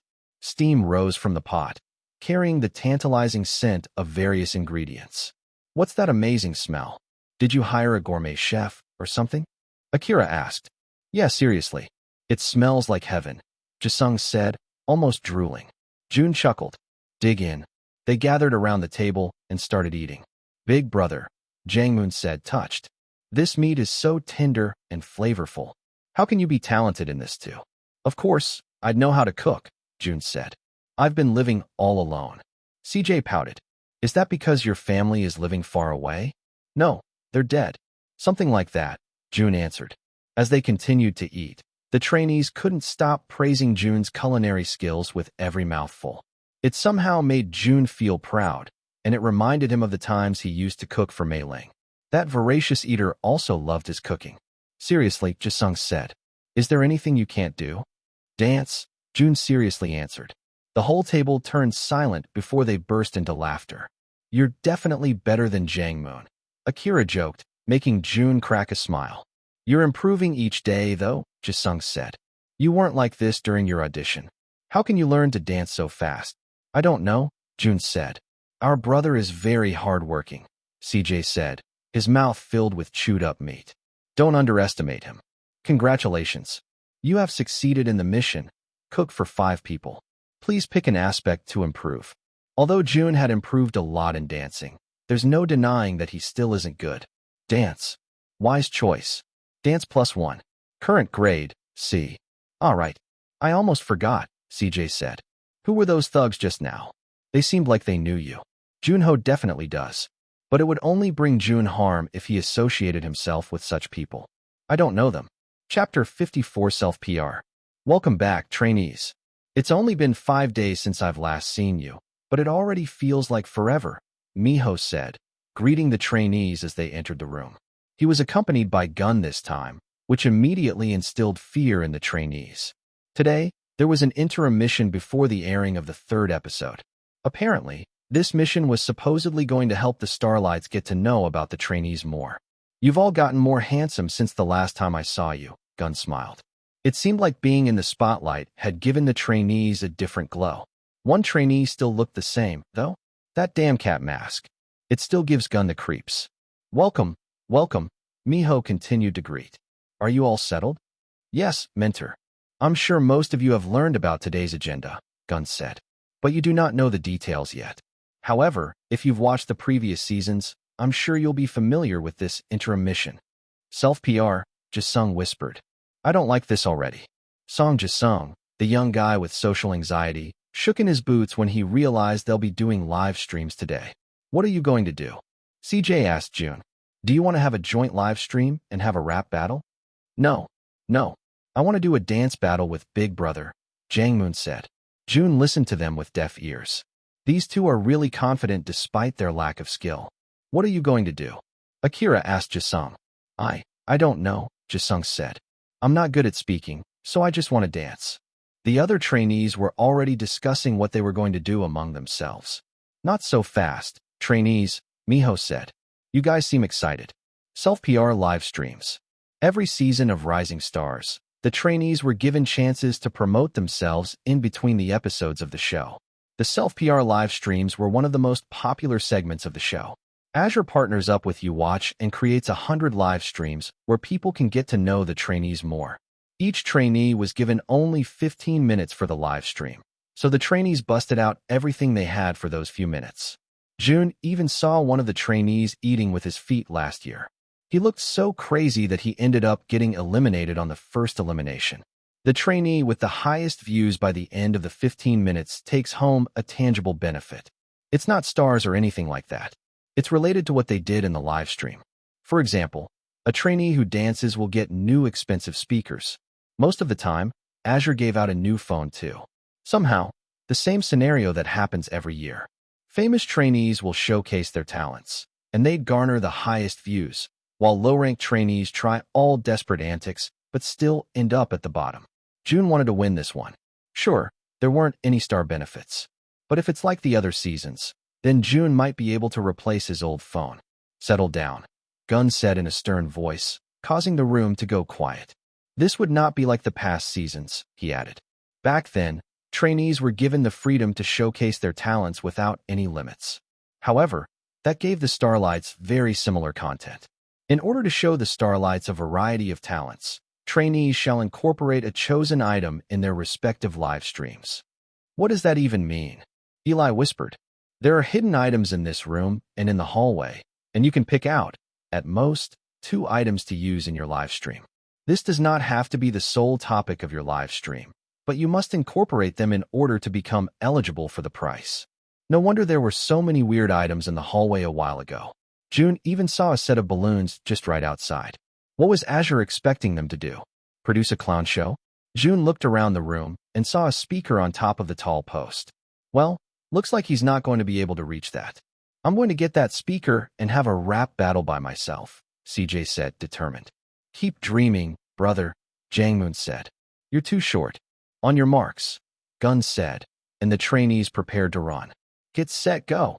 Almost everybody ran up to the speaker. However, having golden hands, Seth was able to get it. Sweet, he smiled, already planning to do a dance cover challenge compilation for his live stream. Rin quickly took the toy microphone next to the other real microphones. Let's have fun with this one. A busking-type live stream was best suited for a vocalist like him. Leo pouted when Ren got the microphone. He settled for a sketchpad instead. He was also quite talented in drawing, so he could showcase that to the Starlights too. Jangmoon and CJ had a brawl in the middle of the room, wanting to take the flower crown. This'll be pretty on me, CJ said. The only reason why this will look good on you is because your face resembles dirt. Other than that, this suits me better, Jangmoon retaliated. Other trainees started looking for their second items, quite dissatisfied with the first items they got. Jun leaned against the wall and observed the room. However, he suddenly felt something behind his back. He stopped leaning for a second and found a bunny hat behind him. It was one of those hats that would go up once you pressed the pause. The hell, he whispered. This was one of those popular hats that idols would use to act cute in front of their fans. Egeo was it. Jun could not act cute for his life. However, it seemed like the other trainees liked the bunny hat since he suddenly became the target of many. Are you sure you want that, Jun? Jun, my man. Hey, Jun. You like cats, right? You're not a bunny guy, aren't you? Jun. Jun. Jun. Jun. Jun's eyes widened in surprise. It's like he's being chased by those seagulls from Finding Nemo. Chapter 55 Supplies. Jun ran away before he got devoured by the trainees that wanted his bunny hat. He looked at the fluffy piece of cloth with disdain. Why do they like you so much? He tried placing it on, but it couldn't fit his head because of his cat mask. Instead, it just awkwardly sat on top of the cat ears. Well, this was useless. This didn't suit someone like him. Someone prettier or cuter would suit this item more. Someone like Jisung or Minx. He placed the bunny hat over his shoulder and rested one of his hands against a small table. However, instead of a flat surface, there was a huge dent underneath the tablecloth. Jun quickly removed the tablecloth and saw a pair of shoes underneath. Not just any kind of shoes. They were ballet shoes. Jun tilted his head to the side in confusion. Is this one of the items? Most probably. Why else would it be horribly hidden underneath the tablecloth?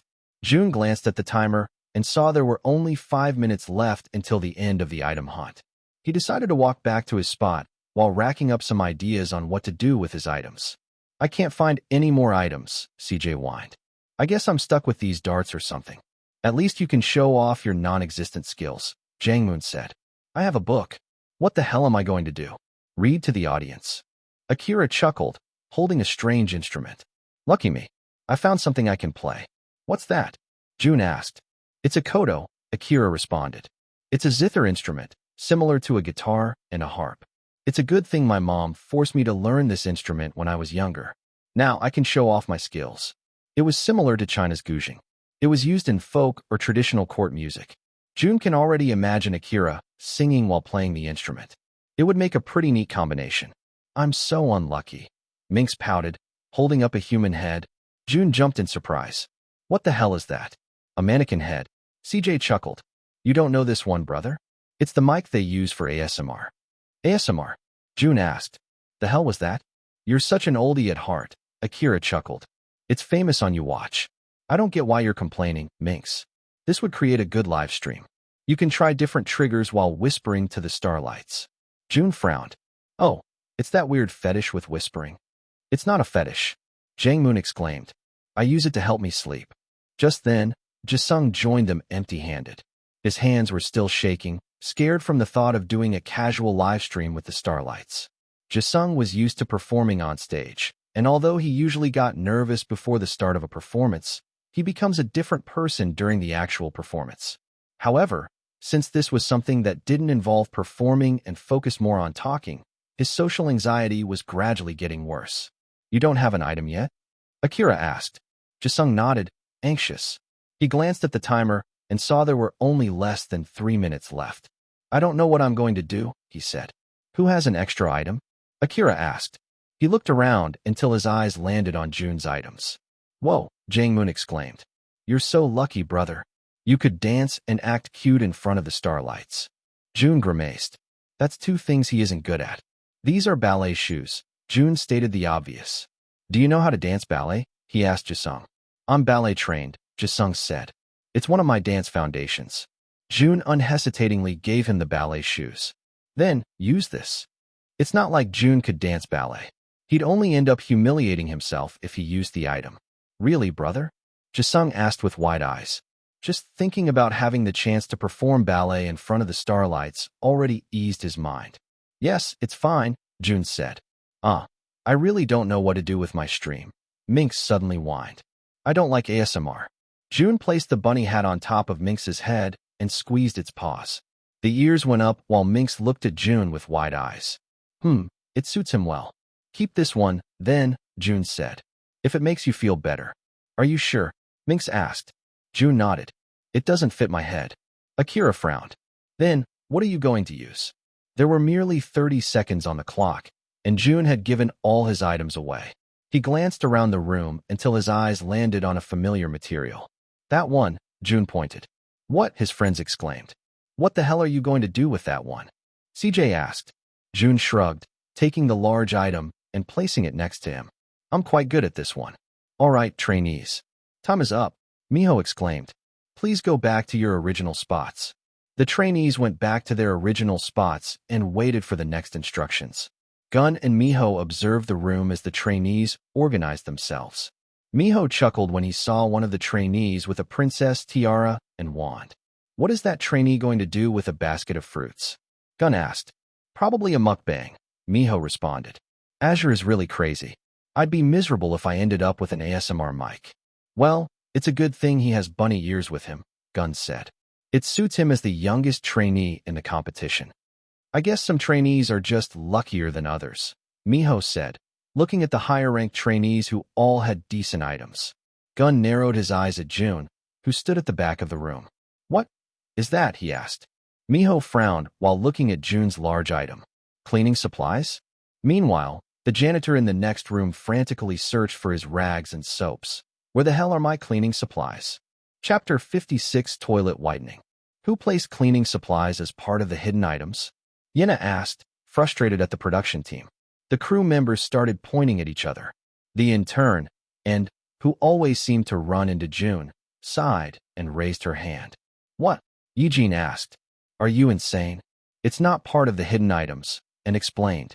"Someone in their right mind wouldn't even think of that.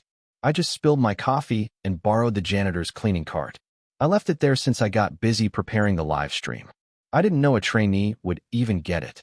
Eugene massaged the bridge of her nose. "Well, that Jun kid definitely isn't ordinary.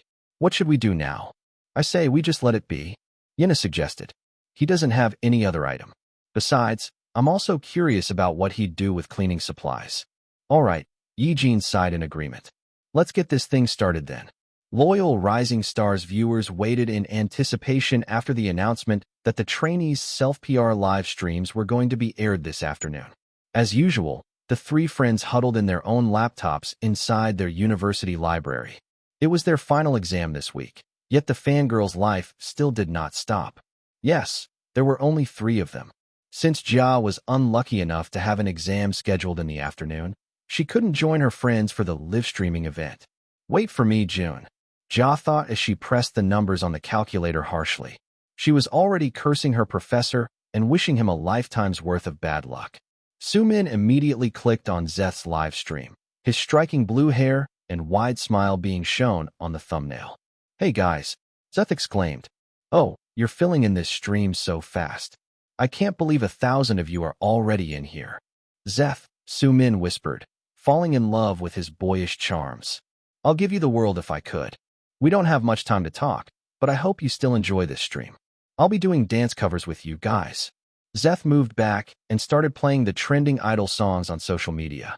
It was supposed to be a random playlist, yet he knew each and every song that was played. Nari, on the other hand, clicked on all 3 live streams of the Raven members.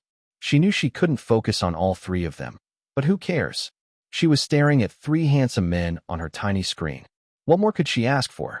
Jaeyoung, who found some dumbbells, gave the viewers some exercising techniques. His toned body and strong biceps were being flaunted on screen, melting the hearts of many. Evan, on the other hand, was lucky to pick a guitar. He wasn't the best at playing it, but he could play simple chords, just enough to serenade the starlights. Although he was deemed the most unpopular member, ranking lower than his other members, Akira garnered the most viewers because of his unique live stream. OMG, is that a Kyoto? I've only ever seen one in anime shows. That's so cool. Akira's so handsome. His voice is very nice too. Akira smiled as he read some of the comments. I'll sing more songs for you guys. So stay here with me, okay? Wei, who was a fan of timid-looking boys, couldn't pick who to watch. She first clicked on Linji's live stream, but found that he was teaching the viewers how to speak Chinese using a whiteboard. Wei would have loved to tune in, but she's of Chinese descent. She got bored after watching for a few minutes. So, she settled on one of the trainees who was starting to crawl up her bias list, Jisung. Ah, hello guys, Jisung shyly said, a pink tint on his cheeks. I'm new to this kind of thing, so please bear with me. So cute, Wei quietly exclaimed. What are you going to do today, Jisunji? Please dance soon. I love your dance. Yes, Jisung said.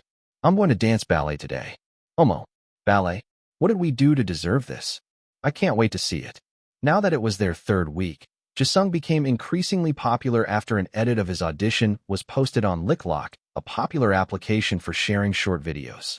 As a result, Jisung was in the top 10 trainees with the most viewers in their live streams. To be exact, he currently has 75,000 viewers.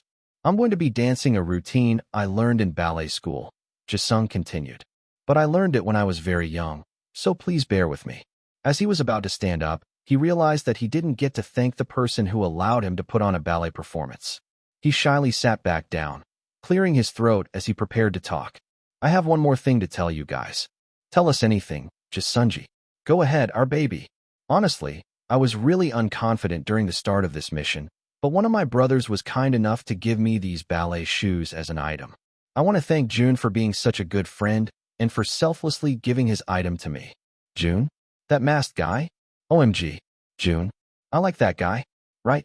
I remember they were both in 3 stars when the show just started. Wei straightened her back. Jun? Oh, Zhao would love this. So, if you guys want to support me, please head to Jun's live stream after my dance. He has a pretty interesting item, Jisung hinted.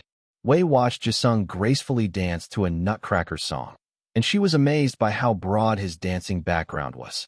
However, as much as she was amazed, she couldn't get her mind off what Jisung had said a while ago. To satiate her curiosity, Wei muted Jisung's live stream before clicking Jun's. Wei exclaimed in shock, causing the librarians and other library-goers to turn her way. Shoo! She covered her mouth with the back of her hand to stifle her giggles. All the other trainees picked locations in the training grounds. Some were in the living room, kitchen, hallways, and other reasonable areas. What was Jun doing in the bathroom in front of a toilet? These guys don't know how to flush after themselves, so it's best to use bleach to clean it. This one's an expensive kind, he said in a serious voice before pouring some of the bleach on the inside of the toilet. And he's giving people cleaning advice? Zoom in. Nari, you guys need to watch this. Chapter 57 Happy. Is this how you do it? Jun asked the cameraman filming him. Yes, the cameraman said.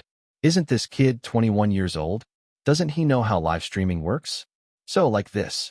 Jun asked, pressing random buttons on the screen. The live stream is already ongoing, trainee. Oh, Jun said. Ha ha ha. So funny right from the start. Junie, when are you going to reveal your face? What's with all the text floating around? Is it usually like this? The cameraman stayed silent this time. These are for you, Jun. We're your fans. Fans? Hi, I guess. What are y'all doing here? To watch your live stream, dummy. I'm forever a fan of Jun. We need more people like you in the idol industry. Junie, you ignored my question. When are you going to reveal your face? Any advice for a college girl taking her final exams today? Advice for final exams. Jun read. I honestly don't know. Don't cram your lessons. And don't review on the day of the exams itself. Jun didn't study much when he was still in high school. Granted, he got into a lot of trouble when he was younger. However, he had pretty good grades while he was studying. He even made it into the top 10 of his batch despite being a working student. What are you going to do today? Right, Jun said. I almost forgot about that. We are supposed to use our chosen items today for the live stream. We already know. What's your item? You guys need to come with me, Jun said, walking away from his original place. Whoa, where are we going? It's like I'm in those POV videos. Why are we moving? We're here, Jun said, opening the plastic door and focusing the camera on one of the trainees' shared toilets. The cameraman's eyes widened when Jun suddenly put on cleaning gloves. What is this kid doing? Ha ha ha ha, what the hell? The fucking toilets? Keek keek. I was scrolling through the live streams when I suddenly saw a toilet. What is this? I'll place you guys here, Jun said, placing the phone on top of the toilet. These are the items that I picked, he said, pointing to the brushes, rags, bleaches, and soaps at the side. How could a trainee pick this? Is this really part of the hidden items? I'll give you guys some tips on how to clean toilets at home. I'm sure your parents, wives, or roommates will be impressed by how white and shiny your toilets will be after you use these tips. First of all, you guys need gloves. You can't clean the toilet without gloves, especially if it's shared. Look, the sides are already yellowing, Jun said, observing the interior of the toilet. He's seriously giving toilet cleaning tips. This Jun guy is so unserious, hee. I'm dying. Why is he so serious about this? These guys don't know how to flush after themselves, so it's best to use bleach to clean it. This one's an expensive kind, Jun said, pouring the bleach into the toilet. Then, this is where most people are wrong. They start scrubbing right away. You need to wait for at least 5 minutes to let the bleach soak. That way, it'd be the whitest toilet ever. Before the cameraman could realize it, he was already listening intently to Jun's advice. He definitely needed to tell his wife some of these tips. However, if you don't have this type of bleach, you can also make one at home for a much lower price. You can mix a tablespoon of baking soda and a cup of white vinegar instead. That's what I use at home too. Our thrifty king. Thanks, Jun. My mom came in and thought I was watching something useful for once. My mom approves. She's watching with me. Let's read some comments while we're waiting for this to soak, Jun said, removing his gloves. I love you, Jun. Please tell me you're legal. I'm 21 years old, Jun said. You guys can see that on my profile. What is your real name? My real name? I can't tell you guys that. You can keep calling me Jun. What's your desired position in the group? All-rounder, Jun joked. But right now, it'd be the main vocalist. As expected, your voice is so pretty. I can't wait for the episode tomorrow. The people who watched it live said you guys were really good. Jun, this'll be the last time I'll be asking this. Please pay attention to me. When are you going to do a face reveal? A face reveal? Jun asked. Would you guys like that? Yes. Yes. When will it be? Do it now. It's alright even if you aren't handsome/3. I'll do it on. Time's up, the cameraman said. And just like that, the screen turned black. You need to return to the main room now, kid. Alright, Jun said. Shall I take these back with me? He asked, referring to the cleaning supplies. Just then, the janitor, who took a huge dump, came out from one of the toilets. There's my cleaning supplies. I'll leave it here then, Jun said, swiftly leaving the bathroom.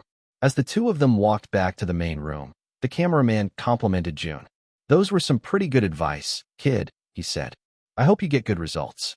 I didn't get to see the view count before it ended. Meanwhile, the staff couldn't believe their eyes in the tallying room. Is this really real? Seth didn't win? Or Casper? Or even Jaeyoung? Gun asked, still in disbelief. Please announce it to the trainees, Yena said. Here's the price. She handed Miho a bag of something. Let's go, Miho said, pulling Gun back to the stage. You announce it, Gun said. I don't want to say his name. Miho chuckled and shook his head in amusement. The training center was excited as the trainees gathered around the stage, eagerly awaiting the winner's announcement for the live stream mission. The moment we've all been waiting for is finally here. The results are in, and we have a winner for the live stream mission, Miho exclaimed. The trainees clapped and cheered, exchanging nervous glances with each other. I think it'll be Zeth or Casper. I only had around 200,000 viewers by the end of it all, Akira said. 200,000. Jangmoon exclaimed.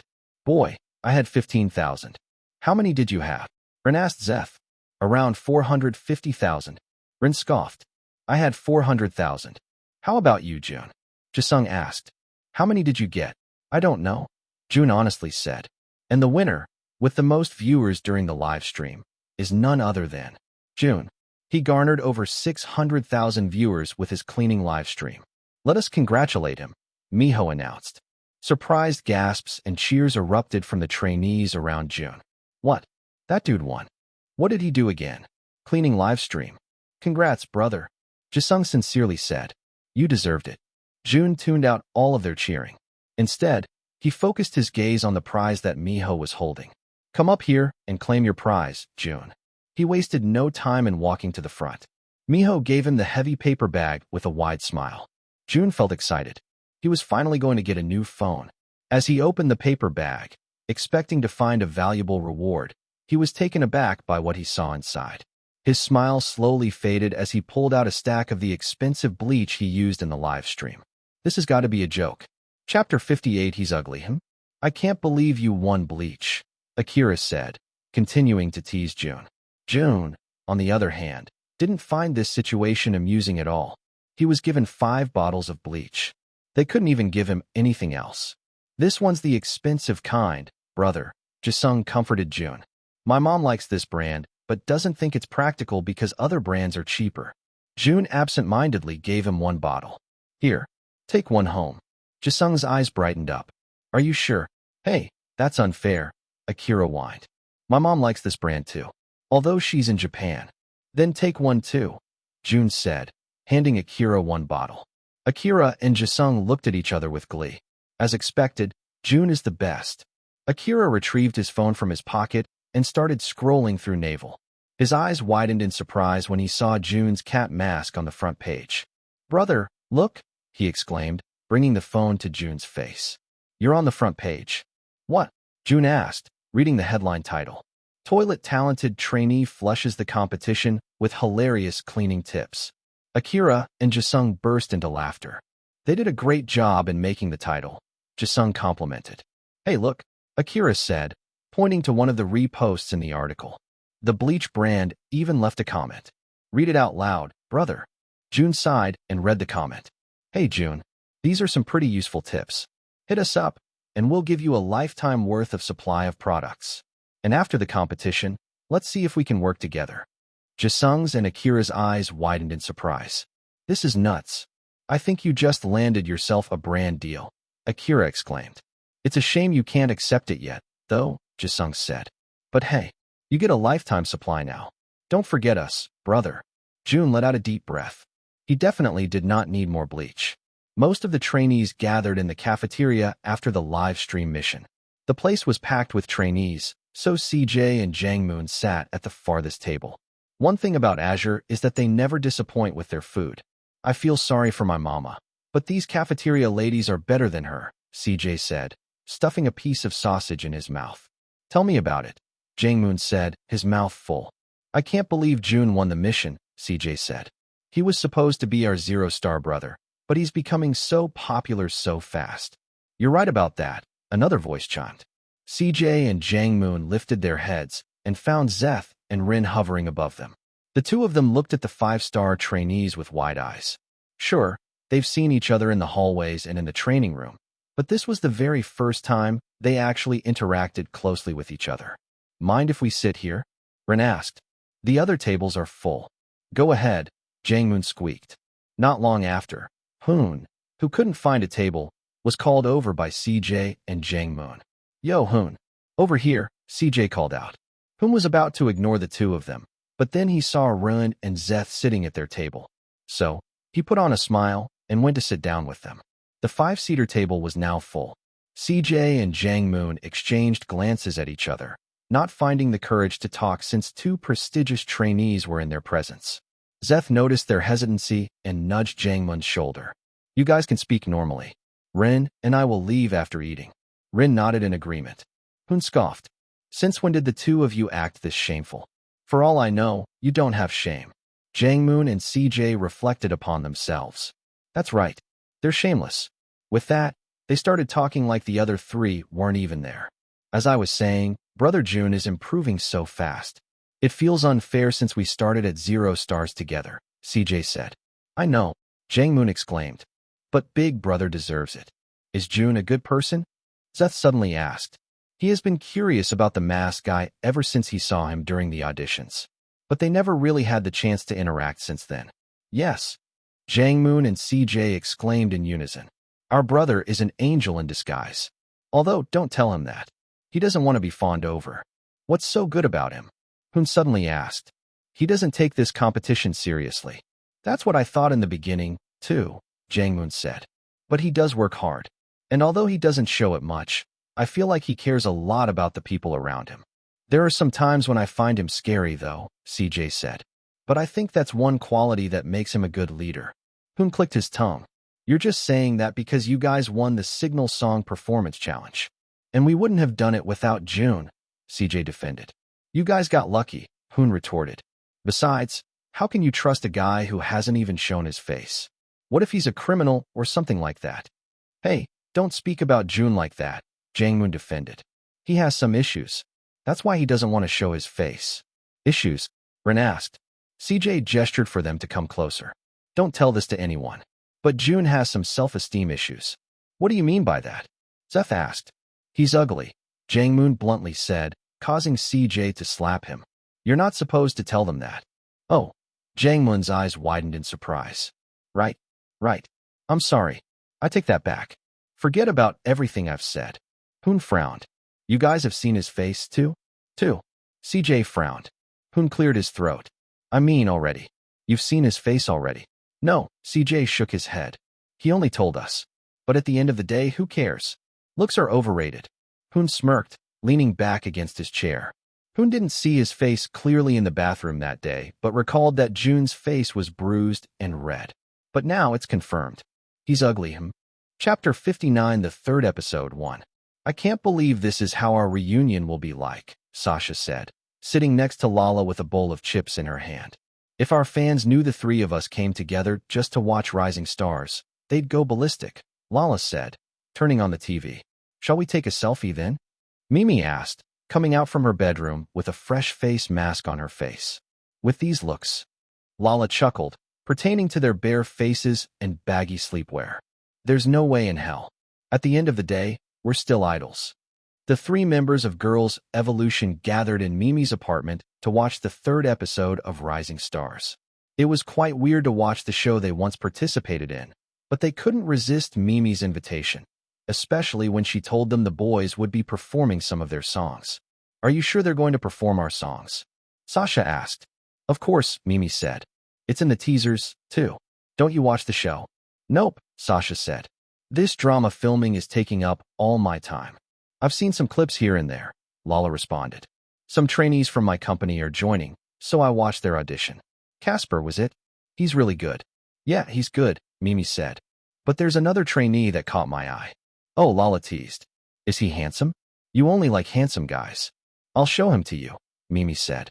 The episode started with the trainees choosing their respective teams. Mimi looked for a familiar pink mask, but only saw him for a millisecond. Oh, this is a good team, Sasha said as Zeth's team was created. Their ranks are no joke. Where's your bias, Mimi? Lala asked. Wait, Mimi frowned. They're not showing him. There's the kid from my company. Lala exclaimed. He's quite handsome, isn't he? Is he your bias, Mimi? Nope, Mimi said, surprising Lala. Casper definitely suited Mimi's taste.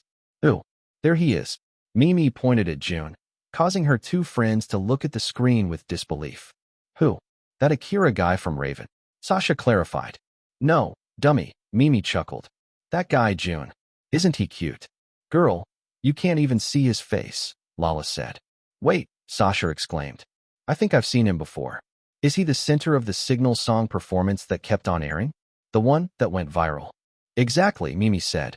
That's him, my bias. Lala and Sasha chuckled. You've officially lost it. Have you developed a furry fetish or something? No, Mimi said. I just felt his aura when I went to film that special episode reaction with him. He didn't even look my way. You won't even know if he's looking your way. He has a freaking mask that covers his entire face. Sasha retorted. Ah, whatever. You guys are going to see why I like him soon. It seems like his team isn't good at all, though, Lala observed. Those rankings. The highest one is Bin, and next to him is Akira, who isn't even in the top 20.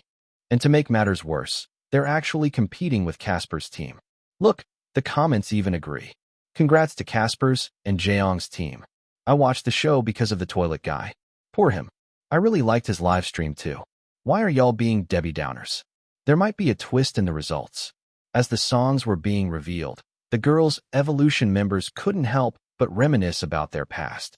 Ah, Rebel Queens, our last comeback, Lala said, placing her hand over her heart. That was when we were aware that our contract was ending soon. I still can't believe our contract wasn't extended yet. Those boys that debuted in the second season did, Sasha exclaimed. They're still active now, too, she bitterly added. Lucky bastards, Mimi said. Then, it was time for Jun's team to reveal their song. The comment section went crazy as soon as their song was revealed. Mermaid Melodies? That girly-ass song. Ha ha ha. Ah, really? Why is Jun so unlucky? Yes, unlucky Jun. He's like a black cat. OMG. He's really like a black cat. His personality resembles one too.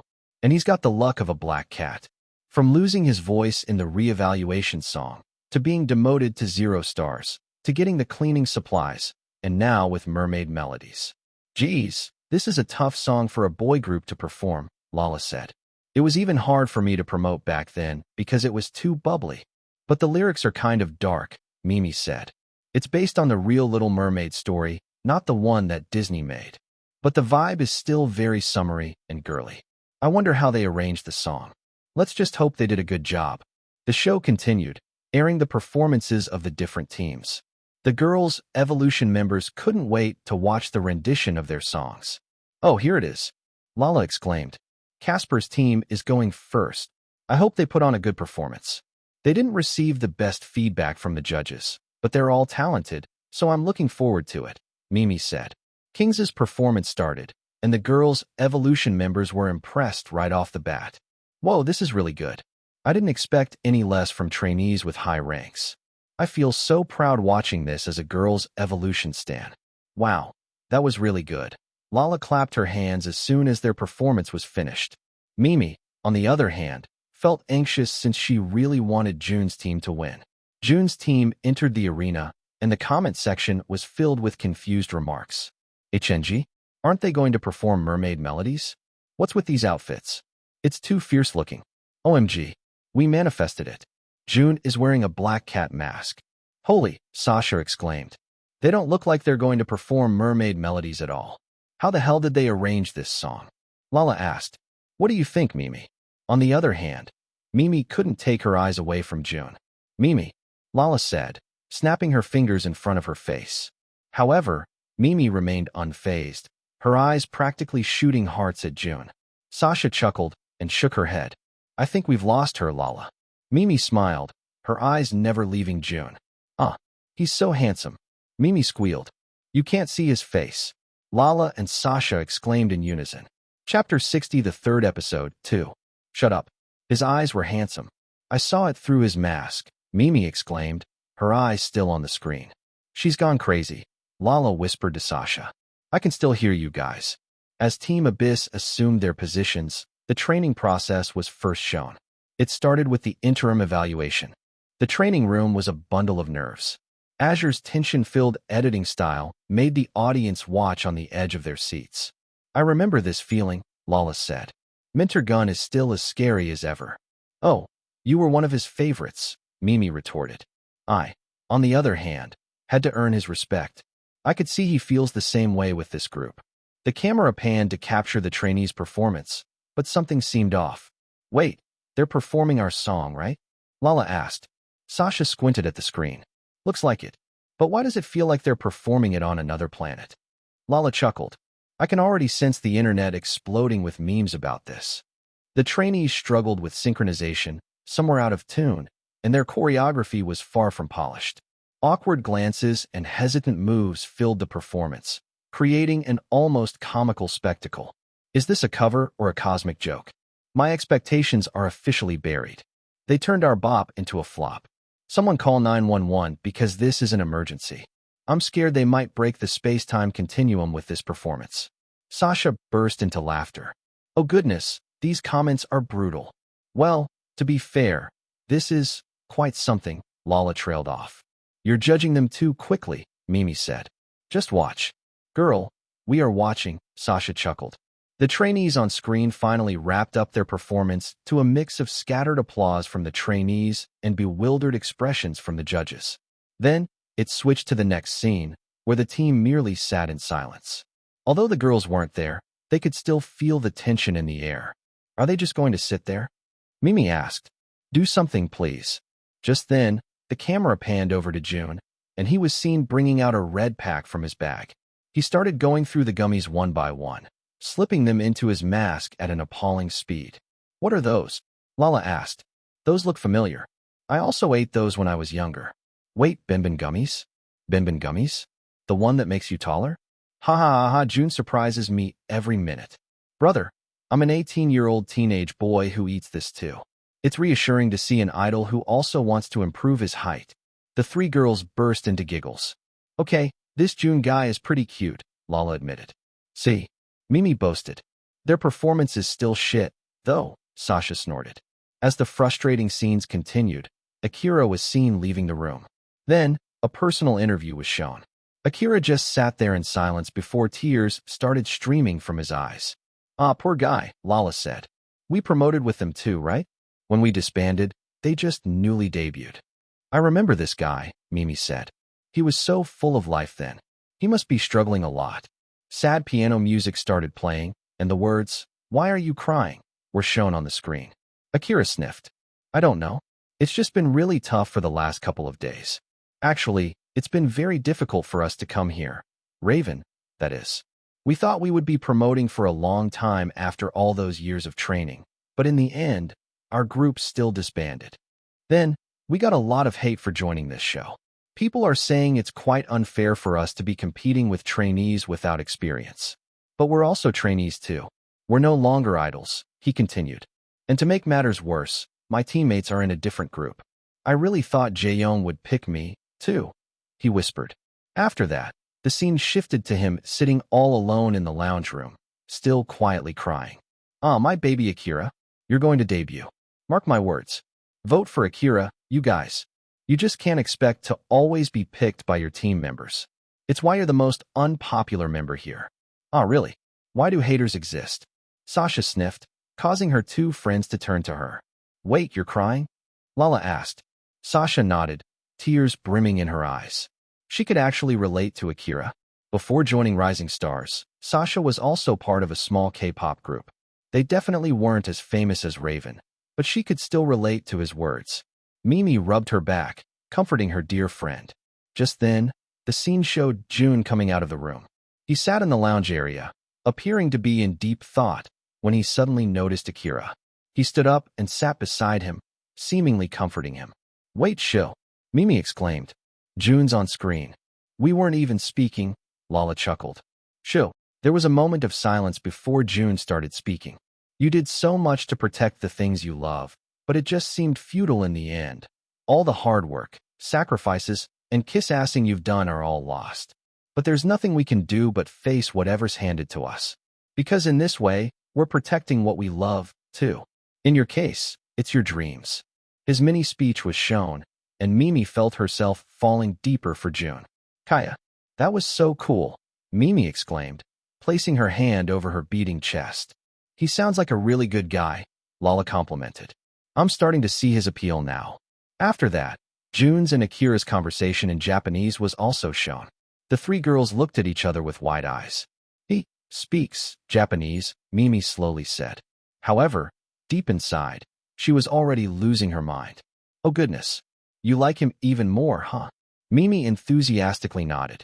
Jun is an angel in human form. Us Akira stans have officially adopted Jun. Did you see the way he looked at Akira? My heart can't handle it. Fangirls are really crazy. He's wearing a cat mask, for goodness sake. Jun's comforting presence is giving me life. And just like that, Jun trended on Naval once again. Chapter 61, the third episode, 3. Their stage is about to start. Mimi exclaimed. Stay quiet, guys. We need to pay attention to this. Lala and Sasha looked at Mimi like she'd gone crazy. You're the noisiest out of us three, Lala said. Mimi ignored her statement and focused on the screen. Just another mediocre performance. Let's see if they can prove me wrong.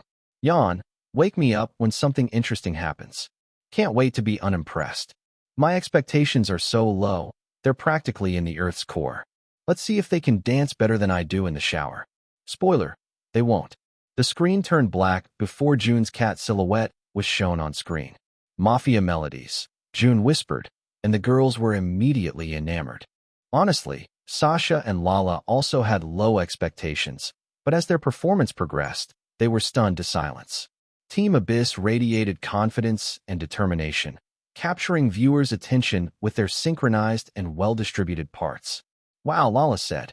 I never expected this. I can't believe I'm saying this, but I already like their rendition better, Sasha admitted.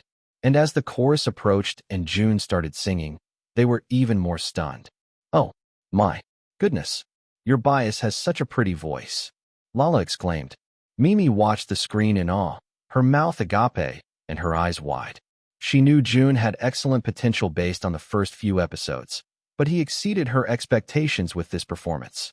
The camera focused on Jun as he hit an impressive high note, causing Lala to lean forward, her eyes widening. Did you hear that? That's some next-level vocal control. Okay, they might be onto something. My kitty Jun. Suck it, haters. Jun's the fucking best. Wait, did I just wake up in a parallel universe? Is this actually good? Reflects in the shower, yeah, I definitely can't do that. The performance continued, seamlessly transitioning from energetic dance moves to delicate singing moments. The three idols were visibly captivated, exchanging amazed glances as Team Abyss poured their hearts into the performance. A close-up shot of Ben captured the sweat on his brow as he executed a particularly difficult dance break. They've clearly put in so much effort after Jun stepped up to lead them. It's paying off big time. I take back everything I said. These trainees are incredible. All right, I'm wide awake now. This is seriously impressive. Okay, I'll admit it. I'm officially a fan. What's Jun's fandom name? My kitty Jun. We still don't have one. I hope Jun names us soon. My expectations just blasted through the roof. Fine, I'll stick to critiquing my own shower moves. As the trainees took their final bow on stage, the screen faded to black, leaving the idols in awe. I think I get you now, Mimi, Sasha said, still amazed by their stage. I might like Jun too.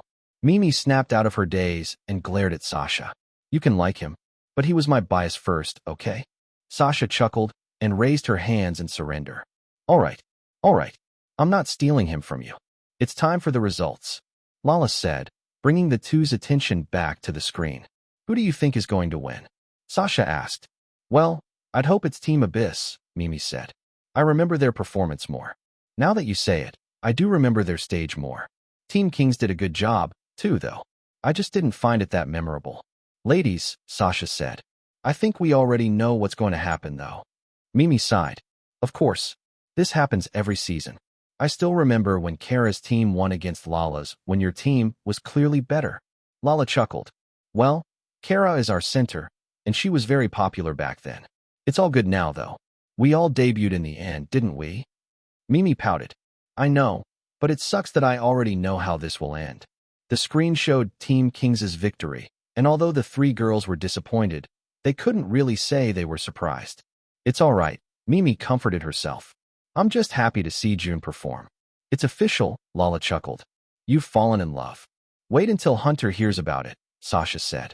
That chaos guy is practically head over heels for you. Shoo, Mimi exclaimed. Don't bring that boy into this conversation. Sorry, Sasha chuckled. But really, this team did such a good job. I don't think I can listen to mermaid melodies the same way ever again. There's no time to rest, Mimi said, pulling out her phone. How much do stars cost again? About $10 a bundle, Sasha responded. I'll spend about $1,000 tonight. Minjun and Grandma clapped as Team Abyss performance came to an end. Okay, Minjun said, nodding. I don't want to admit it, but you did a really good job. Jun chuckled, and ruffled the little kid's hair. You can't even give me a genuine compliment, huh? This kid's just joking, Grandma said. You did a really good job. You should have won that mission. Jun shrugged. The other guys are more popular. Still, Grandma said, those girls in the arena don't know what they're doing. Here, she said, placing some candied sweet potatoes on the table. Have some before going back to your room. Jun chuckled, removing his mask to eat the scrumptious snack. As he did, Minjun and Grandma stopped mid-bite to stare at him. Jun happily chewed on the sweet snack. He's always had a sweet tooth, so stuff like this made him happy. However, when he felt their piercing stares, he lifted his head and raised one eyebrow. What? Jun asked. Grandma and Minjun tilted their heads to the side in confusion. Is it just me? Or have you gotten more handsome? Grandma asked. What do you mean? Minjun crossed his arms in front of his chest. I don't remember your face being like this, big bro. You really look like an idol now. Jun shrugged, continuing to eat. It's because of the products that Grandma gave me. Minjun patted his grandma's thigh. Can you give me some too, Grandma? Grandma clicked her tongue. You're still too young. But really, are the products that effective? I should start selling them now. Jun chuckled. Give me some of the profit. Grandma laughed and nodded. When are you going to reveal your face then? A face like that must be shown off to the world. Jun placed his hand under his chin. On the next mission, he decided. Chapter 62 Bang Bang Compliment. Jisung shook his hands in nervousness as he changed into Rising Star's signature school uniform. Can't you believe the first eliminations are already starting, brother? Jisung asked, going out of the dressing room. He was surprised to see Jun already sitting, fully dressed, paired with his iconic bright pink cat mask. Whoa, you dress up really fast. It's my talent, Jun said. I'm nervous, Akira said, joining them. I don't feel safe with my ranking. Me too, Jisung muttered. Jangmoon and CJ simultaneously went out of their dressing rooms, a look of disbelief on their faces. The two of you are nervous? Jangmoon asked. Then, I'm dying of anxiousness, he said, pointing to his current ranking, which was 73rd. Eli is practically creaming his pants. CJ pointed to the last-ranked trainee. That's right, Jun said. There's nothing to be nervous about. You're both safe. I think you'll be safe, too, Akira said. You trended once more after the third episode. Your topic even surpassed Casper's and Zeth's. Jun shrugged. While it was true that he garnered the most attention from casual watchers, Zeth, Casper, and the other popular trainees still had the most stands. Just then, Yena's voice was heard over the intercom. Trainees, we shall be starting the live broadcast in 15 minutes. I repeat, the live eliminations shall start in 15 minutes. How long will this last? Jun suddenly asked. I'm not sure, Akira said, but probably around 3 to 4 hours. You know Azure likes to build the tension. The MC always takes so long to say the trainees' names. CJ groaned. I'm reminded of the past seasons again. With all the editing, it already feels so long. What more if it's a live broadcast? Jun stood up. I'm going to go to the restroom then, he said, feeling the call of nature. Jun went to the restroom and found that it was empty. He quickly went to one of the urinals to do his business. He sighed in relief when he felt his bladder emptying. Afterward, he went to the sink to wash his hands and fix his mask. He made sure that not even a single whisker was out of place. There, he muttered. He was about to leave when he heard a familiar voice cursing inside one of the cubicles. Jun frowned and looked at the only closed cubicle. It seemed like Jun wasn't alone after all. Shit, the man cursed. I can't believe this is really happening right now. Jun walked closer to the cubicle, but took a step back when the nasty scent of shit wafted through his nostrils. He was already wearing a mask, yet the odor was still intense.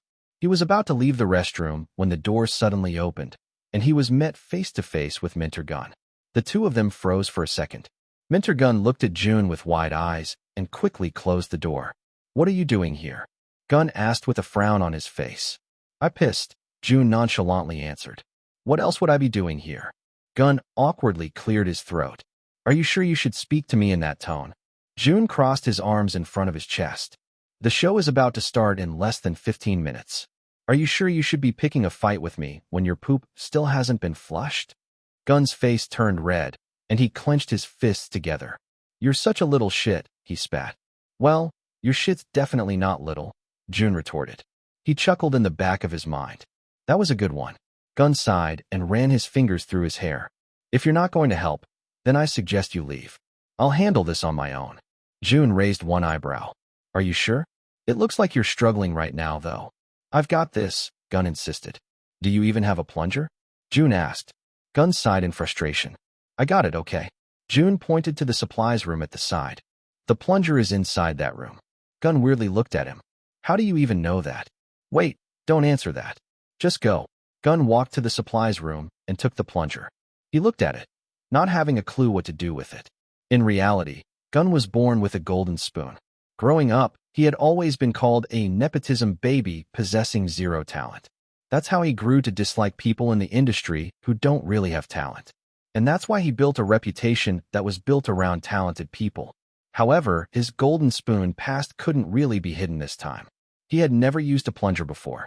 Heck, the toilets in their house never got clogged at all. As Gun skeptically placed the plunger inside the toilet, he started weakly pumping it in and out. You're doing it wrong. Gun jumped in surprise when he saw that Jun was still there. What the heck are you still doing here? I told you that I got it, didn't I? At this point, your shit will melt before you actually fix the problem. Scoot over, Jun said. Gun finally moved over, looking at Jun as he worked some magic. Jun inspected the scene and held his breath when he found the water level dangerously high and the toilet brimming with, well, not so pleasant contents. He looked around the restroom, spotting toilet covers next to the tissue papers. With careful consideration, he used them as makeshift gloves, wrapping them around his hands. He had done this plenty of times, but damn, does Gun have one intense stink bomb. Then, he started to pump the plunger with intense strength and speed. Despite the unpleasant nature of the task, he remained focused. His efforts gradually paid off as the water level in the toilet started to decrease, and the flow began to improve. Gun could only watch in amazement as Jun skillfully finished the task, as if he had done this a million times. There, Jun said, placing the plunger at the side and removing his makeshift gloves. He then went to the sink and washed his hands thoroughly before spraying his pocket-sized cologne all over his body. Gun could only stand motionless. That was amazing, he absent-mindedly said. Jun paused when he heard Gun's statement. He swiftly turned around. What was that? Jun asked. Gun, who was still slightly out of it, repeated his compliment. You're really talented with toilet stuff. A smile slowly made its way to Jun's face. Thanks for the compliment, Minter, he said. See you inside. Wait, I wasn't complimenting you. Congratulations, host. You have succeeded in the mission. Get a compliment from Minter Gun. Please choose an aspect to improve. Duh. Jun was about to pick dance once more, but he decided to go a different route. Rap. Wise choice. Rap +1. Current grade, E. Might as well upgrade the other skills since he never expected to accomplish this mission that quickly. Meanwhile, the janitor, who was about to clean the restroom, couldn't find his beloved plunger. Where is it? He muttered. My lucky plunger, where are you? He started going through the cubicles one by one and sighed in relief when he finally saw the red plunger. He was about to get it when he noticed something different. Why is his lucky plunger covered in shit? Chapter 63 Jordan Lee. The spacious studio buzzed with a mix of excitement and tension as the 100 trainees entered per company. I'm so nervous. Oh goodness. Seth, please make it. Commenter upstairs, you're crazy. Your bias is the top 1 trainee. How can he not make it? Jun, please rise. Casper's so handsome. The live episode was currently being aired online and on the Azure channel, and millions were watching from their homes, anticipating the first eliminations of rising stars. The 4 friends were in Gia's dorm with their respective placards and Lucky Charms. The 3 idols from Girls' Evolution also gathered once more to watch the awaited moment. Jisung first entered the studio, and the comment section went crazy when they saw his new hairstyle. His usual hairstyle, which covered most of his eyes, was now gelled up, exposing his forehead. Jisunji handsome. My baby's grown up already, love. Then, Rin and Zeth entered, making the comments move at an unfathomable speed. OMG. OMG. OMG. My favorite ship. Please get married. Weird shippers get out. Fighting Rin and Zeth. Make them top 2, please. Backstage, the independent trainees thought of a pose to do as they go in. Hoon and the others already decided to make a heart. Jun watched them, feeling left out. However, that wasn't really a bad thing. They looked fucking stupid while making the hearts. As the trainees before them posed extravagantly in front of the camera, the anticipation built as time passed by. Independent trainees were flashed on the screen. June. My black kitty is finally here. Hoon's better than June. My kitty June. Nobody even mentioned Hoon, loser. He's a Debbie Downer. Have you seen the other episodes? At least Hoon is handsome. Your idol doesn't even want to show his face. Jia fumed as she ran out of things to say. I can't refute this motherfucker. I just want June to show his face. What if he's really ugly, though? Nari asked. There had been a series of face reveals that happened this year. From that Minecraft YouTuber, then that streamer/rapper. All of them had been the center of jokes. I believe face reveals never go right. It doesn't matter, Jia said. I already fell in love with June's soul. The independent trainees entered. Xian, Hoon, and Jiyoung linked their arms together and made hearts with their hands. They looked like conjoined triplets. June, on the other hand, was the only trainee who nonchalantly entered. He didn't even bother to stop for a second. He just walked to his seat and called it a day. Ha ha ha ha ha. June stole the show for me. Our black kitty is really a black kitty. June is in such a mood. Hoon, Xian, Jiyoung. I wish you guys the best. The 100 trainees settled down, their hearts pounding in anticipation. The bright lights illuminated the nervous expressions on their faces. Suddenly, the doors swung open, and Minter Gun strode in with an air of authority. June held in his laughter. He's acting so tough in front of the cameras, as if June didn't just help him with his big shit issue a while ago. Welcome, trainees, his voice boomed, commanding the attention of the trainees and viewers. Today marks a significant step in your journey towards stardom. The trainees exchanged anxious glances, some fidgeting their fingers while some tapping their feet in anticipation. Just as the silence grew almost unbearable, the studio's energy shifted as Jordan Lee, the center of Boy Mystic, the birth group of Rising Stars Season 2, entered through the curtains. Gasps and whispers rippled through the crowd. OMG. Jordan, my love. Jordan, what are you doing here? I missed Boy Mystic. When are you guys going to make a comeback? June observed Jordan Lee. Truly, his aura was different. He could see his stats, and all of them were A+ except for rap. It's no wonder he's one of Mei Ling's biases. She had multiple, so it was hard to keep track, but she was very vocal about her love for Jordan Lee. The famous idol's presence was electrifying, his charisma filling the room with a new level of anxiousness and excitement. He scanned the room with his eyes and offered reassuring smiles to the trainees, hoping to calm their nerves to an extent. Good evening, everyone, Jordan greeted, his voice velvety yet powerful. Looking at you today, I feel like I'm taken back to the time when I was still an aspiring trainee. I've also sat on one of those seats, so I could empathize with the nervousness you're feeling. CJ leaned closer to June to whisper in his ears. How could he understand how we feel? He literally ranked above the top 5 every episode. June nodded. Jordan could be compared to Zeth. There's no denying that he was one of the trainees with a secured debut spot since the beginning. The other trainees seemed to be touched by his words, though. I know the road you've chosen is challenging, but remember, this journey is about growth and determination. In the end, good results are only an incentive. The trainees listened intently, their admiration evident in their expressions. Minter Gun stepped forward again, his gaze wandering through the room. The time has come for the first eliminations, he announced, his voice sounding heavy. Silence fell over the room, broken only by the sound of anxious breaths. There are 100 trainees below me, Gun said. But, unfortunately, only 75 of you shall remain. Therefore, 25 of you shall leave the competition and start a new journey. Jordan stepped forward. Remember that elimination doesn't define your worth or potential, he assured them. Your journey doesn't end here. It's a stepping stone toward greater things. The trainees exchanged glances, their expressions a mix of determination and fear. Minter Gun stepped to the side as Jordan approached the podium next to a large screen that displayed the trainees' names. It is simple, he said. The names of the trainees who will continue on with this journey will be called out and displayed on the screen. Along with that, the number of votes will also be displayed. Oh God, this is nerve-wracking. I feel like I'm about to puke. I feel so nervous, Yet I laugh whenever Jun appears on screen. A bunch of nervous trainees, then BM. A pink smiling cat. I can't with him.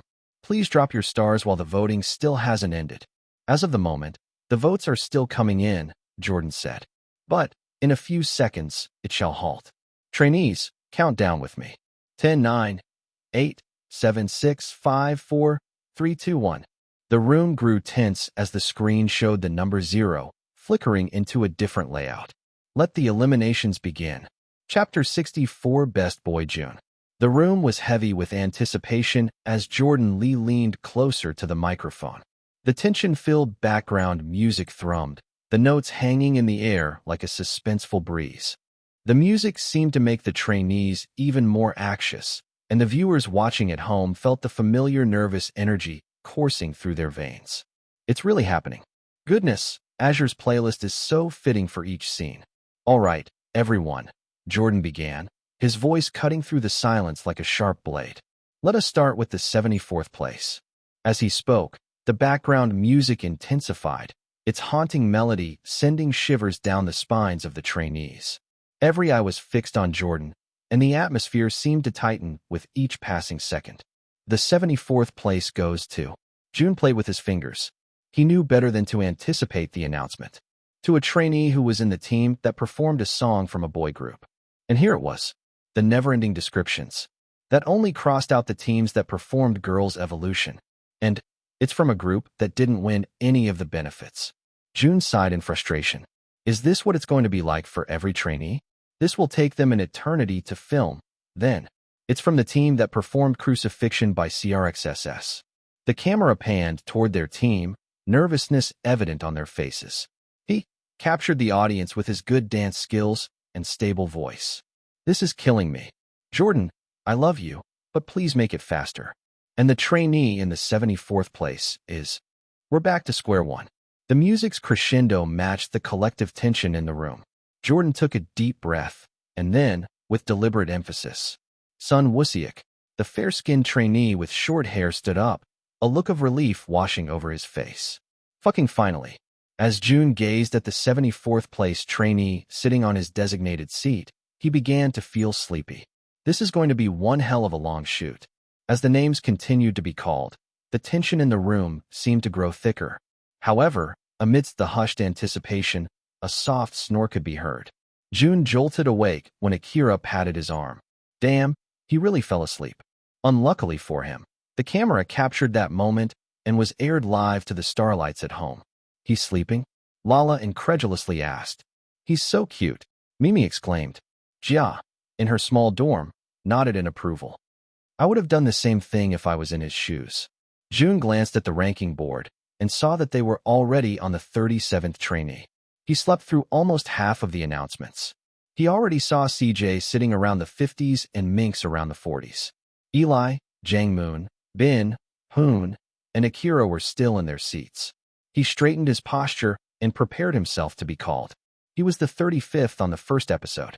It'd be a lie to say he didn't feel the shift in his popularity. Every time he goes to Naval, his bright pink cat mask will always be in view. He had gained more fans in that period too. But then again, it isn't a guarantee that the people who keep talking about him online will grant him stars. 37th, Jaehoon. 36th, Sungwoo. 35th, Taeyun. You rose in ranks, brother. Akira exclaimed. You deserve it. You'll rise too, Jun predicted. And just like that, we're already halfway through the announcements, Jordan exclaimed. Let's move on to the 34th trainee. Jun straightened his posture. He'd be called out any time now. But before that, let's have a break and watch how the live stream mission of the trainees turned out to be. A collective sigh was heard in the room. Jun clicked his tongue. He just wanted to get this over with. The screen flashed the trainees gathering in the training center. Mentors Miho and Gun told them the instructions, and now they were scavenging for the materials to use in their live stream. The trainees quickly found their items. Some were lucky while some were not. Then, the camera panned to Jun, who merely wanted to rest but came across gold items. That's how you acquire the bunny ears and ballet shoes. Jangmoon whispered. Jun nodded. Huh? Where did the cleaning supplies come from, then? What the hell? Those are some good items. What happened? Ha ha ha.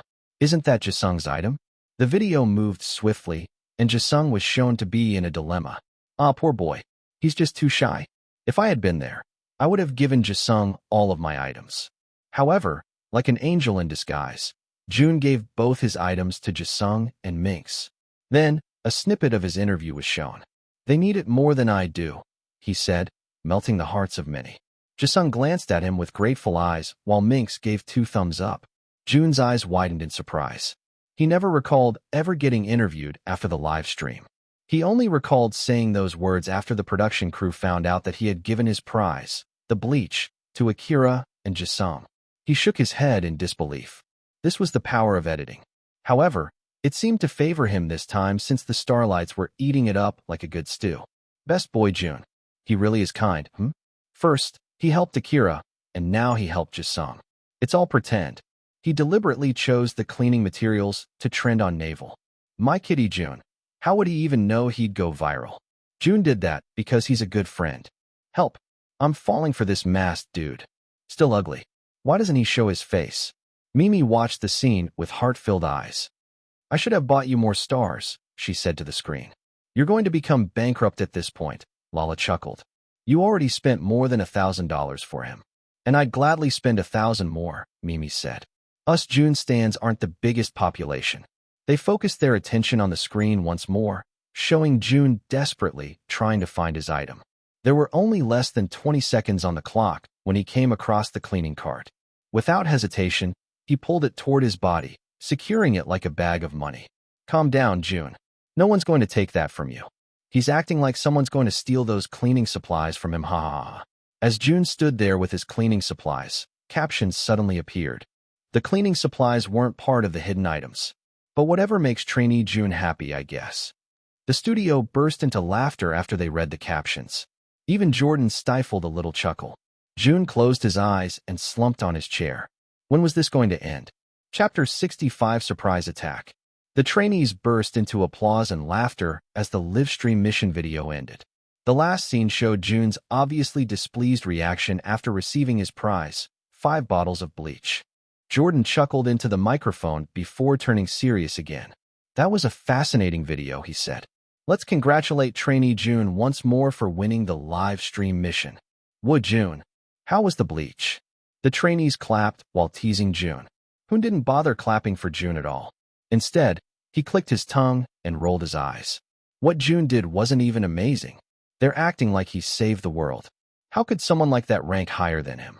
Back to business, Jordan said, his voice cutting the fun atmosphere. The room had once again turned into a bundle of nerves as the tension-filled background music played. Let's start with the 34th place. Congratulations, trainee Yoonjae. You made it with 657,801,000 stars. Please come up the stage. Jordan still took his time announcing the trainees' names, but Jun was thankful that the pace had somewhat picked up. 33rd, Kyungo. Good day, host. You have a new side quest. The title is Ethereal Glow. Get glowing skin. Good for 3 hours. Ethereal Glow is immediately activated after succeeding in the side quest. Jun's eyes widened in surprise as the side quest popped up. 32nd, Sunghoon. Really, Fu? Right now? I decline the side quest. Action cannot be processed. This is a mandatory side quest. What? We're in the middle of the eliminations. I'll get called anytime soon. 31st, Eun. What's with the sudden side quest? And why was Jordan Lee speeding up now? Host accepts the side quest. I didn't even say anything. What even is Ethereal Glow? Are you going to turn me into Edward Cullen or something? Here is your side quest. Say, I love you, to a fellow trainee. Deadline of mission, 10 minutes. Good luck. Failure to fulfill the side quest entails a regression of 1 skill. What the fuck? Who the hell says I love you in this context? Jun hasn't even said that to a woman before. He shook his head and massaged his wrists. And he had to accomplish it within 10 minutes? Should he just take the L and move on? Jun shook his head. It's damn hard getting all his skills to level up. There was no way he was going to fail this time. 27th, Zachary. The trainees exclaimed in shock. Zachary's rank had gone down by 8 steps. Jun bit his lip. If his predictions are right, he's going to be called next. So, he had to accomplish the side quest as soon as possible. Akira, Jun said, holding onto his wrist. Akira, who appeared nervous, glanced at Jun. What is it, brother? I feel like I'm going to shit my pants. Come to think of it, Akira's rank was 29th in the first episode. He must be nervous since his name still wasn't called. Jun sighed. Here goes nothing. I love you, Jun quickly said. Akira's eyes widened in shock. What? You're confessing right now? Jun quickly shook his head. No, not like that. You're gay? Akira whispered. No. Let me explain. You're my free. 25th place. Trainee Akira, please come up the stage. Jordan quickly cut Jun's statement. Akira quickly stood up, a huge smile on his face. He went to the stage without letting Jun finish his statement. Friend. You're my friend, Jun absent-mindedly whispered. Congratulations. You succeeded in the mission, ethereal glow. You now have glowing skin. Good for 3 hours. Jun wanted to laugh out loud. This was ridiculous. He looked at the skin on his hands and found nothing different. Nothing even fucking happened, he whispered. Thank you. Trainees ranked 25th to 29th. Please head to your seats. Jun lifted his head and watched as the 25th to 29th seats filled. For some reason, he started getting nervous. If he wasn't in that rank bracket, then does that mean he ranked higher? It was definitely much higher than what he had expected. Now, we're nearing the top 20s. But first, let's call out the trainees that almost made it to the upper ranks. For 24th place, Hoon. Jun raised his eyebrows. This gloomy kid actually got in 24th place. But then again, he also stood out during their Mermaid Melodies performance. Moreover, Azure portrayed him as a hard-working trainee alongside Ben. There were some ambiguous moments, but it wasn't enough to tarnish his reputation. Hoon proudly stood, his lips quirked into a cocky smile. He went to the front and said a small speech. His eyes strayed to Jun, and he couldn't help but rejoice. In his mind, he had already won. There was no way Jun's rank was higher than his this time. 23rd Jor. 22nd Johnny. Jun frowned. All right, he really needed to be called out this time. 21st Anthony. Just how much did he rise or fall down in ranks? Jordan Lee's eyebrows raised in surprise as he gazed at the next name. And now, let's give it up to the trainee who just made the biggest leap in ranks. Please, let this be Jun, Jiao whispered, praying to every god in the universe. Trainee Jun, you have secured the 20th place. Congratulations. Oh my god. My dream came fucking true. Jun, my man. 20th? I didn't expect it to be that big of a jump. Jia screamed as soon as Jun's name was called. Nari, Sumin, and Wei covered their ears in surprise. Shoo, Nari said. We're going to get a noise complaint at this point. I don't care. Jia exclaimed. This is the happiest I've ever been. The room erupted into a chorus of cheers and applause, many trainees clearly shocked by Jun's unexpected climb. But alongside the applause, there were also envious whispers. Seriously? How did Jun manage to jump that high? Guess some people get all the luck. Did he bribe the judges or something? Jun, seemingly unfazed by the attention, stepped forward to the stage. This was definitely higher than he expected. He took the microphone and cleared his throat. Thank you, he said. Really appreciate it, guys. Thanks for the stars. With that, he placed the microphone back on the stand. Jordan and Gunn exchanged confused glances. Is that all? Jordan asked. Jun nodded, causing Jordan to laugh. As expected, Jun never breaks character. That somehow sounded sincere, though. What do? I keep falling for him more. Ungrateful trainee. I think you can say a bit more than that, Jordan urged. You might want to thank other people. Jun pursed his lips. I guess I want to say thank you to Grandma and Minjun, who lives downstairs, Mr. Chung, who owns a convenience store in the neighborhood, my landlady. Why is he thanking random-ass people? This might be the funniest acceptance speech in the history of Rising Stars. Hoon, standing 3 people away from Jun, burned holes at the back of Jun's head. His thoughts dripped with jealousy. Not only is the faceless trainee's rank higher than his, but he actually made it into the top 20? What a fucking joke. Then, he smirked. There was only one thing he could think of that would instantly trigger Jun's downfall. At the end of the day, nobody liked ugly idols. So, in a deliberate yet accidental manner, Hoon tripped on the 23rd ranked trainee's foot, lurching his body toward Jun. And in lightning speed, Hoon held on to Jun's mask to seek anchor. Everything seemed to turn to slow motion as Hoon yanked the bright pink cat mask off Jun's face. Chapter 66 Face Reveal. As Jun's mask was fully removed, the studio fell into an expectant hush. Jun had his head down, but his mid-length, fluffy, black hair was on display. Anticipation hung in the air like a heavy curtain, and everyone braced themselves for the reveal. Jia and her friends collectively gasped. Jia covered her mouth as if forgetting how to breathe. She wanted Jun to reveal his face, but not this way. "I'm going to puke," Jia said. "Are we really going to see his face?" "I didn't fucking expect that," Nari exclaimed with wide eyes. "I still can't see his face." Jia covered her eyes. "Tell me when this is over." Mimi stood up from the couch, her eyes wide and mouth agape. "Holy shit. And it's happening in a live broadcast, too," Lala said. "Are you okay, Mimi?" "Don't be disappointed when he's not what you expected," Sasha added. Mimi stayed silent and kept her gaze on the screen, not wanting to miss the moment. The comment section, too, was going crazy at this point. "Is this really happening? I can't breathe. Finally, that ugly cat will finally be revealed. Lift your head, ugly loser."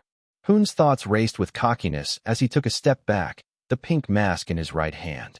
He had spent hours observing Jun, noticing every slight detail that seemed to suggest his lack of physical appeal.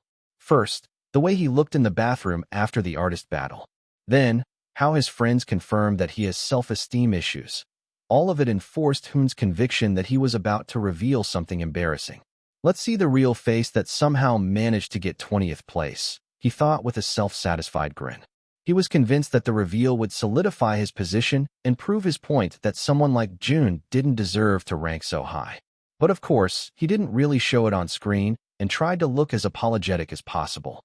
"I'm so sorry," he said to the cameras. I just tripped," he stammered. Jun's friends, who were already in their respective seats except for Jang Moon and Jisung, exchanged worried glances as they watched the screen with a clear view of the unfolding situation.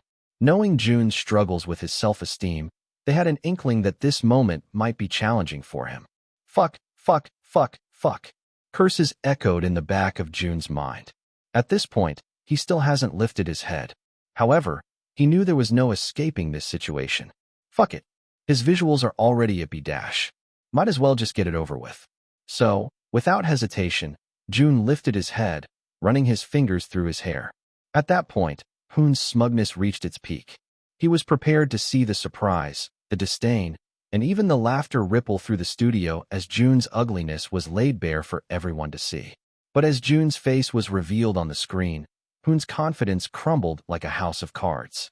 Jun's handsome face was a portrait of surprising charm, a stark contrast to the assumptions that had been made.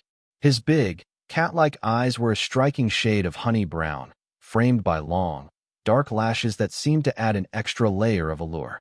It also had a sleepy charm to it, some bags evident underneath them. Under his eyes, a tall nose added an elegant touch to his features. And beneath that, his lips, slightly chapped, were still plump and pink. The corners were upturned, yet he still looked quite cold. Jun's jawline was a balance between softness and definition. The curve was gentle, yet a subtle chiseled line hinted an underlying strength. And above all of that, he had glowing skin. Jun glanced at the screen and pursed his lips together. So, this was ethereal glow? He looked like a porcelain doll. At that moment, Hoon's cocky facade melted away, replaced by a stunned expression he couldn't hide. The thought that he had been so sure of was false, and he felt a sense of bewilderment and, perhaps, regret for revealing Jun's face. Nari, Su-min, and Wei were stunned to silence, looking at the glowing boy on the screen. "Is it over yet?" Jia asked, still covering her eyes. "Jia, you need to see this," Wei said. As Jia slowly removed her hands, her eyes widened and she leaned forward in her seat, lips slightly parted. "Wait, what? He's actually handsome." Mimi, who had been anticipating this moment, was equally caught off guard. Her jaw dropped, and her eyes focused on Jun's face. "Oh goodness," Lala said. "I'm afraid she can never recover from this." Whispered exclamations resonated in the studio, a blend of disbelief and shock. Even Gun and Jordan were surprised. Gun was sure that this kid would be like CJ or Jang Moon, but now, he was speechless. Is that really him? Oh my gosh, Jun, our black kitty actually looks this handsome? Holy shit. My bad. He ain't bad. Damn, he kinda good looking. No homo, though. My sister's just forcing me to watch with her. She's just too stunned at the moment. Jun stood there, his features clearly not matching the assumption that had been built up. He cleared his throat and started speaking once more. I guess I'd like to thank the janitor for lending me his cleaning supplies. Yeah, that's all. Thanks to the starlights, too. He nonchalantly continued his speech, like his face hadn't just been revealed. He took a step back, placing his hands behind his back. The studio was still filled with silence, but Yena and Yijin signaled Jordan to say his next statement. Right. Jordan cleared his throat. I guess that happened. Thank you to the trainees who ranked 20th to 24th. You may now head to your respective seats. Jun nodded and turned around, letting the other trainees go up first. He made eye contact with Hoon, but the latter immediately evaded his gaze. Jun smirked. This kid is really troublesome. As he went up, he was met with dazed looks on his friends' faces. They welcomed him with stiff expressions, so he raised his eyebrows in inquiry. What's wrong? He asked. CJ puffed up his cheeks before poking Jun's chest. You told us you were ugly, he whisper-shouted. Chapter 67 Top Ranks. Jun shrugged, nonchalantly sitting down on his seat. Yet, his friends couldn't take their eyes away from him. Focus, he mouthed, so they turned back around to watch the next announcements. I still can't believe that happened. Why the hell was he hiding his face with the mask then? This kid is a genius. So freaking handsome, really. Still ugly. Jun's face reveal left a lingering impact on the trainees and starlights, so it was more difficult for them to concentrate on the next happenings. Now, I shall announce the trainees who are part of the top 15, Jordan exclaimed, determined to finish the live show. 15th, Jinsol. 14th, Bin. Bin went down in ranks, which was surprising since he received the most benefits in Jun's team. However, it was still a pretty good rank. 13th, Steel. 12th, Alex. Whoa, Alex is out of the top 10, some trainees whispered. He didn't stand out much. 11th, Hyunwoo. Hyunwoo went down too, Akira said. It seems like those who trained under Phoenix Entertainment went down this week. Ranks 11th to 15th. You may now go to your seats, Jordan said. The other trainees went up with smiles on their faces, yet Alex and Hyunwoo couldn't stop looking at Jun. Jun snapped out of his daze and looked back at them. Hyunwoo looked away, yet Alex held his gaze, observing Jun's face. Jun raised one of his eyebrows, causing Alex to shake his head and get moving. Come to think of it, these two trainees were from Phoenix Entertainment, the company where Choi Joon-ho used to train in. Jun didn't look drastically different from the past Choi Joon-ho. He just looked more well taken care of. Aside from that, his skin was clearer and his features looked a bit enhanced. However, these two trainees might recognize him if they trained together. Jun looked away and turned his head to the side. But then again, he was known as Choi Joon-ho up until Jun Hao transmigrated into his body. And it looked like they didn't fully recognize Jun, too. Now, onto the debuting ranks, Gunn said. As you all know, this year's Rising Stars will give birth to a 10-member boy group. And although the ranks in the first elimination aren't set in stone, we congratulate these trainees for being the first ones to sit on the debuting seats. Let's start with 10th rank. Trainee Lin Ji, congratulations. Lin Ji strode to the stage with utmost confidence. Honestly, he was still thinking about Jun's face reveal. As he came to watch the past episodes, he really couldn't shake off the feeling that Jun was someone he knew. Someone from his dark past. And his pesky little mask didn't help with the questions brimming in Lin Ji's mind. However, as soon as his face was shown, it felt like a fish bone was plucked out of his throat. He didn't know the guy. They might just have similar personalities. Lin Ji took the mic and gave a short speech with a confident smile. Top 10, huh? I always knew this was just the beginning. To my fans who've been with me from day one, thank you for believing in my journey. Get ready because we're about to take this to a whole new level. Jun softly scoffed. This guy still managed to get into the top 10? If Jun's going to debut, then Lin Ji must not. It's the price he has to pay for killing Jun's original body. Jun still had to think about how to do that without associating himself with Lin Ji, though. Jisung, who was waiting for his name to be called from the 11H, 15th rank, felt anxious about the next announcements. Just how much did Jisung rise? CJ muttered under his breath. And for the 9th place, we have Jisung. Please come up the stage. Whoa, he rose in ranks. I can't believe I have a friend who's in the top 10, CJ proudly smiled. Jun nodded in approval. This kid deserved it, but it seemed like he didn't expect it at all. Hi, everyone. I never really thought I'd be standing here, honestly. I guess I just wanted to say thank you. Thank you to all the people who believed in me when I didn't even believe in myself. It's been a, really incredible journey. And, I couldn't have done it without the support of my family and, even the trainees here. He finished his speech very Jisung-like. So adorable. Oh, what shall we do with this shy boy? 8th place, Jackson. The energetic trainee made his way to the stage. If Jun could compare his personality to anything, it'd be to a frat boy. Woo. Top 10, baby. This is proof that hard work and a lot of dance practice can get you far. Shout out to my teammates in the artist battle. You know who you are? Let's keep rising. 7th, Daeho. The other trainees in the top 10 trainees were more or less the same. With Alex and Hyunwoo out of the top 10, Daeho and Jisung replaced their ranks. 6th, Yuri. 5th, Leo. 4th, Jaeyoung. 3rd, Run. With the announcement of the 3rd placing trainee, the time to reveal the top 2 trainees has finally come. It was just as Jun had expected. Trainees Zeth and Casper, please go to the front. Zeth and Casper stood side by side, their toned physiques making a very pretty picture even from the back. Lucky bastards, Jun muttered. Their stats were practically bursting through the roof. Rising Stars definitely did a good job in recruiting these two into the show. They held onto each other's hands as they waited for the announcement. It was clear that the two were unspoken rivals. They haven't interacted much in the show, but there always seemed to be some type of tension between them.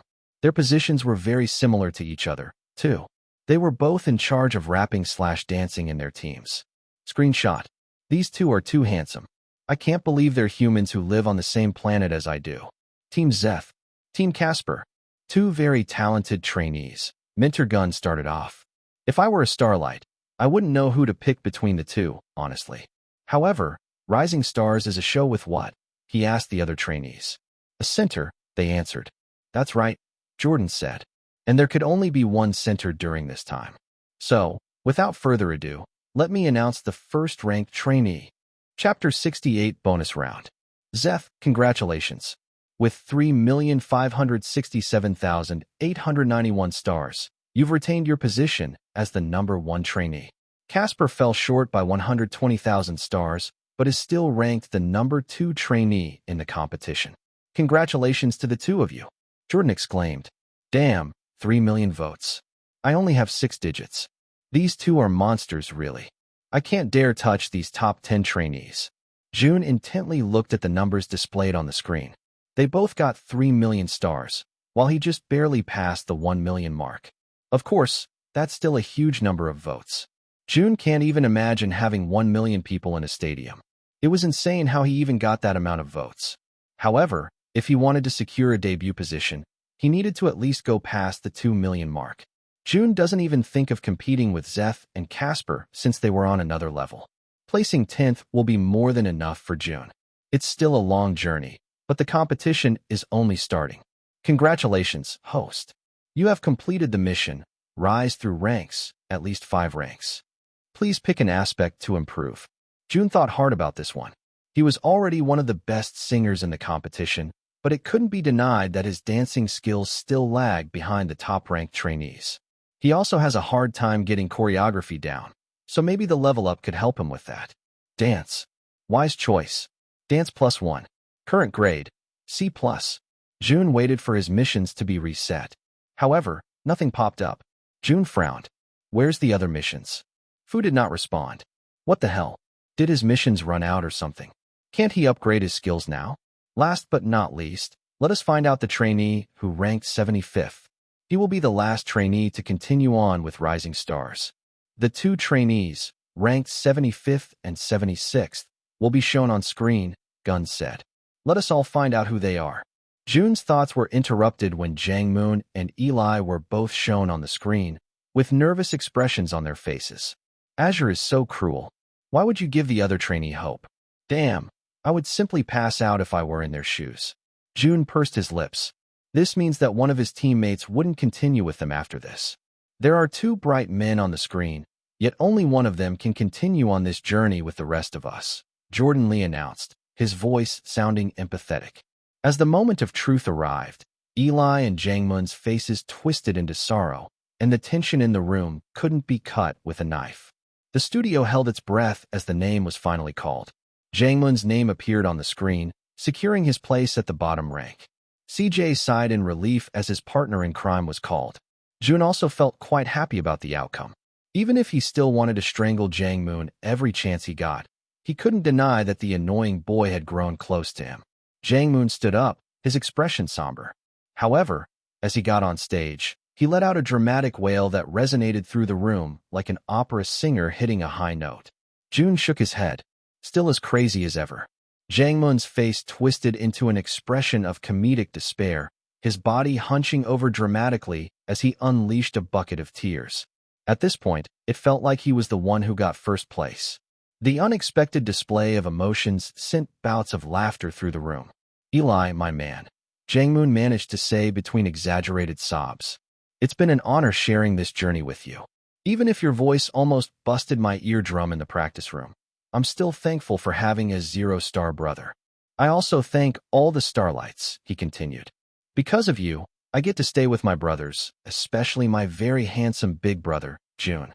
I almost fell out of my seat when you showed your face, brother. Kakik, he's thankful that he gets to ogle Jun now? He's not even thinking of the competition anymore, ha ha ha. This dude's hilarious too. As Jangmun sat on the 75th seat, the trainees were finally complete. Gun gestured for them to stand up and bow to the starlights. Thank you, starlights. After that, the goodbyes began. Jun awkwardly stood at the corner while the others said their goodbyes. Most trainees looked at his face as they passed by, but Jun kept his expression nonchalant. Just then, someone patted him on the back, so he turned around. He saw Eli standing behind him with a sincere look on his face. Hey, Jun, Eli started off. Jun cleared his throat. Hey, he briefly responded. I just wanted to take this time to thank you, brother. Jun frowned. Thank me for what? He asked. I thought I was the most passionate about singing before coming here, but after you made me rap during our mission, something shifted inside me. I want you to know that I want to take rapping seriously this time. And maybe, one day, we'll get to see each other on stage. Jun scratched the back of his head. He never expected anyone to be inspired by his words, and he really didn't know how to respond. It's all right, he awkwardly said. I'm rooting for you. Eli chuckled. I wish you'd never change. I hope we'd gotten more closer, but I guess this is it. Thanks for everything, brother. Jun merely nodded. Good luck. With a final nod of mutual respect, Eli turned away, leaving Jun all alone. However, his alone time was quickly disrupted when CJ wrapped his arm around his neck. Ah, really? I still can't stop thinking about your face reveal. You stole the fucking show, brother, he cursed. Jisung nodded. You're not ugly at all. Well, even if you were, it's all right. Nobody's ugly in this world. As they say, beauty is in the eye of the... I get it, Jun said. Big brother. Jangmun wailed as he leaned against Jun's shoulder. You're really unfair. You told us you were ugly, but you actually look like this. Now, you left CJ all alone as the ugly guy in our friend group. CJ slapped the back of Jangmun's head. Oh, shut up. You're the ugliest here. Jun shook his head while the others chuckled. However, there was one person who wasn't acting like they usually did. Jun's eyes met with Akira, but the latter quickly looked away, a flush of pink on his cheeks. Then, it dawned on Jun. That fucking I love you. Hey, Jun said, patting Akira's arm. About what I said earlier, I said it as a friend. Akira looked at him with wide eyes before clearing his throat. Oh, of course, he chuckled. I wasn't thinking about anything else at all, he trailed off. Jun nodded. Good. As they made their way back to their rooms, a pop-up suddenly appeared. Bonus round. Accomplish this mission and upgrade all your skills by 1 grade all at once. Chapter 69 XX Battle. Mission, sign an autograph. Jun smirked. That would be easy. He could just give Jangmun or CJ his autograph, and that'll be it. Conditions. 1. The host cannot ask to give an autograph. 2. The host must not coax the person to ask him to give an autograph. 3. Everything must be unprecedented. No planning involved. 4. No autographs for people you prior know. What? Why are there so many restrictions? Good luck, host. Standard missions will only reset once the bonus mission is over. Deadline for bonus round: 2 days. Failure to accomplish entails regression of all skills. All skills. Jun sat up from his bed, startling Jae-young, who was the only one awake at that time. Jae-young had a green face mask on, so Jun exclaimed in shock as soon as their eyes met. "What the fuck?" Jun cursed. "Shoo," Jae-young said. "You'll wake the others up. We have a long day tomorrow."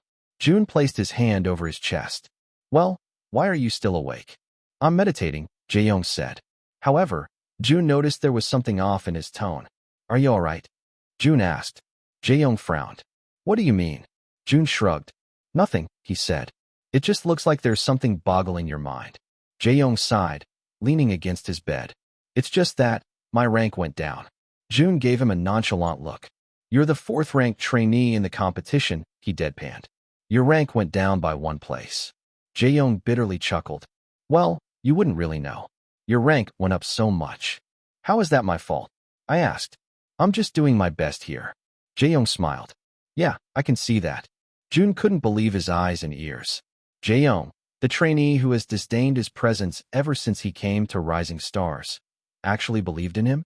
"I saw the episode with Akira," Jae-young stated. "When you first came to the show, I thought you were one of those trainees who joined the show for clout. However, when I watched that episode, I realized that maybe you aren't too bad." Jun smirked. Then he leaned forward to tease the experienced idol. "So, are you going to apologize?" Jae-young scoffed. "I still don't think I did something wrong. Your dancing skills are still jack shit." "Whatever," Jun said. "At least I don't need that ogre mask to look good." Jae-young shook his head, a hint of amusement on his face. "You should sleep. It looked like you woke up from a nasty nightmare." "Ah shit. The nightmare." He looked at his mission corner and saw that the timer was indeed ticking. He had less than 2 days to accomplish his bonus mission. There was only one way to finish the mission. "Hey," Jun said. "Do you think we can go out here tomorrow?" Jae-young chuckled out loud. "What are you talking about? We're stuck here the whole week since the second mission is coming up. We're not allowed to go out at all." "Well, fuck." The 75 trainees entered the large auditorium, lining up based on their rankings. Their hearts raced after the recent eliminations, and it felt like it was yet another beginning. Whispers and nervous glances filled the air, and everyone seemed to be on edge. Jun was on edge for a different reason, though. Deadline for bonus round: 38H, 56M, 11 seconds. Jun swallowed his annoyance for the mission as the door swung open. Mentors Kang Mi-ho and Ji-hyun stepped in. Mi-ho's confident stride was matched by Ji-hyun's graceful presence.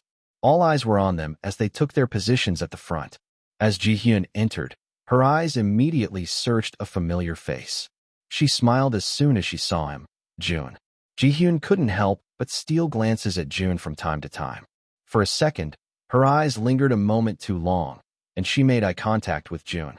She quickly looked away, feeling a blush creep up her cheeks. She mentally scolded herself for the wandering thoughts. She was married, for God's sake. But she felt like a little teenage fangirl whenever Jun was involved. Truthfully, Hyerin was supposed to accompany Mi-ho during the announcement of the second mission. However, after watching the live stream last night, Ji-hyun almost couldn't believe her eyes when Jun's face was revealed. She had to see it for herself. So, she proposed to be present today instead of Hyerin. She really didn't expect Jun to look like that. It was true that good vocalists usually wouldn't have the best visuals. It was a rule of life. However, Jun broke that rule. After clearing his throat, Kang Mi-ho spoke, his voice steady and professional. "Congratulations to all of you for making it to the top 75. We know the eliminations were tough, but it is now time to focus on the next challenge." Ji-hyun managed to tear her gaze away from Jun and joined in. "That's right. For this mission, we have something special planned." Murmurs of excitement and curiosity spread through the trainees. "Isn't it the position battle next?" "I want to go to rap." "I'll go to vocals." "Don't hog the vocal choices, please." Jisung poked Jun's side, causing the troubled guy to look at him. "What?" he asked. "Which position are you going to take?" "Vocals," Jun said without any hesitation. Jisung pouted. "I want to go to dance." "Can't you go with me, brother?" Jun raised one eyebrow. "Really? You want me to go to dance?" "Well, I just want to team up with you at least once." Jun shrugged. "Pick vocals then." "Settle down now," Mi-ho said. As Mentor Ji-hyun said, it's going to be special. Rid your mind of any preconceptions you have about this show. It isn't the position battle like you guys thought it would be. The room was divided by a large, white wall, concealing the surprises that awaited. Kang Mi-ho continued, behind this wall, we have songs prepared in 3 different categories: rap and dance, vocal and dance, and vocal and rap. Each category represents a unique challenge that will test your versatility as a performer. What? 2 positions? Jun was surprised. Azure once again utilized a new concept. Last season, only 1 position was involved in the second mission. Idols these days are expected to be good at everything, Ji-hyun said. So, instead of focusing on 1 position, we want to produce well-rounded trainees that go beyond their comfort zones. That's right, Mi-ho nodded.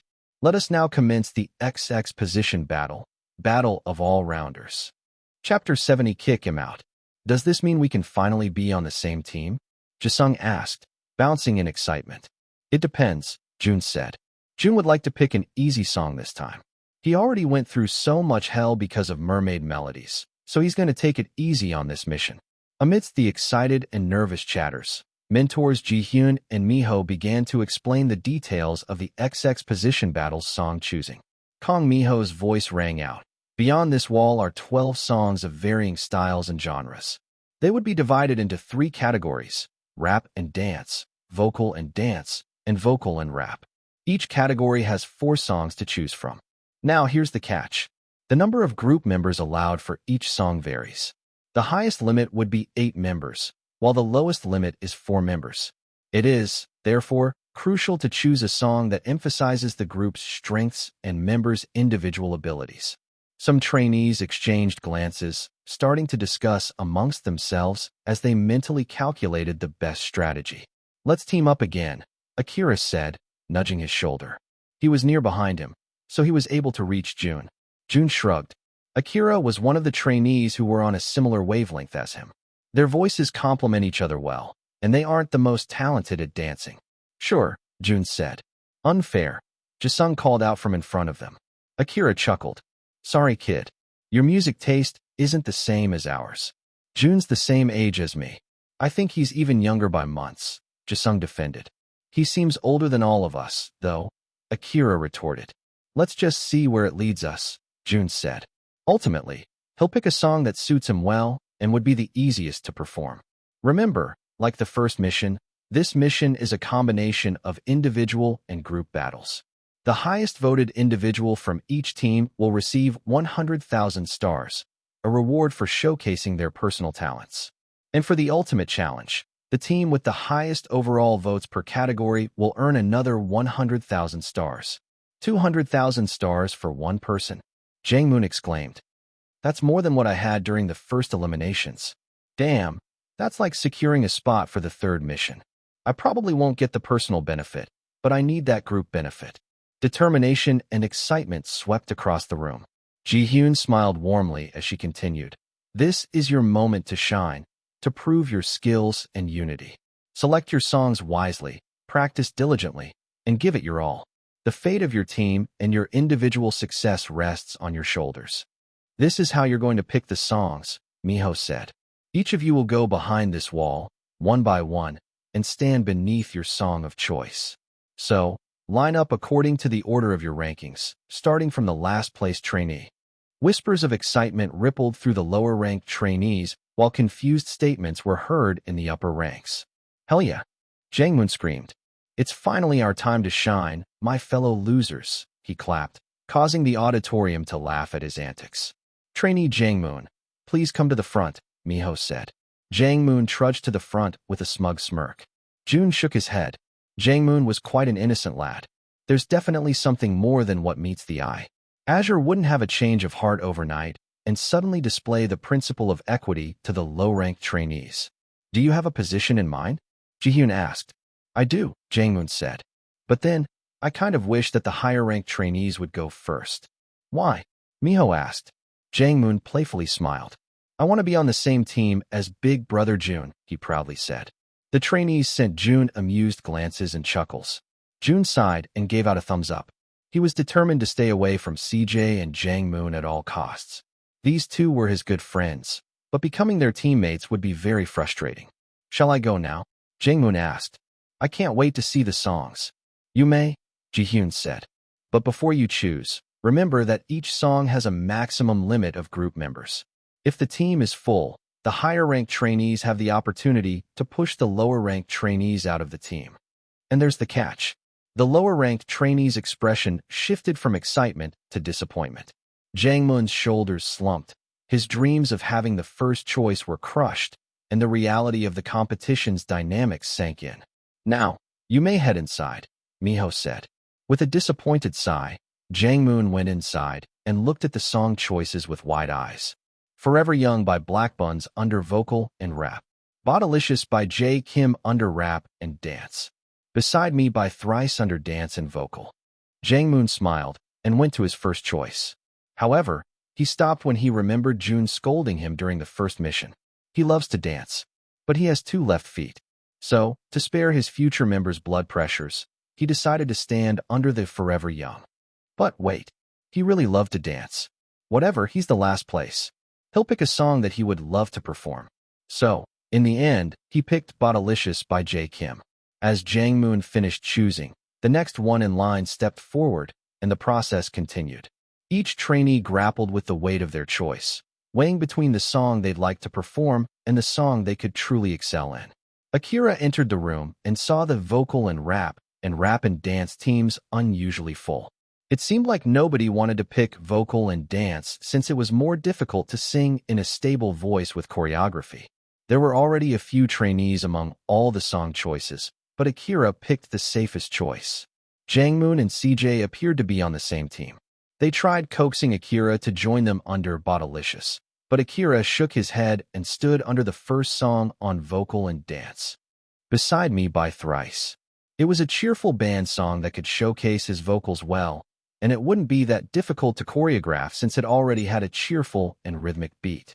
Several choices and kicking outs later, the time for Jun to pick a song finally came. Ji-hyun giddily picked up her mic and looked him in the eyes. Trainee Jun, you may now go beyond the wall. Chapter 71 Song Choice. Ji-hyun's eyes remained fixed on Jun as he walked to the front, her thoughts drifting momentarily. As he got closer, his appearance seemed to be getting better. He's really handsome, she mused silently to herself, a hint of a smile tugging at her lips. As Jun approached the wall to make his selection, Ji-hyun's curiosity got the best of her. Do you have a position in mind? She asked, her voice soft as she leaned closer to him. Jun's cold gaze met Ji-hyun's, and he nodded. Yes, he briefly replied. Miho chuckled. Is that all? Jun nodded. Mind telling the other trainees what it is? Ji-hyun asked. Jun silently shook his head. He wanted to pick peacefully. Oh, Ji-hyun disappointedly said. She secretly hoped that he'd pick something that had to do with vocals so she could mentor him. As their conversation ended, Jun walked towards the wide entrance. He had already made up his mind. He's going to pick vocal and dance. It would be a shame for him not to showcase his improvement in dancing while highlighting his singing abilities. As he went inside, his eyes focused on the vocal and dance column. He didn't even glance at the other categories despite Jang-moon's and CJ's attempt at calling him over to Bodilicious. Over here, brother. Jang-moon screamed. Let's rap together. CJ smiled and gestured enthusiastically for him to perform the same song. Jun shook his head. These two picked a song that they'd be horrible at once again. Jun was already wishing their new teammates good luck. Jun stood at the center for a moment, just taking all the song choices in. His gaze settled on the first option, Beside Me by the group Thrice.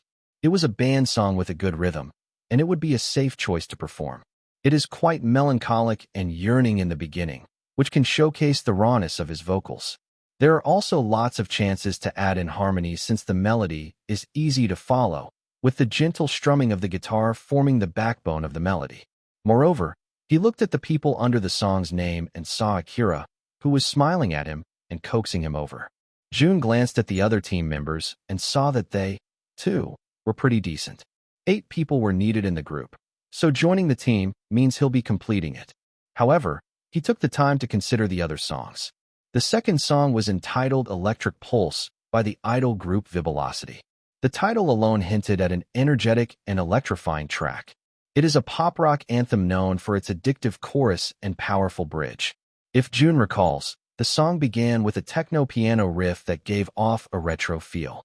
One downside to the song is its repetitive chorus, with the words electric pulse being said over 8 times in a span of 30 seconds. As Jun considered electric pulse, he couldn't help but imagine the energy and excitement that their performance would bring to the stage. However, it's quite an overplayed song, so it might trigger other people's annoyance. The third song on the list carried a different vibe compared to the previous choices. However, it was still quite upbeat. Titled Midnight Craze, the track was by the renowned DJ duo Synthesis. The mere mention of the song evokes images of neon lights and pulsating energy, setting the stage for an EDM festival experience. It has an upbeat energy and vibrant electronic sounds. What made the song special was the vocal arrangement. The high notes were a highlight, soaring above the male range. Jun could reach it, for sure. Yet it would be difficult for him to accomplish this while dancing on stage. As the song echoed in the back of his mind, memories flooded back to him. Jun could practically hear the song playing in the background as he recalled the nights he visited the White Tiger Gang's bars and auction houses. Jun's eyes strayed to the last choice, and he immediately recognized the song. I love you, leave. I don't love you, don't leave. He immediately disqualified it from his choices. Even the title was enough of a red flag. Who names their song such a long title? Out of all the choices, this was the most different, too. It leaned more toward a subdued ambience compared to the upbeat track. It was almost like a ballad. No, it's definitely under the ballad category. It has a delicate piano sound that seemed to carry a sense of nostalgia. As Jun looked at the title, his memories surged forth. He knew this song all too well, as the original artist hailed from China. This wasn't a well-known fact, by the way. It's mostly known as a song by Yuji Hwan, otherwise known as Hwan. The legendary Korean soloist, who had been in the industry for more than 20 years, imbued it with his own touch, creating a version that became popular all across Asia. However, the familiarity of I love you, leave, I don't love you, don't leave, was a bittersweet memory for Jun. It was a song he had sung countless times during his day as a gang member, often at the karaoke. The memories associated with it were pathetic, representing moments he had left behind. Aside from that, the ballad quality of the song practically made it impossible to choreograph, so Jun quickly rid his mind of any lingering memories and focused on the 3 choices instead. He weighed his options once more before walking over to the safest choice. With a nod of resolution, Jun walked over to Beside Me. Its rhythm, emotions, and arrangement all aligned perfectly with his intentions to showcase his improved dancing and singing abilities. He believes his teammates wouldn't give him a hard time too. And with him being the highest ranked among them, there's a higher chance he can get the 100,000 star personal benefit. Glad to see you here, brother, Akira smiled. Let's make another legendary stage together. Chapter 72, Absolutely Destroyed. The trainees and team, Beside Me, welcomed Jun with encouraging smiles and nods. Jun also nodded in respect. It seemed like he picked the right decision. After Jun, the 19th ranked trainee entered the room. The trainees, especially those at the lower ranks, held their breaths when he guys stood before them. They wished fervently not to be pushed out, and fortunately, the 19th ranked settled on Botalicious, where spots were still open. Poor guy? He doesn't know what he signed up for. CJ and Jangmoon already looked like hyenas, ready to pounce on the currently highest-ranked trainee in their team. Even with rituals and prayers going around, hoping not to get kicked out, luck didn't always favor the lower-ranked trainees. This was the reality of the situation. The higher-ranked trainees had the power to kick out those lower down the ladder to secure their chosen songs. The cruel twist of this kicking out system cast a shadow over the proceedings, serving as a constant reminder of the cutthroat nature of the competition. Sorry, Bin smiled at Sungwoo. I really like this song, brother, he said. Sungwoo disappointedly left his current song choice and went to Midnight Craze, making the team full. Alex went in, and his eyes naturally shifted to Jun. For him, Jun looked very familiar. However, the person he once knew had a whole different personality from him, so he still wasn't sure. His eyes left Jun and gravitated to the song choices. He wasted no time in going to the vocal and rap section. He mercilessly kicked Johnny out of their team, so the lad had no choice but to go to electric pulse.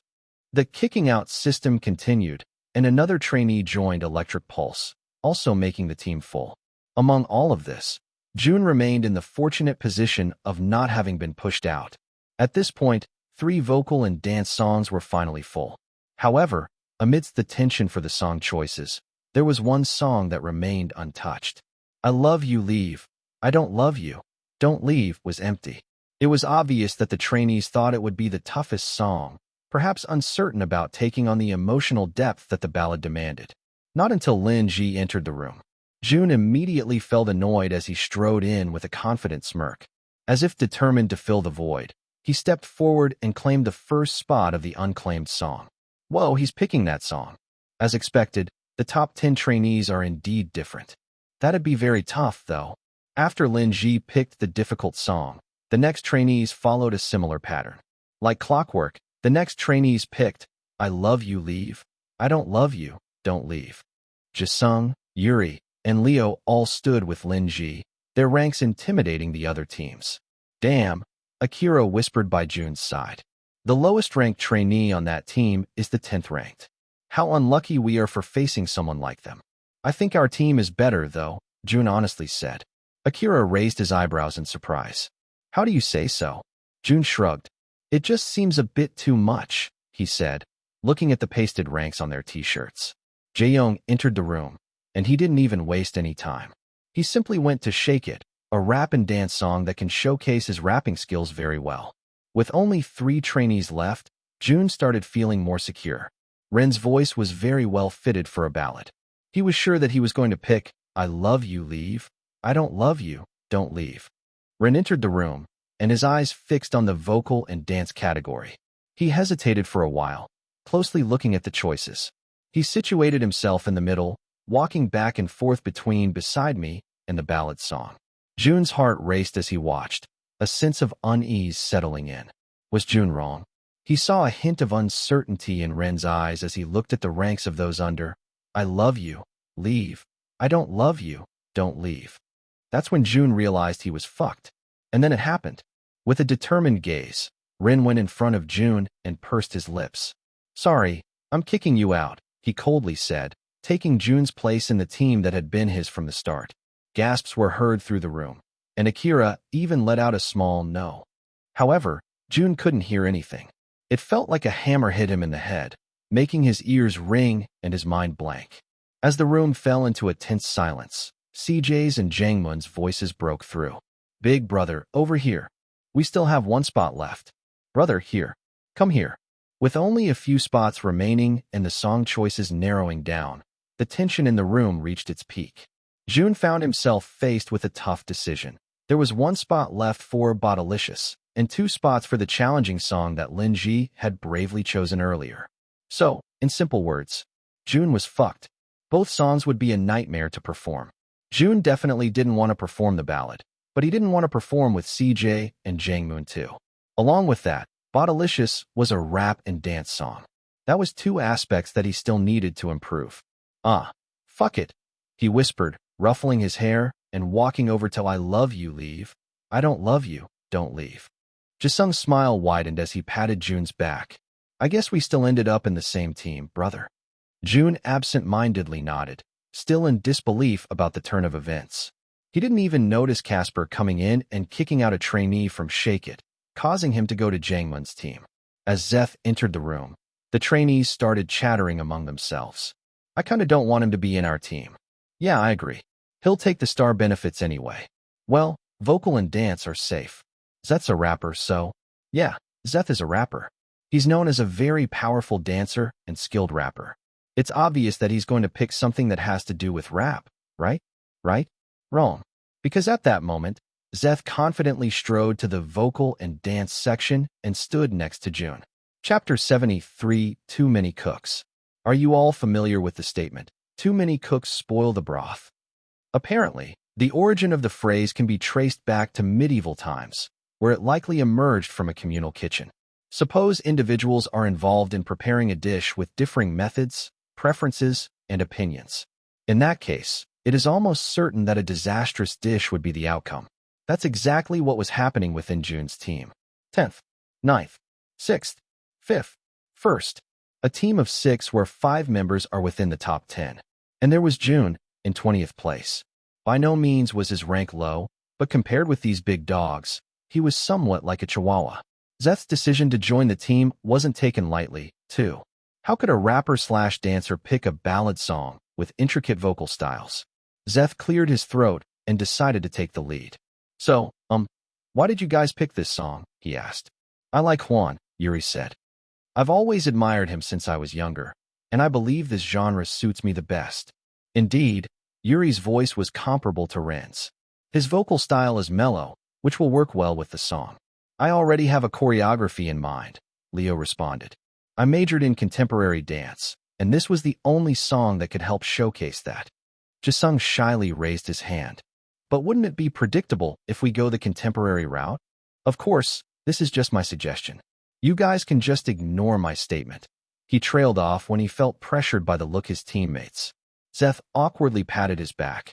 Hey, it's okay, man. We'll take all the suggestions we need.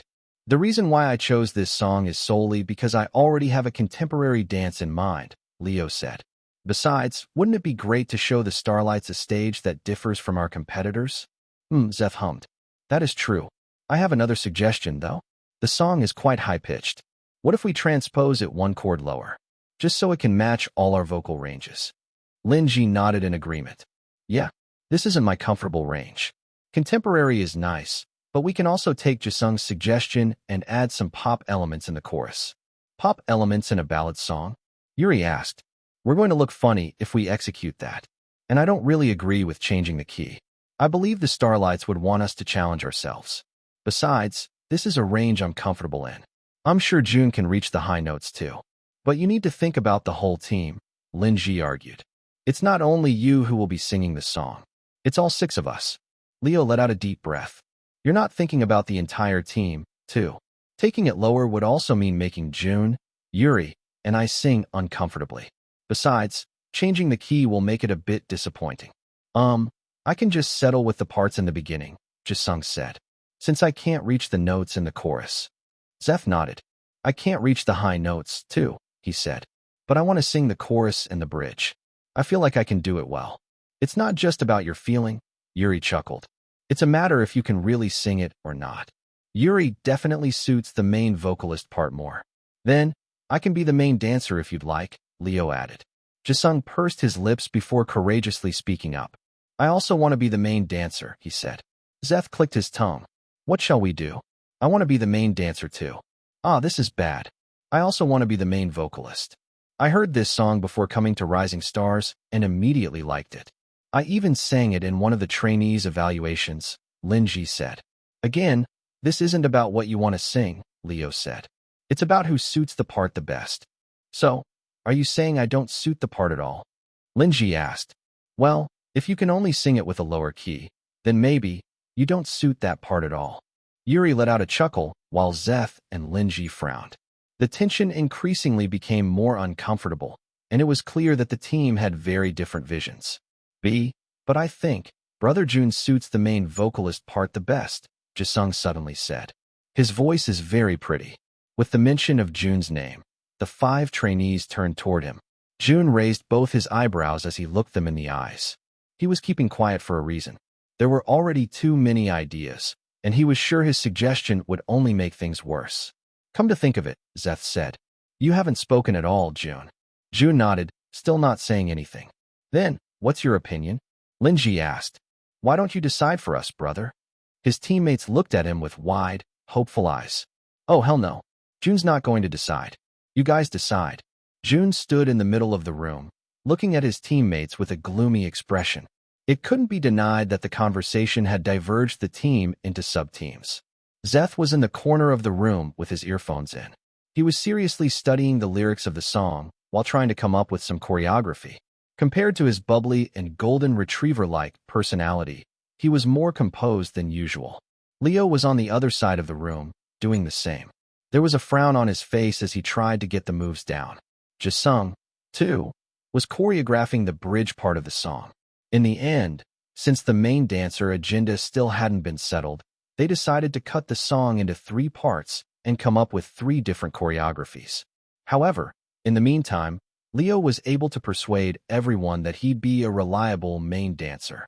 He also forego his vocal parts and settled on sub-vocal 4, which has the shortest lines. The vocal parts had been decided too. Yuri was hailed the main vocalist, while Lin Ji became the sub-vocalist 1. Jun was stuck with sub-vocal 2, and it was significantly lesser than the main vocal and sub-vocal 1 lines. However, there was already too much tension in the room, so Jun couldn't really speak out. He glanced to his side and saw Lin Ji. He was practicing the song, yet instead of the sub-vocal 1 part, he was practicing the main vocal part. Yuri noticed that too, since he frowned and made his voice louder, his voice ringing in the room.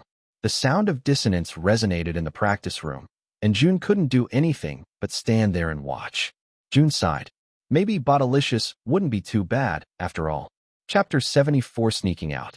1, 2, 3. Zeth counted as the team did a rundown on everything they had learned today. Since the choreography was split into 3 parts, the process was faster than usual. Some trainees peeked inside their practice room, curious to see their progress. They've already finished the choreography? That's insane. We're only halfway through. This team is really insane. We can't compete with them. Jun glanced at the door, making eye contact with the spying trainees, making them scramble away. They really weren't discreet about it all. Jun wondered what his team looked like from the outside perspective. It might seem that they're progressing very quickly, and in reality, they are. This team has a bunch of very talented trainees. It would be weird if they weren't able to utilize their good skills. However, Jun felt that something was missing in their performance. As they ran through the movements, it just seemed a bit monotone. Aside from that, it also felt like it didn't flow very well. It was obvious that 3 different people choreographed the song. Some moves were repetitive, while some were out of place. Although Jun wasn't a dance expert, which was evident since he struggled the most when learning the dance, he could still tell that something was off. Let's practice one more time, Zeth said, glancing at the clock. It's already getting late, but we still need to get the dance down so we can focus more on our vocal parts and arrangement tomorrow. Leo nodded. The interim evaluation is tomorrow, too, right? After lunchtime. Yeah, Jisung said. That's what the production crew told us. Geez, Yuri muttered. We need to make it quick. The performance is already on Wednesday, so we have more or less 4 days to practice. We're doing a good job, though, Zeth said. The choreography is already done. Let's do it one last time. They did the dance once more, and Jun still couldn't shake off his weird feeling. As the song finished, he rested his hands on his knees and took a deep breath. The song is a ballad, but why was he so out of breath? Sweat dripped from his temples, so he quickly wiped it away. Jun was about to straighten his back when he felt a heavy weight around his shoulders. This song is so tough, Lin Ji said. I feel like you're the only one who can understand my struggles, brother. These 4 are monster dancers. Jun quickly moved away when he realized it was Lin Ji. Lin Ji chuckled and raised his hands in surrender. Whoa, what's with your reaction? Did I do something to you, brother? Why does it seem like you don't like me? Yes, you killed me. And you're fucking annoying. Since Jun wasn't responding, Lin Ji started to think he was serious. Thankfully, Jisung came to the rescue and lightened the atmosphere. Don't take it too hard, Lin Ji, he chuckled. Jun just doesn't like being touched. Oh, Lin Ji said. You really remind me of someone I know. You have such similar personalities. Makes me want to tease you more. Jun pursed his lips to control his anger. This bastard. That is me. The fucking brother you killed for your own benefit. Well, let's call it a day, Zeth said. Let's meet early tomorrow. Around 7 a.m. They all nodded before parting ways. Jisung and Jun walked together since they were still roommates. As they entered, they saw Hoon all alone in the room. Hoon and Jun made eye contact, but Hoon quickly looked away. Ever since the day he forcefully revealed Jun's face to the public, the 2 of them hadn't talked at all. I'll take a shower first, brother, Jisung said. I'm all sticky. Sure, Jun said, keeping his gaze on Hoon. As Jisung entered the bathroom, Jun decided to confront Hoon once and for all. Hoon frowned and took a step back, his ankle hitting the back of his bed. Shit, he cursed. What the fuck are you doing? Should you really be talking to me in that way? Jun asked, cocking one eyebrow. Hoon clenched his fists and kept his chin held high. I tripped, okay, he snapped. You must have been happy that I revealed your face since you look like... I look like what? Jun cockily asked. I'm not what you expected, huh? Hoon chuckled. Don't be so brave now, Jun. At the end of the day, you're still a loser that hid behind the cat mask. You're a pathetic man that got plastic surgery in the middle of the competition. I saw you during the first mission. You didn't look like that. Jun smirked in amusement. He's saying all that with an obvious rhinoplasty and double eyelid surgery? So it was you, huh? Jun asked, taking a step forward. Hoon felt a chill run down his spine. You saw me in the bathroom? There it was again, Jun's dark aura. Hoon had only experienced it once when they were in Team Abyss, and although he didn't want to admit it, the reason why he agreed to Jun's decisions back then was because of his aura. If this was any other situation, I would have gouged your eyeballs out, amputated both your hands, and stuffed them into your empty eye sockets. But for now, let me thank you since everything went well after the reveal. Although the threat sounded like a joke, Hoon couldn't help but feel scared. It doesn't change the fact that you still got plastic surgery, he pathetically stammered. What am I? A superhuman or something? How could I heal in less than 2 weeks if I got surgery? You're just in denial, Hoon, Jun said. So, don't try to mess with me from now on. And stop being an insecure little bitch. Maybe then, you'd get on my level. With that, Jun calmly went to his bed and sat down. On the other hand, Hoon was a shaking mess. He didn't even dare look back at Jun. Instead, he went out of the room. Fuck. What's with him? He muttered under his breath and went to Ji-young's room to sleep for the night. Jun chuckled as he watched Hoon's frightened back. Looks like the kid wouldn't be bothering him anytime soon. Ji-sung went out of the bathroom and looked at Jun with raised eyebrows. Why were you chuckling all by yourself, brother? He asked. Jun quickly pulled a straight face and cleared his throat. Nothing, he said. Where did Hoon go? Ji-sung asked. I don't know. He went out. He's probably not going to come back for the night. Then I guess it's just the two of us tonight. The two of us? Jun asked. Where's Jae-young? He's rooming with Akira? I think he wanted to talk about the team selection in the first mission. Oh, Jun muttered. Oh, well, I'm going to sleep. Ji-sung yawned, going up his bunk. It's going to be a long day tomorrow. Jun stayed still, and in a matter of minutes, he heard Ji-sung snoring from above him. This was it. He looked at his mission corner and saw the deadline. Deadline for mission, 28H, 45 am, 7 seconds. It's time to sneak out. Chapter 75, Bucktooth Guard. Maybe sneaking out wasn't a good idea after all. Jun stood behind a wall, concealing him from the night cameras in the hallway. Sneaking out of his room was the easy part. It was a good thing that Ji-sung, the heaviest sleeper among them, was the only one left in their room. If Jae-young was there, Jun was sure he'll have an even harder time. Jun looked at the cameras situated on the corner of the wall and analyzed the extent of the view it could capture. If he could recall, there were some scenes aired on the show from this specific view, and it couldn't capture the entire hallway. He just has to stick to this route, sticking his body as close to the wall as possible. Let's do this, he muttered. Jun wasn't foreign to these kinds of concepts. He had to sneak out plenty of times from various places, and it was more high-stake than this. Back then, if he had been caught, it would have cost him his life. He took his experience from the past and moved expertly, evading the cameras without making any sound. Jun went past one obstacle after the other, but encountered the most difficult one in the end. The back door. The Rising Stars dorm had 2 exits, the front entrance and the back door. The front entrance usually had more guards, and most of the production crew members also entered and exited through that door. So, Jun knew it was impossible to exit there without getting caught. The back door was a better choice. Not a lot of trainees knew about the exit. Jun didn't know about it at the start, too. If it wasn't for CJ, he would still be clueless about this place. Jun saw a lone security guard standing next to the exit, causing him to retreat and hide behind a wide post. Deadline for mission, 28H, 8am, 34 seconds.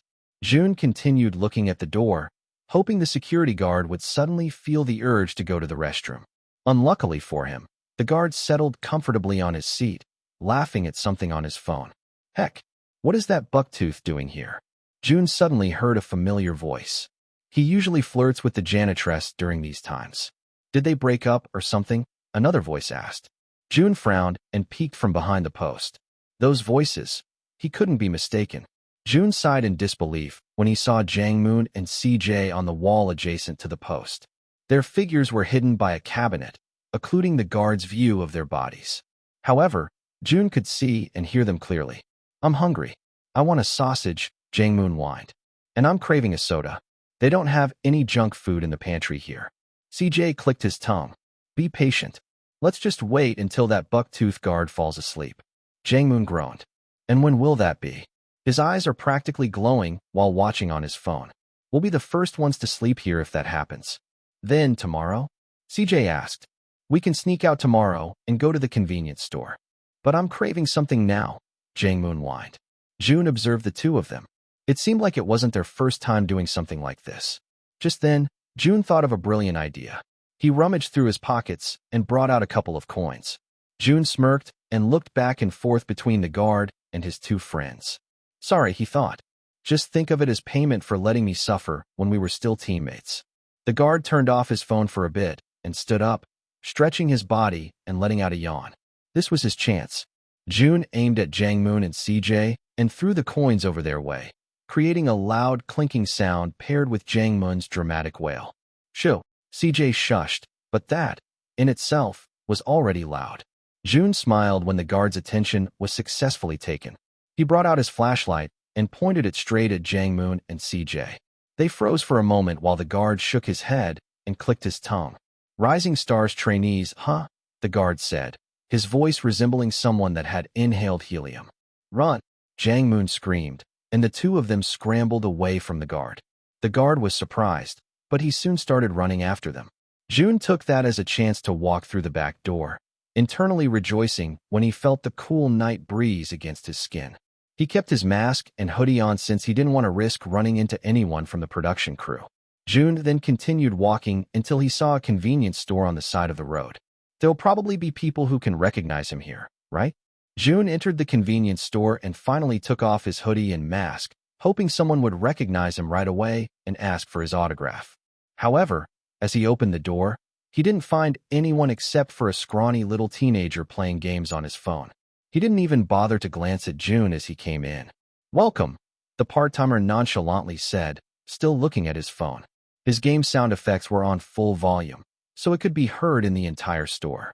Jun clicked his tongue and settled on one of the seats, hoping someone who watches Rising Stars would come in at any moment. The part-timer, a high school student who only wanted a job to buy skins for his game characters, finally looked up when his character died. His respawn time was already more than 1 minute, so he decided to observe the new customer. The high school student was surprised to see that the customer was very handsome. "Lucky motherfucker," he muttered, continuing to observe Jun's face. For the part-timer, Jun looked quite familiar. It seemed like he had seen him on TV when his sister and mother would be watching their useless shows. But then again, maybe this brother was just handsome, so he looked like a celebrity. Jun felt the kid's stare, so he looked up, raising his eyebrows in inquiry. "Aren't you going to buy anything?" he asked. "Why?" Jun asked. "People aren't allowed to sit there if they don't buy anything," the part-timer said. Then he saw that he already respawned, so he held onto his phone once more. "If you're not going to buy anything, then you should leave." Jun clicked his tongue. This stingy little kid. There weren't any people around. Jun went to the chocolate section and grabbed the first one he saw. He walked to the counter and placed the chocolates down. Just then, the door opened, and the chimes rang, signaling the arrival of a new customer. "Welcome," the part-timer said in the same nonchalant tone. Jun glanced at the door, but quickly looked away when he saw two familiar faces. He quickly placed his hood and his mask back on. What are Alex and Hyunwoo doing here? Chapter 76 Phoenix Trainees. Fortunately, the two Phoenix trainees didn't notice Jun's presence since they were too engrossed in their conversations. "It's a good thing the back door was unguarded," Alex said, removing his hood. "Yeah," Hyunwoo chuckled. "I really wanted to get some booze. Shit, shit, shit. Out of all the trainees, why the hell does it have to be them?" "Ring this up quickly," Jun said to the part-timer. "Geez," the kid said. "Can't you wait a bit? Can't you see that I'm on fire right now?" He gestured to his game. "Then, I'm going to leave," Jun said, preparing to leave. However, the kid suddenly rang up one of his chocolates. "You need to pay for these ones now," the part-timer smirked. He didn't know why this handsome dude was suddenly in a hurry, but it's fun messing with people. Then make it fast, Jun said through gritted teeth. Sure, the part-timer said, one hand on his game while the other rang up his items. The kid did it so slowly that Jun knew it was already on purpose.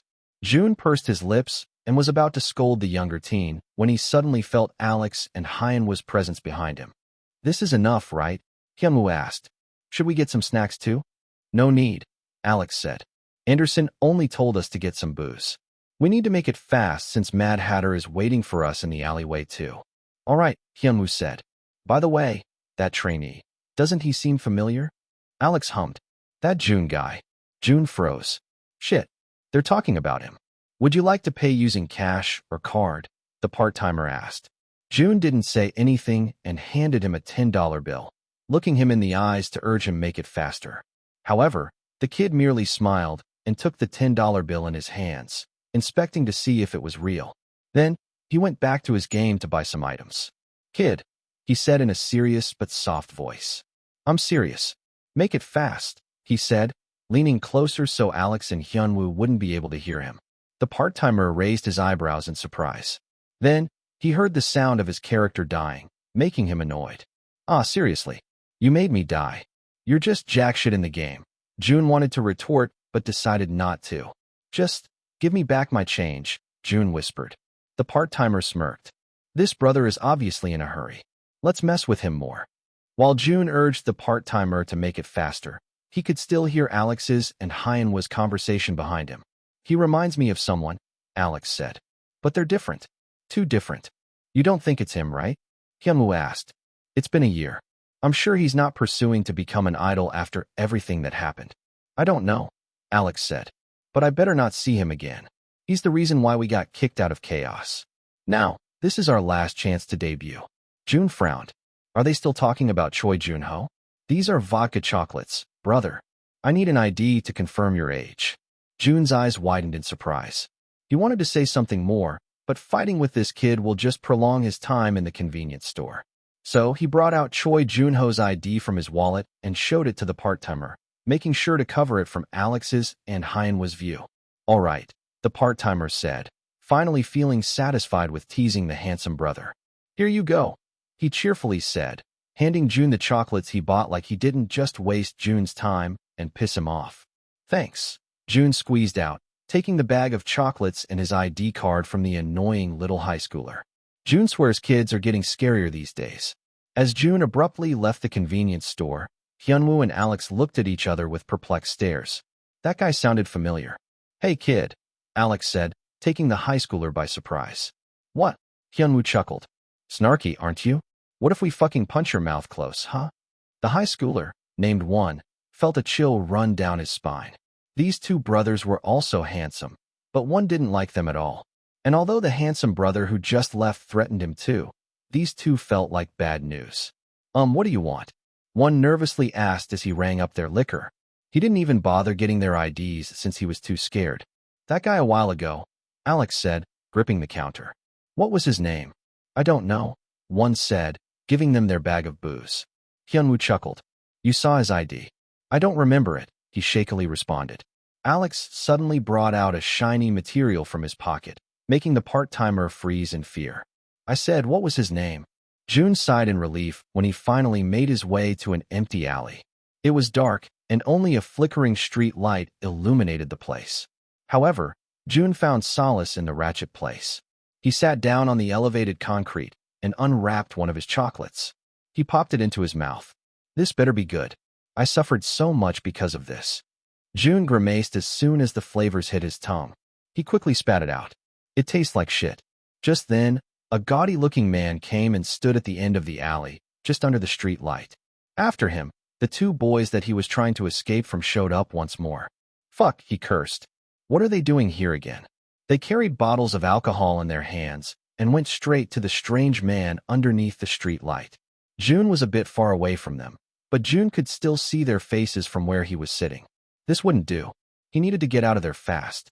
He stood up and dusted off his pants, placing his mask and hood back on. Then, he tried his best to stay as silent as possible as he walked away. However, just as he was about to leave, two young girls suddenly came up to him, making him halt his steps. Oh my gosh. You're Jun, right? Chapter 77, please ask for my autograph. How? How the hell did they recognize Jun when almost his entire face was covered? Jun quickly looked back from where Alex, Hyunwoo, and the strange guy were standing to see if they had noticed the commotion. Jun sighed in relief when he saw they were still busy talking among themselves. You're Jun, right? The young, short-haired girl exclaimed as she looked into Jun's eyes. How did you know? Jun whispered. Your eyes, duh. The long-haired one responded. We saw you on Rising Stars. Deadline for mission, 26H, 8M, 34 seconds. Are they finally going to ask for Jun's autograph right here? He was about to ask the two girls to take this conversation somewhere else, but they were already chattering among themselves, leaving Jun speechless. Your face reveal was really awesome. My mom fell for you too. Right? Everything moved so quickly. Then, bam bam bam. His handsome face was revealed. That was fucking legendary. I keep repeating the video over and over again. I gave you lots of stars. Me too. I used my mom's card. Oh wow. Did she get mad? She didn't find out. The short-haired girl chuckled slyly.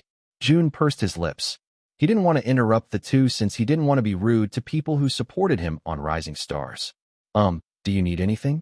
Jun asked, hoping they'd just ask for an autograph so Jun could finally accomplish his bonus mission and leave this alleyway. He glanced back once again and found that the three men were still conversing. All right. What do we need, Rena? Do you want a picture? A picture. Yeah. Can you take a picture with us? The long-haired girl, Rena, asked. A picture? Jun asked. An autograph, please. Just ask for an autograph. Sure, Jun trailed off. Maybe they'd ask for his autograph later. But wait, I think I forgot my phone at the dorm, Hina, Rena said. Hina, the short-haired girl, started rummaging through her belongings. Wait, I forgot it too. Sorry, Jun. We came out in a hurry because we craved milk tea. Can you use your phone to take our pictures instead? Jun was dumbfounded. What kind of fans are these people? They wouldn't even be able to get this picture afterward. Please, Hina asked. I just want to take a picture with you. Jun pursed his lips and stiffly nodded his head. Okay. He brought out his phone, and the two girls immediately exclaimed. Ego, how old is your phone now? My little sister has a better model than yours, Rena said. Give me that, Hina said, opening the camera app. We look like we're from the 1990s. No wonder you don't have any pre-debut pictures online. Your phone's camera isn't good at all. Gee, thanks. It wasn't like Jun wasn't aware of that already. Don't worry, brother. We'll give you more stars so you can debut and finally get a new phone, Hina cheerfully assured him. I appreciate it, Jun said through gritted teeth. Do you still want a picture? Oh yes. Go ahead. Just use the flash since I'm afraid we wouldn't be seen with the current quality, Hina responded. Flash? Jun asked with wide eyes. Without any warning, Hina held his phone up and snapped a picture. The bright flash blinded their eyes, and his phone also had an obnoxious camera snapping sound, which resonated in the dark alley. Jun was sure that the three men had noticed them now. It didn't even focus on us, Rena said as she observed the picture. But it's okay. At least I can say that we took a picture with you. You're really on fire these days. Don't forget us when you become famous. All right. Sure. Jun awkwardly chuckled. I have to go, he quickly said, wanting to get out of there as soon as possible in case Alex and Hyunwoo would check out what was going on. Oh, stay safe, they said, waving their hands enthusiastically. You guys stay safe, too, Jun seriously said. This seems like a very dangerous alleyway. Bye, he quickly said, almost sprinting away from the alley. Once again, that was a close call. He didn't know who those two trainees met in the alleyway, but it seemed that he was a very dangerous man. The two girls Jun left behind were squealing to themselves as they walked back to their dorms. He's very kind, isn't he? I bet other celebrities won't even let us take a picture on their phones, Rena chimed. Of course he's kind. It's already quite evident in the show, Hina said. But I think I like him more now. Let's post our encounter on Naval. Jun muttered curses under his breath as he walked away from the alley. He didn't even know where his feet were taking him. Jun looked at his watch and sighed. It was nearing midnight, and he still wasn't able to accomplish his mission. Instead, he mainly gained a headache from interacting with that high school part-timer and palpitations from the very near encounters with Alex and Hyunwoo. Before Jun realized it, he had made his way to the subway station. Shit, did he walk that far already? He sighed and suddenly felt tired, so he leaned against the wall to rest for a while. The wall he leaned on wasn't so stable. It was a bit flimsy, and it was too bright that it hurt his eyes. Jun clicked his tongue and turned around to look at the wall. Everything seemed to annoy him at this point. As he turned around with a glare, he suddenly stopped when he saw familiar eyes looking back at him. No, it wasn't anyone he knew. Because it was him, Jun.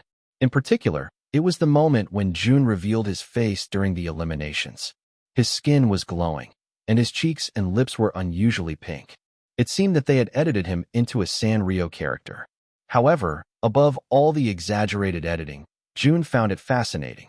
His face was literally placed on such a big LED screen where multiple people could come and see it. Surrounding his face were numerous post-it notes of varying shapes and colors. My Black Kitty Jun. You made me get into K-pop again. I'm looking forward to your performances. I fell in love with your pink mask in the beginning, but I fell deeper when I saw your face. You're the best idol vocalist for me. Keep going, Jun. You make me believe that I can become an idol too. Fighting to the two of us, Jun. Jun read the letters with an ambiguous feeling. To be honest, he's only doing this to keep Mei Ling alive. He really didn't expect to have this kind of impact on other people. As he read the other letters, a small gasp was heard from beside him. He looked to the side and saw a lady looking at him with wide eyes. Chapter 78 Major Upgrade. It's so late. Nari whined. Why are we going to the subway this late in the evening? It's past midnight already, Jia said. So technically, it's not late. It's early. Wei sighed. I swear. Who knew you'd get the biggest fangirl fever out of all of us? If I knew this was going to happen, I never would have introduced you to rising stars, Su Min yawned. Oh, come on, Jia urged. Just think of it as payback for forcing me to come to early morning shoots with idols that weren't even singing live. Well, damn, Wei chuckled. The four of them got out of the subway, and Jia guided them to Jun's LED screen. As they approached the large screen, they saw a strange guy wearing a black hood and a black mask. He was looking at the screen intently, and it scared the girls a little bit. Sumin stopped. Let's go back later? That guy looks suspicious. Don't be so judgmental, Jia said. He may be a fan of Jun. While looking like that, Sumin asked. Jia clicked her tongue. Come on, just let me leave a letter and take a picture. Then, we can finally head back to the dorms. Wei pouted. He's wearing all black. And look at those pockets. It's like he has something stuffed in them. It was, indeed, his vodka-infused chocolates. Jia sighed. Fine. Wait for me at the food stalls out front. I'll just take a selfie. Are you sure? Sumin asked. Yes. Jia exclaimed. Order tteokbokki for me in advance. Oh, and a serving of fish cakes too. Wei smiled. Call. It's my treat this time. Let's go. With that, her three friends left her behind. Jia slowly walked to the LED screen, wary of the strange man. Even after their conversation, he was still in the same position where she first saw him. At that point, Jia found him strange too. However, as she got closer, she let out a small gasp when she saw his eyes. No. The man finally snapped out of his trance and looked Jia in the eyes. Jia took a step back as she gazed into familiar orbs. Some of his hair peeked through his hood, casting a mysterious shadow over his eyes. Jun, Jia whispered. What's up? Jun awkwardly said. Jia hiccuped. It really is you. She was unsure at first if it was really him, but with his first utterance, she couldn't be mistaken. Jia couldn't speak for a couple of seconds, and Jun, being the introverted person he was, also didn't know what to say. Did you come here to look at your LED screen? Jia shyly asked. This was the very first time she interacted with a man this way. Usually, she was rougher in the presence of her male friends, but with Jun, her personality took a sudden change. Jun scratched the back of his head. No, I just stumbled upon it. I guess, he said, his words contrasting reality. Jia softly smiled. Jun really seems to care a lot about his fans. What a great idol trainee. Are you here to visit it too? Jun asked. Jia nodded. I have this letter, she said, pulling out a post-it note. Oh, Jun said, reading the contents of her short letter. You made me get into K-pop. I'll support you in every way I can. I'll even skip my meals just to buy you some stars. Jun chuckled as he finished reading. However, his amusement suddenly turned into somber nostalgia when he remembered his sister. Mei Ling used to be the same. June would always scold her for skipping her meals and spending it on albums, merch, and streaming passes. He clicked his tongue and looked her in the eyes. "Don't skip your meals for me," he said. "Your parents aren't giving you allowance to buy stars." "Oh," Jia said, her heart racing in her chest. Jia held onto her reddening cheeks. "Okay, I'll just ask my parents for more allowance to buy more stars for you." June chuckled. "Spend it on yourself, but thanks for supporting me." Jia shyly looked down at the ground. "If you don't mind, can you give me an autograph?" June froze, causing Jia to panic. Is he not allowed to? Or does he not want to? Oh gosh. She didn't want to make him uncomfortable. "But it's okay if you don't. I'll do it." June quickly interrupted her. "I'll give you my autograph." Jia was practically bursting with excitement due to his sudden enthusiasm. You can just sign my post-it," she said. Jia quickly rummaged through her bag. "Here," she said, handing him a pen. June looked at the piece of paper, a bit perplexed. This was the first time he had needed to sign an autograph. Does he just sign it? Or write his name? Or add a message? He clicked his tongue and did whatever felt right. "Don't skip a meal," he wrote before placing his signature. "There you go," he said. Then, he glanced at his watch and saw it was nearing 2 a.m. His eyes widened. "I think I need to go now." "Oh sure," Jia said. "If you want, you can take the subway to Azure." June ran before Jia could finish her sentence. She looked at him with a frown. Is he going to run back to the Azure building? Then, she admired him even more. What an environmental and economic king. After that, she absent-mindedly went to the food stalls where her friends were. "Jia? Over here," Wei called out. Still absent-minded, Jia sat next to her. Her three friends looked at each other with confusion. "Did something happen?" Sumin asked. "I met June," Jia bluntly said. Now, her three friends were looking at her like she was crazy. Did the fangirl's life get to her mind and create brain damage or something? "Yeah, sure," Nari awkwardly chuckled. "It's true," Jia defended. "He was the guy with the black hood." Sumin patted her back. "It's okay, Jia. We also have delusions sometimes." But it was really him. June ran back to the Azure building after finishing his bonus mission. He had a smile on his face as the tall and wide building made its way to his view. "Congratulations, host. You have succeeded in the bonus mission. Sign an autograph. All stats have now been upgraded.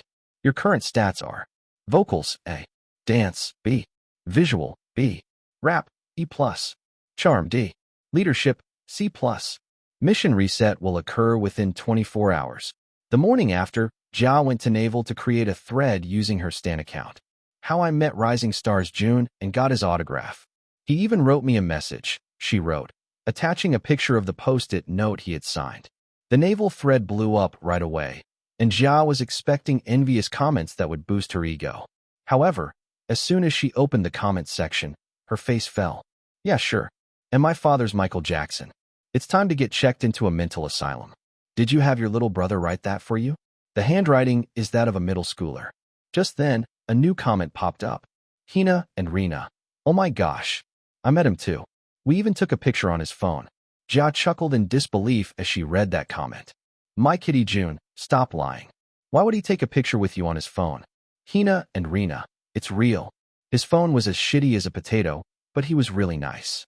"You're the one who should be lying, girl. You must have run into his doppelganger and was stupid enough to think it was him." "Help. Two delusional fans are fighting." "There's no need to fight, ladies. The mental asylum welcomes everyone." But it's true. Hina, Rina, and Jia. Chapter 79, His Melancholic Past. The practice room was bathed with a warm glow early in the morning. The weather was great today, so Jisung entered the practice room with a wide smile on his face. Zeph looked up from his phone and greeted him with a smile. "Good morning, man." "Good morning," Jisung chimed. Jisung wanted to wake June up, but he looked to be in such deep sleep that he didn't want to interrupt him. So, he decided to let him sleep for a bit more since there were still 5 minutes until 7 a.m. Their other teammates quickly followed, stretching their bodies and yawning due to their early rising. As the clock hit 7, the door opened, and June came in. Jisung gasped in surprise as soon as he saw him. His other teammates also looked over his way and frowned. June stopped for a moment to look at their ambiguous expressions. "What?" he asked. "Did he look awful?" "Well, he did only get about 3 hours of sleep, so it was understandable." "You look good, brother," Jisung complimented, giving him 2 thumbs up. He looked good? Jun looked to the side to stare at himself in the mirror. Damn, he did look good. That one upgrade on his visuals definitely did him a very good favor. Let's start, Zeth said, clapping his hands. He was the acting leader at this point, so the other members listened to his command well. Or so Jun thought. Let's dance first to warm up our bodies. Then let's start with training our vocals, Zeth suggested. However, Yuri stepped in. We had already danced to the song multiple times yesterday, he countered. Don't you think we need to focus on the vocals now? We haven't even sung the song once. Zeth sighed, raking his hands through his hair. We need to warm up our bodies. We all just woke up. We can't start singing right away. That must be the case for you, Leo said. But we're all right with singing first. The mood felt better when Jun first came in, but now it was back to where they all started. The tension was suffocating. Jisung clicked his tongue. Let's dance first. We'll sing better if our bodies are warmed up. Leo was about to argue, but Yuri placed his hand on his shoulder. Fine, Yuri said. Just one round. Zeth nodded and played the music. They aimed to get it right in one round, but it seemed like things were not working out for them. They didn't look unsynchronized, but their styles were a bit too different from each other, like they weren't on the same team at all. Linji, too, seemed to be making too many mistakes. Leo clicked his tongue and sat down on the floor. What is wrong with you? This is our fourth round already, he scolded. The moves are confusing, Linji snapped. They don't flow well with each other. Jun couldn't argue with that. It was really the case with their choreography. Let's just do it one more time, Zeth sighed. We need to get it down today since the interim evaluation starts after lunch. Yuri pursed his lips together. Don't mess up, he said as a general warning to all his teammates. It seemed like Yuri's threat worked since they were finally able to finish the choreography without any problem. Take 5, Zeth said, a bit out of breath. Jun sighed in relief and plopped down at the corner. Jisung soon joined him, taking a swig from his water bottle. I was watching you a while ago, brother, Jisung said. How could you improve your dancing again?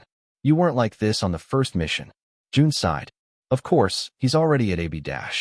He was merely a C during the first mission. I still need to practice more, Jun genuinely said. Okay, let's start with the vocal training, Zeth said, clapping his hands. We have about 2 hours left until the evaluation, so let's make this fast. Their team lined up while Zeth went to the music player to play the instrumental version of the song. The woeful piano intro set the tone of the song, helping the trainees get into character. However, it was ruined when Linji suddenly spoke. Wait, Linji exclaimed. We're not going to do anything with the instrumentation, right? We'll keep it as it is. Yes, Leo said. We're not going to make it into a pop song, he sarcastically added. Linji frowned. That's not what I was insinuating. I also don't want to change the arrangement.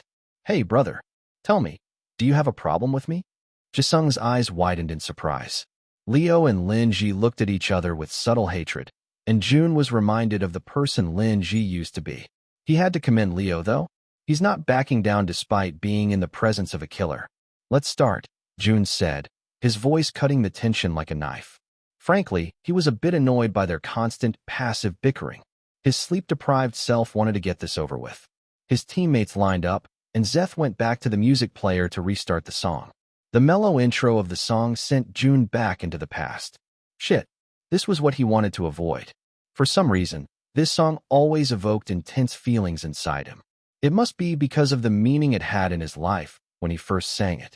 The song talked about romantic love, something he was unfamiliar with, yet he could relate to the message so much. It was when he was trying his best to send Mei Ling on a field trip, and he had to make extreme ends meet. He would forego his meals, lying to his sister that he wasn't hungry just so he could save some money. However, in the end, he still wasn't able to make enough money. Mei Ling came up to him with teary eyes, saying everything was okay and that she never really wanted to go on the field trip anyway. However, Jun knew better. His sister was holding back her sadness for his sake too. In the end, the two of them were liars. Jun was so caught up in his thoughts that he didn't even realize that his part already came on. He only snapped out of it when Jisung patted his back. Brother, are you okay? Jisung asked, concerned. Jun looked at the annoyed faces of his teammates and nodded. Pay attention, will you? Leo asked. Linji sighed impatiently. We're already short of time, so it'd be appreciated if we don't make any mistakes. Jun pursed his lips. Okay, he softly said. These damn motherfuckers. They were acting like Jun had done a heinous crime. This was the very first time he had made a mistake. Linji was big to speak about Jun's mistakes when he had committed plenty during the dance practice earlier. Let's start again, Zeth said, replaying the song once more. Yuri started the song, followed by Linji. Then, it was time for Jun to sing. However, before Jun could even utter his first lines, Jangmoon suddenly burst through the room and shouted, "The mentors got here early. It's time for the interim evaluations." Chapter 80 Special Mentors. What? Leo exclaimed, his eyebrows furrowed. The sudden change in schedule ensued turmoil within the team, and even Jun felt uncomfortable going into the interim evaluations without practicing their vocals even once. Jangmoon smiled. "We're shocked too, brothers. But the production team is urging us to be there in 5 minutes. See you," he cheerfully said before leaving their practice room. Zeth sighed and massaged his temples as soon as the door slammed close. "What are we going to do?" Linji asked. "It's all right." Zeth tried to calm the team down. "We have the dance down, and I'm assuming you guys are at least familiar with your lines." "We didn't even fully run down our parts," Leo stated. Yuri pursed his lips. "Well, if we followed what was agreed upon yesterday, then we wouldn't have a problem right now. I'll add in some harmonies here and there to save some face." Jisung appeared as if he wanted to cry. The tension increased a millionfold, creating an awful team spirit. "Let's just go," Jun said. "Just get along well during these evaluations. Let's show the mentors what we worked hard for." Jun only ever had disastrous interim evaluations ever since he joined the show, and he wanted to change that. They went out of the practice room and to the training center. Almost all of the trainees were already there, so their team settled on the very back. Jun frowned when he saw 12 chairs behind the mentors' backs. Ji-hyun glanced excitedly at the door as Jun's team entered. She beamed as she looked at his face. She already felt invigorated. She felt Hiren nudge her side, causing her to evade his gaze away from him. "That's Jun, right?" she asked. "Wow," Hiren exclaimed. "I saw the live broadcast the other day and was amazed. Why was he hiding such a face under that mask?" Miho hummed. "My sister became a fan. She asked me to get his autograph." Ji-hyun and Hiren chuckled. "Then, go ahead," Ji-hyun said. "Nope," Miho smiled. "I'm the world star. I can't ask for an autograph from an idol trainee." Gun cleared his throat, causing them to halt their conversation. "All right, let's start. I have a schedule after this one, so let's make it quick," he impatiently said. "Right?" Miho cleared his throat. He took the mic and spoke. "Good morning, trainees. I'm sure most of you are shocked to see us here 2 hours earlier than the expected time, but this is the fun of a survival show. You must always be prepared at all times. You have been given less than 2 days to prepare, so we're not expecting a perfect performance," Woojin said. "Although I'm seeing some good teams, and I'm already expecting a lot," he continued, his gaze lingering on Jun's team. Jun felt constipated. They were already placing his team on a pedestal. You might think this is just a normal interim evaluation. However, this evaluation is important. These 12 chairs behind us aren't just props. These seats are going to be filled up by special people, Bone added. "Special mentors, please come in," Miho said. The room seemed to hold its breath as the door opened, revealing familiar faces. "Holy shit," CJ exclaimed loudly. Jae Kim. The people who entered gave a different aura, showcasing that they were truly celebrities. Jisung squeezed Jun's hand as they came in one by one. A member from Black Buns, Thrice, Synthesis, and all other original artists of the song the trainees will perform came in. The last person was the most imposing.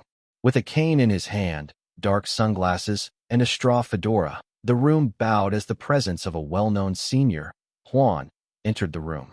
"I'm going to puke," Jisung said. Hwan looked so intimidating. As Kang Miho's announcement settled in, the trainees' eyes widened, their jaws practically hitting the floor. "Great. Not only do we have to impress our mentors, but now we've got the actual singers watching us massacre their songs. I hope they've forgotten their own lyrics at some point too. Maybe we can bond over that. I forgot all the lyrics." "Shit." Miho cleared his throat into the mic. "Let's not make this any longer. Botalicious team, please take center stage." CJ's team stood up, and they looked more composed than Jun had expected. Or maybe that's just CJ and Jangmoon. "All right, introduce your team," Gun said. "Good morning, mentors," Sungwoo exclaimed.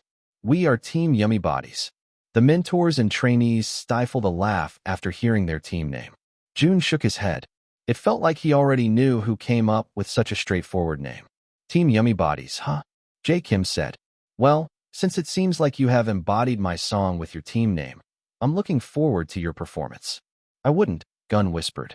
The music started, and Yummy Bodies immediately snapped into performance mode. The thumping bass and smooth hip-hop beats set the tone as the trainees prepared to deliver the seductive rap verses that defined the track. Ji-hyun and Woo-jin exchanged glances, both sharing an unspoken skepticism about how the performance would unfold.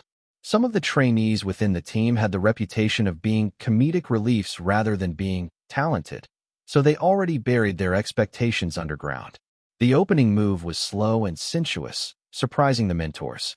As the first rapper started, their delivery was unexpectedly smooth. A slight grin tugged on Mentorbone's lips. He glanced at Jae Kim and saw him intently watching the performance, pursing his lips together here and there. Of course, there were hiccups along the way. There were some missteps during the tough chorus and fumbles during fast rap verses. However, Team Yummy Bodies already exceeded the mentors' expectations, especially since the last-ranked trainee was in the team. As the last notes lingered, the mentors started writing pointers on their boards. Jae Kim spoke first, his tone more generous than expected.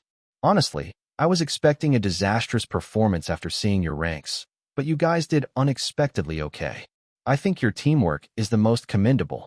Mentor Miho nodded, adding, it wasn't a flawless performance, but it wasn't bad. Practice more, and you'll have a good performance. Team Yummy Bodies exchanged triumphant smiles, their shoulders visibly lightened by the mentors' words. Thank you, mentors, their leader said. The team bowed before going back to their original seats. Jisung couldn't help but clap as they finished. They did better than expected, huh? He whispered to Jun. Jun nodded. Those two fools improved. I wish we could get comments like those, too, Jisung said in a hopeful voice. However, Jun knew that the comments they'd be receiving would be completely different from Yummy Bodies. Even if the mentors promised to look at them equally, their biases were already evident after seeing the trainees' ranks. There's no doubt that they'd be judging their team with higher standards. The interim evaluations continued, and it was evident the teams had become more nervous in the presence of the original singers. A lot of teams fumbled with their lyrics and tunes, and they received a generous scolding from both the mentors and the original singer. The teams performing Shake It and Beside Me, however, received the most compliments out of all teams. It was rightfully deserved. Their teams felt cohesive, and it seemed like they already had their concept down. Jun noticed that the order of performances followed the pattern of the original singer's seating arrangement, which meant their team would be performing last. Jun didn't know whether it was on purpose or not, but surely, Azure knew how to stir up drama. They were saving the best team for last, building up yet another expectation for their team. The team performing, I love you, leave. I don't love you, don't leave. Please take center stage and show us your performance. Chapter 81 No Praises for Aces. I'm looking forward to this performance, Woo-jin said as Jun's team stood at the center. The other trainees anticipated their performance too. Did you hear? They finished the choreography early yesterday. Well, what else would you expect? They have the highest-ranking trainees. This better be a good stage. Pressuring comments came from left and right, and the original artists also raised their eyebrows in surprise when they saw their ranks. Gun and Jun made eye contact, and Jun was surprised when Gun avoided his eyes. Ever since the shit incident, it seemed like Gun had been deliberately ignoring him. Introduce your team, Gun said, still not looking Jun in the eyes. Good morning, judges, Zeth started off. We are Team Aces. Woo-jin raised his eyebrows. Aces, huh? You just made us expect even more, Zeth. I hope your team lives up to your name. You may start, Miho said. As soon as the music played, the trainees exclaimed in nostalgia. I love you, leave. I don't love you, don't leave is such an iconic song. It could be recognized by the first piano notes. Everyone watched intently as Leo started a flowy and contemporary dance intro. Whoa, Zeth's not the center? How could you even pick a center among these people? Only Jun is not deserving. Jun clicked his tongue as he executed his moves. These little rats are still underestimating him. Yuri stepped forward, his voice gentle yet commanding as he opened the song. I looked once again up at the blue skies.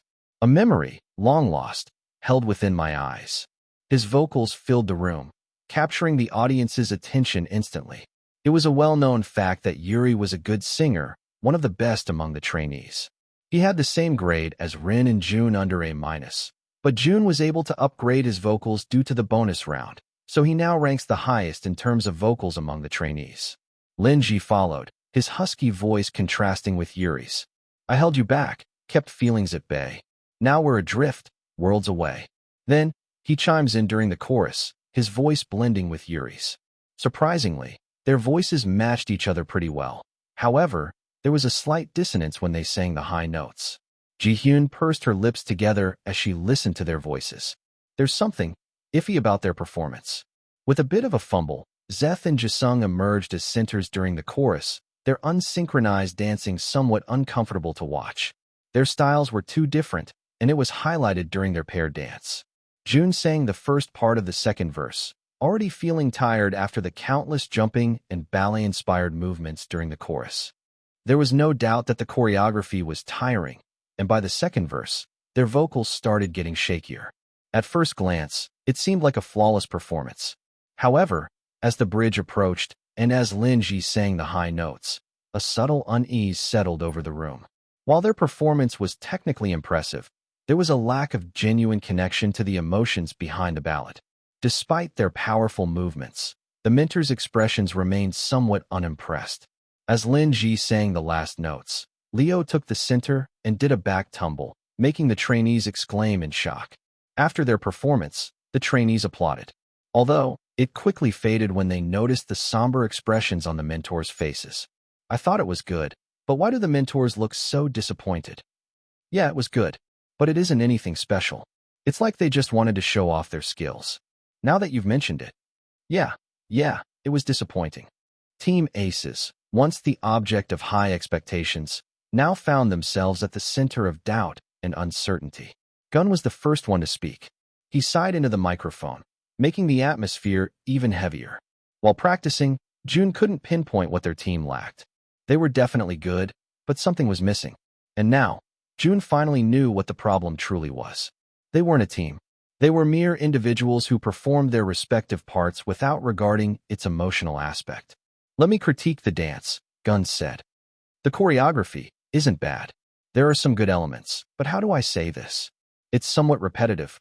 Team Aces nodded. And at some parts, it felt like the moves were forced. They didn't flow seamlessly, and there was too much going on during the chorus. Instead of feeling impressed, I only felt distracted. I had high expectations for this group, Woo Jin continued. But it seemed I should have turned it down a notch. Your singing was dissonant. Have you ever tried practicing it as a group before? Seth pursed his lips. No, sir, he quietly said. Woo Jin chuckled in disbelief. I rest my case. So, you all just want to be dancers, huh? I get it. You don't want to focus on singing that much. Jun felt a bit annoyed. This dude was putting words into their mouths. However, he didn't dare say anything since he knew the power of evil editing. But they didn't do a great job at the dance, Hiron said, chuckling bitterly. If you jump around and show off your high ranges, do you think it's going to make you win? Or maybe your team is just complacent since most of you already have high ranks. Anyway, she continued, I suggest looking into the dance. It's somewhat confusing, and it doesn't resonate well with the lyrics. Yes, Minter, the team muttered. The other trainees looked at the highest-ranked team, bowing their heads in regret. Some of them felt a blast of satisfaction. It was nice seeing the top guys getting rained on with criticism. However, just as Jun thought things couldn't get any worse, it did. Hwan took the mic, making the room dead silent. He cleared his throat and looked at the trainees, his dark sunglasses concealing what he truly felt. This was the very first time he had spoken all throughout the interim evaluations, so his potential commentary made even the mentors anxious. Do you really think your performance was worthy of my song? Hwan asked, his voice cutting through the atmosphere like a sharp knife. Well, you've ruined it, tainted it with half-hearted effort and empty execution. His words hung heavy in the air, a bitter truth that the trainees couldn't escape. Hwan's eyes locked onto each of them, his gaze unyielding. You had a chance to showcase my song to the world, and you've squandered it. Those rankings you received? You don't deserve them. You think this is enough? Do you think you can skate by with mediocrity? If you believe that, then you don't understand the weight of the responsibility you've been given. My song deserves more than what you've given it. A heavy silence settled over the room as Juan's words sank in. This was the harshest evaluation someone had gotten from the entire evaluation. Even the trainees who weren't part of Team Aces felt the sting of his criticism. I expect nothing less than the best. So, I suggest you start all over again. Chapter 82 Fed Up. The team sat in silence, looking at the floor with dark expressions. Jun lifted his head and looked at his teammates one by one, and he was getting frustrated by their tense silence. We need to talk about what happened, Jun said, breaking the silence. Lin Ji sighed, raking his hands through his hair. What else is there to talk about? Let's just get this over with. Juan already told us to start all over. And whose fault do you think that is? Leo muttered. Lin Ji frowned. You keep talking with that cocky tone of yours, Leo. Are you blaming us for the failed performance? Leo sighed, his gaze fixed on Lin Ji. Well, if we would have gotten our singing down this morning, then we wouldn't have been the center of mocking during the evaluations. Jun sighed. Instead of smoothing over the wrinkles of their performance, they were fighting once again. And how is that my fault? Lin Ji exclaimed. You messed up during your solo dance, and the choreography you did was too hard. That's why we were so out of breath by the second verse. Leo was about to stand up to confront Lin Ji, but Yuri held onto his shoulder. Don't blame Leo for your incompetence in singing, Yuri calmly said. That seemed to aggravate Lin Ji even more. Let's not fight, guys, Jisung said, getting nervous. I think we should talk about the performance. We're already talking about the performance. And while we're at it, let's talk about how unsynchronized you and Zeth were during the chorus, Leo snapped, causing Jisung to cast his head down, looking like a kicked puppy. Don't speak like that, Zeth said to Leo. It's not helping with our situation at all. Your soft leadership didn't work with this team, Zeth, Yuri said. It's not doing us anything good. And I think it all boils down to your leadership skills. Fine, Zeth sighed. Let's say that I wasn't such a good leader, but I tried my best to incorporate all your suggestions no matter how ridiculous they seem. I even foregone the center position because Leo wanted it, he retaliated. Lin Ji clicked his tongue. It's still surprising, though. Why would you even pick a ballad song to perform, Zeth, he asked. It's not like you're good at singing at all.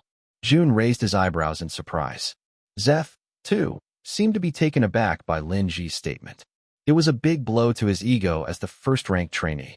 Jun sighed, feeling fed up with their constant bickering.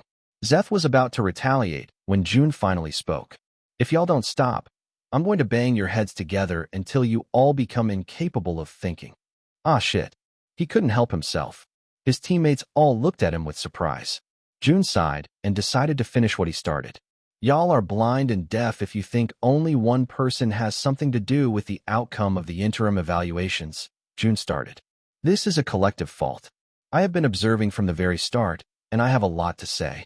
First, Jun said, facing Yuri and Lin Ji. You're focusing too much on your pride. Both of you want to become the main vocalist, so your harmonies sound dissonant. You keep trying to outsing each other, so it doesn't sound pleasant to the ears. Frankly, it sounds like the two of you are always battling against each other. Just because you sing more loudly does not mean you're more skilled, he bluntly said. And you three. Jun turned to Zeth, Leo, and Jisung. Splitting the choreography wasn't a good idea. It's like we're dancing to 3 different songs. It's difficult to transition from one part to another because your styles are too different. It would have been resolved if you had communicated about it. Of course, I admit I have some fault in this too, Jun said. But I didn't want to add more fuel to the fire. However, we have less than 3 days until our performance, and there needs to be some changes, he continued. If you think we're going to win just because of our ranks, then you're absolutely wrong. Our opponents are more desperate than us. And from the interim evaluations, we had the worst performance among all. I thought Juan's comments would help this team snap out of it, but we're still the same. The team went quiet as Jun finished his speech. He's so freaking cool, Jisung thought, looking at Jun with wide and amazed eyes. Lin Ji's thoughts also turned as he looked at Jun. The more I spend time with this guy, the more I see Jun Hao in him. Jun was about to say something more when the door suddenly opened, and Minter Jihyun entered the room. Oh, she exclaimed when she felt the tense atmosphere. Did I interrupt something? The team foregone their argument and stood, greeting Minter Ji-hyun with a bow. Then, Jun lined up along with his teammates. "You didn't receive good comments during your evaluations," she said, taking a seat next to the music player. "I, too, expected something more from you. But don't worry, you still have 3 days to change your performance. That's why I'm here to help you guys," she added, looking straight at Jun. However, the trainee didn't even bother looking at her. She awkwardly cleared her throat and straightened her posture. "All right, shall we start?" Ji-hyun turned on the music, and undoubtedly, the group tried their best to show that they didn't argue just moments ago. Yuri took a deep breath and began to sing. "I looked once again up at the blue skies. A memory, long lost, held within my eyes." Then Lin Ji joined him for the chorus, their harmonies blending in a technically sound performance. However, Ji-hyun's expression remained unreadable, occasionally nodding in approval. However, she felt there was an intangible energy missing, a spark that would truly connect the song to the hearts of the listeners. Moreover, Jun's words were right. Although their voices were technically harmonizing, the volumes weren't quite right since they wanted to outshine each other. As the second verse approached, Jun let out a shallow breath before singing his lines. Come to think of it, this was the very first time Jun had sung the song without doing anything else. Earlier, during the interim evaluations, he was focused more on his dancing since it was a bit tough. However, with the still atmosphere, Jun couldn't help but feel his past emotions. Unspoken words, a silent ache. A love unclaimed, a heart at stake. His voice was soft, contrasting with how Yuri and Lin Ji sang their lines. However, despite the soft volume, it had an emotional weight that resonated with every note. As Jun sang those few lines, the air seemed to change. The room was hushed, and the team members exchanged glances, feeling like they were able to genuinely hear the song for the first time. Ji-hyun's eyes fixed on Jun, then a spark of recognition flickered in her gaze. Out of all the members of Team Aces, Jun was the only one who had unlocked the song's hidden message. At that point, she realized that it was the emotional core that had been missing from their performance. When Jun's voice faded, there was a moment of silence, and Jisung almost forgot his lines.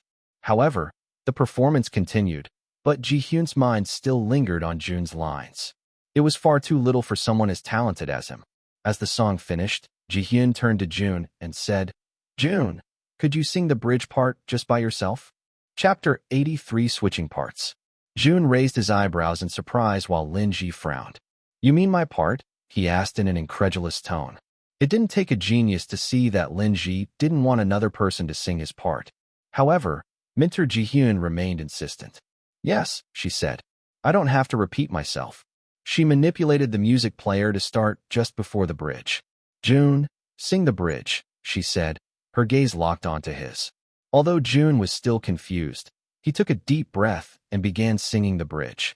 Although he didn't want to sound too emotional, this song triggered something within him, something he couldn't explain. "Oh, the regrets that haunt my soul. The pain of letting you go. I asked for space, and you truly pushed me away. I love you. Leave, and now I'm alone in the price I pay." His voice filled the space, carrying the weight of the song's message that sent shivers down everyone's spine. As he sang the last line, he went back to his usual nonchalant self, causing Minter Ji-hyun to let out a giggle. I don't have anything to say," she said, her eyes sparkling with newfound fondness. Ji-hyun didn't think it would be possible to like Jun even more, but it was. "I think I've found your missing piece," she said, looking at the members. "You guys sounded great," she said, "but it's not anything special. Your singing and dancing lacked depth and emotion during the interim evaluations, but Jun over here unlocked the song's true essence. I hope you take this time to reflect on your past decisions. Maybe your task delegation wasn't effective after all." Zeth tilted his head to the side. "What do you suggest we do, Minter?" "Switch parts," she said. "Jun is made for the bridge. Now, I wouldn't be making this decision for you, but talk among yourselves and take it into consideration." The idea stuck with everyone, yet Lin Ji wasn't happy about it. Jun didn't care about the parts he'll need to sing, but if it was for the best of the team, then he'd unhesitatingly take on the role. "Well, I'll leave you guys for now," Ji-hyun said. "I still need to meet with the other teams for their vocal training. See you all during the final evaluation." "Thank you, mentors," They bowed their heads once more as Ji-hyun exited the practice room. After their vocal training, Minter Hyerin immediately followed. The team still hadn't internalized Minter Ji-hyun's suggestions, yet they already had to show their unpolished dance to Hyerin. Hyerin sat down next to the music player and looked at the trainees one by one. Leo, Yuri, and Jisung looked away from her out of shyness. Zeth and Linji, on the other hand, ogled her. At the end of the day, they were still boys, and Hyerin was freaking pretty. Hyerin felt satisfied when she saw their reactions. She was used to these kinds of reactions from trainees. Hyerin only joined Rising Stars during the second, all-male season, and her ego had exponentially grown ever since. Being adored by multiple male trainees boosted her self-esteem, and even now, she couldn't help but smile to herself as the good-looking boys looked at her with amazement. But not all the boys. Hyerin's smile fell when she saw Jun playing with his hands, not even bothering to look at her. She raised one of her eyebrows in surprise. Does he not find her beautiful at all? Hyerin cleared her throat, successfully getting Jun's attention. Hyerin smiled at him, a smile that she was sure would make him melt. However, like a block of frozen metal, he remained unfazed. She internally scoffed and decided to let it go, for now. I'm assuming you still haven't revised your choreography, she asked, tapping her feet on the floor. Yes, Minter, Leo responded. We just finished our vocal training. I'm aware, she said, checking her nails. Show me what you have prepared since yesterday then. Team Aces went to their respective positions while Hyerin played the music. They did as they practiced a while ago, and still, the problems the mentors pointed out were evident. Hyerin hummed, stroking her chin. There's no doubt that all of you are capable dancers now. I'm even surprised to see Jun catching up. You're almost at par with Linji now. However, there are definitely a lot of elements going on. You're trying to show off your skills in the worst way possible. Who choreographed this? She asked. Jisung, Zeth, and Leo raised their hands. All three of you? She asked. I'm surprised. You're all really good dancers, but the dance is underwhelming and repetitive, in a sense. Work together more, and try to simplify the moves and evoke the emotion rather than focusing on the skill. The team nodded. And one more thing, she added. The arrangement, do something about it. I know you only have 3 days left, but you're all talented. I believe in you guys, she said, smiling at them widely. Now, I'll leave your team to talk. I'm sure you have a lot going on in your minds. Minter Hyerin left the room, and the team members were finally alone. Zeth sighed and sat on the floor, leaning against the mirror. We need to talk, he said. Fortunately, the team seemed to be amicable to his commands as they silently sat down without any complaints. Let's start with what Minter Ji-hyun told us. He started. What are your opinions on it? I can't become the sub-vocalist too, Linji quickly said. Jun's current part only has 4 solo lines. At least with the sub-vocalist 1 part, I can have the pre-chorus, bridge, and last lines to myself. Jisung cleared his throat. But when Jun sang your part, it sounded really good. Not only that, but I actually felt goosebumps when he sang. I believe he's the only one who can evoke the right emotions of the song. Jisung pitifully looked at the brother he idolized. Is he singing from experience? Did he actually have a failed relationship? I agree, Leo said. I forgot how the song should truly sound after hearing it so much, but hearing Jun's version a while ago made me feel emotional again. Switch parts, Yuri said. Jun's voice blends better than mine, and the sub-vocalist one has the most harmony parts out of all. Linji chuckled in disbelief. So, you're all ganging up on me right now? Jun sighed. My current parts do not require any harmonizing, Jun said. That means you actually have more lines where you sing by yourself. I have 2 lines in both the second verse and the chorus. The mid-high note before the bridge is also under sub-vocalist too. I believe it'll suit your husky voice more since the emotions are at their peak during that time. As Jun spoke, Linji's face started brightening up. Jun internally scoffed. This kid is still the same. He's so easily swayed with praises. His ego is probably the biggest thing he has on his body. Fine, Linji grumbled, trying to sound unhappy. However, the small smirk on his face betrayed him. All right, Zeth clapped. It's settled then. The 2 of you will be switching parts. Chapter 84, What It Really Means. Jun nodded. Being the sub-vocalist 1 meant he would have more lines to sing. Most of the lines he liked were under this part too. Shall we practice again? Yuri asked. The team was about to stand up when Jun spoke. "We have to take into mind that I'm not the only one singing this song," he said. His teammates looked at him before sitting back down, intrigued by his statement. "What do you mean, brother?" Jisung asked. "This song," Jun started. "What do you think is the most important aspect of it?" "A better choreography," Leo said. "Impressive vocals," Yuri chimed. Zeth scratched the back of his neck. "Maybe emotions?" "Exactly," Jun said. "It's a song built around the emotions, and I believe that's what Hwan wanted to tell us when he criticized our performance." Jisung sighed. "It's hard to do that, brother. Especially when I haven't even fallen in love." Yuri chuckled, ruffling Jisung's hair. "I agree," he said. "Besides, even if we've experienced love before, we haven't experienced that type of love, the lying one." Jun frowned. "What do you think this song really means?" Jun thought it was pretty obvious, but it seemed like these kids really didn't know what the song meant. "It's confusing," Lin Ji answered. "The guy is contradicting himself. Why is he telling lies to the girl he loves? And why does he keep telling her to leave, only to end up regretting it in the end?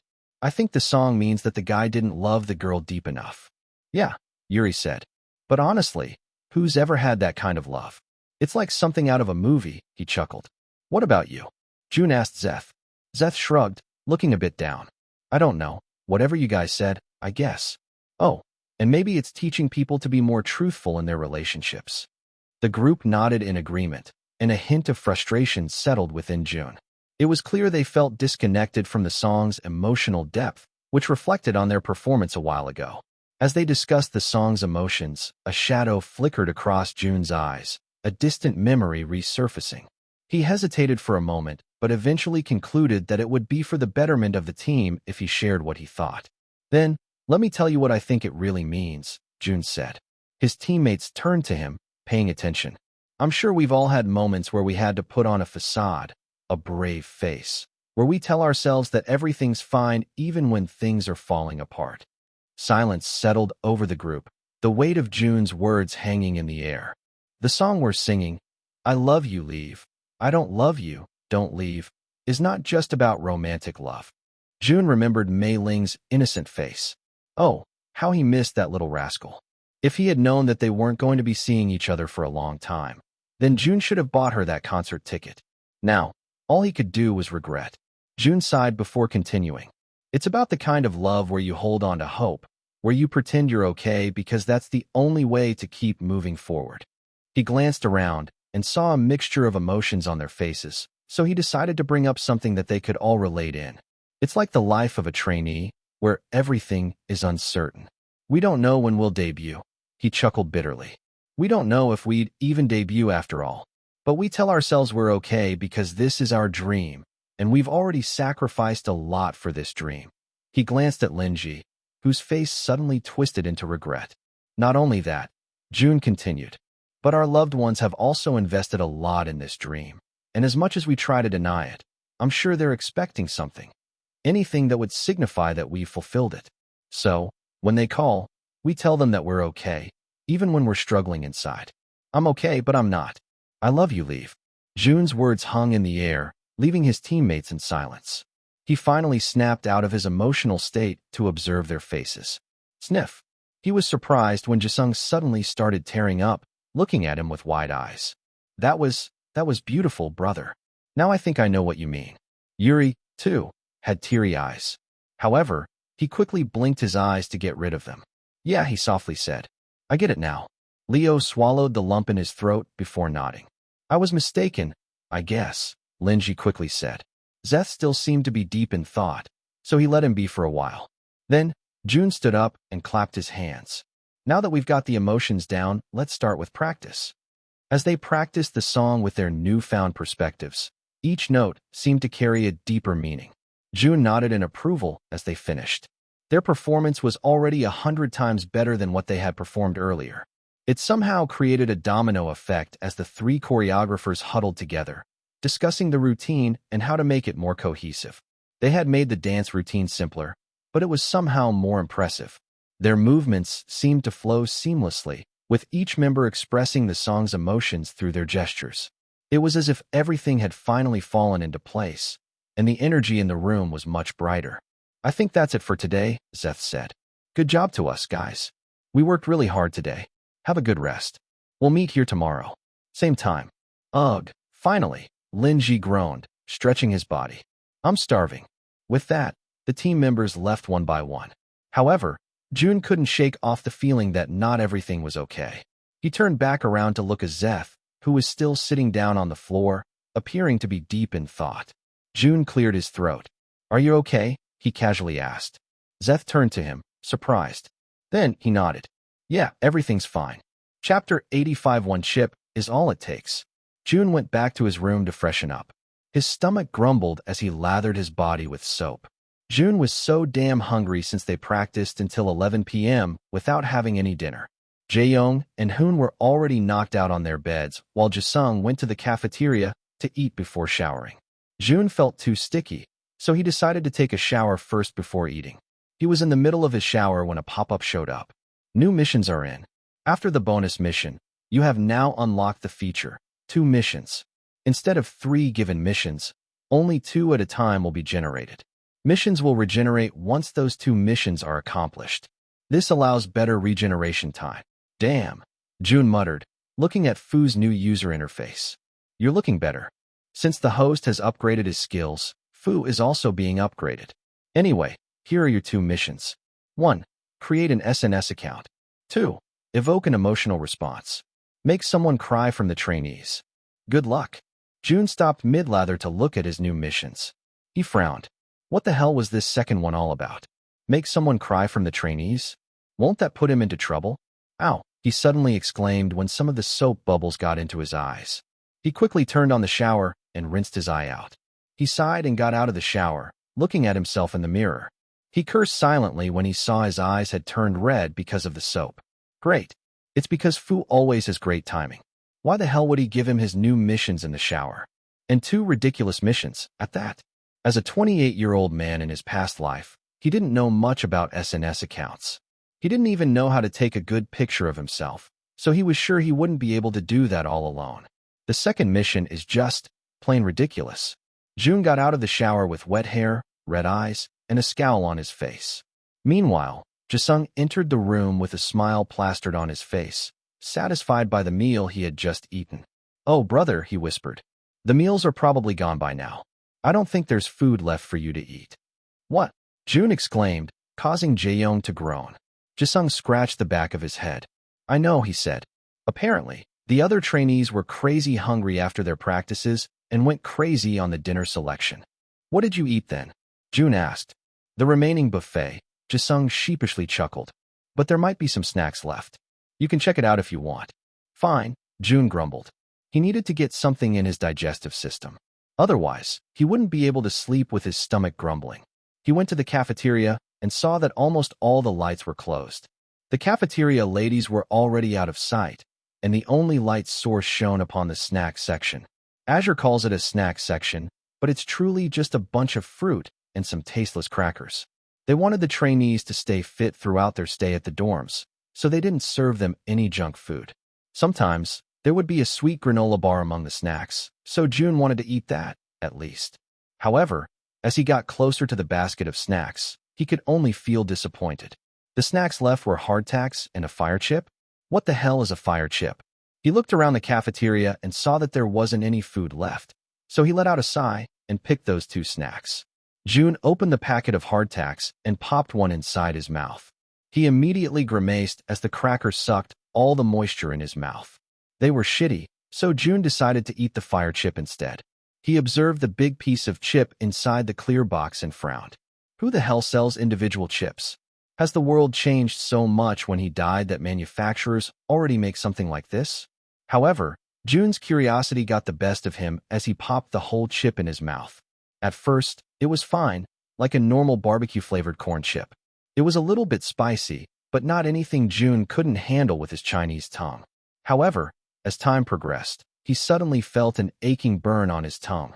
Jun's eyes widened in surprise when he realized that this chip was individually packaged for a reason. It's fucking spicy. He grabbed a water bottle from the vending machine and went to the stairs to calm himself down. Jun was already panting, tears brimming in his eyes, and sweat starting to form on his temples. Jun breathed in deeply as he took another swig of water.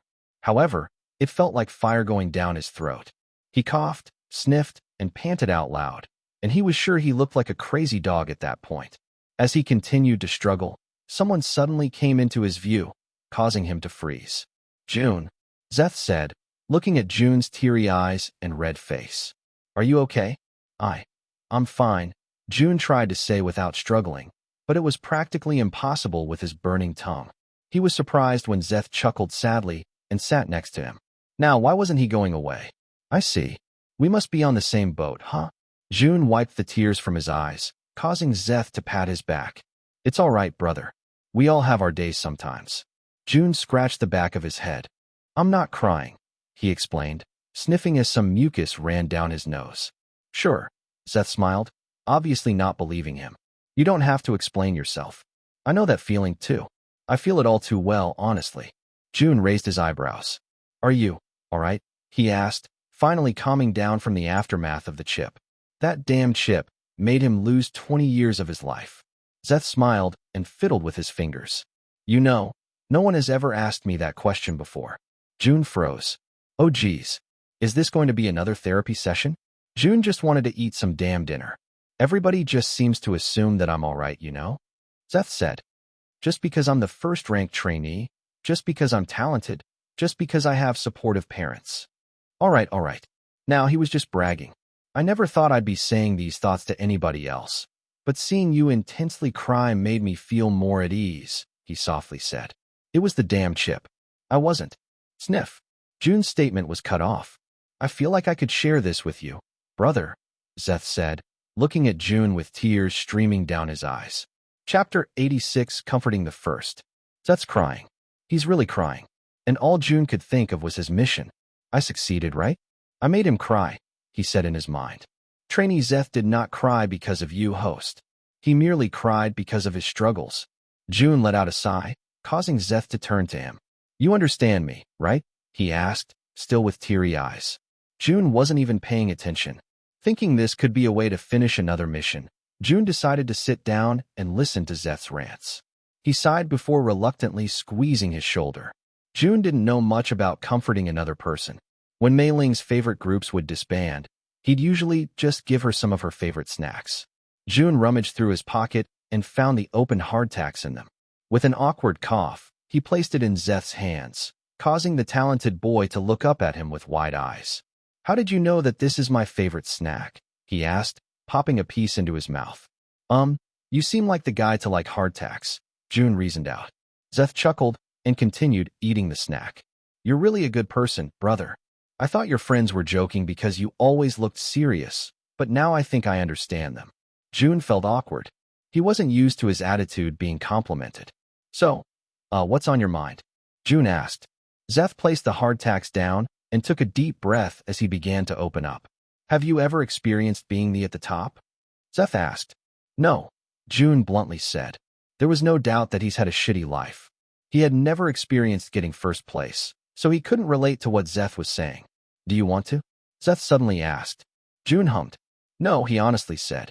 If Jun was given another chance to live his life, he'd pick a very mediocre one. Something that wouldn't entail a lot of responsibilities. A life where you're just there. Not at the bottom, but not at the top. That's a good choice, brother, Zeth softly said. You know, being the top-ranked trainee isn't all great if you think about it, Zeth admitted, his voice tinged with frustration. Jun would much rather live a life at the top than the bottom, though. In the end, it's better to cry at a furnished mansion than a beat-up shed. Sure, Jun said. I'm sure it has its moments. Zeth sighed. Everyone expects so much from me, and it's like I'm constantly under a microscope. I've been training for years, and sometimes the pressure just feels suffocating. He continued, his voice gaining strength as he spoke. I chose the song we're performing because I wanted to prove that I'm more than just a good-looking rapper and dancer. I wanted a challenge, something that could showcase my versatility and hard-earned talent. But after everything that happened today, I feel like I'm letting everyone down. Jun listened intently, trying to understand the weight of Zeth's words. What this kid is feeling is definitely valid, but at the end of the day, it's not like he has to be perfect. However, looking at Zeth, it seemed like he still hadn't internalized that fact. This kid must have been honed in such a tough environment where he always had to be perfect. Jun knew of the cutthroat world of idols and trainees, but it's different now that he's experiencing it firsthand. It's definitely hard to lose yourself if your heart and mind are not in the right place. You don't have to be perfect, Jun said. If you really think about it, nobody actually cares about you at all. We're all too focused on ourselves to give a damn about other people. Seth frowned. I don't understand, he said. People are quick to judge. I feel like I have to put on some kind of facade to always please them. That's how my life has always been. Jun leaned against the cold railing, crossing his arms casually. He decided to relay it to Zeth in a way he'd understand. You know, Zeth, life's a bit like a dance routine. Not everyone gets it right on the first try. Sometimes, you stumble over your steps, miss a beat, or even fall flat on your face. But the trick is to keep moving, find your rhythm, and take those missteps as learning experiences, so you wouldn't repeat them again. Zeth's gaze met Jun's melancholic feelings swirling in his eyes. It's easier said than done. Jun's lips quirked into a smirk. Oh, no doubt about that. But think about it. Those imperfections in your routine are what makes it unforgettable. They're the moments that tell your story, the story of growth, and becoming the person you're meant to be. Jun wanted to puke as he said those words. When did he become such a philanthropist? Zeth's smile wavered slightly, his voice soft. I don't want to let anyone down. Jun's gaze held a reassuring steadiness. We all fear that, Zeth. You're not special. Of course, it's all right to feel down every once in a while. That's normal. It's just the wheel of life. However, if that happens, just remember to go back to your original intentions. Why are you doing this in the first place? Zeth blinked, his eyes glistening with tears.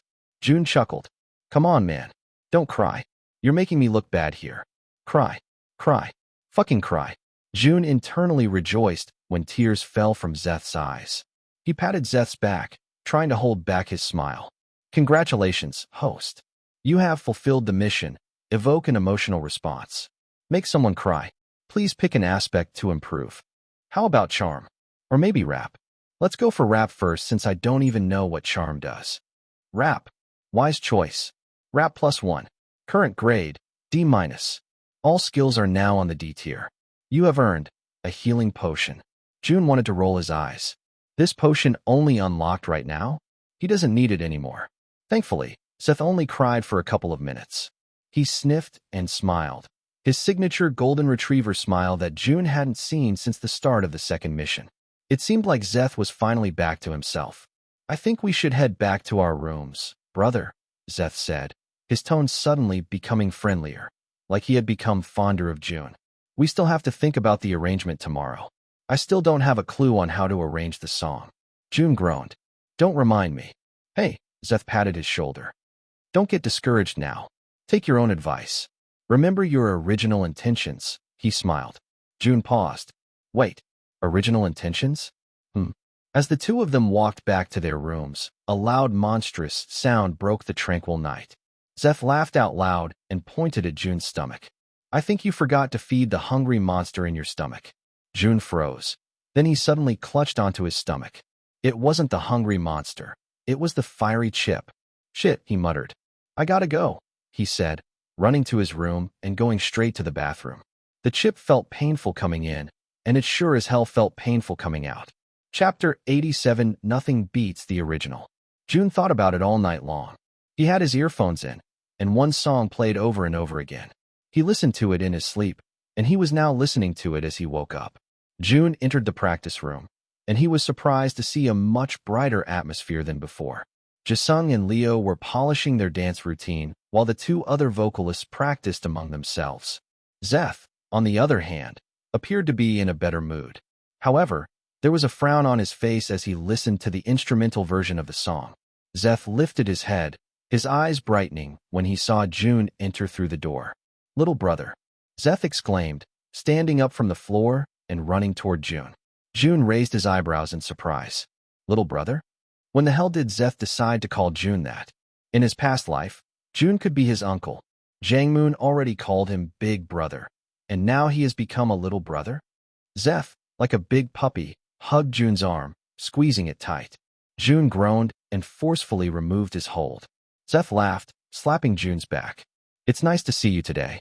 Sure, Jun said, trying to get away from him. However, it seemed like Zeth had taken a liking to Jun after their conversation last night. Jisung looked at the two of them with a frown. Since when did the two of them get so close? He whispered to himself. As Zeth continued pestering Jun, Yuri suddenly spoke. Can you turn the music off? It's hard to practice our respective parts while it's on, he snapped. Zeth sighed, finally letting go of Jun. He paused the music player and stood at the front, his arms crossed in front of his chest. Gather up. We need to talk about something, he said. Wait, Jisung and I are still syncing some things, Leo called out. Zeth remained resolute.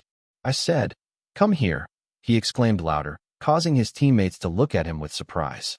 Jun smirked. He's really back.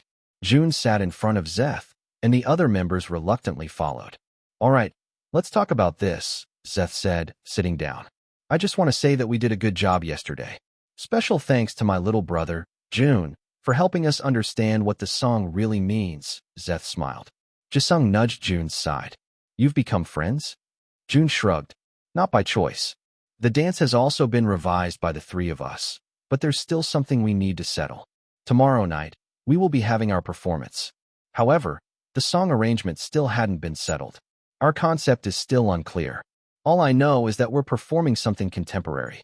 But it doesn't have a story, he said. Aren't we going to stick with the original arrangement? Linji asked. Minter Hyerin told us that it didn't suit us. Listening to it, I think it really doesn't.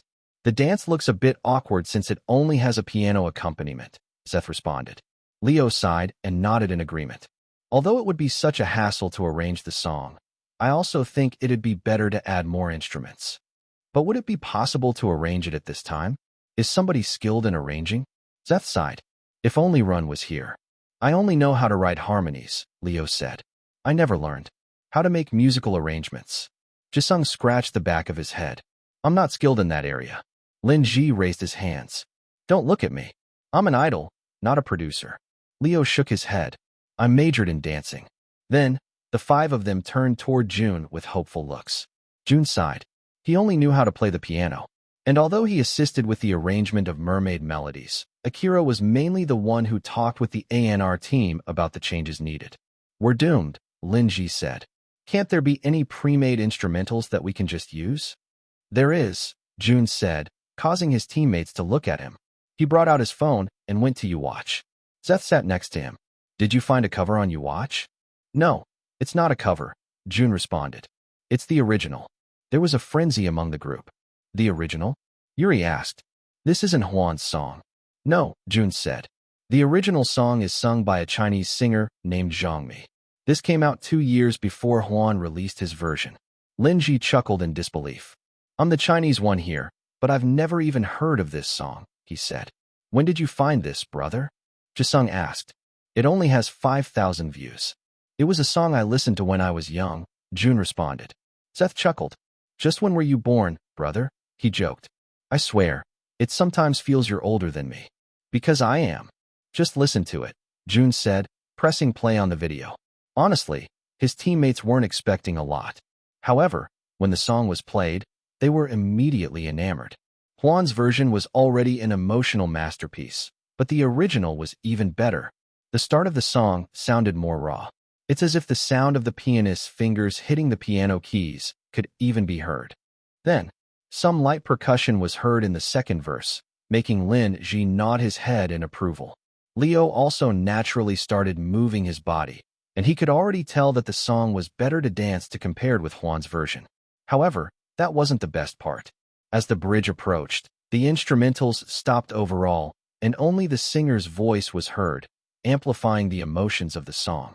Then, as the high note approached, numerous string instruments, violins, cellos, harps, played in harmony, creating a grandiose atmosphere.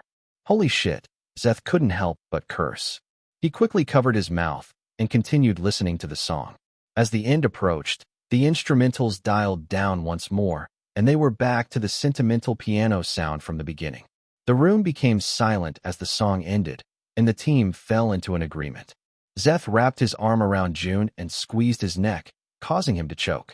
However, Zeth didn't care and continued smothering him with praises. You're really the best, little brother. What would we have done without you? Jun elbowed Zeth, causing him to let go with an oof. Do we all agree to use this arrangement? Zeth bubbly asked. It was a unanimous decision. All right, it's final. We'll be using this one, Zeth said. Now, we just need to finalize our dance. Then we'd practice the entire thing this afternoon. But wait, Jisung said. The outline of the dance routine is already finished. However, it is hard to materialize it without a concept. Right, Zeth sighed. I almost forgot about that. What about we were all white like contemporary dancers? Leo asked. Too generic, Lin Ji said. How about a butterfly concept? What the hell is this? Zootopia, Yuri asked. The song talks about love, so let's do a concept surrounding that. Yuck, Lin Ji spat. I ain't doing a love concept with you guys. As his members continued to argue about their concept, Jun recalled the lyrics in his mind. Truly, the song was beautifully written, and Jun's favorite parts were the bridge and the outro. Fortunately, after switching parts, Jun would now sing these lines. The last lines resounded in his mind. But I see that you're happier, though I want you to stay. But now, I'll smile while watching you from far away. Are there any other ideas? Zeth asked. Jun lifted his head. Death. Chapter 88 Big, White Thing. Next team, stand by. The production crew yelled as Casper's team finished with their final evaluation. Hyerin, having come back from a festival schedule, sat with the judges with an apologetic smile. She still had her stage outfit on, and Miho complimented her look. Well, you're very pretty today, he said. Hyerin smirked. Aren't I pretty every day? Jihyun chuckled. I was prettier when I was younger. I can't argue with that, Hyerin retorted. How many teams have performed? She asked, scanning the stage. The production crew was currently preparing it, bringing up various props. Smoke screens were placed on the stage as long as white flowers. We're down to the last team, Gun said. But I'm worried for this team. Despite having high-ranked trainees, they didn't do well during the interim evaluations. And not to mention, Juan is going to be watching later at the live show too. I hope they took my suggestions into consideration, Jihyun said with a hopeful face. If they do, then I have no doubt they're going to do well. Is their stage ready? Bone asked one of the members of the production team. There's still one item, sir, the member responded. After that, we'll call Team Aces up the stage. Bone nodded, going back to scrolling on his phone. The other judges also went back to their casual conversations. However, they all halted when a big, white thing was hauled onto the stage. Their eyes widened in surprise. What is that? Hyerin exclaimed. Don't tell me, they're going to use that thing? They had no time to react as Team Aces went up the stage and assumed their positions. Then, the intro of I love you, leave, I love you, don't leave started playing. It was familiar yet new at the same time, somehow revamped. The final rehearsals continued, and the judges watched their stage, captivated. By the end of it, not even a pin drop could be heard in the studio. A chilly afternoon breeze swept through the crowd of enthusiastic fans, each eagerly waiting to enter the studio. Along them, Jia stood at the very front of the line, her other friends not being able to make it because they all decided to head back to their province after the academic year. So now, she was stuck all alone outside of Azure's building, waiting for the guards to open the gates for the second mission. As they entered the studio, Jia couldn't help but recognize the familiar face beside her. It was the same girl she had seen during the first mission, Ren's fangirl. Hey, Jia greeted. I think we've met before. Despite their past shared experience, the girl's demeanor remained just as aloof as before. You're a fan of Ren's, right?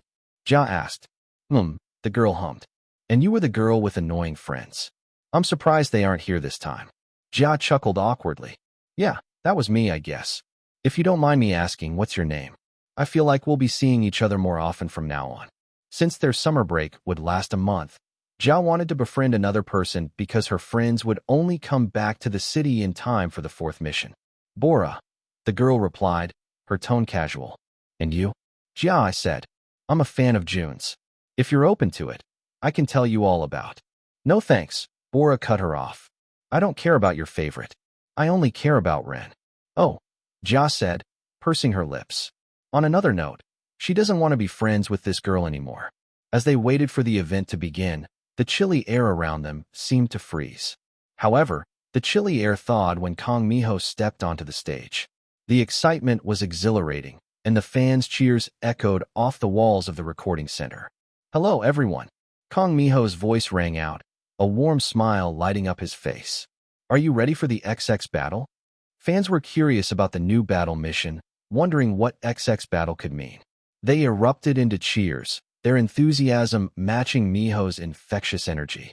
"Today, our talented trainees will be showcasing their skills in not one, but two positions: vocal, rap, or dance. Each performance will be a chance for them to shine and capture your hearts," he continued. As Kang Mi-ho explained the rules of the battle, the room buzzed with anticipation.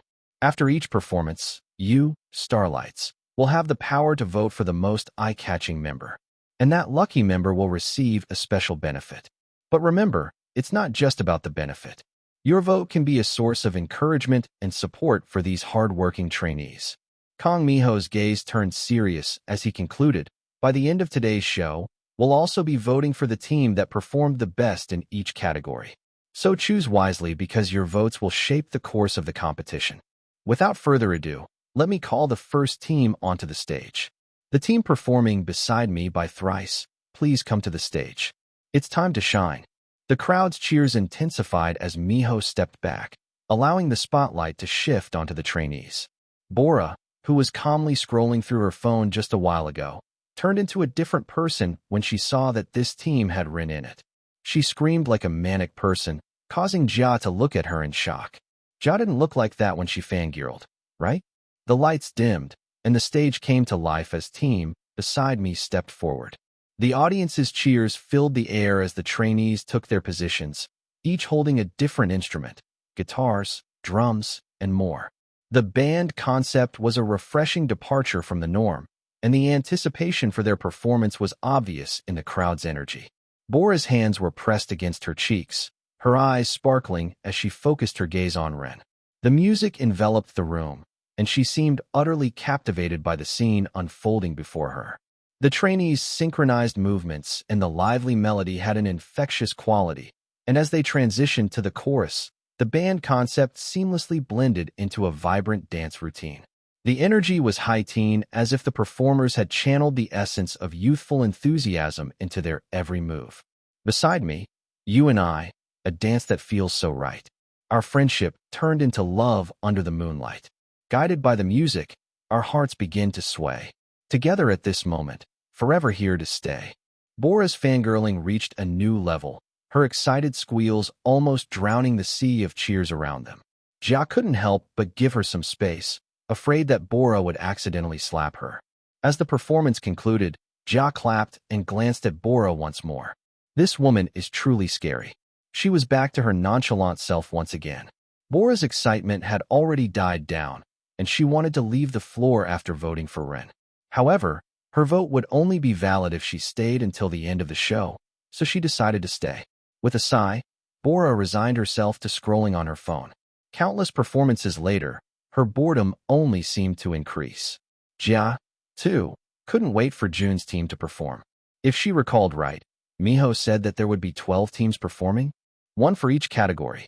Then, that meant that Jun's team was going to perform last. "Wait," Jia muttered. "Is he going to perform with Zeth?" The other fans in the studio also chattered excitedly among themselves. Leo and Yuri still hadn't gone, right? And Lin Ji too. Oh, is this Jisung's stage? Finally. Shit. Is Jun on the same team as them? I can't wait. Before the last team came on stage, the production crew disassembled the props of the last team and arranged them for the next performance. Jia watched intently as the props team carried varied materials onto the stage. Smoke screens, white flowers, flowy white curtains, and Jia's eyes widened in shock. A coffin. Chapter 89 White Rose 1. The Minter's room was lively as ever, as 12 additional seats were placed by the production crew. "I saw your performance the other day, Jay," Mia, a member of Black Buns, said as she sat next to him. "Taking off your shirt and twerking is definitely a courageous choice." Jay Kim smirked. "I just gave my fans what they wanted. Why don't we film the dance challenge later?" Mia blushed and gently hit Jay's chest. "Hiren," the Thrice member exclaimed as she went to hug her fellow idol. "Nana," Hiren said with a fake smile. Coming from girl groups who debuted in the same year, the two were considered rivals. Another member of Thrice came during the interim evaluations, yet now it was none other than Nana. The two of them were the visuals or the faces of the group, and they both gave off an innocent feel, so they've been compared to each other ever since. It's nice seeing you here, Nana said in an exaggerated tone. Hyerin chuckled and gave her a hug despite wanting to pull her hair. Of course, she smiled. It's nice to see you too. The room was filled with nostalgic greetings and chatty conversations. They paid attention during the trainees' performances, but they went straight to gossip right after. This team will probably win, Jay said to the Shake It team. Shouldn't you be rooting for Botalicious instead? Woojin chuckled. I would want to, Jay shrugged. But these kids killed it.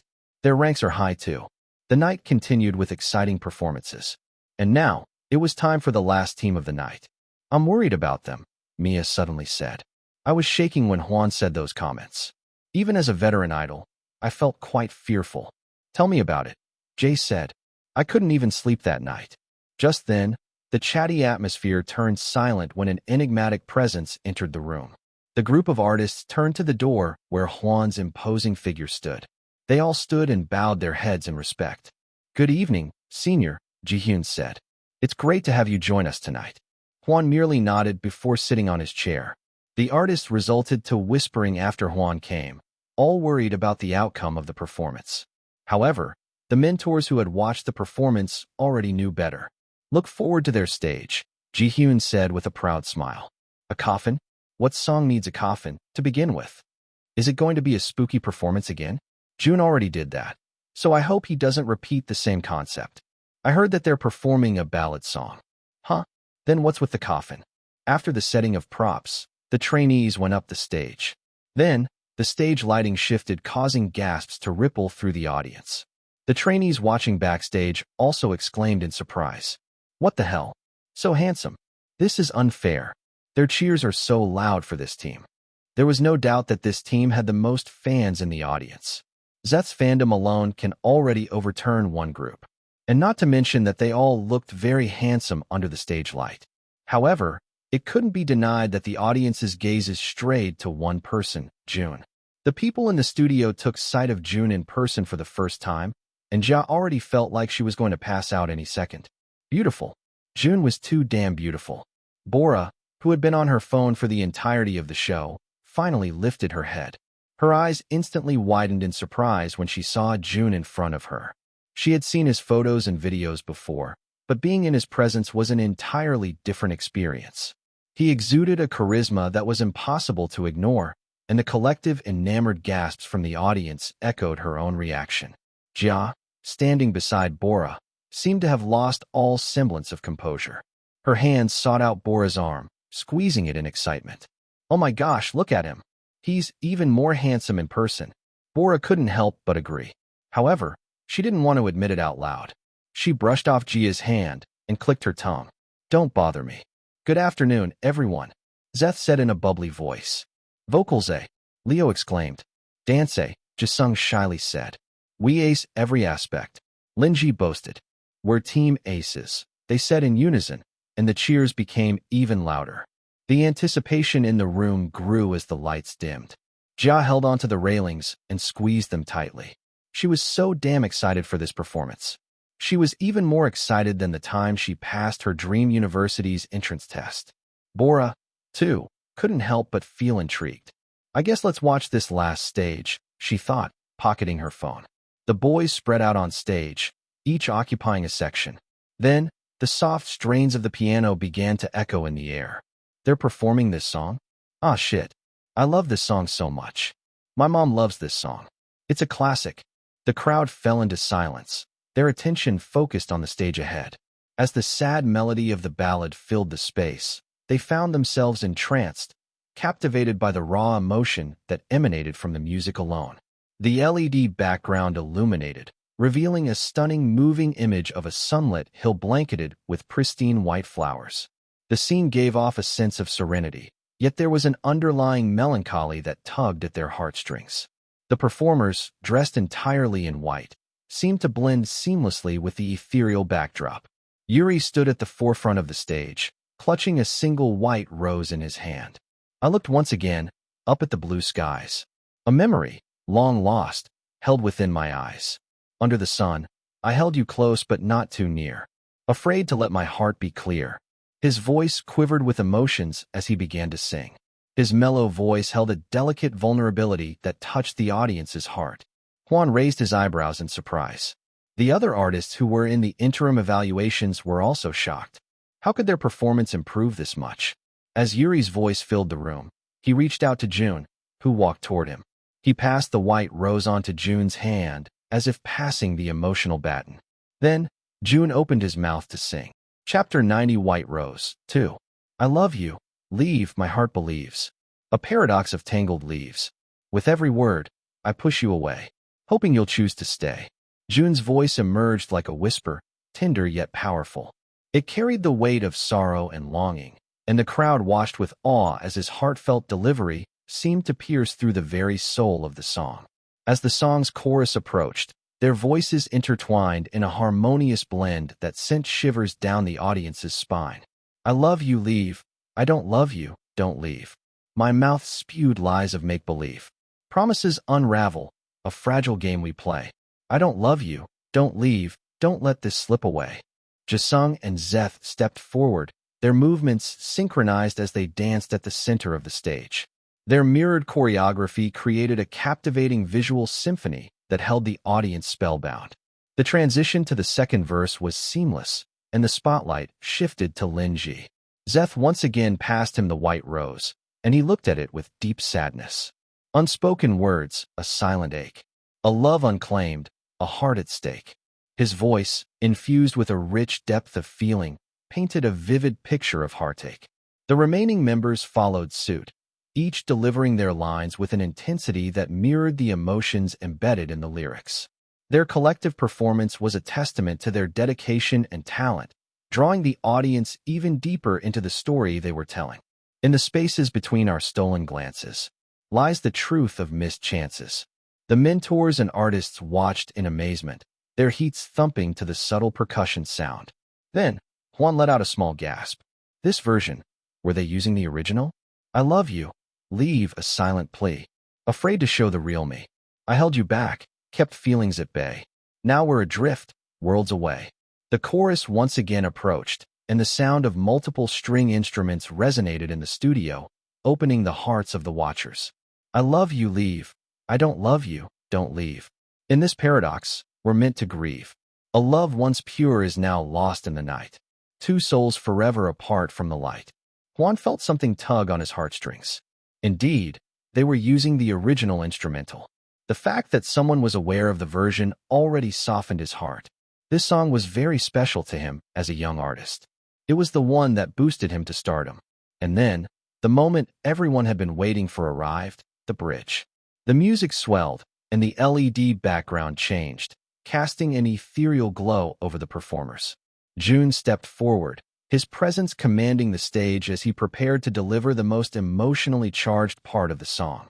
The music stopped, and everyone seemed to hold their breaths as Jun sang the first lines. Oh, the regrets that haunt my soul. The pain of letting you go. Akira gasped softly as he watched his friend on screen. Crazy, he whispered. He's too good. His every word seemed to hang in the air, heavy with the weight of the emotions he poured into the lyrics. The LED background shifted once more, revealing a cascade of falling white petals, symbolizing the release of pent-up emotions and the fleeting nature of the moment. And then, as if drawn into a spell, everyone's attention heightened as Jun reached the last line of the bridge. With a gentle yet heartbreaking twist, he changes the final lyric. I lied, I'm sorry. I pushed you away. I love you, don't leave. That's what I really wanted to say. I don't love you, leave. Now I'm all alone in the price I pay. Those were the original words. But Jun thought it would be better to say what he truly wanted to. Hwan pursed his lips together. He was thankful he was wearing sunglasses because, at that moment, he felt tears well up in his eyes. However, he wasn't alone. Jia and Bora now held hands as they cried silently. The profound impact of the subtle alteration struck at the core of their hearts. The performance continued onto the last chorus, with Yuri leading the harmony. His soaring high notes pierced the air and Lin Ji's husky voice accentuating the pain of the song. I love you, leave. I don't love you, don't leave. Our love's a secret we chose to deceive. With every smile, a part of me died. Now we're living in a love denied.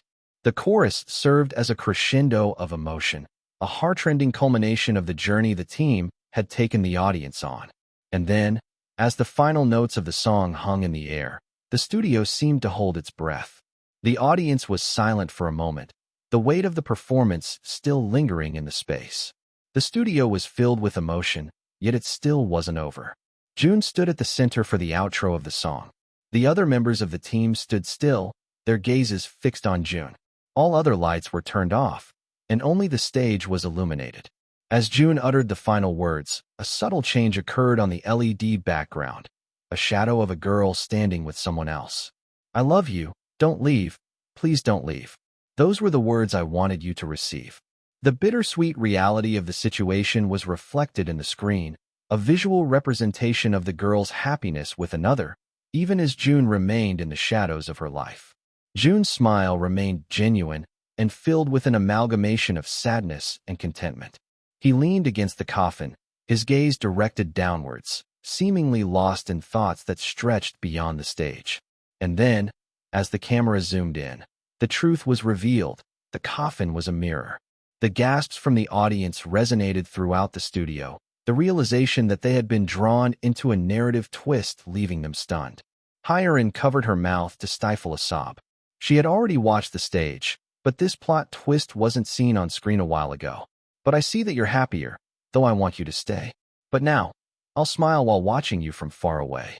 The silence in the studio was profound, the revelation sinking in as Jun's melancholic performance took on an entirely new layer of meaning. His portrayal of longing and selflessness, of urging the girl he loved to move on, despite his own lingering feelings, painted a heartbreaking picture of sacrifice and love beyond the grave. As the final notes lingered in the air, Jun's actions continued to captivate the audience. He reached for the white rose that had been a recurring motif, a symbol of their love, and gently placed it on top of the coffin. And then, the moment everyone had been waiting for, Jun's gaze lifted, his eyes meeting the camera's lens. In that instant, a single tear fell from Jun's eye, glistening in the stage lights. Chapter 91 Don't Cry. As Jun held his gaze on the camera, a multitude of emotions swirled within him. 1. Why was the cameraman still focusing the camera on his face? It had already been too long. 2. How could he fucking cry during a performance? 3. He wanted to strangle Jisung for poking his eye with the rose as he passed it on to him for the outro of the song. And to add to that, the thorn part was the one that poked his eye? How could he miss that badly? Jun's right eye was in pain for the entirety of the last chorus, and it must have been obvious in his voice too. Of course, Jun didn't cry because of the song. He had already sung it way too many times for him to get overwhelmed by it. Sure, he admits that this particular performance was the most emotional one of all, but he definitely didn't cry. It was because of that damn rose. As the camera still focused on him, Jun pressed his lips together in what was meant to be annoyance, but the audience misinterpreted it into Jun fighting back even more intense emotions. I didn't expect to cry in an idol show. Genius. This stage was genius. Whoever thought of their concept deserves those extra stars. But I guess we'll only find out on the next episodes. Jun's holding back his tears. Jun's an emotional person. Jun was definitely not an emotional person. He sighed in relief when the camera started panning to his other teammates. At this point, the audience was still enamored by the emotional performance. Then, the stillness slowly transformed into a roar of cheers and admiration. It was a similar reaction backstage.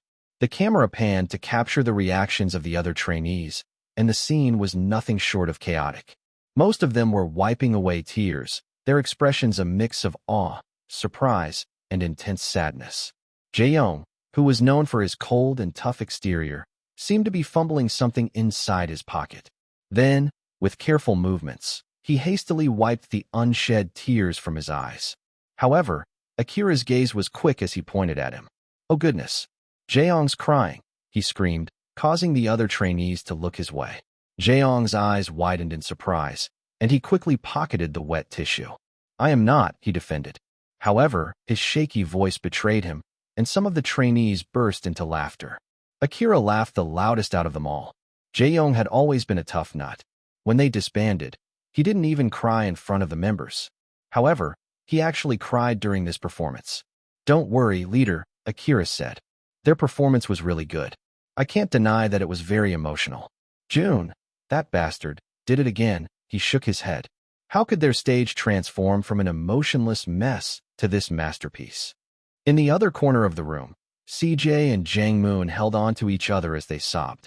Sung Woo, their teammate, looked at them with disgust as Jang Moon blew some mucus onto the bandana tied around CJ's bicep.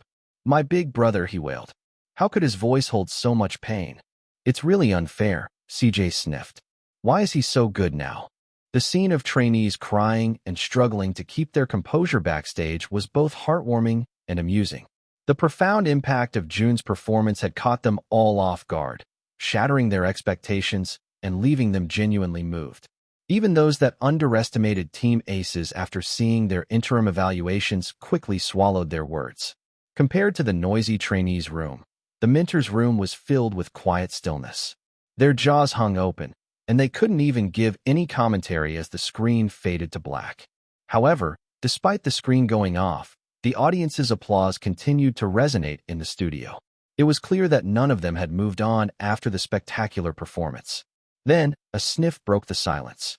Hyerin and Ji-hyun, who had been mentoring the trainees, were now on the receiving end of their own medicine. "I want to be mentored by him," Ji-hyun thought. "So, fucking cool," Hyerin cursed, catching Ji-hyun off guard.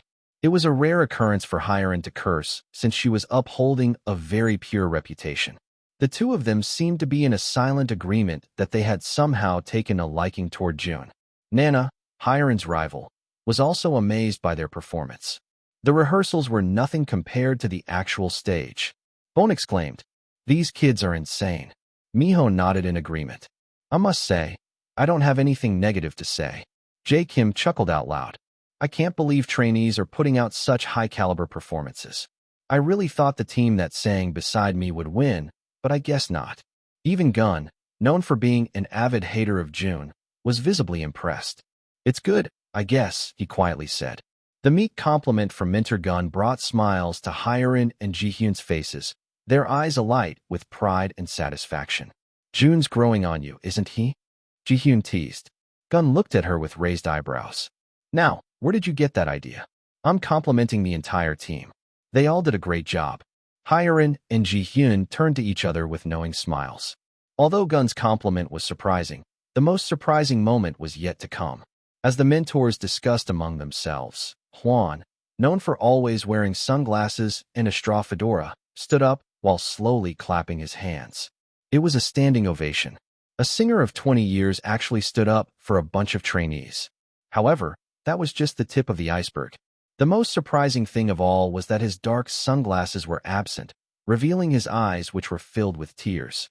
The other mentors exchanged surprised glances, and some even gasped audibly at the unexpected sight. Hwan's eyes, which seemed to be a bit larger and rounder than anyone expected, held a mixture of emotions that caught everyone off guard. The mentors, Hyerin and Ji-hyun, exchanged amused looks, their earlier fangirling now replaced with incredulous surprise. The sight of Hwan's teary eyes was so unexpected, and the particular way his eyes looked made the moment slightly comical.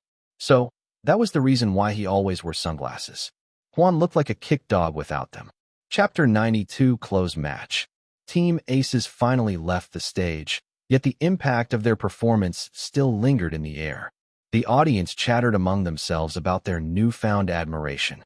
Jia, who was still speechless after the performance, felt like her soul had been sucked out of her body.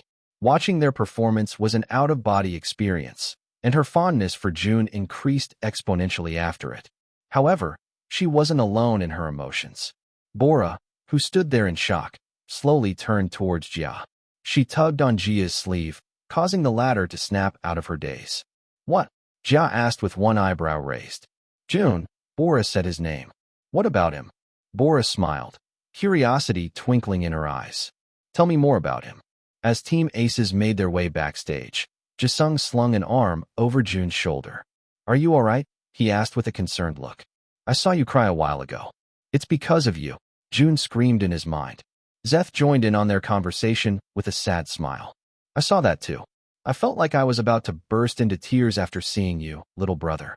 You did such a great job. Yuri nodded in agreement. Were you overwhelmed by your emotions?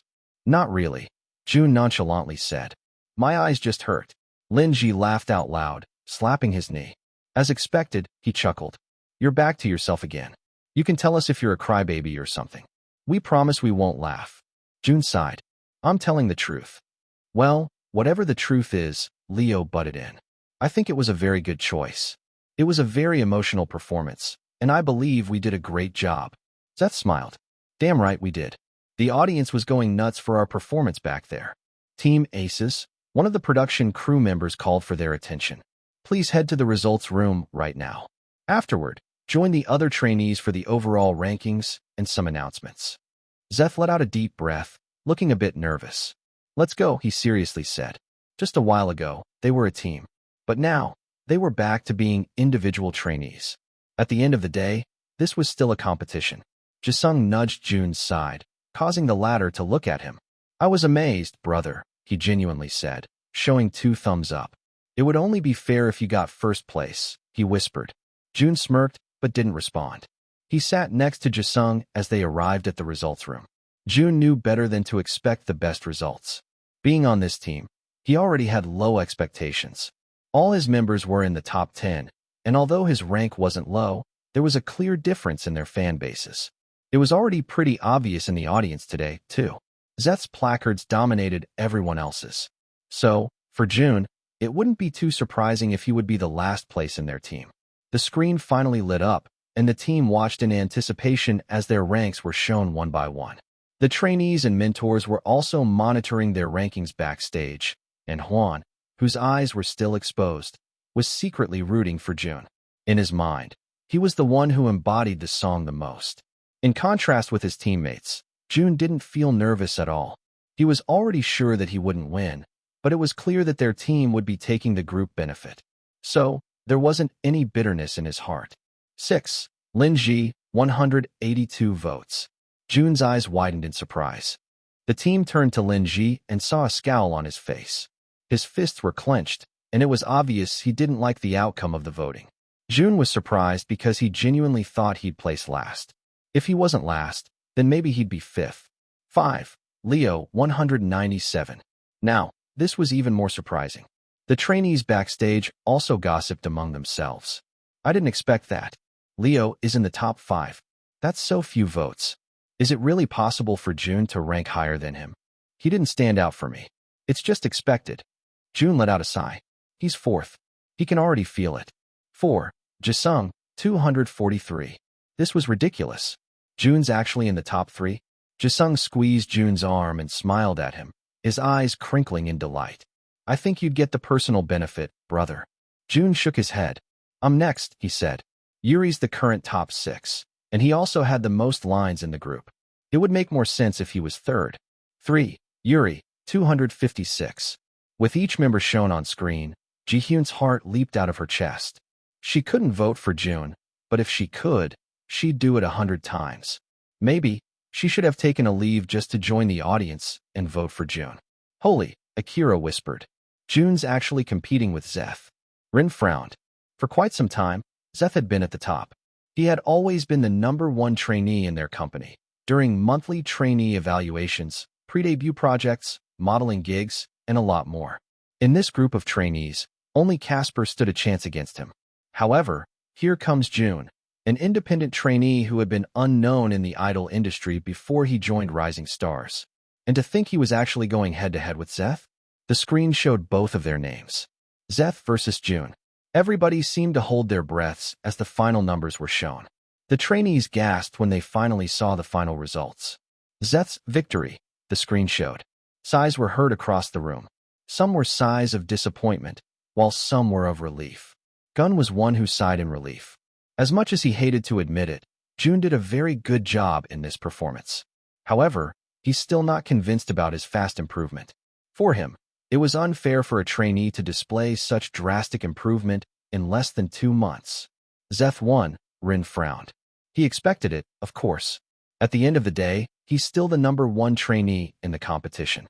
However, he didn't expect the number of votes they had gotten. 2. June, 416. 1. Zeth, 417. Chapter 93, I Know You. Ah, Jisung said in disappointment, causing Zeth to chuckle. Do you hate that I've won? He chuckled. Jisung blushed. Oh, of course not, brother. I was just, rooting for my friend. He awkwardly tried to evade the situation. I get it, Zeth said, patting Jisung's back. It was a close match, right? June stood up, and Zeth immediately went next to him. That was a good match, little brother, he smiled. We weren't even fighting, June said. We're a team. Zeth suddenly stopped, causing June to look at him. What? How come you always say the right things? He exasperatedly asked. June scoffed and shook his head before walking backstage. As he walked in, he was surprised to see the other trainees anticipating their return. Whoa, he heard CJ and Jangmoon cheer from a distance. That's our brother right there. He almost beat the first place, y'all. June sighed and covered his face with his hand before standing over to where their team was supposed to be. Akira was right beside him since the teams from the same categories were next to each other. Akira nudged June's shoulder. June raised his eyebrows in inquiry. You were so cool back there, Akira winked. You made Jaeyoung cry. June glanced at Jaeyoung, who was on the other side of the room, and shook his head. June scoffed. I don't believe you, he said. That guy would never cry. He did, Akira chuckled. Just wait until the show airs. Their conversation was put to a halt when Kang Mi-ho entered the room. With a confident smile, he trudged to the podium with cue cards in his hand. The trainees remained silent, each hoping for their respective teams to emerge victorious. I won't delay this any further, Mi-ho said. I know all of you are tired after the short preparations, but bear with me, my trainees. For rap and dance, the team that impressed the audience the most is Team Shake It. Casper's team rejoiced while their competitors hung their heads low but accepted the outcomes. Moving on to the next category, Kang Mi-ho continued. Under the vocal and rap category, the team that left an indelible mark was Forever Young. Congratulations, you have won the 100,000 star benefit. Once again, the room erupted in cheers as the winner was unveiled. The trainees, led by Hyunwoo, exchanged looks of elation. Hyunwoo smirked in victory, feeling like the most talented person in the room. Anticipation was built for the final category, yet almost all of the trainees already knew who would win. June was 100% sure of it too. It would be impossible for their team not to win. He was wrong about his ranking a while ago, but now, he was 100% sure. June can even bet his right pinky for this. And finally, for the vocal and dance category, Mi-ho announced, drawing out the suspense. The team that truly captivated the audience and the judges with their performance is Team Aces, who performed I Love You, Leave, I Don't Love You, Don't Leave. Let us congratulate them for not only delivering an emotionally charged performance, but also earning recognition from the original artist backstage, he added. They were watching? Hwan actually liked the performance? There's no doubt. They did a really good job. Amid the conversations, Mi-ho had one more surprise up his sleeve. But that's not all, he declared, his voice carrying an air of excitement. The team that has earned the highest overall stars for their performances will receive an extra 50,000 stars.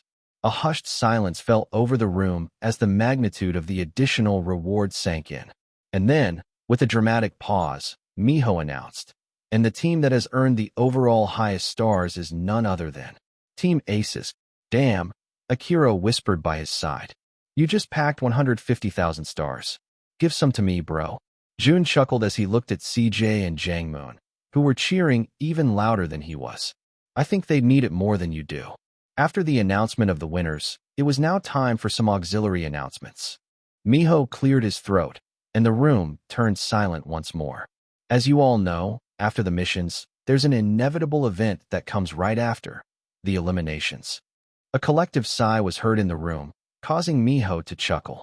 I know that all of you would like to stay in the competition, but I'm afraid that's not how it works. So, ready yourselves, trainees. The second mission will be airing for 2 weeks, so make sure to prepare yourselves for the live eliminations the week after. The production crew will contact you for the next events of the competition, but for now, you will be given a break. Yes, I've been dying to go home. I can't believe I'm saying this, but I really miss my mom. I'm going to miss the cafeteria ladies here. My mom's food tastes like shit.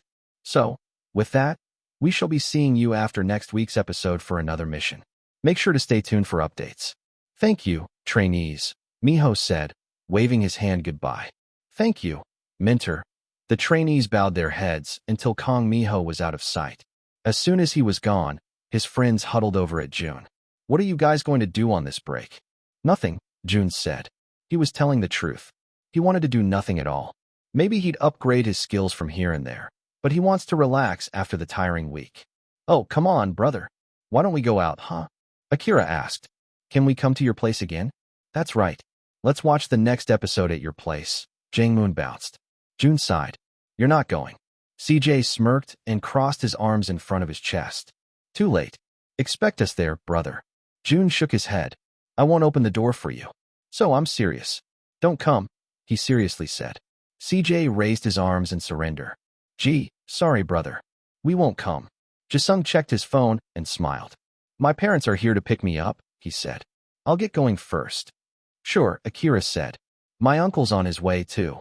Ah, good for you, guys, Jang-moon said. My mom only called me a cab. CJ stuck his tongue out. Sucks for you.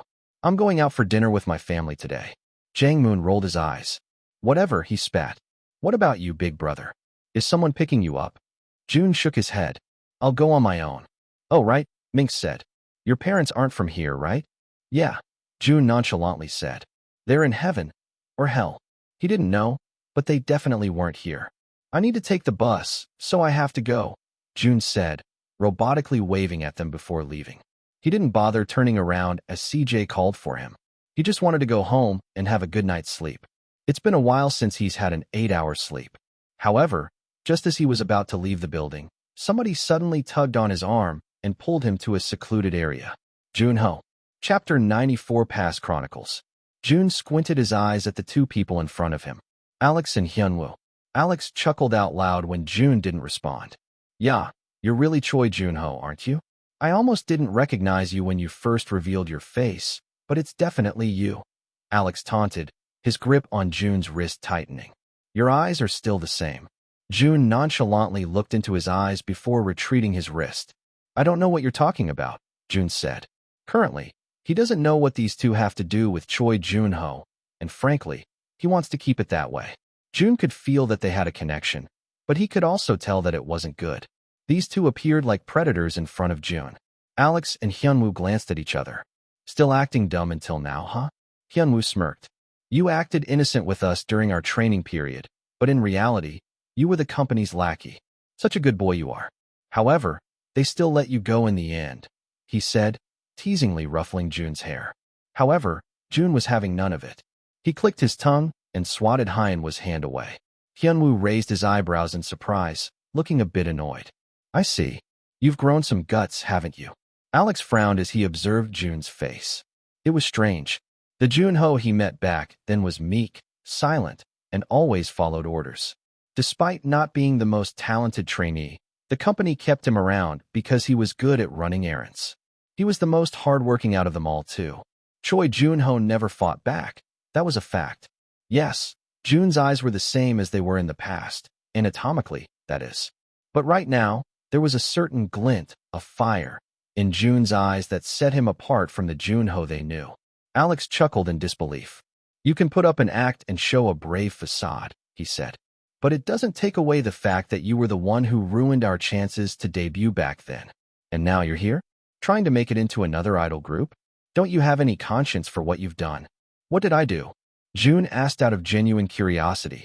People around him always seemed to speak in riddles, and he wanted to know what it was that Choi Joon-ho had really done.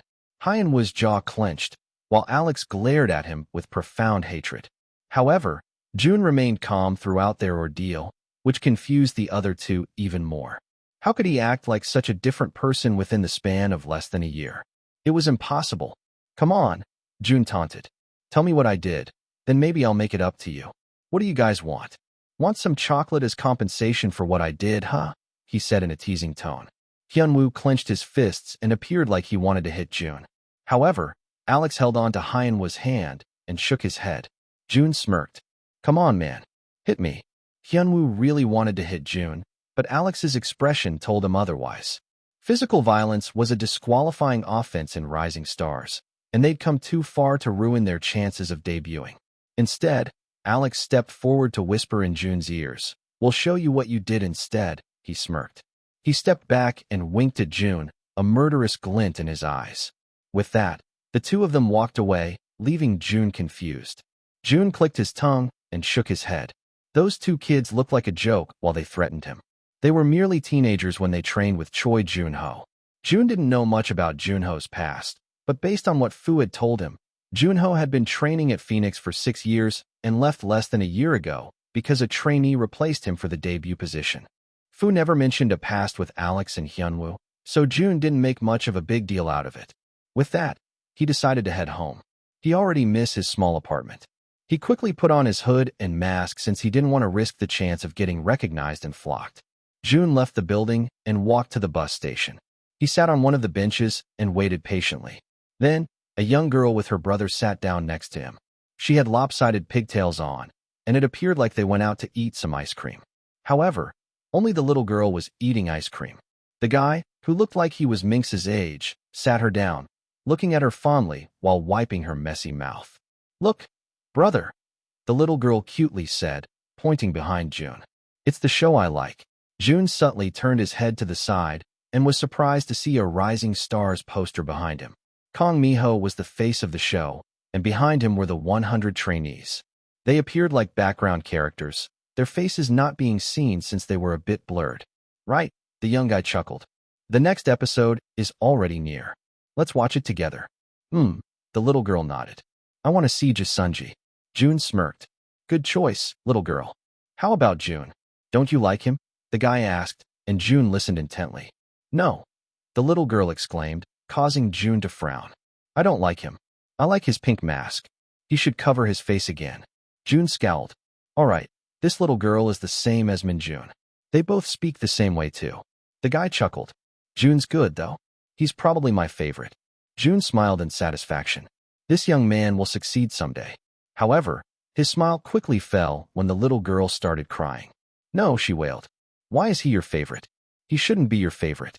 He's not cute at all." Jun was appalled. What did she mean? Jun was cute at times. His friends told him so. However, his heart softened after hearing the little girl's explanation. "I should be your favorite," she sniffed.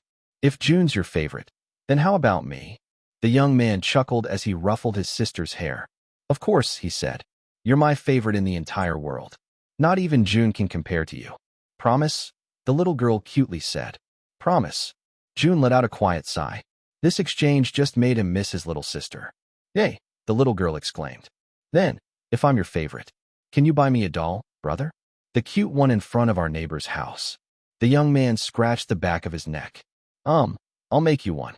I'll make it even cuter than the one they're selling." "Ah," the girl whined. "But I want that one, brother. You told me you'll buy me one last month." "Then, next month," the young man said. "I promise. Your big brother will just try to make more money to buy you a doll." Jun frowned. It seemed like they were in the same situation as him and Mei Ling too. The little girl continued to insist, and it broke Jun's heart how she looked so dejected by his rejection. The young man, too, couldn't hide his disappointment. Jun felt like he had to do something. So, with a sigh, he started rummaging through his pocket. Chapter 95 Perspective Taking. Jun doesn't even know why he's doing this. It's not like he'll gain anything from it. He isn't gaining any level-ups, either. In fact, he's even losing something because of these two. However, there was something that tugged on his heart, telling him he needed to do something about it. He grabbed his wallet and pulled out $50. He clicked his tongue when he realized he only had enough money for a ride back home now. There goes his plans of buying some food while on his way back to the apartment. He definitely should talk to Mr. Chong and ask him to work when they have breaks like this. Jun patted the young man's shoulder. He looked at Jun suspiciously. "I don't have any money," the young man said. Jun sighed and placed the $50 in his palm. "What is this?" he asked. "Buy the kid the doll she wants," Jun coldly said. "Her whining is making my ears hurt." The young man frowned. "Excuse me, we're not beggars. And you're welcome to leave if you don't like my sister's voice." Jun clicked his tongue. "Can't this boy just take it? Just think of it as a Christmas gift," Jun said. The latter guy narrowed his eyes. "It's August. Why are you really giving me this? Buy the little kid the doll. My bus is here," Jun said, standing up. Wait, the young man said. We're not a charity case. I never said you were. Jun cut him off. I'm going. However, the young man held onto his wrist and pulled him back. The two of them made eye contact, and the young man's eyes widened in surprise. Wait, you're Jun. Bye, Jun exclaimed and ran to the bus. Buy her the doll, okay? He called out as the bus doors closed. Then, he sighed in relief when the bus finally started moving. He sat down at the very back, leaning his head against the window and gazing at the night sky. His life had been peaceful thus far. Compared to his life as Jun Hao, this definitely seemed a lot less dangerous. Yet somehow, there are some aspects he misses about his past life. In the end, he lived longer as Jun Hao than Jun Ho. However, he had accepted that there was no other way out. Jun still isn't sure how far he can trust Fu, but things seem to be going pretty okay so far. Reward. With the host's rank exceeding 5 steps, you are given a reward. Exceed missions and earn rewards. Since this is the host's first reward, you are given what you currently desire the most. Jun frowned. What he currently desires the most. Reward title, perspective taking. Have the opportunity to see Mei Ling's life. Valid for 2 minutes. Jun stood up on the bus when he read the pop-up, causing some of the passengers to look over his way. He awkwardly sat back down and muttered soft apologies under his breath. Activate now? Jun looked at the landmark outside the window and saw that he still had a little over 5 minutes before he arrived at his stop. So he unhesitatingly nodded. Activate now.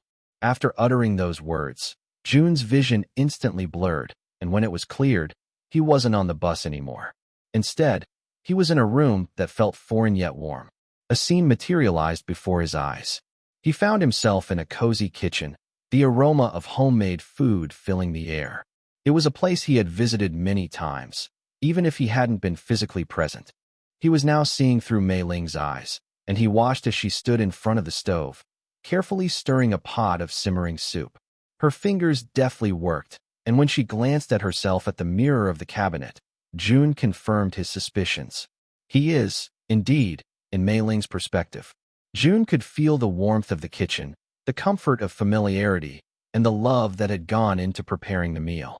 The scene shifted again, and now Jun found himself standing at the end of the street, watching as an elderly couple interacted with Mei Ling. The couple's faces were kind, their eyes filled with warmth as they spoke to her. He could sense their genuine affection for her. The realization struck him. These were the neighbors at the end of the street. The ones who had lost their child and had taken a liking to Mei Ling. Jun had known them, and had even thought that, perhaps, Mei Ling would be better off living with them, especially during the times when he struggled to balance his work in the gang and taking care of her. But Mei Ling had always been adamant. She had insisted on staying with her brother, no matter the challenges they faced. He saw flashes of memories, Mei Ling's determination, her unwavering loyalty to him, her laughter that had brightened even the darkest days. And then, in the blink of an eye, Jun was back on the bus. He sat there, his heart heavy with the weight of the emotions he had just experienced. He looked down at his hands, and he felt a painful pang in his chest. He understood now. Mei Ling's choice to stay with him had been a testament to the bond they had shared as siblings. And now, knowing that she was living with the elderly couple, he felt a bittersweet feeling settle over him. He couldn't help but smile, even as his heart ached. End of reward. The scene that is played is the current Mei Ling's life. Fu hopes he fulfilled the host's wishes. Mei Ling's current life will continue while the host strives to debut. Fuck Fu. After seeing those scenes, Jun felt like he wanted to cry. However, he held himself back. Mei Ling was now happy, and Jun would like to keep it that way.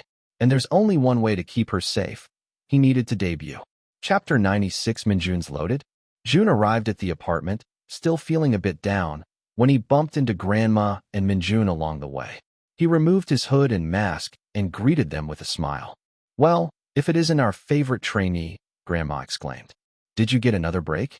Brother, Minjun exclaimed, running to Jun and hugging his legs. Jun smiled when he saw the two of them. It somehow made him feel better after what happened on the bus. Yeah, I said. I have around 10 days before we go back to the filming site. Then, you'd be here for a long time? Minjun asked with wide eyes. Jun knelt down to his level and pinched his cheek. I thought you didn't want me to be here, huh kid? Yeah, Minjun said, looking away from Jun. I'm just glad I have a person I can tease now. Grandma's no fun to tease. Jun shook his head. You still haven't changed, kid. Well, it looks like you've changed a lot, Grandma said, fondly smiling up at him. Since when have you been this handsome? I swear, you get more handsome every time we meet. It's those creams you gave me, Jun said. He noticed that the visual level-ups only made subtle differences. It doesn't really change his features, it only enhances them. And he wasn't lying when he said the creams that Grandma gave were actually helpful. He hasn't had a pimple since he started using them. Huh, Grandma said. I should really start using them, too. Yeah, they're good. Do you want to head back with us? Grandma asked. I'm going to make beef stir-fry today. Hell yeah, Jun said. He already missed her cooking. Let's go, Jun said, taking the grocery bags from Grandma's hand. They arrived at Grandma's apartment complex, and Jun noticed that they had a new TV. Whoa, Jun exclaimed, sitting down on the floor. What's this thing? It's a TV, duh. Minjun retorted, sitting beside him. On the other hand, Grandma went to the kitchen and started cooking the beef.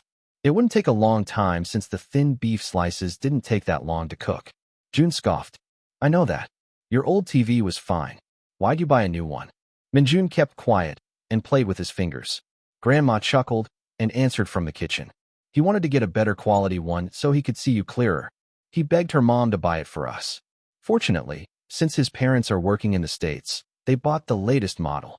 Jun smirked and nudged Minjun's shoulder. So, you actually support this big brother, huh? He boasted. Shut up, Minjun snapped. I just want to watch Little Meow Meow better. Sure, whatever you say, Jun said, looking at their new, widescreen, 126-inch smart TV. From the looks of it, this TV is very expensive. And now that he thinks about it, Minjun's and Grandma's items always looked brand new. Heck, Grandma's bag is even from a luxury brand. They can even afford to eat beef every day. Hey kid, Jun called out. Your parents are working in the States, huh? He nodded. Yeah. What do they work as? Don't know, Minjun shrugged. My grandma says that it's business. I don't know. My mom and dad don't live together, but they both have businesses. Oh, Jun said. Your parents are separated?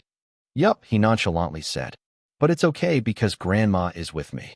If your parents work there, then why don't you move to a better place? Jun couldn't help but ask. It was obvious that his parents were well off. The new TV is a testament to that. Minjun gestured for Jun to come closer, so he did. My dad wants me to live with my other grandma. They have a bigger house, but I like my grandma better. So, I decided to stay here since she didn't want to move anywhere else. This place stinks, though. It doesn't even have an elevator. But don't tell my grandma that. She's going to be sad. Jun looked at Minjun with amusement. This kid was very good, after all. Jun smiled and pinched his cheek. Don't worry, I won't. Unless you give me your old TV. Minjun rolled his eyes. Grandma already asked the landlady to bring it to your apartment. Sweet, Jun exclaimed, the thought of a new TV making him elated. Dinner's ready, boys, Grandma yelled. So the two of them quickly set up the table and waited for Grandma to bring in the main dish for tonight. The aroma of beef, vegetables, and soy sauce lingered in the air, causing Jun's stomach to rumble. He quickly sat down and shoveled the food into his mouth. Grandma watched him fondly. Ever since he gave her that coffee, she started treating him like his real grandson. Eat up, she warmly said. Jun nodded, continuing to eat. As they ate, Jun suddenly remembered what Minjun said a while ago. Hey, Grandma, he said. Grandma hummed. You've been living here for a long time, right? Grandma nodded. I've been here before Minjun was even born. What? Then, did you also notice when I first came here? Why, yes, she responded. I'm always aware of the new tenants in the building. The landlady and I are the same age, and we often talk to each other. Then, did you meet me before? Jun warily asked. Just then, Grandma's expression shifted, and she brought her utensils down with a dark look on her face. She nodded, her face void of any emotion, making it hard to read what she was thinking. Jun trailed off. If you've met me before, can I ask this question? How was I before? Grandma let out a long sigh before gulping her water down. It's hard to tell, she started off. For starters, you were a quiet kid. But there's one thing evident on your skin. What is it? Bruises, she said. You always had cuts and bruises. Chapter 97. That's right, Minjun said. That's why I didn't like you back then, bro. You always looked scary coming home with bruises. Cuts and bruises? Jun asked. How did I manage to get all of that? Did you have amnesia or something? Minjun retorted. Of course, we wouldn't know. You're the only person who can answer that question. Minjun, Grandma scolded. Be more polite. Minjun clicked his tongue and continued eating. I also don't know, dear, Grandma said. But I saw you hanging out with some of the bad kids around the neighborhood. Well, it didn't look like you were hanging out with them. It just seemed like they were asking you to do their errands. So a pushover? Minjun interrupted. Well, if you put it that way, then yes, Grandma said. As I said, you were a quiet kid. Very polite too. However, it appeared like you didn't take care of yourself very well. You were as skinny as a pole, and your under eyes were as dark as night. I wanted to give you some meals once, but it looked like you didn't want to be approached. So Junho's a good kid? Jun asked. Grandma chuckled. You're talking about yourself in the third person? Sorry, he said. So, I was a good kid, he quickly clarified. Yes, Grandma smiled. You were. You definitely hung out with a bad crowd, but I never saw you do anything particularly bad. Good, Jun muttered. Then, he doesn't have anything to worry about. It didn't seem like Choi Joon-ho was capable of evil things like how Alex and Hyunwoo were insinuating. Well, I'm done, Jun said, carrying his empty plate and quickly washing it on the sink. I'll watch a show on your new TV, okay? He called out before lying down on the carpet and catching up on some basketball games. Not long after, Minjun joined him. He sat on the couch and started playing some games. Then, Jun suddenly remembered his first mission, make an SNS account. Hey, kid, Jun said, turning the volume of the TV down. What? Minjun asked, not looking away from his phone. Do you know how to make an SNS account? Minjun finally lifted his head. You don't know how to make an SNS account? No, Jun honestly said. I don't have one. You don't have Navel? He asked. I saw you scrolling on it a while ago. Jun was familiar with Weibo when he was still in China, and he learned that Navel was the Korean version of that. However, he didn't know that you could make an account on those two platforms. He thought it was merely for big celebrities and news sites. No, he said. Don't you just scroll on it or something? It's a news app, right? Minjun turned off his game and massaged his temples. You're really an old man. You don't even know this stuff? Jun clicked his tongue, bringing out his cracked phone from his pocket. Just show me, won't ya? I want to make an SNS account. Minjun shook his head and repeatedly clicked his tongue. I swear, Grandma is better than you. She even has her own account here. She does. Jun's eyes widened in surprise. Yes, Minjun responded. Now come here. I'll show you how to get started. Jun went closer to Minjun and handed him his phone. Minjun clicked his tongue as he opened the very old, very heavy device. Maybe I should ask my dad to buy you a new phone, he said. Then, do that, will ya? Your big bro is struggling over here. Minjun shook his head. Maybe if you give me little meow meow sign. But right now, you should stick with this ancient phone. Jun clicked his tongue. Give it to me. Just teach me or something so I know what to do next time. Fine, Minjun grumbled. Go over to sign up and click the button. Jun followed his instruction well. This was simple enough for him to understand. Then go ahead and fill out that important information. Afterward, show me when it's done, he said. Okay, Jun said, taking this seriously. Technology had always been his weak feet, and even as Jun Hao, he often asked help from Mei Ling to navigate his phone. In the end, it was still too hard for him, so he merely used it for texting, funny videos, and news updates. Name, age, birthday. Name, June. Age, 21. Birthday, December 23, 2002. Sex, sim. Those were easy enough. Jun answered those questions in a breeze. However, when it came to the username part, he became stuck. Hey kid, what's this? He asked, pointing at the username portion. You don't even know what that is? Minjun asked. No, Jun retorted. Stop asking me questions. Just help me, kid. Minjun shook his head. It was strange how a young adult like Jun didn't even know how SNS works. It's a username. It's what other people see when they're interacting with you. So my name? Jun asked. Minjun sighed in frustration. They already asked for your name, dimwit. It's the username. Something creative and fun so that other people will be interested in interacting with you. You're going to be a celebrity soon, so make sure to make it good, okay? Okay, Jun said, determined to come up with a good username. Jun. Username has already been taken. Jun Choi. Username has already been taken. Idol June. Username has already been taken. June the Great. Username has already been taken. June July August. Username has already been taken. The Real June. Username has already been taken. What the fuck? June cursed, getting frustrated because of his numerous failed attempts. Hey, you cursed, Minjun exclaimed, but June ignored him. It doesn't want me to have a username, June whined. It's always taken. Why the hell are all the ones I like taken? Minjun sighed and grabbed his phone and looked at his recent username titles. Ew, lame, Minjun said. Because these are so generic. Other people have already taken it. June frowned. What's your username then? Minjun smiled and opened his naval account. It was named Minmin. What? June exclaimed. That's it. Mine are so much better than that. My 25,000 followers don't think so, Minjun said, proudly zooming in on his follower account. Why do you have so many? June asked in disbelief. Minjun shrugged boastfully. What can I say? They like my updates. June sighed in frustration. He grabbed his phone from Minjun's hand and typed in Junjun. Username has already been taken. This became an ongoing battle for June. It felt like this was more intense than the XX battle from Rising Stars. June_Rising Stars. Username has already been taken. June_the_Rising Star. Username has already been taken. Kitty Idol June. Username has already been taken. June the Idol on Rising Stars with the pink cat mask. The username is too long. Fuck this app. The username contains explicit words. With a collected sigh, June tried once again. June_Idol_Rising_Stars_Kitty. Username has already been taken. Oh, come on, he screamed. How is that even fucking taken? Minjun watched him in amusement, popping some popcorn in his mouth. This has been going on for well over 15 minutes, to 30, until it finally came. Username approved.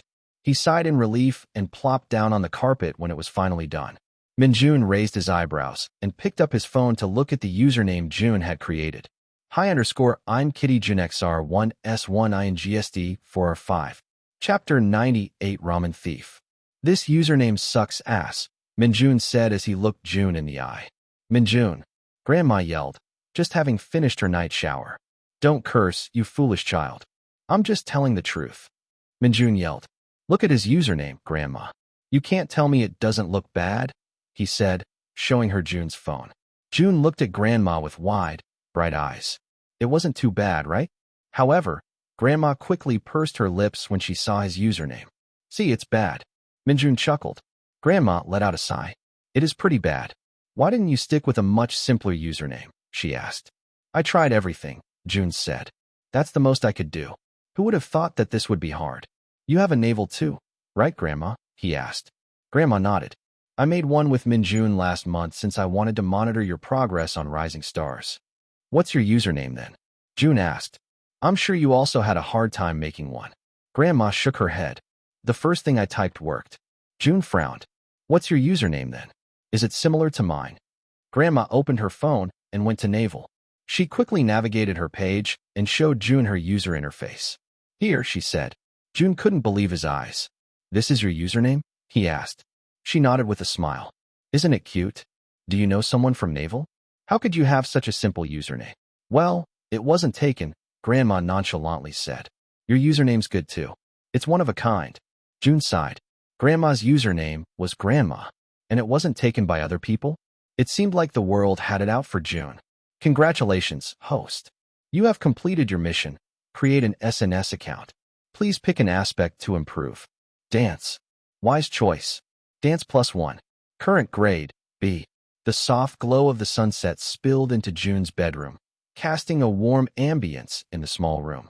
After days of grueling practice and intense competition in Rising Stars, he finally had the chance to sleep for more than 8 hours. So, despite his rock-hard mattress and poorly ventilated room, he felt so serene, like the room wrapped him in a comfortable embrace. June lay sprawled on his bed, his tousled hair spilling over the pillow. His chest rose and fell rhythmically as he snoozed, completely unaware of the world around him. After hours of deep slumber, a faint grumble came from June's stomach, prompting him to stir awake. Blinking away the remnants of his sleep, he stretched his arms overhead and let out a contented sigh. June pushed himself to his feet and shuffled into the kitchen. He rubbed his eyes and stifled a yawn, his mind still caught in the realm between sleep and wakefulness. He rummaged through his almost empty cupboard and smiled when he saw a packet of spicy ramen in the farthest corner. He had missed the simple pleasures of junk food during his time on the show, and the ramen would be the best item to satisfy his craving. With practiced ease, Jun filled a pot with water and set it on the stove. The soft hiss of water soon grew into a bubbling symphony as he dropped the noodles and seasoning packet into the pot. As he waited, he leaned against the counter, gazing out the window. The view of his neighborhood seemed remarkably different from the camera-filled sets he'd become accustomed to. As the water boiled, Jun quickly turned off the stove to make the noodles have that bouncy feel. He then placed it on top of the coaster on the small table, not bothering to use a bowl since washing it would be too much work. He opened the lid, and the air instantly overflowed with the distinct scent of ramen, the comforting fragrance of umami and spices that seemed to have the power to make his heart dance. Jun's hand hovered over the steaming pot of ramen, the chopsticks poised for the long-awaited bite. However, just as he was about to dig in, an insistent knock echoed through his apartment, jolting him out of his peaceful moment. Irritated, he shot a glare at the door as if his displeasure alone could fend off the intruder. Sighing, he set the chopsticks down and trudged to the door, his annoyance growing with each step. He yanked the door open, fully prepared to give whoever was on the other side a piece of his mind. But his words froze on his tongue as he took in the unexpected sight. There stood CJ and Jangmoon, grinning cheekily. Behind them, Akira and Jisung shared a knowing smile, as if they were all conspirators in some grand plan. "Hey, big brother," Jangmoon exclaimed. "Did you miss us?" "No," Jun deadpanned. "I saw you yesterday. I don't want to see you until the mission next week." "Hey, big brother," Jangmoon exclaimed. "Did you miss us?" "No," Jun deadpanned. "I saw you yesterday. I don't want to see you until the mission next week." Before Jun could react, the two of them breezed past him, strolling into his apartment with the familiarity of people who had lived there for years. Jun's jaw dropped in disbelief. He hadn't realized his front door had turned into a revolving entrance for his fellow trainees. CJ plopped down on the couch, making himself comfortable with a contented sigh. "Ah, it's good to be here. Your place smells like you. It's so comforting." Jun's face twisted into disgust. "What the fuck does that mean?" Jangmoon strolled into the kitchen as if he owned it, opening the fridge as if he had the right to do so. "You've got any drinks in here?" Jun's irritation was rapidly transforming into bewildered amusement. He opened his mouth to tell him off, but CJ quickly cut him off. "Hey, what's that delicious smell?" CJ's eyes lit up with a mischievous twinkle as he followed his nose to the small table. Jun's heart sank as CJ made a beeline for the ramen. "Don't you dare."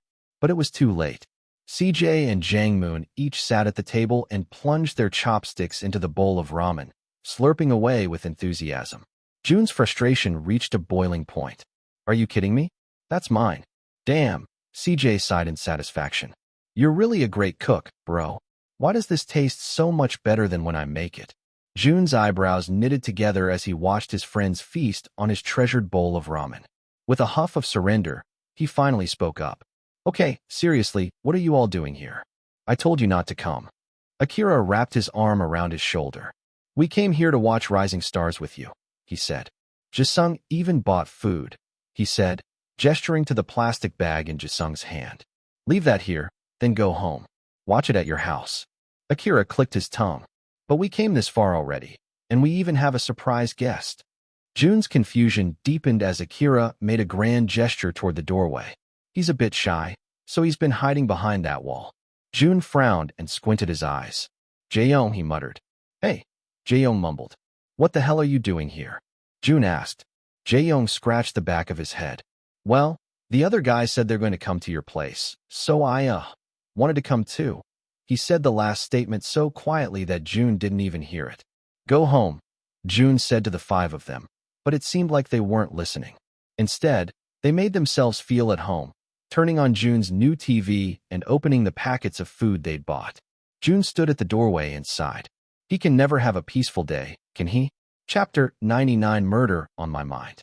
With the skies finally turning black, the group settled in front of the TV to watch the 5th episode of Rising Stars. They tuned into Azure's U-Watch channel, where numerous comments could be seen floating at the side. Look, CJ pointed, still snacking on Jun's ramen. They're talking about you, brother.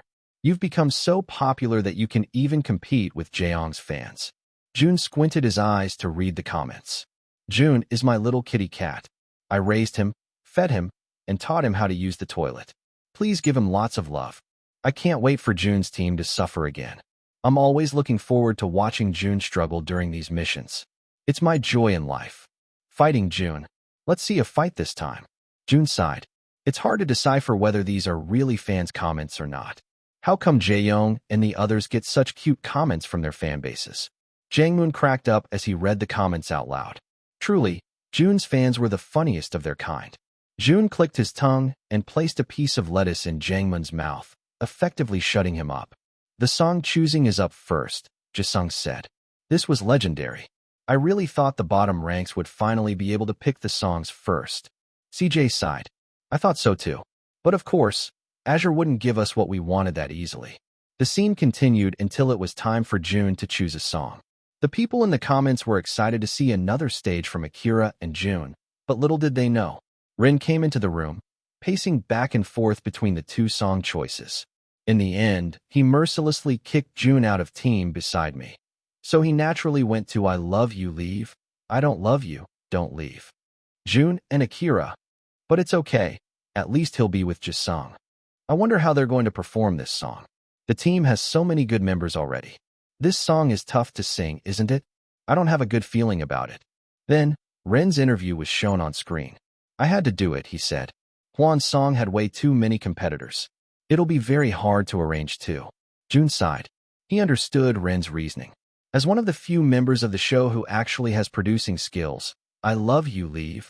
I don't love you, don't leave, was something he had to avoid. Afterward, the birth of the legendary team was born. The comment section was going nuts for the unexpected combination. Almost all of the top 10 trainees were in Jun's team. Good luck, Black Kitty. As expected, he's really a black kitty. How can he compete with these monsters? He probably got last during the second mission. Jun scoffed. These people, if they only knew Jun got second place. The team performances started with Akira's team, and their process wasn't the smoothest out of all too. Rin ran into some problems with the arrangement, and his other group mates started blaming him for doing a mediocre job. Jangmoon frowned. I thought you didn't run into any problems at all. You did well during the interim evaluations. Akira sighed. Yeah, my other teammates are just pieces of shit, honestly. They gave Rin all the work to arrange the song, but they blamed him for not doing a satisfactory job. I helped Rin the second time, so we were able to make another one on the same day. That's good, Jisung said. Rin looked really sad in those scenes. The team performances continued until the team that performed Forever Young came on screen. This team comprised of the Phoenix trainees and 4 other unknown trainees. Naturally, Hyunwoo won the personal benefit since he had the highest rank. These two are like 2 peas of a pod, aren't they? Akira asked. I rarely see them without the other. It's natural, Jaeyoung responded. They're from the same agency. Still, Akira said, looking to be in deep thought.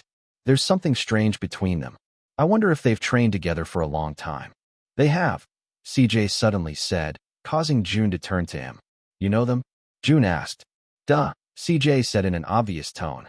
I know most of the trainees in the competition, especially those who came from bigger companies. So you knew about me already? Jisung asked. CJ proudly nodded. I came to one of your dance competitions too. You were great, man. Jisung looked at him with wide eyes, but CJ remained unfazed.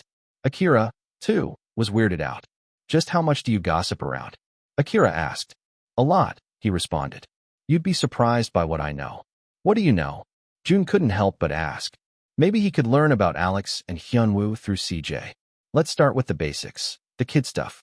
Alex and Hyunwoo had been training for a long time. I think 5 or 6 years. At a young age, they started training with Phoenix, and they were even bound to debut with Chaos at that time. Jisung gasped in surprise. Really? Did that fall through then? Well, of course, CJ said. They wouldn't be in Rising Stars if it went well. It just so happened that they were taken out of the debut team 6 months before the set debut date. I think it had something to do with another unknown trainee. Jun's frown deepened.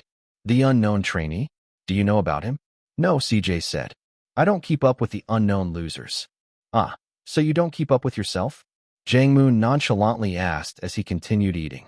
CJ slapped the back of his head, and the two of them proceeded to brawl on the floor, causing the others to laugh. Jun, however, remained silent. So he definitely had something to do with the fall-through of Alex's and Hyenwa's debut. But in what way?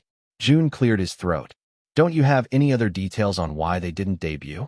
CJ and Jang-moon stopped fighting and finally let go of each other. There is something else, he slowly said. Come here, he whispered, gesturing for them to come closer. The five of them huddled together. The reason why they didn't debut is because they murdered someone. Chapter 100 Drama Stir Fry. Jun felt his heart skip a beat, and it seemed like the others were also taken aback by CJ's statement. Murder? Is Jun a part of something that's way deeper than he had imagined? Then, like a fucking joke, CJ laughed out loud, causing a collective sigh to break out in the room. Hey, Jang-moon said. That's not a good joke. CJ continued laughing, but eventually raised his hands in surrender. Yeah, I'm sorry. I don't know if that's real, he said. But it's not plain baseless. It's an ongoing rumor in Phoenix. It hasn't been confirmed, though. Give us the context at least, Jang-moon retorted. Geez, fine, CJ said. Let's start from the beginning. Apparently, there were 4 ancient trainees in Phoenix, those that have been training for the next big boy group in the company. They were set to debut in Chaos, but somehow, none of them managed to get through, he said. And 2 of them were Alex and Hyunwoo? Jaeyoung asked. Yes, CJ affirmed. And the bullying scandal I told you is about the other trainee. Apparently, the bullying was so intense for this one trainee that he had to leave. That was the confirmed story. However, the streets are saying that he was beaten to death. Jang-moon grimaced. I don't think that's real. We're just trainees. I'm sure the company wouldn't tolerate it if it happened. Jun felt so confused. Is the trainee in the story pertaining to him? But then, it wouldn't make sense. How could Alex and Hyunwoo still know him if he had died already? You said there were 4, Jun said. Where's the other one right now? Right, CJ said. The lives of these 4 ancient trainees intertwined until the end. The other one was bullied, so who was naturally accused? Of course, the other 3. However, in the end, Alex and Hyunwoo pleaded innocent, and only the other one was blamed. He got kicked out of the company, while Alex and Hyunwoo got to stay but were kicked out of the debut group. They were all replaced by newer trainees in the end. Jun pursed his lips. So, it was most likely that he was the 4th trainee in the story, the one who got kicked out. He cursed under his breath. He didn't have a good feeling about that one. Then, if there were 4 of them back then, did the other trainee die too? Choi Joon-ho would have died if Jun Hao didn't transmigrate in his body. This was just confusing. I'm really surprised that you know so much about this stuff, Akira said. It makes me wonder if what you're saying is credible. It's 100% legit. CJ defended. I've been an insider for years now. I know what's false and what's fact. The murder part is probably false, but all the other details are real. At least, that's what my sources tell me, he chuckled. Do a lot of people know about this? Jun asked. Of course not, CJ said. It's insider news. Only a few people are aware of it. So, don't go telling people what you've heard today. Jaeyoung scoffed. It's not like they'll believe me anyway. I don't want to talk about this anymore, Jisung said in a shaky voice. Let's just go back to watching the show, please. The 5 lads didn't realize they had been talking for quite some time. It was already near the end of the episode. Even as Jun faced the screen, he couldn't help but let his mind wander to what CJ had said. The details were different from what Fu had told him. At the start, Fu said that Jun Hao was merely replaced by a new trainee despite training for plenty of years. He never mentioned how he got replaced. Jun clicked his tongue. This was much more complicated than he had thought. So, only 6 teams are going to be aired today? Jaeyoung asked. We'll be shown next week then. Aish, CJ sighed. Because of you guys, I missed Botalicious. Just watch it online, Akira retorted. Maybe then, you'll get 1,000,000 views, he teased, causing CJ and Jang-moon to chase him around the room. It was a joke. The 3 of them continued to run like little kids. Jun sighed and faced the TV once more. He didn't appear much on today's episode. It was expected. Their team's performance will be shown next week, probably at the very end too. So, all in all, it wasn't too eventful. That is, until the previews were shown. Quiet down, will you? Jaeyoung snapped. The previews are here. The three finally stopped running and sat back down for the previews. It was seemingly normal at first, just showing practice sessions transitioning to legendary performances. However, it got weirder at the end. It first showed the fight between Team Aces and how it wasn't going well. Jun had already expected this to happen. The production crew would milk their misunderstandings and create a tension that was far more intense than the actual scene. Jisung played with his fingers as he paid attention. Damn, you went through a lot. Akira chuckled. This background music isn't helping at all, too. Then, the screen momentarily turned black. Just as they thought the teaser was finally over, a night camera was shown on screen, along with the rustling sound of white noise. Jun frowned when he recognized the scene. There were two trainees sitting on the stairs, oblivious to the fact that they were being recorded.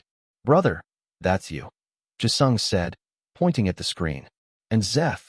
At first glance, Jun already thought it was weird. They were sitting on the staircase. It was the day Jun comforted Zeth, which moved him to tears.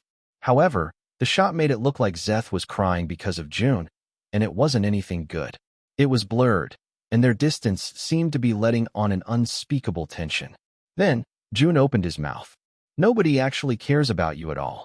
He raised his eyebrows in surprise. You're not special. The five of them watched in unnerved silence. Afterward, the scene where Jun was storming off into his room, leaving Zeth behind, was shown. And just like that, the evil editing began. Chapter 101 Here Comes Trouble. Jun wanted to applaud the Rising Stars production team. Azure once again proved themselves to be the evil editing kings. The statements that Jun originally said were, "You don't have to be perfect. If you really think about it, nobody actually cares about you at all. We're all too focused on ourselves to give a damn about other people. And we all fear that, Zeth. You're not special. Of course, it's all right to feel down every once in a while. That's normal. It's just the wheel of life." And the reason why he stormed off in the end was because he had to take a huge dump. He couldn't even get mad since it was seamlessly edited. Jun could already see the comments rushing in on the side of the video. What the fuck? Who is he to tell our Zeth that he's not special? That masked bitch is getting courageous just because he gained a petty number of fans. Get off your high horse. Zeth is the best. Jun is jealous of Zeth. I bet it's Jun's fault why they were being scolded in the teaser. Fuck you, Jun. And just like that, the live stream ended. The five boys were stunned to silence as the episode ended. They were no strangers to the evil editing scheme. Even Jaeyoung, when he didn't pick Akira for the first mission, was a victim of it. And in this episode, Rin was also subjected to some kind of evil editing. However, Jun's was probably the worst one of them all. Did you actually say that? Jisung asked, concern laced in his voice. Well, it came out of my mouth, Jun said. But I didn't say it that way. Those evil bastards, Akira said. They're going to make us wait another week to clear up the misunderstanding? Jun clicked his tongue. Out of everyone in the show, why would he be the biggest victim of the evil editing scheme? What are we going to do, big brother? Jangmoon asked, squeezing Jun's arm. We can't do anything right now, Jun said. Do you want to do a naval live? CJ asked. We're not forbidden to communicate with our fans online anymore. Yeah, Jaeyoung said. But we're not allowed to give spoilers about the show. Do you want to take one for the team and explain Jun's situation? Let's just wait it out, Jun said. But you're going to be the subject of hate for the next week, Jisung said. It's all right, Jun shrugged. He was used to it already. What's the worst thing that could happen? He added. Something worse happened. Jun would have never said those words if this was going to be the consequence. As soon as he woke up, he was bombarded with texts and phone calls. It was a rainy morning, and the gloomy atmosphere instantly put Jun in a shitty mood. He hated the cold. His sleep was yet again interrupted by the sound of his phone ringing. Jun checked the time and saw it was still 7 in the morning. Jun groaned in annoyance. Those 4 kids left the house around midnight, and despite Jun's assurance that he didn't need anyone to comfort him, they still stayed and made a big deal out of the situation. His phone continued ringing, so he reluctantly answered. What? He snapped, his eyes still closed. Bro, Jisung said through the phone, his voice filled with anxiety. What happened? Jun asked, finally sitting up. Have you seen Naval yet? No, Jun grumbled. I just woke up. Check it out now, brother. It's bad. Since Jun recognized the urgency in his voice, he quickly opened Naval. Did last night's episode make that big of an impact that he'd be trending on Naval? Fortunately, he didn't have to search long and hard because as soon as he opened the app, he saw his face on the very front page. It was trending #1 in South Korea with over 100,000 topics. Jun quickly clicked on the trend and scrolled through the topics. Controversy unveiled. Rising Stars trainee Jun faces accusations of bullying from fellow contestants. Masked Kitty Doll was a Phoenix trainee? Not only that, but he's a bully too. The headlines weren't really explaining the situation, so Jun opened one of them to read. Exposing the face behind the mask, Rising Stars Jun is a bully? In a surprising turn of events, what was intended to be a casual chat with fans on Naval Live took a dramatic shift as idol trainees Alex and Hyunwoo, well-known figures from Phoenix Entertainment, used the platform to expose fellow contestant Jun. The incident has ignited a heated controversy within the idol survival program, Rising Stars.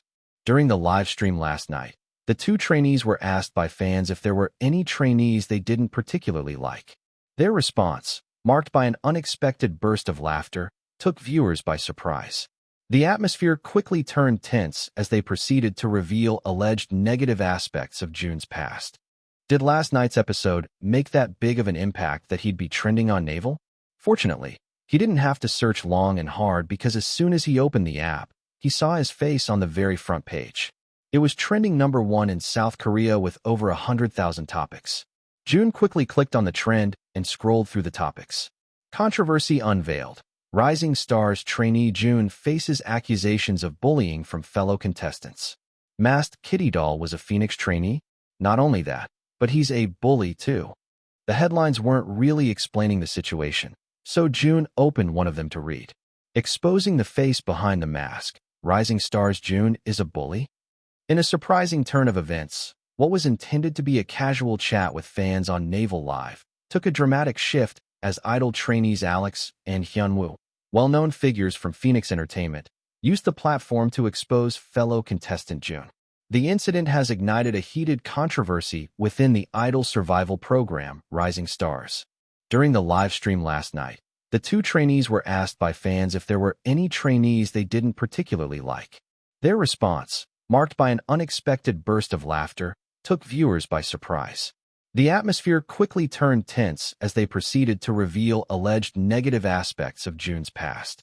According to Alex and Hyunwoo's account, Jun had previously been associated with Phoenix Entertainment as a trainee.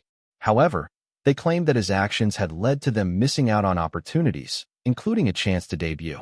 The revelations took a more disturbing turn as they accused Jun of being responsible for a teammate's departure from the company, further hinting at strained relationships within the organization.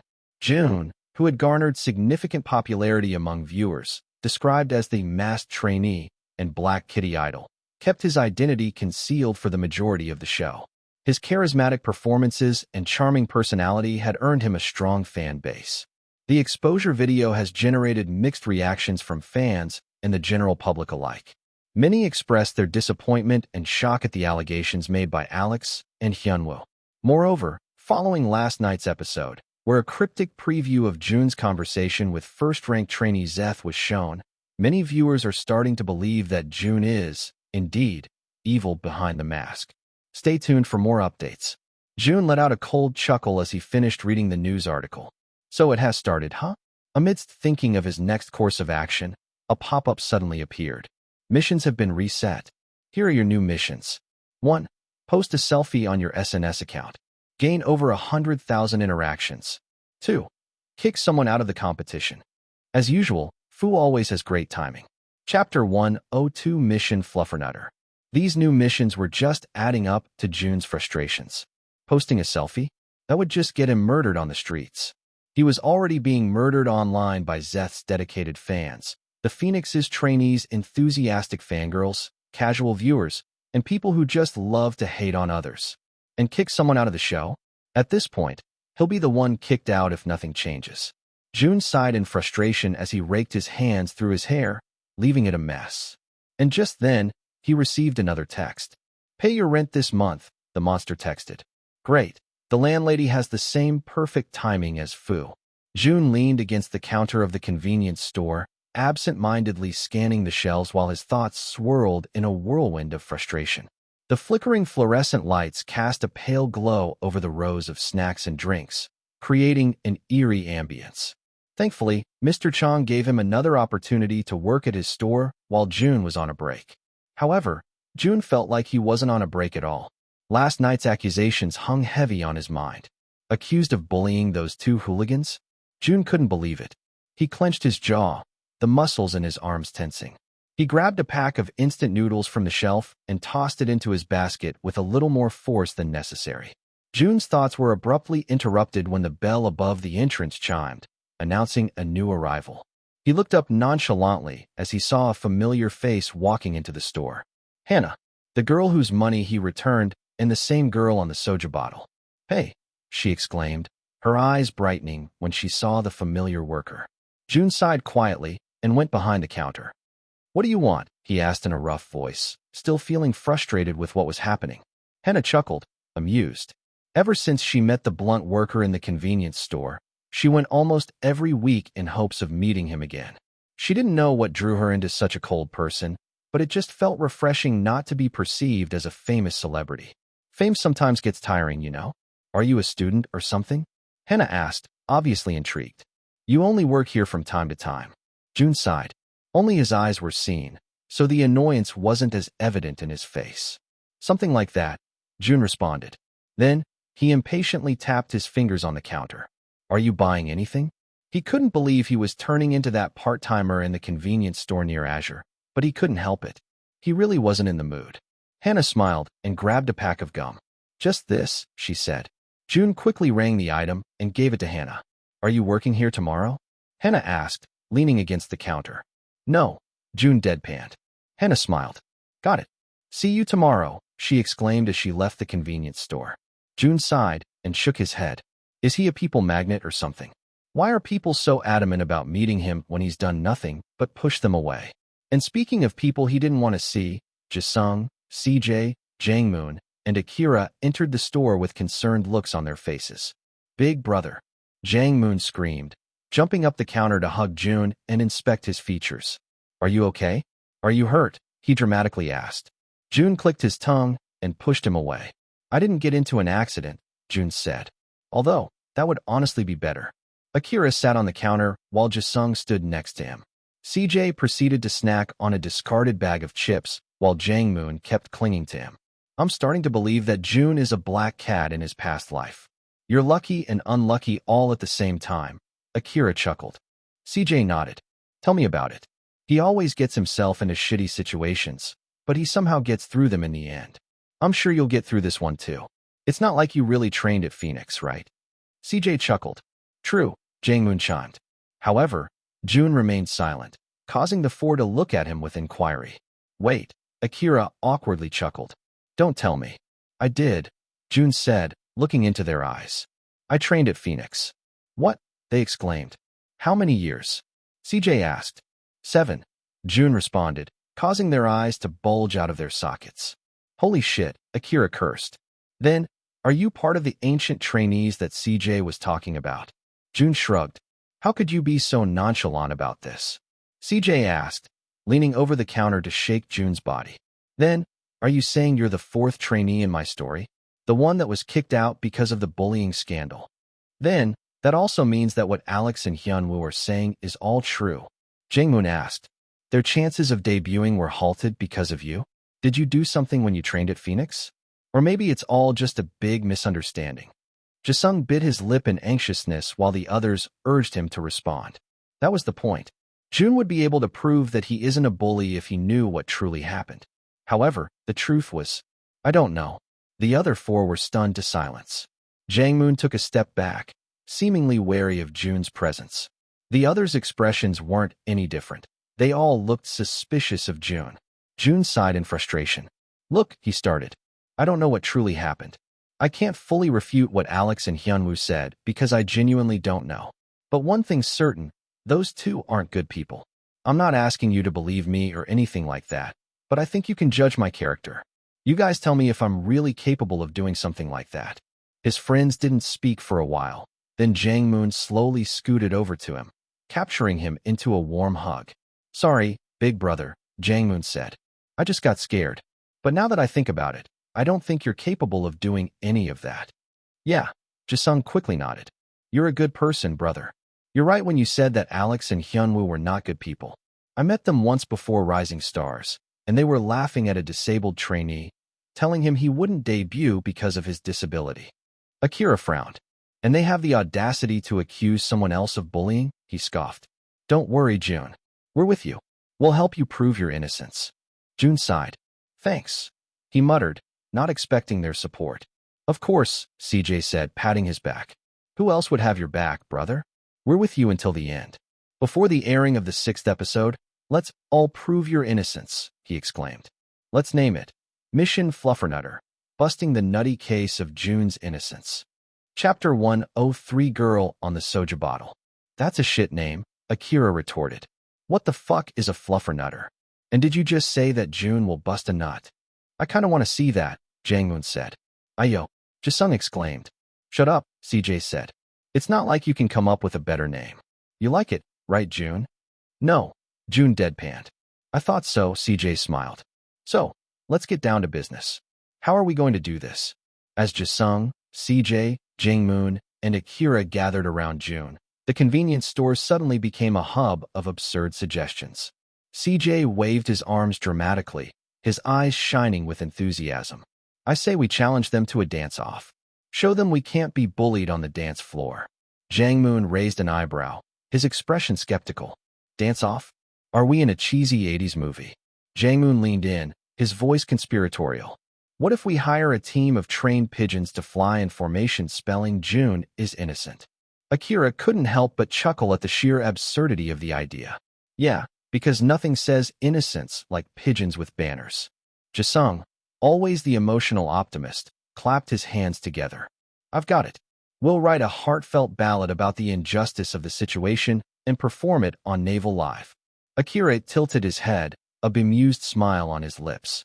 You want us to become singing activists now? You guys are hopeless, Jun said, massaging his nose bridge. Akira chuckled, patting Jun's back. I think the best thing we can do is find more information about what really happened. Are you sure you don't remember what happened? I blurted out, Jun said, not giving anything away. It must have been a traumatizing time. It seemed like they were convinced since they stopped asking more questions. All right, CJ said. Then, do you know anyone from back then that could help you remember the past? No, Jun bluntly said. I don't have anything right now.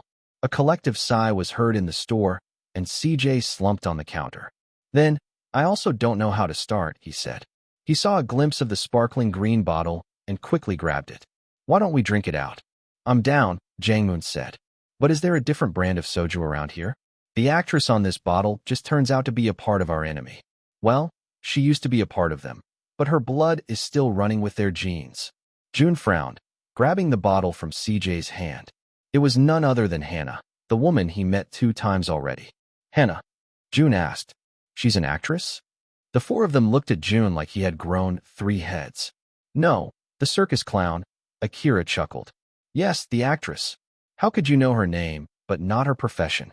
Jun shrugged. I don't know. I thought she was just a soju model since she strolls around here from time to time. Again, he didn't gain a response from the group of guys. What? Jun asked. It's official, Jang-moon chuckled in disbelief. You've lost it, brother.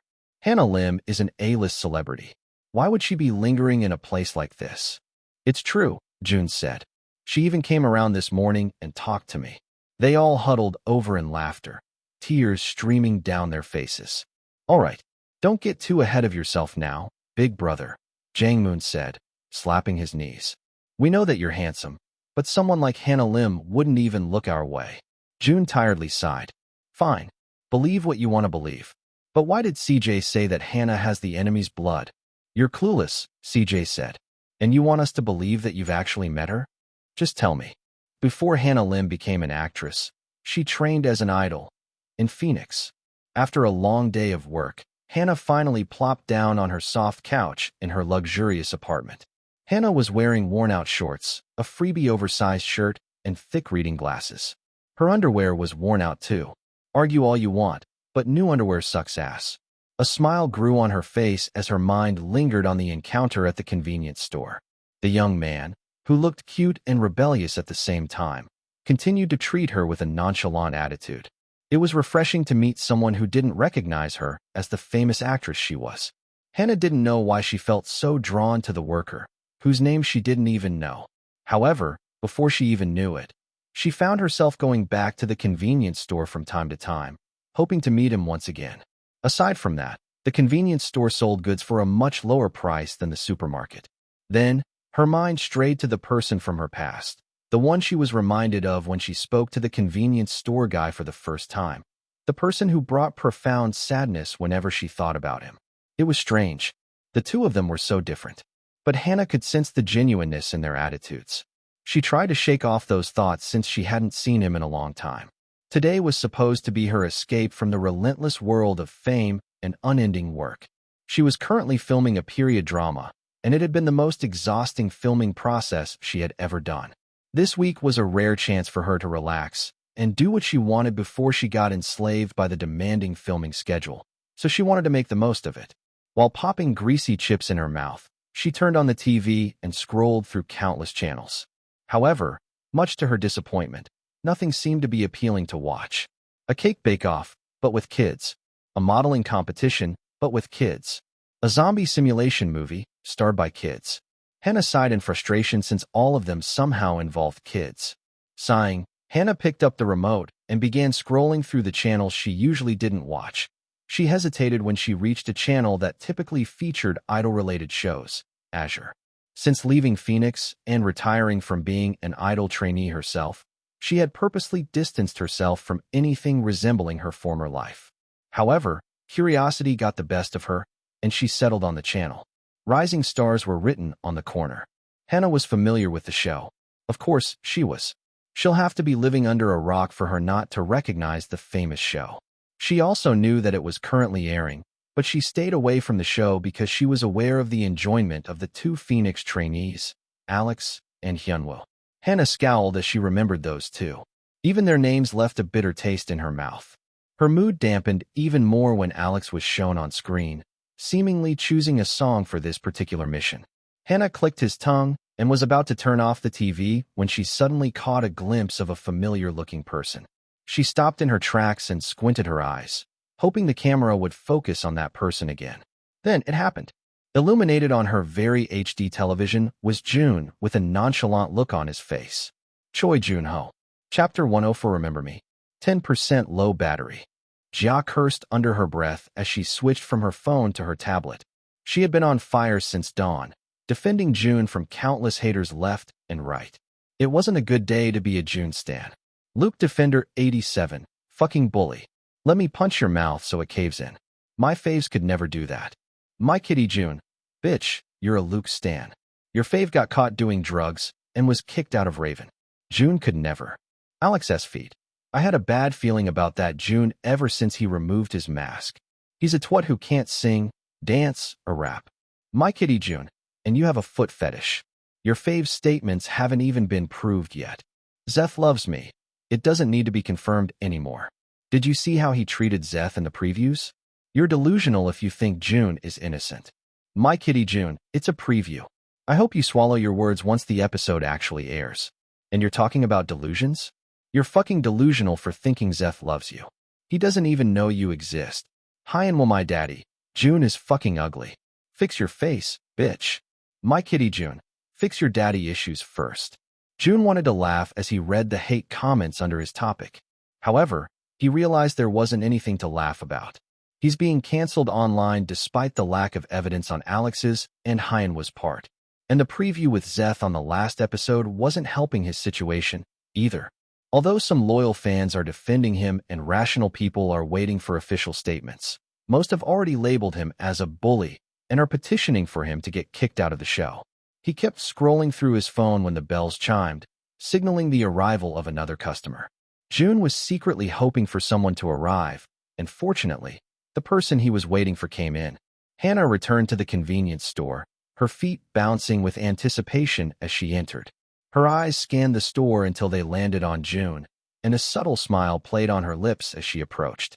Hey, she greeted, her voice light and friendly. I thought you weren't working today, she teased, pertaining to his adamant denial yesterday. Jun's expression remained unchanged, although a glimmer of curiosity danced in his eyes. Hey, he replied in his trademark, curt manner. Hannah leaned against the counter, her curiosity getting the better of her. You know, most people I meet can't help but act all starstruck. But you're refreshingly indifferent. Jun's lips twitched, a hint of amusement touching his features. Not my thing, faking excitement. Hannah chuckled. I like that about you, Jun. He merely shrugged in response, but his eyes held a flicker of something she couldn't quite decipher. Their conversation remained short and to the point, yet there was an undeniable elephant in the room. Phoenix. Jun cleared his throat, capturing Hannah's attention. So, he started off. Did you really train at Phoenix before? Hannah paused, and then she pursed her lips. I don't want to talk about those times. Jun sighed. And I don't want you pestering me in the store, but I'm doing my job, aren't I? Hannah let out an amused chuckle. Wow, you're really blunt. To answer your question, yes. I think the internet can prove that true. Jun's demeanor remained unreadable, but he persisted. For how long? About 3 years, Hannah answered, her mind drifting back. I started in 2015. A glimmer of recognition flickered in Jun's eyes, his interest suddenly increasing. 2015, huh? According to the maths, Choi Joon-ho would have started training in 2015, too, which would be the same year that she had entered. He stayed until 2022, which meant he stayed 4 years longer than Hannah. However, she must still know about some things that happened in Phoenix back then, right? Hannah raised an eyebrow, puzzled by his reaction. Yeah, why? Jun pursed his lips together, and he hesitated for a moment before reaching up and removing his hood and mask. The sight that met Hannah's eyes left her utterly stunned. It was the face of someone she had once known so well. Choi Joon-ho. Jun-ho, she whispered, her eyes immediately welling up with tears. Is that really you? Jun was surprised by her reaction. He had expected her not to even recognize him, but it seemed like the two had a deeper connection than he thought. Hey, Jun awkwardly said, trying to sound as nostalgic as possible. However, he just sounded constipated, causing Hannah to chuckle. You're still as awkward as ever, huh? She said, patting his shoulder. Why did you act like you didn't recognize me at all? It's been so long since we've seen each other. Because I don't, Jun honestly said. I don't remember. What? Hannah's eyes widened in surprise, then she laughed out loud. Don't tell me. Are you joking right now? No, Jun said with all seriousness. I don't remember you, he said, looking into his eyes. Hannah stared at Jun, her heart pounding in her chest as a mixture of emotions swirled within her. His words left her both frustrated and puzzled. You don't recognize me? Hannah was sure that Jun was playing some kind of elaborate prank. They had spent years training together, sharing countless moments. How could he not recognize her? However, as she looked into his eyes, all she found was a resolute sincerity that sent shivers down her spine. It was as if he was telling the truth, no matter how impossible it seemed. Then, her thoughts took an unexpected turn as Jun held her gaze. Why was he so handsome now? The puny, meek, and tired-looking boy she once trained with had transformed into a very handsome, yet cute man. It was confusing. The 4-year age gap she remembered didn't align with the man standing before her. But then again, she shouldn't be thinking of such things when there are other important matters to address. Her voice trembled slightly as she whispered, You really don't remember me? No, Jun repeated. But I need your help. Hannah was the only one who could help him escape from the situation. What happened at Phoenix before you left? Chapter 105 Weave of Lies. How do you expect me to help you if you don't even remember who I am? Hannah asked, a frown gracing her face. Jun sighed and leaned against the counter, looking her dead in the eyes. I know you know something, he slowly said, making use of the manipulation techniques he had used in his past life. He didn't know shit about what happened, but he could coax her into saying something. And I'm sure you know what would happen if the information got out. Hannah took a sharp intake of breath. But I want you to know that you could trust me. I wouldn't involve your name if ever this gets out. And why would I help you? She stammered. Because you were my friend, Jun smiled softly. There are some things I don't remember, the traumatic things that had happened in my past. And I believe you're the only one who can help me. I don't know if you're already aware of what's happening, Jun started off, his voice shifting from gentle to intense. But I'm participating in the show called Rising Stars. I'm aware, Hannah said, having watched the 5th episode last night. I thought you gave up on being an idol. I almost did, Jun bluffed. But I couldn't let go of my dreams. Hannah's expression softened, so Jun knew he was on the right track. However, I fear that my dream will be crushed once more with everything that's happening. Hannah frowned, her eyes filled with curiosity. What happened? Alex and Hyunwoo are trying to defame my name, accusing me of being a bully. As I said a while ago, I have memories that have been blocked in my mind due to their emotional intensity, and one of them is what happened when I was still a trainee in Phoenix. You may not have been there until the end, but maybe you can help me piece my memories back together, just so I wouldn't have to give up my dream this time. Hannah's resolve weakened as she looked into Jun's eyes. All right, she began. I'll tell you about our time at Phoenix. Hannah began to paint a picture of their trainee days, starting with the darker backdrop of Phoenix Entertainment's early years. Phoenix was a new company back then, still finding its footing, Hannah explained, her voice nostalgic. They only had one famous group and wanted to make it big in the idol industry, so they recruited a lot of trainees, including us. As she spoke, Hannah's words painted a vivid picture of their shared struggles and dreams. She spoke of long nights of practice, fierce competition, and the relentless pursuit of perfection. And in the midst of it all, she shared her observations of Jun. You were the sweetest boy I ever met, Hannah admitted, her gaze distant as she recalled their interactions. You had this aura of someone who grew up in a very loving household. You were respectful, polite, probably the most respectful among all the trainees. A bittersweet smile graced her lips as she continued to share her heartwarming memories. And you had so much potential, Jun. Jun was confused. His stats didn't speak of him having great potential. Did he regress during the years she wasn't in Phoenix anymore? But training wasn't just tough, Hannah continued. It was tougher than anything we could have imagined. We saw our friends drop out, one by one, unable to bear the pressure. Her gaze grew distant as she remembered those who had fallen by the wayside, their dreams crushed under the weight of the industry. But then, she turned her attention back to Jun, her eyes softening. Then there were Alex and Hyunwoo, she continued, her tone taking on a darker note. They were the poster boys for bound-to-debut trainees, the look, the talent. But it became clear that they didn't have the right attitude. A hint of tension crept into the air as Hannah recalled the turn of events that had shattered their initial perceptions. We started as friends, the four of us. But over time, we saw their true colors.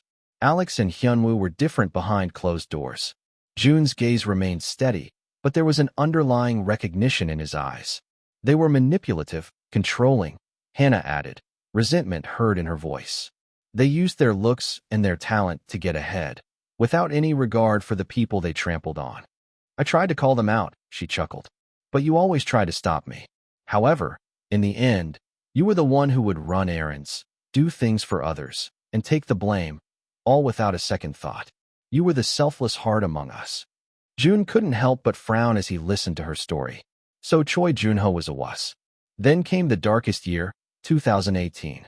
K-pop was at its peak, and the competition had grown fiercer than ever. Our company became desperate, kicking out idols left and right to stay afloat. A shadow passed over her eyes as she recalled the turmoil of that year.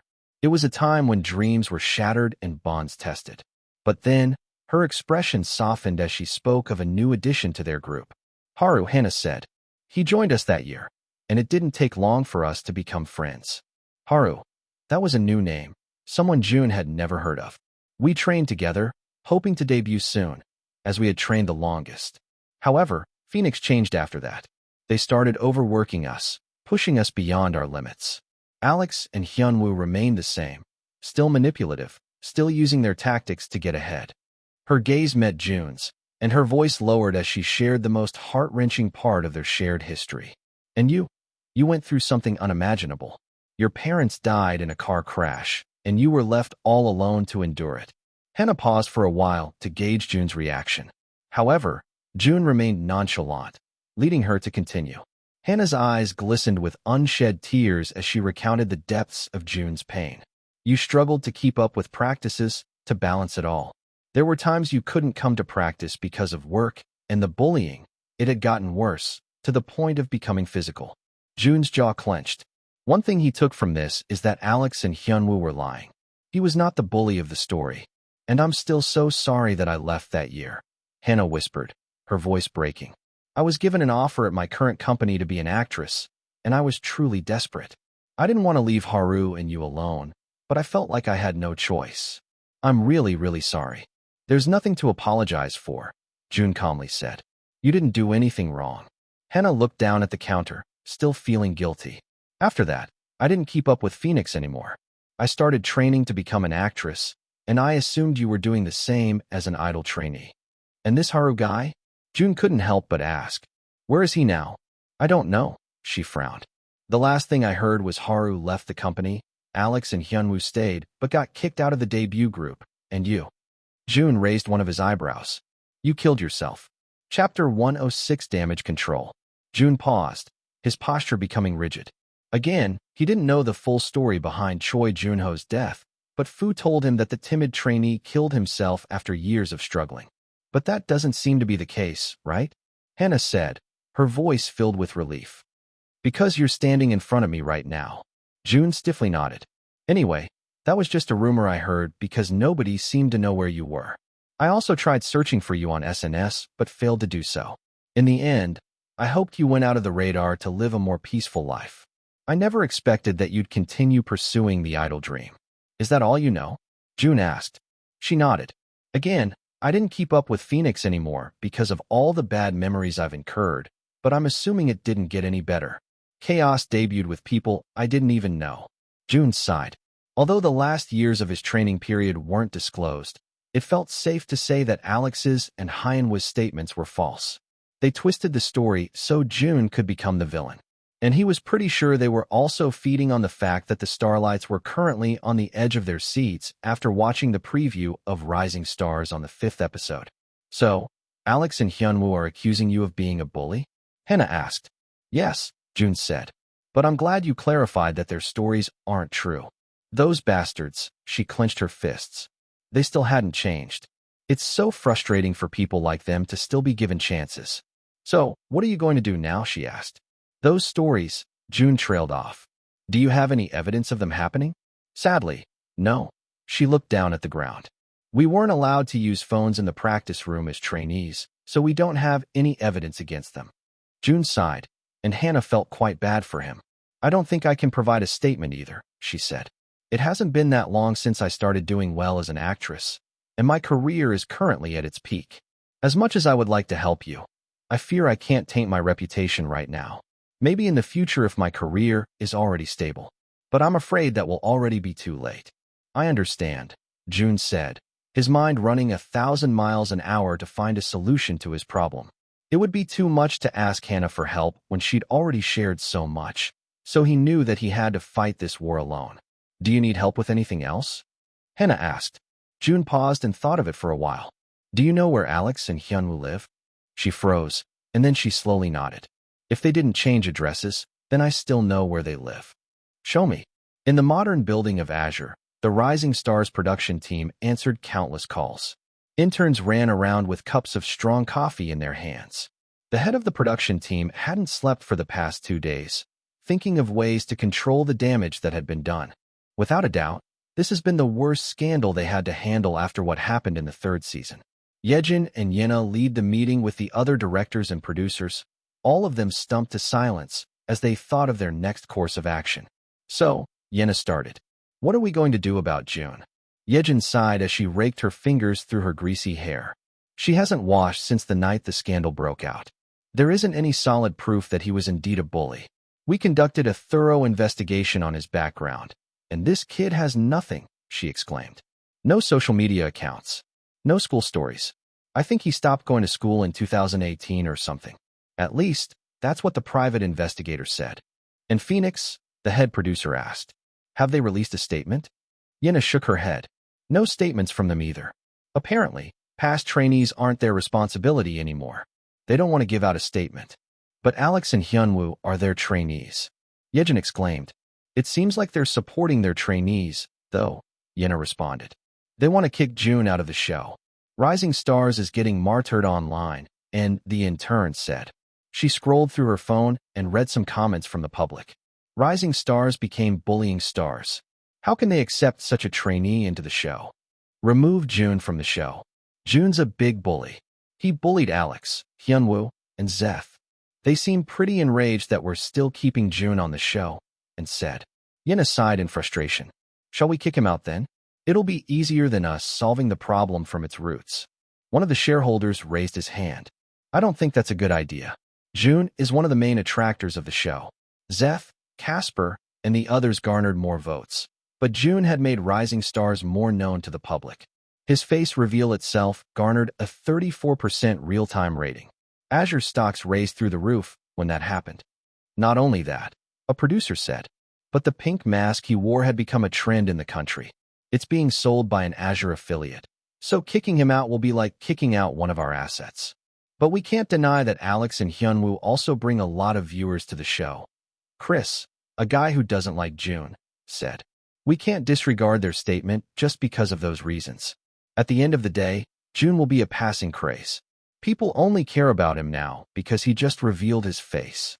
I agree, another guy, Woo-san said. In truth, those two were once Phoenix employees, and they've been receiving money to make sure the Phoenix boys are receiving the best editing on the show. If the bullying situation gets out of hand, it'd be too late to control the damage. So, let's snip the bud before it grows even more. The editors should start cutting out Jun's segments on the show. But the episode is airing in 3 days, an editor said. Yejin faced Yena. What's your decision? She asked her fellow main director.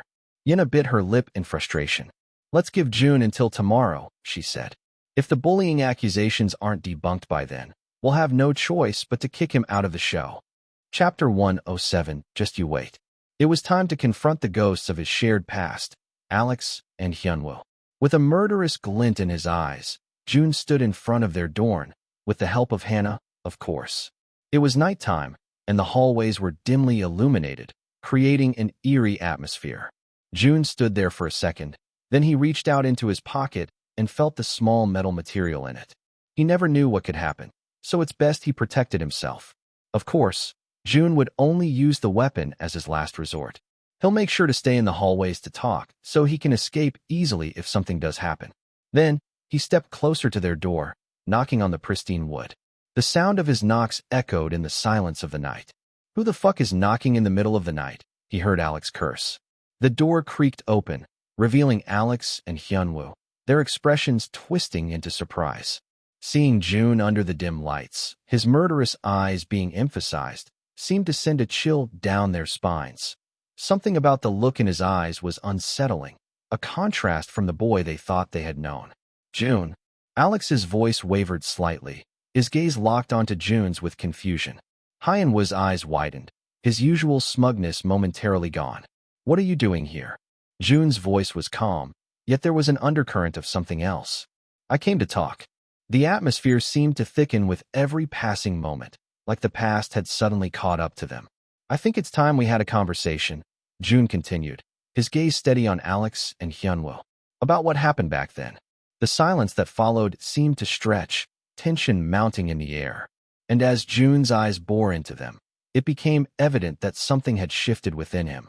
He was no longer the compliant trainee they had manipulated. He was someone different. I know what really happened back then, Jun continued. I know who the real villains of our story were. It's quite brave for you to twist the story that will fit your own narrative. Alex and Hyunwoo exchanged glances, their expressions becoming indifferent. And who might that be? Alex asked, his tone dripping with mocking. Jun bit his lip as he clenched his fists inside the pocket of his hoodie. You guys are so cute, Jun chuckled deeply. You really think you can get away with this? You were the ones who used physical and emotional manipulation when we were trainees. Hyunwoo's lips curled into a mocking smile, his gaze challenging. Is that so? And what's your proof? The dismissive tone in their voices grated on Jun's nerves, but he pushed forward. Proof or not, I know the truth. I've seen through the facade you both put up. Alex's laughter was insulting, as if he was looking down at the gravity of the situation. You're making quite the accusation without any evidence, aren't you? Jun's frustration simmered beneath the surface, but he remained composed. I don't need proof to recognize the reality of what happened. You both can deny it all you want, but deep down, you know the truth. Hyenwa's voice was laced with arrogance as he spoke. You can't just come here and spout accusations without backing them up. It's amusing how seriously you're taking this. Where's the cute, little trainee that used to follow our orders, huh? He asked, patting Jun's head. It was a gesture the two of them did when Jun would accomplish their errands in the past. Back then, Jun would flinch or accept it without complaints. However, instead of pulling away, Jun held on to Hyenwa's wrist before it came into contact with his hair. He held on to Hyenwa's wrist tightly, squeezing onto the bone with his strength.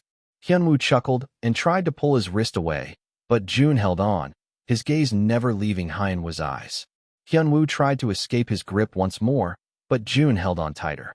Jun's smirk widened as he continued to hold onto Hyenwa's hand, his fingers dancing lightly over Hyenwa's skin. Hyenwa's frustration grew, and his attempts to break free became more desperate. He tried to yank his hand away, a scowl marring his face, but Jun's grip felt like an iron vice, unbreakable and unwavering. Then, Jun's expression shifted, his smirk morphing into something more sinister. With a sudden motion, he tightened his grip, his fingers digging into Hyenwa's flesh with a cruel intensity. A strangled gasp escaped Hyenwa's lips, his eyes widening in shock. The pain that shot through his hand was visceral. It was like every nerve ending was set ablaze.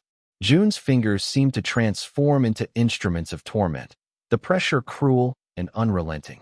Hyenwa's body tensed, his face contorting in agony as his attempts to pull away were met with a wall of unyielding strength. Alex frowned, a chill running down his spine. Choi Joon-ho. He changed too much. Let go of him, Alex said in a weak attempt to scare Jun. We're going to record this if you don't stop right now. Jun chuckled and finally let go of Hyenwa's wrist. The latter cradled his sore limb with a fearful look in his eyes. Choi Joon-ho was weak. Choi Joon-ho always lost to them. So, why did they feel like they were the ones being played in their own game? Alex remained strong and indifferent, raising his chin up. I don't even know why you came here, he started, taking a step forward. The damage is already done. The whole country knows you're a bully, and like hyenas in the wild, they'd continue to eat you up until you're nothing but a rotting carcass. The company called. Alex smirked as he continued. The Rising Stars team are having a meeting as we speak. And it looks like the favor is with us, he boasted. Tomorrow, you'd be kicked out of the show, just like how you were kicked out of Phoenix. And we'll be the ones with the last laugh. With that, Alex moved to close the door, a gesture meant to dismiss the situation. However, Jun quickly reached his arm to the gap, gripping the edge of the door and prying it open with his strength. His eyes, once calm and composed, had transformed into something different, a wild intensity that sent shivers down Alex and Hyenwa's spines. The air in the hallway seemed to crackle with tension as Jun's gaze bore into them, something bordering on madness. Alex's bravado faltered, his hand frozen in midair as he tried to close the door. Hyenwa's mask of indifference cracked, replaced by a growing unease that he couldn't shake. And then, Jun's voice cut through the silence, a low and ominous whisper that sent a chill down their spines. This is your final warning. You will pay for what you've done. Just you wait. Chapter 108 Mad Hatter. Okay, Jun had to admit. He merely talked big. But in reality, he didn't have any evidence against those two. Jun sighed as he sat on the sidewalk, the night breeze making him shiver. It was currently 2 a.m., yet he still didn't know how to prove himself innocent. Those two are too damn infuriating. However, their fear-induced expressions brought a twisted smirk to Jun's lips, a grim satisfaction that they were finally feeling a sliver of the discomfort they had once inflicted upon Choi Joon-ho. If this kid could see it now, he would be satisfied, too. But as the seconds ticked by, the exhilaration began to fade, leaving behind a sense of uncertainty. He let out a sigh, his shoulders slumping as he stared at the ground. He wasn't quite sure what to do next. The rush of the moment had fueled him, but now he was left grappling with the reality of the situation. Lost in his thoughts, Jun was momentarily oblivious to his surroundings. It was then that a coin clinked onto the ground in front of him, jolting him back to the present. He blinked in surprise, his eyes focusing on the small piece of currency resting at his feet. Confusion mixed with annoyance was evident in his face as he looked up, prepared to dismiss the person who had mistaken him for a beggar. But the words died on his lips as he took in the sight of the person before him. A stranger, eyes filled with sympathy and perhaps a hint of pity. "Take this, young man. Buy something from the convenience store, okay?" "Look, old man, I'm not." The old man smiled. "It's okay to ask for help sometimes." Then, he proceeded to walk away, leaving Jun with a coin in his hand. Jun's lips twitched, a disbelieving smile forming as he realized the absurdity of it all. As if the universe was determined to pile on his misfortune, a bird chose that moment to add insult to injury. Jun's eyes widened as a splatter of bird droppings landed squarely on his head, his expression shifting from disbelief to exasperation. He muttered a frustrated curse under his breath as he removed his hoodie, throwing it to the ground. "Great. Just great," he muttered to himself, his voice dripping with sarcasm. It was as if his day couldn't get any worse. But life had a way of proving him wrong. Just when he thought things couldn't possibly deteriorate any further, a sudden gust of wind carried a piece of newspaper right across his face. Jun sputtered and swatted at the intrusive piece of paper, his frustration growing. "Seriously? Could this day get any worse?" he exclaimed, his irritation increasing. His fingers curled around the edges of the newspaper, ready to crumple it up and discard it as another annoyance in a string of unfortunate events. But as he began to crumple the paper, something caught his eye. Jun's movements halted. He tilted his head to the side as he looked at the face pasted on the front cover. He clicked his tongue as he recalled where he could have met this man. Slowly, he uncrumpled the newspaper, his eyes scanning the headline and the accompanying article. "Drug Lord's Web of Celebrity Connections Exposed," the headline read. Lee Do-sam, a 28-year-old man, is currently being held at the Seoul City Jail for distribution of drugs. It's rumored that his clients are within the entertainment industry, from CEOs and A-list celebrities to D-list celebrities. The police are investigating, but Do-sam is taking all the blame. The more he looked at the picture, the more the man seemed familiar. He is currently being seen at the psychiatric unit for being so happy while being interrogated, which proves his name, the Mad Hatter. Then it struck him. "The Mad Hatter?" he muttered under his breath. His mind was transported back to the time he sneaked out of Azure to accomplish his bonus mission, when Alex and Hyunwoo were conversing behind him. "Anderson only told us to get some booze. We need to make it fast since Mad Hatter is waiting for us in the alleyway, too." The guy at the alley.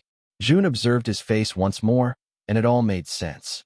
He was wearing a beanie when Jun saw him at the alley, but Jun could never forget his red eyes and patchy beard. Without a doubt, Mad Hatter was the guy that Alex and Hyunwoo met that night. Jun shook his head with a smirk. Those two are more entangled in dark crimes than he had imagined, and to think they were acting so innocent while on the show. Jun rummaged through his pocket for his phone and went to Naval. As expected, the #1 topic is about the Mad Hatter. The public couldn't care less about drug dealers. It was usually swept under the rug, but the fact that this involved celebrities was something they couldn't look past. People were hungry for gossip, and celebrities were always at the center of that. They'd jump at the next topic like hungry hyenas, ready to ruin the lives of the next gossip material. He read through the comments. "Shit, I knew some celebrities were druggies. I mean, who could handle such a toxic life? If I were a Mad Hatter, I'd turn this into a business. I'll ask for money from the celebrities so I won't reveal their names. Make him expose the celebrities. Let's shatter fans' hearts. I wonder who his clients are. I wonder if any idols are on the list." Commenter upstairs. "Of course, there would be idols. Idols are not angels. Heck, I bet even trainees are getting their fix from him. Wouldn't it be legendary if someone from Rising Stars got exposed for this? Oh, give Rising Stars a break. They're already under fire for that Jun guy. If they only knew. Their beloved trainees, both in the top 20, were actually drug users." Then, like a light switch, Jun remembered something in the back of his mind. He exited Naval and went to his camera roll. Fortunately, he didn't have to scroll far since he didn't take too many pictures. He quickly opened his picture with those two ladies, Rina and Hina. Jun's phone didn't capture the ladies' faces clearly. Instead, the three of them were a blurry mess since his camera decided to focus on something else, the three people behind them. Jun smirked. This was one instance when he didn't loathe his phone. If Jun couldn't put off the flame of his rumors, then he'll just add fuel to the fire. Let's burn Alex and Hyunwoo alive. Chapter 109, The Calm Before the Calm. Jun woke up with a smile on his face. It was one of the rare moments where he didn't get much sleep, but he still felt happy. He made his bed, opened his window, and inhaled the fresh scent of chimney smoke and fried dried fish. It wasn't a pleasant smell, but nothing could ruin Jun's mood. Jun opened his door and even watered the plants. Then, he went downstairs to Minjun's and Grandma's apartment, greeting them with a subtle smile. Then he plopped down on their couch and watched leisurely on the TV while waiting for Grandma to finish cooking breakfast. The grandmother and grandson pair watched the scene before them in disbelief. "It's weird," Minjun said. "Why does he look so happy? He's still being called a bully online. Maybe he lost it." Grandma asked. "I should make his favorite breakfast today. Why don't you go and talk to him?" "I'm scared," Minjun whispered. Grandma clicked his tongue. "Just go." Minjun warily went to the living room and sat next to Jun. He froze as Jun turned to him with sparkling eyes. "Hey there, little boy," he exclaimed in happiness, making Minjun's heart race in his chest. "Did you miss your big brother?" Minjun chuckled awkwardly as he slowly scooted away from Jun. Yeah? Sure. I knew you missed me," Jun said, squeezing Minjun's cheek. "Brother," Minjun said, muffled because of his squeezed cheeks. "Did you eat something weird?" "I haven't eaten yet." "You're weird," Minjun bluntly said. "Come on, tell me. Do you need anything?" Jun's smile widened as he brought out his phone. "Minjun," he said, "how many followers do you have again?" "Around 30K now," Minjun said. "After posting updates about the Mad Hatter, my followers increased overnight," he said proudly. Minjun, the 11-year-old boy, gained over 30,000 followers for reposting news articles on Naval while adding captions that roasted the main person in the article. He's like a kid version of Roast Him Jim. Instead, he was Roast Him Min. His last post gained 100,000 likes alone because of his caption, introducing the Mad Hatter, where patchy beards, jaundiced eyes, and blackened teeth make for the ultimate fashion statement. Is crime the new couture? Then, do you want an exclusive story? Jun asked. Minjun looked at him, his eyes showing intrigue. How exclusive are we talking here? You be the first to post it. Not even big news stations got a hold of this information yet. In the 7-star convenience store, Jun was back to his usual duties, a hint of a cheerful tune escaping his lips as he went about his tasks. Mr. Chang's eyebrows furrowed as he observed Jun's cheery mood.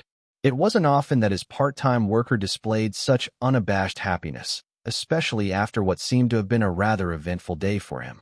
The older man scratched his head. "Kid, did something happen? You look like you're on top of the world." Jun's grin only widened as he continued to stock the shelves. "Oh, nothing much. Just had a bit of an interesting day." Mr. Chang raised an eyebrow, but before he could press for details, he decided it was best not to pry. With a shake of his head, he muttered to himself, "Kids these days." As Mr. Chang excused himself to go feed his chickens in the backyard, Jun continued his work. A jingling of the store's entrance bell caught Jun's attention. Jisung, CJ, Jaeyoung, Jangmoon, and Akira. Jun sighed. "You're here again? Big brother." Jangmoon sobbed, his eyes puffy. "CJ told us something. I can't believe this is really happening." Jun let him be, and then he turned to Jaeyoung. "And what are you doing here?" Jaeyoung scratched the back of his neck. I just wanted to see if I could help." "It's over, brother," CJ screamed, making Jun's ears hurt. "I heard from my mother's cousin who has a friend that worked with her nephew, who currently works as a deliverman, who went to the Azure building and heard from his client, who's a director of the show, who—" "We get it," Akira said. "Just tell Jun what you know. You're getting kicked out." CJ's words hung heavily in the air, each syllable resonating with concern and tension. The faces of Jisung, Jaeyoung, and Akira mirrored the weight of the news, a reality that seemed both unfair and unsettling. As the silence stretched, it was clear that the gravity of the situation was sinking in. This nephew heard that they're going to give a certain trainee until morning to prove his innocence. However, if nothing happens, then they're going to kick him out and edit him out of the scenes. Can you believe it? They're going to cut you out like that? Alex and Hyunwoo don't even have any evidence against you. And that Phoenix shit isn't debunking anything, too, CJ ranted. Jisung patted Jun's back. "It's really so unfair. You don't even have an agency to begin with. How can you compete against them? Tell me about it," Jangmoon said. It's like they're preying on Jun just because he's an individual trainee without a company backing him up. Do you want me to ask our company to help? Jae-young asked. They're not the greatest, but they're pretty good at legal matters. It'd be absurd if they helped someone not under the company, Akira said. And it's too late. CJ exclaimed. The production crew is probably coming to a conclusion now. How can we prove Jun's innocence in just a matter of hours, or worse, minutes? It's all right, Jun said, causing all 5 of them to look at him like he'd gone mad. Amidst the shared worry, it was Jun's unexpected calmness that stood out. His expression remained serene, a contrast to the collective unease that had settled over the group. His eyes were filled with their usual nonchalance, and they even held a tranquility that seemed almost surreal. The others exchanged glances, baffled by Jun's unbothered behavior. How could he be so calm when his future on the show is in jeopardy? Akira asked. Jangwon's going to get farther in the competition compared to you. CJ shook his shoulders. Do you think that makes sense? Yeah, Jangwon agreed. Then he realized that CJ's statement was low-key bashing him. Wait, hey, Unwei, Jisung said. We can't let you leave, bro, he said, on the verge of tears. They were in a state of panic, while Jun seemed to be the embodiment of composure. And then he smiled. It was a smile that seemed to light up the room, a gentle curve of his lips that held a hint of mystery and a touch of mischief. His eyes, usually detached, now gleamed with confidence that was captivating and reassuring. As the others watched him, drawn into the serenity of his presence, Jun finally spoke. His voice was calm, steady, and surprisingly soothing in the midst of the storm that had enveloped them. Relax, Jun said. Things will eventually fall into the right place. Chapter 1 Tea Party. Yena woke up after a deep, dream-filled slumber. She wishes she hadn't gotten any sleep at all. The production crew all stayed up, answering countless calls from news sites, outside sources, and worried and enraged fans alike. A lot were pleading for Jun to be kicked out of the show, mostly Phoenix and Zeth stans. But a reasonable number also made logical arguments that they couldn't just believe the trainee's words without proof. However, the media had inculcated the mindset of victims first. And in this story, Alex and Hyunwoo are the supposed victims. Moreover, the two had a huge company to back them up. Azure was sure that it'd be a huge loss if they decided to forego Alex's and Hyunwoo's statements for an individual trainee who didn't have any backing at all. The clock struck 12, and the production team turned to Yena and Yejin, who were bound to make the final decision. There were more members who would like for Jun to stay in the competition, saying that the kid is actually quite nice, and it'd be a shame to just kick him out. However, more powerful members were against him, which put them on pretty equal footing. It's noon already, Chris said. You said that we'll wait until now for Jun to prove his innocence, but I think we're waiting for nothing. The episode is airing in 2 days. Let's give the editors more time to edit him out by making a decision right now. And the intern who found Jun weird at first, but eventually fell in love with his charms, slammed her fist against the table. But it's unfair. There isn't even any tangible evidence that Jun bullied Alex and Hyunwoo. I believe you're just defending them because you worked at Phoenix before. The table was stunned to silence. They couldn't believe that an intern was speaking up against the editing director. Chris' face became red as he stood up, his chair loudly scraping against the floor. A mere intern has the guts to say these words to me, he shouted. Do you know who I am? You're just a puny little girl who does nothing but run errands and buy coffee for the team. Anne's lips quivered while Yena massaged the bridge of her nose. Enough, she said. Director Chris, that was out of line. And Anne, you should not talk to your superiors like that. And tried to argue, but Yejin held her hand up. Yena was about to speak when the door suddenly opened, and someone unexpected came in. Jihyun, they all stood up from their seats. Some were starstruck that the well-known artist came directly to their headquarters. Yes, they see her during filmings, but that was it. Seeing her in their office was definitely a different thing. What are you doing here, Miss Jihyun? Yena asked. Is it true? Jihyun asked, sounding frantic. I heard you're kicking Jun out. Chris smirked and took the initiative to answer. Yes, Miss Jihyun. We don't tolerate bullies in the competition, so we have no choice but to kick him out. What? Jihyun asked. You can't do that. Jun's a nice person. They raised their eyebrows in response. Since when have the two been close to each other? Yejin cleared her throat. It's still under discussion, she said. We're finalizing our decision now. What is there to consider? Wu-san, another Phoenix lackey, asked. You shouldn't go back on your words. You said that you'll only give Jun until today to prove himself innocent. Don't tell me. Are you going back on your words? Yejin and Yena exchanged looks of uncertainty. The last thing they wanted was for the team to lose their trust in them. So, they nodded knowingly at each other. All right, Yena said. We have made a decision. We don't want to go back on our words. So, we decided to kick Jun out of the show. What? Just like that. TSK. Such a waste of talent. Protests were heard across the room, but some were also satisfied with their decision. Chris clapped the loudest. Great. I'll relay it to my team. We'll finish editing the episode tomorrow. Don't worry, we'll make it seamless, as if Jun wasn't even there in the first place. With that, he stood up and started walking out of the office. The others also started packing up, knowing that the decision was already final. Wait! And screamed loudly, causing the people to halt in their spots. Chris, too, stopped in his tracks and turned back to the screaming intern. Everyone, go on naval right now, she urged. What are you yapping about? Chris groaned. However, and quickly cut him off. Quickly, and exclaimed. Everybody followed her instructions, opening their naval apps. Then, the room turned silent while Anne's lips formed into a smirk. Looks like you'll be editing someone else out of the show. Despite Jun's assurance, his friends remained in the store, their anxiety going through the roof. The contrast between Jun's carefree whistling and their worried huddling was stark. They exchanged glances, trying to decipher whether Jun had truly gone crazy or if there was something they were missing. Seriously, is he just born without the worry gene? Akira muttered under his breath. He's either completely clueless or secretly a Zen master, CJ added. I would have ran through the streets naked with an apology sign in my hands if I were him. No, that's just you. Jae-young side-eyed him. Are things really going to be all right? The group was deep in their contemplations when Jang Moon absent-mindedly pulled out his phone. He had intended to scroll through his social media feed and maybe post a selfie, a small distraction from the tension that hung in the air. However, as he unlocked his phone and opened the front page, his eyes widened in shock. His fingers froze, and his breath caught in his throat. Without a second thought, he called out to the others. Guys, you need to see this. Their attention immediately shifted to Jang Moon, his phone held out in front of him. On the screen was an article, a headline that was trending #1 worldwide.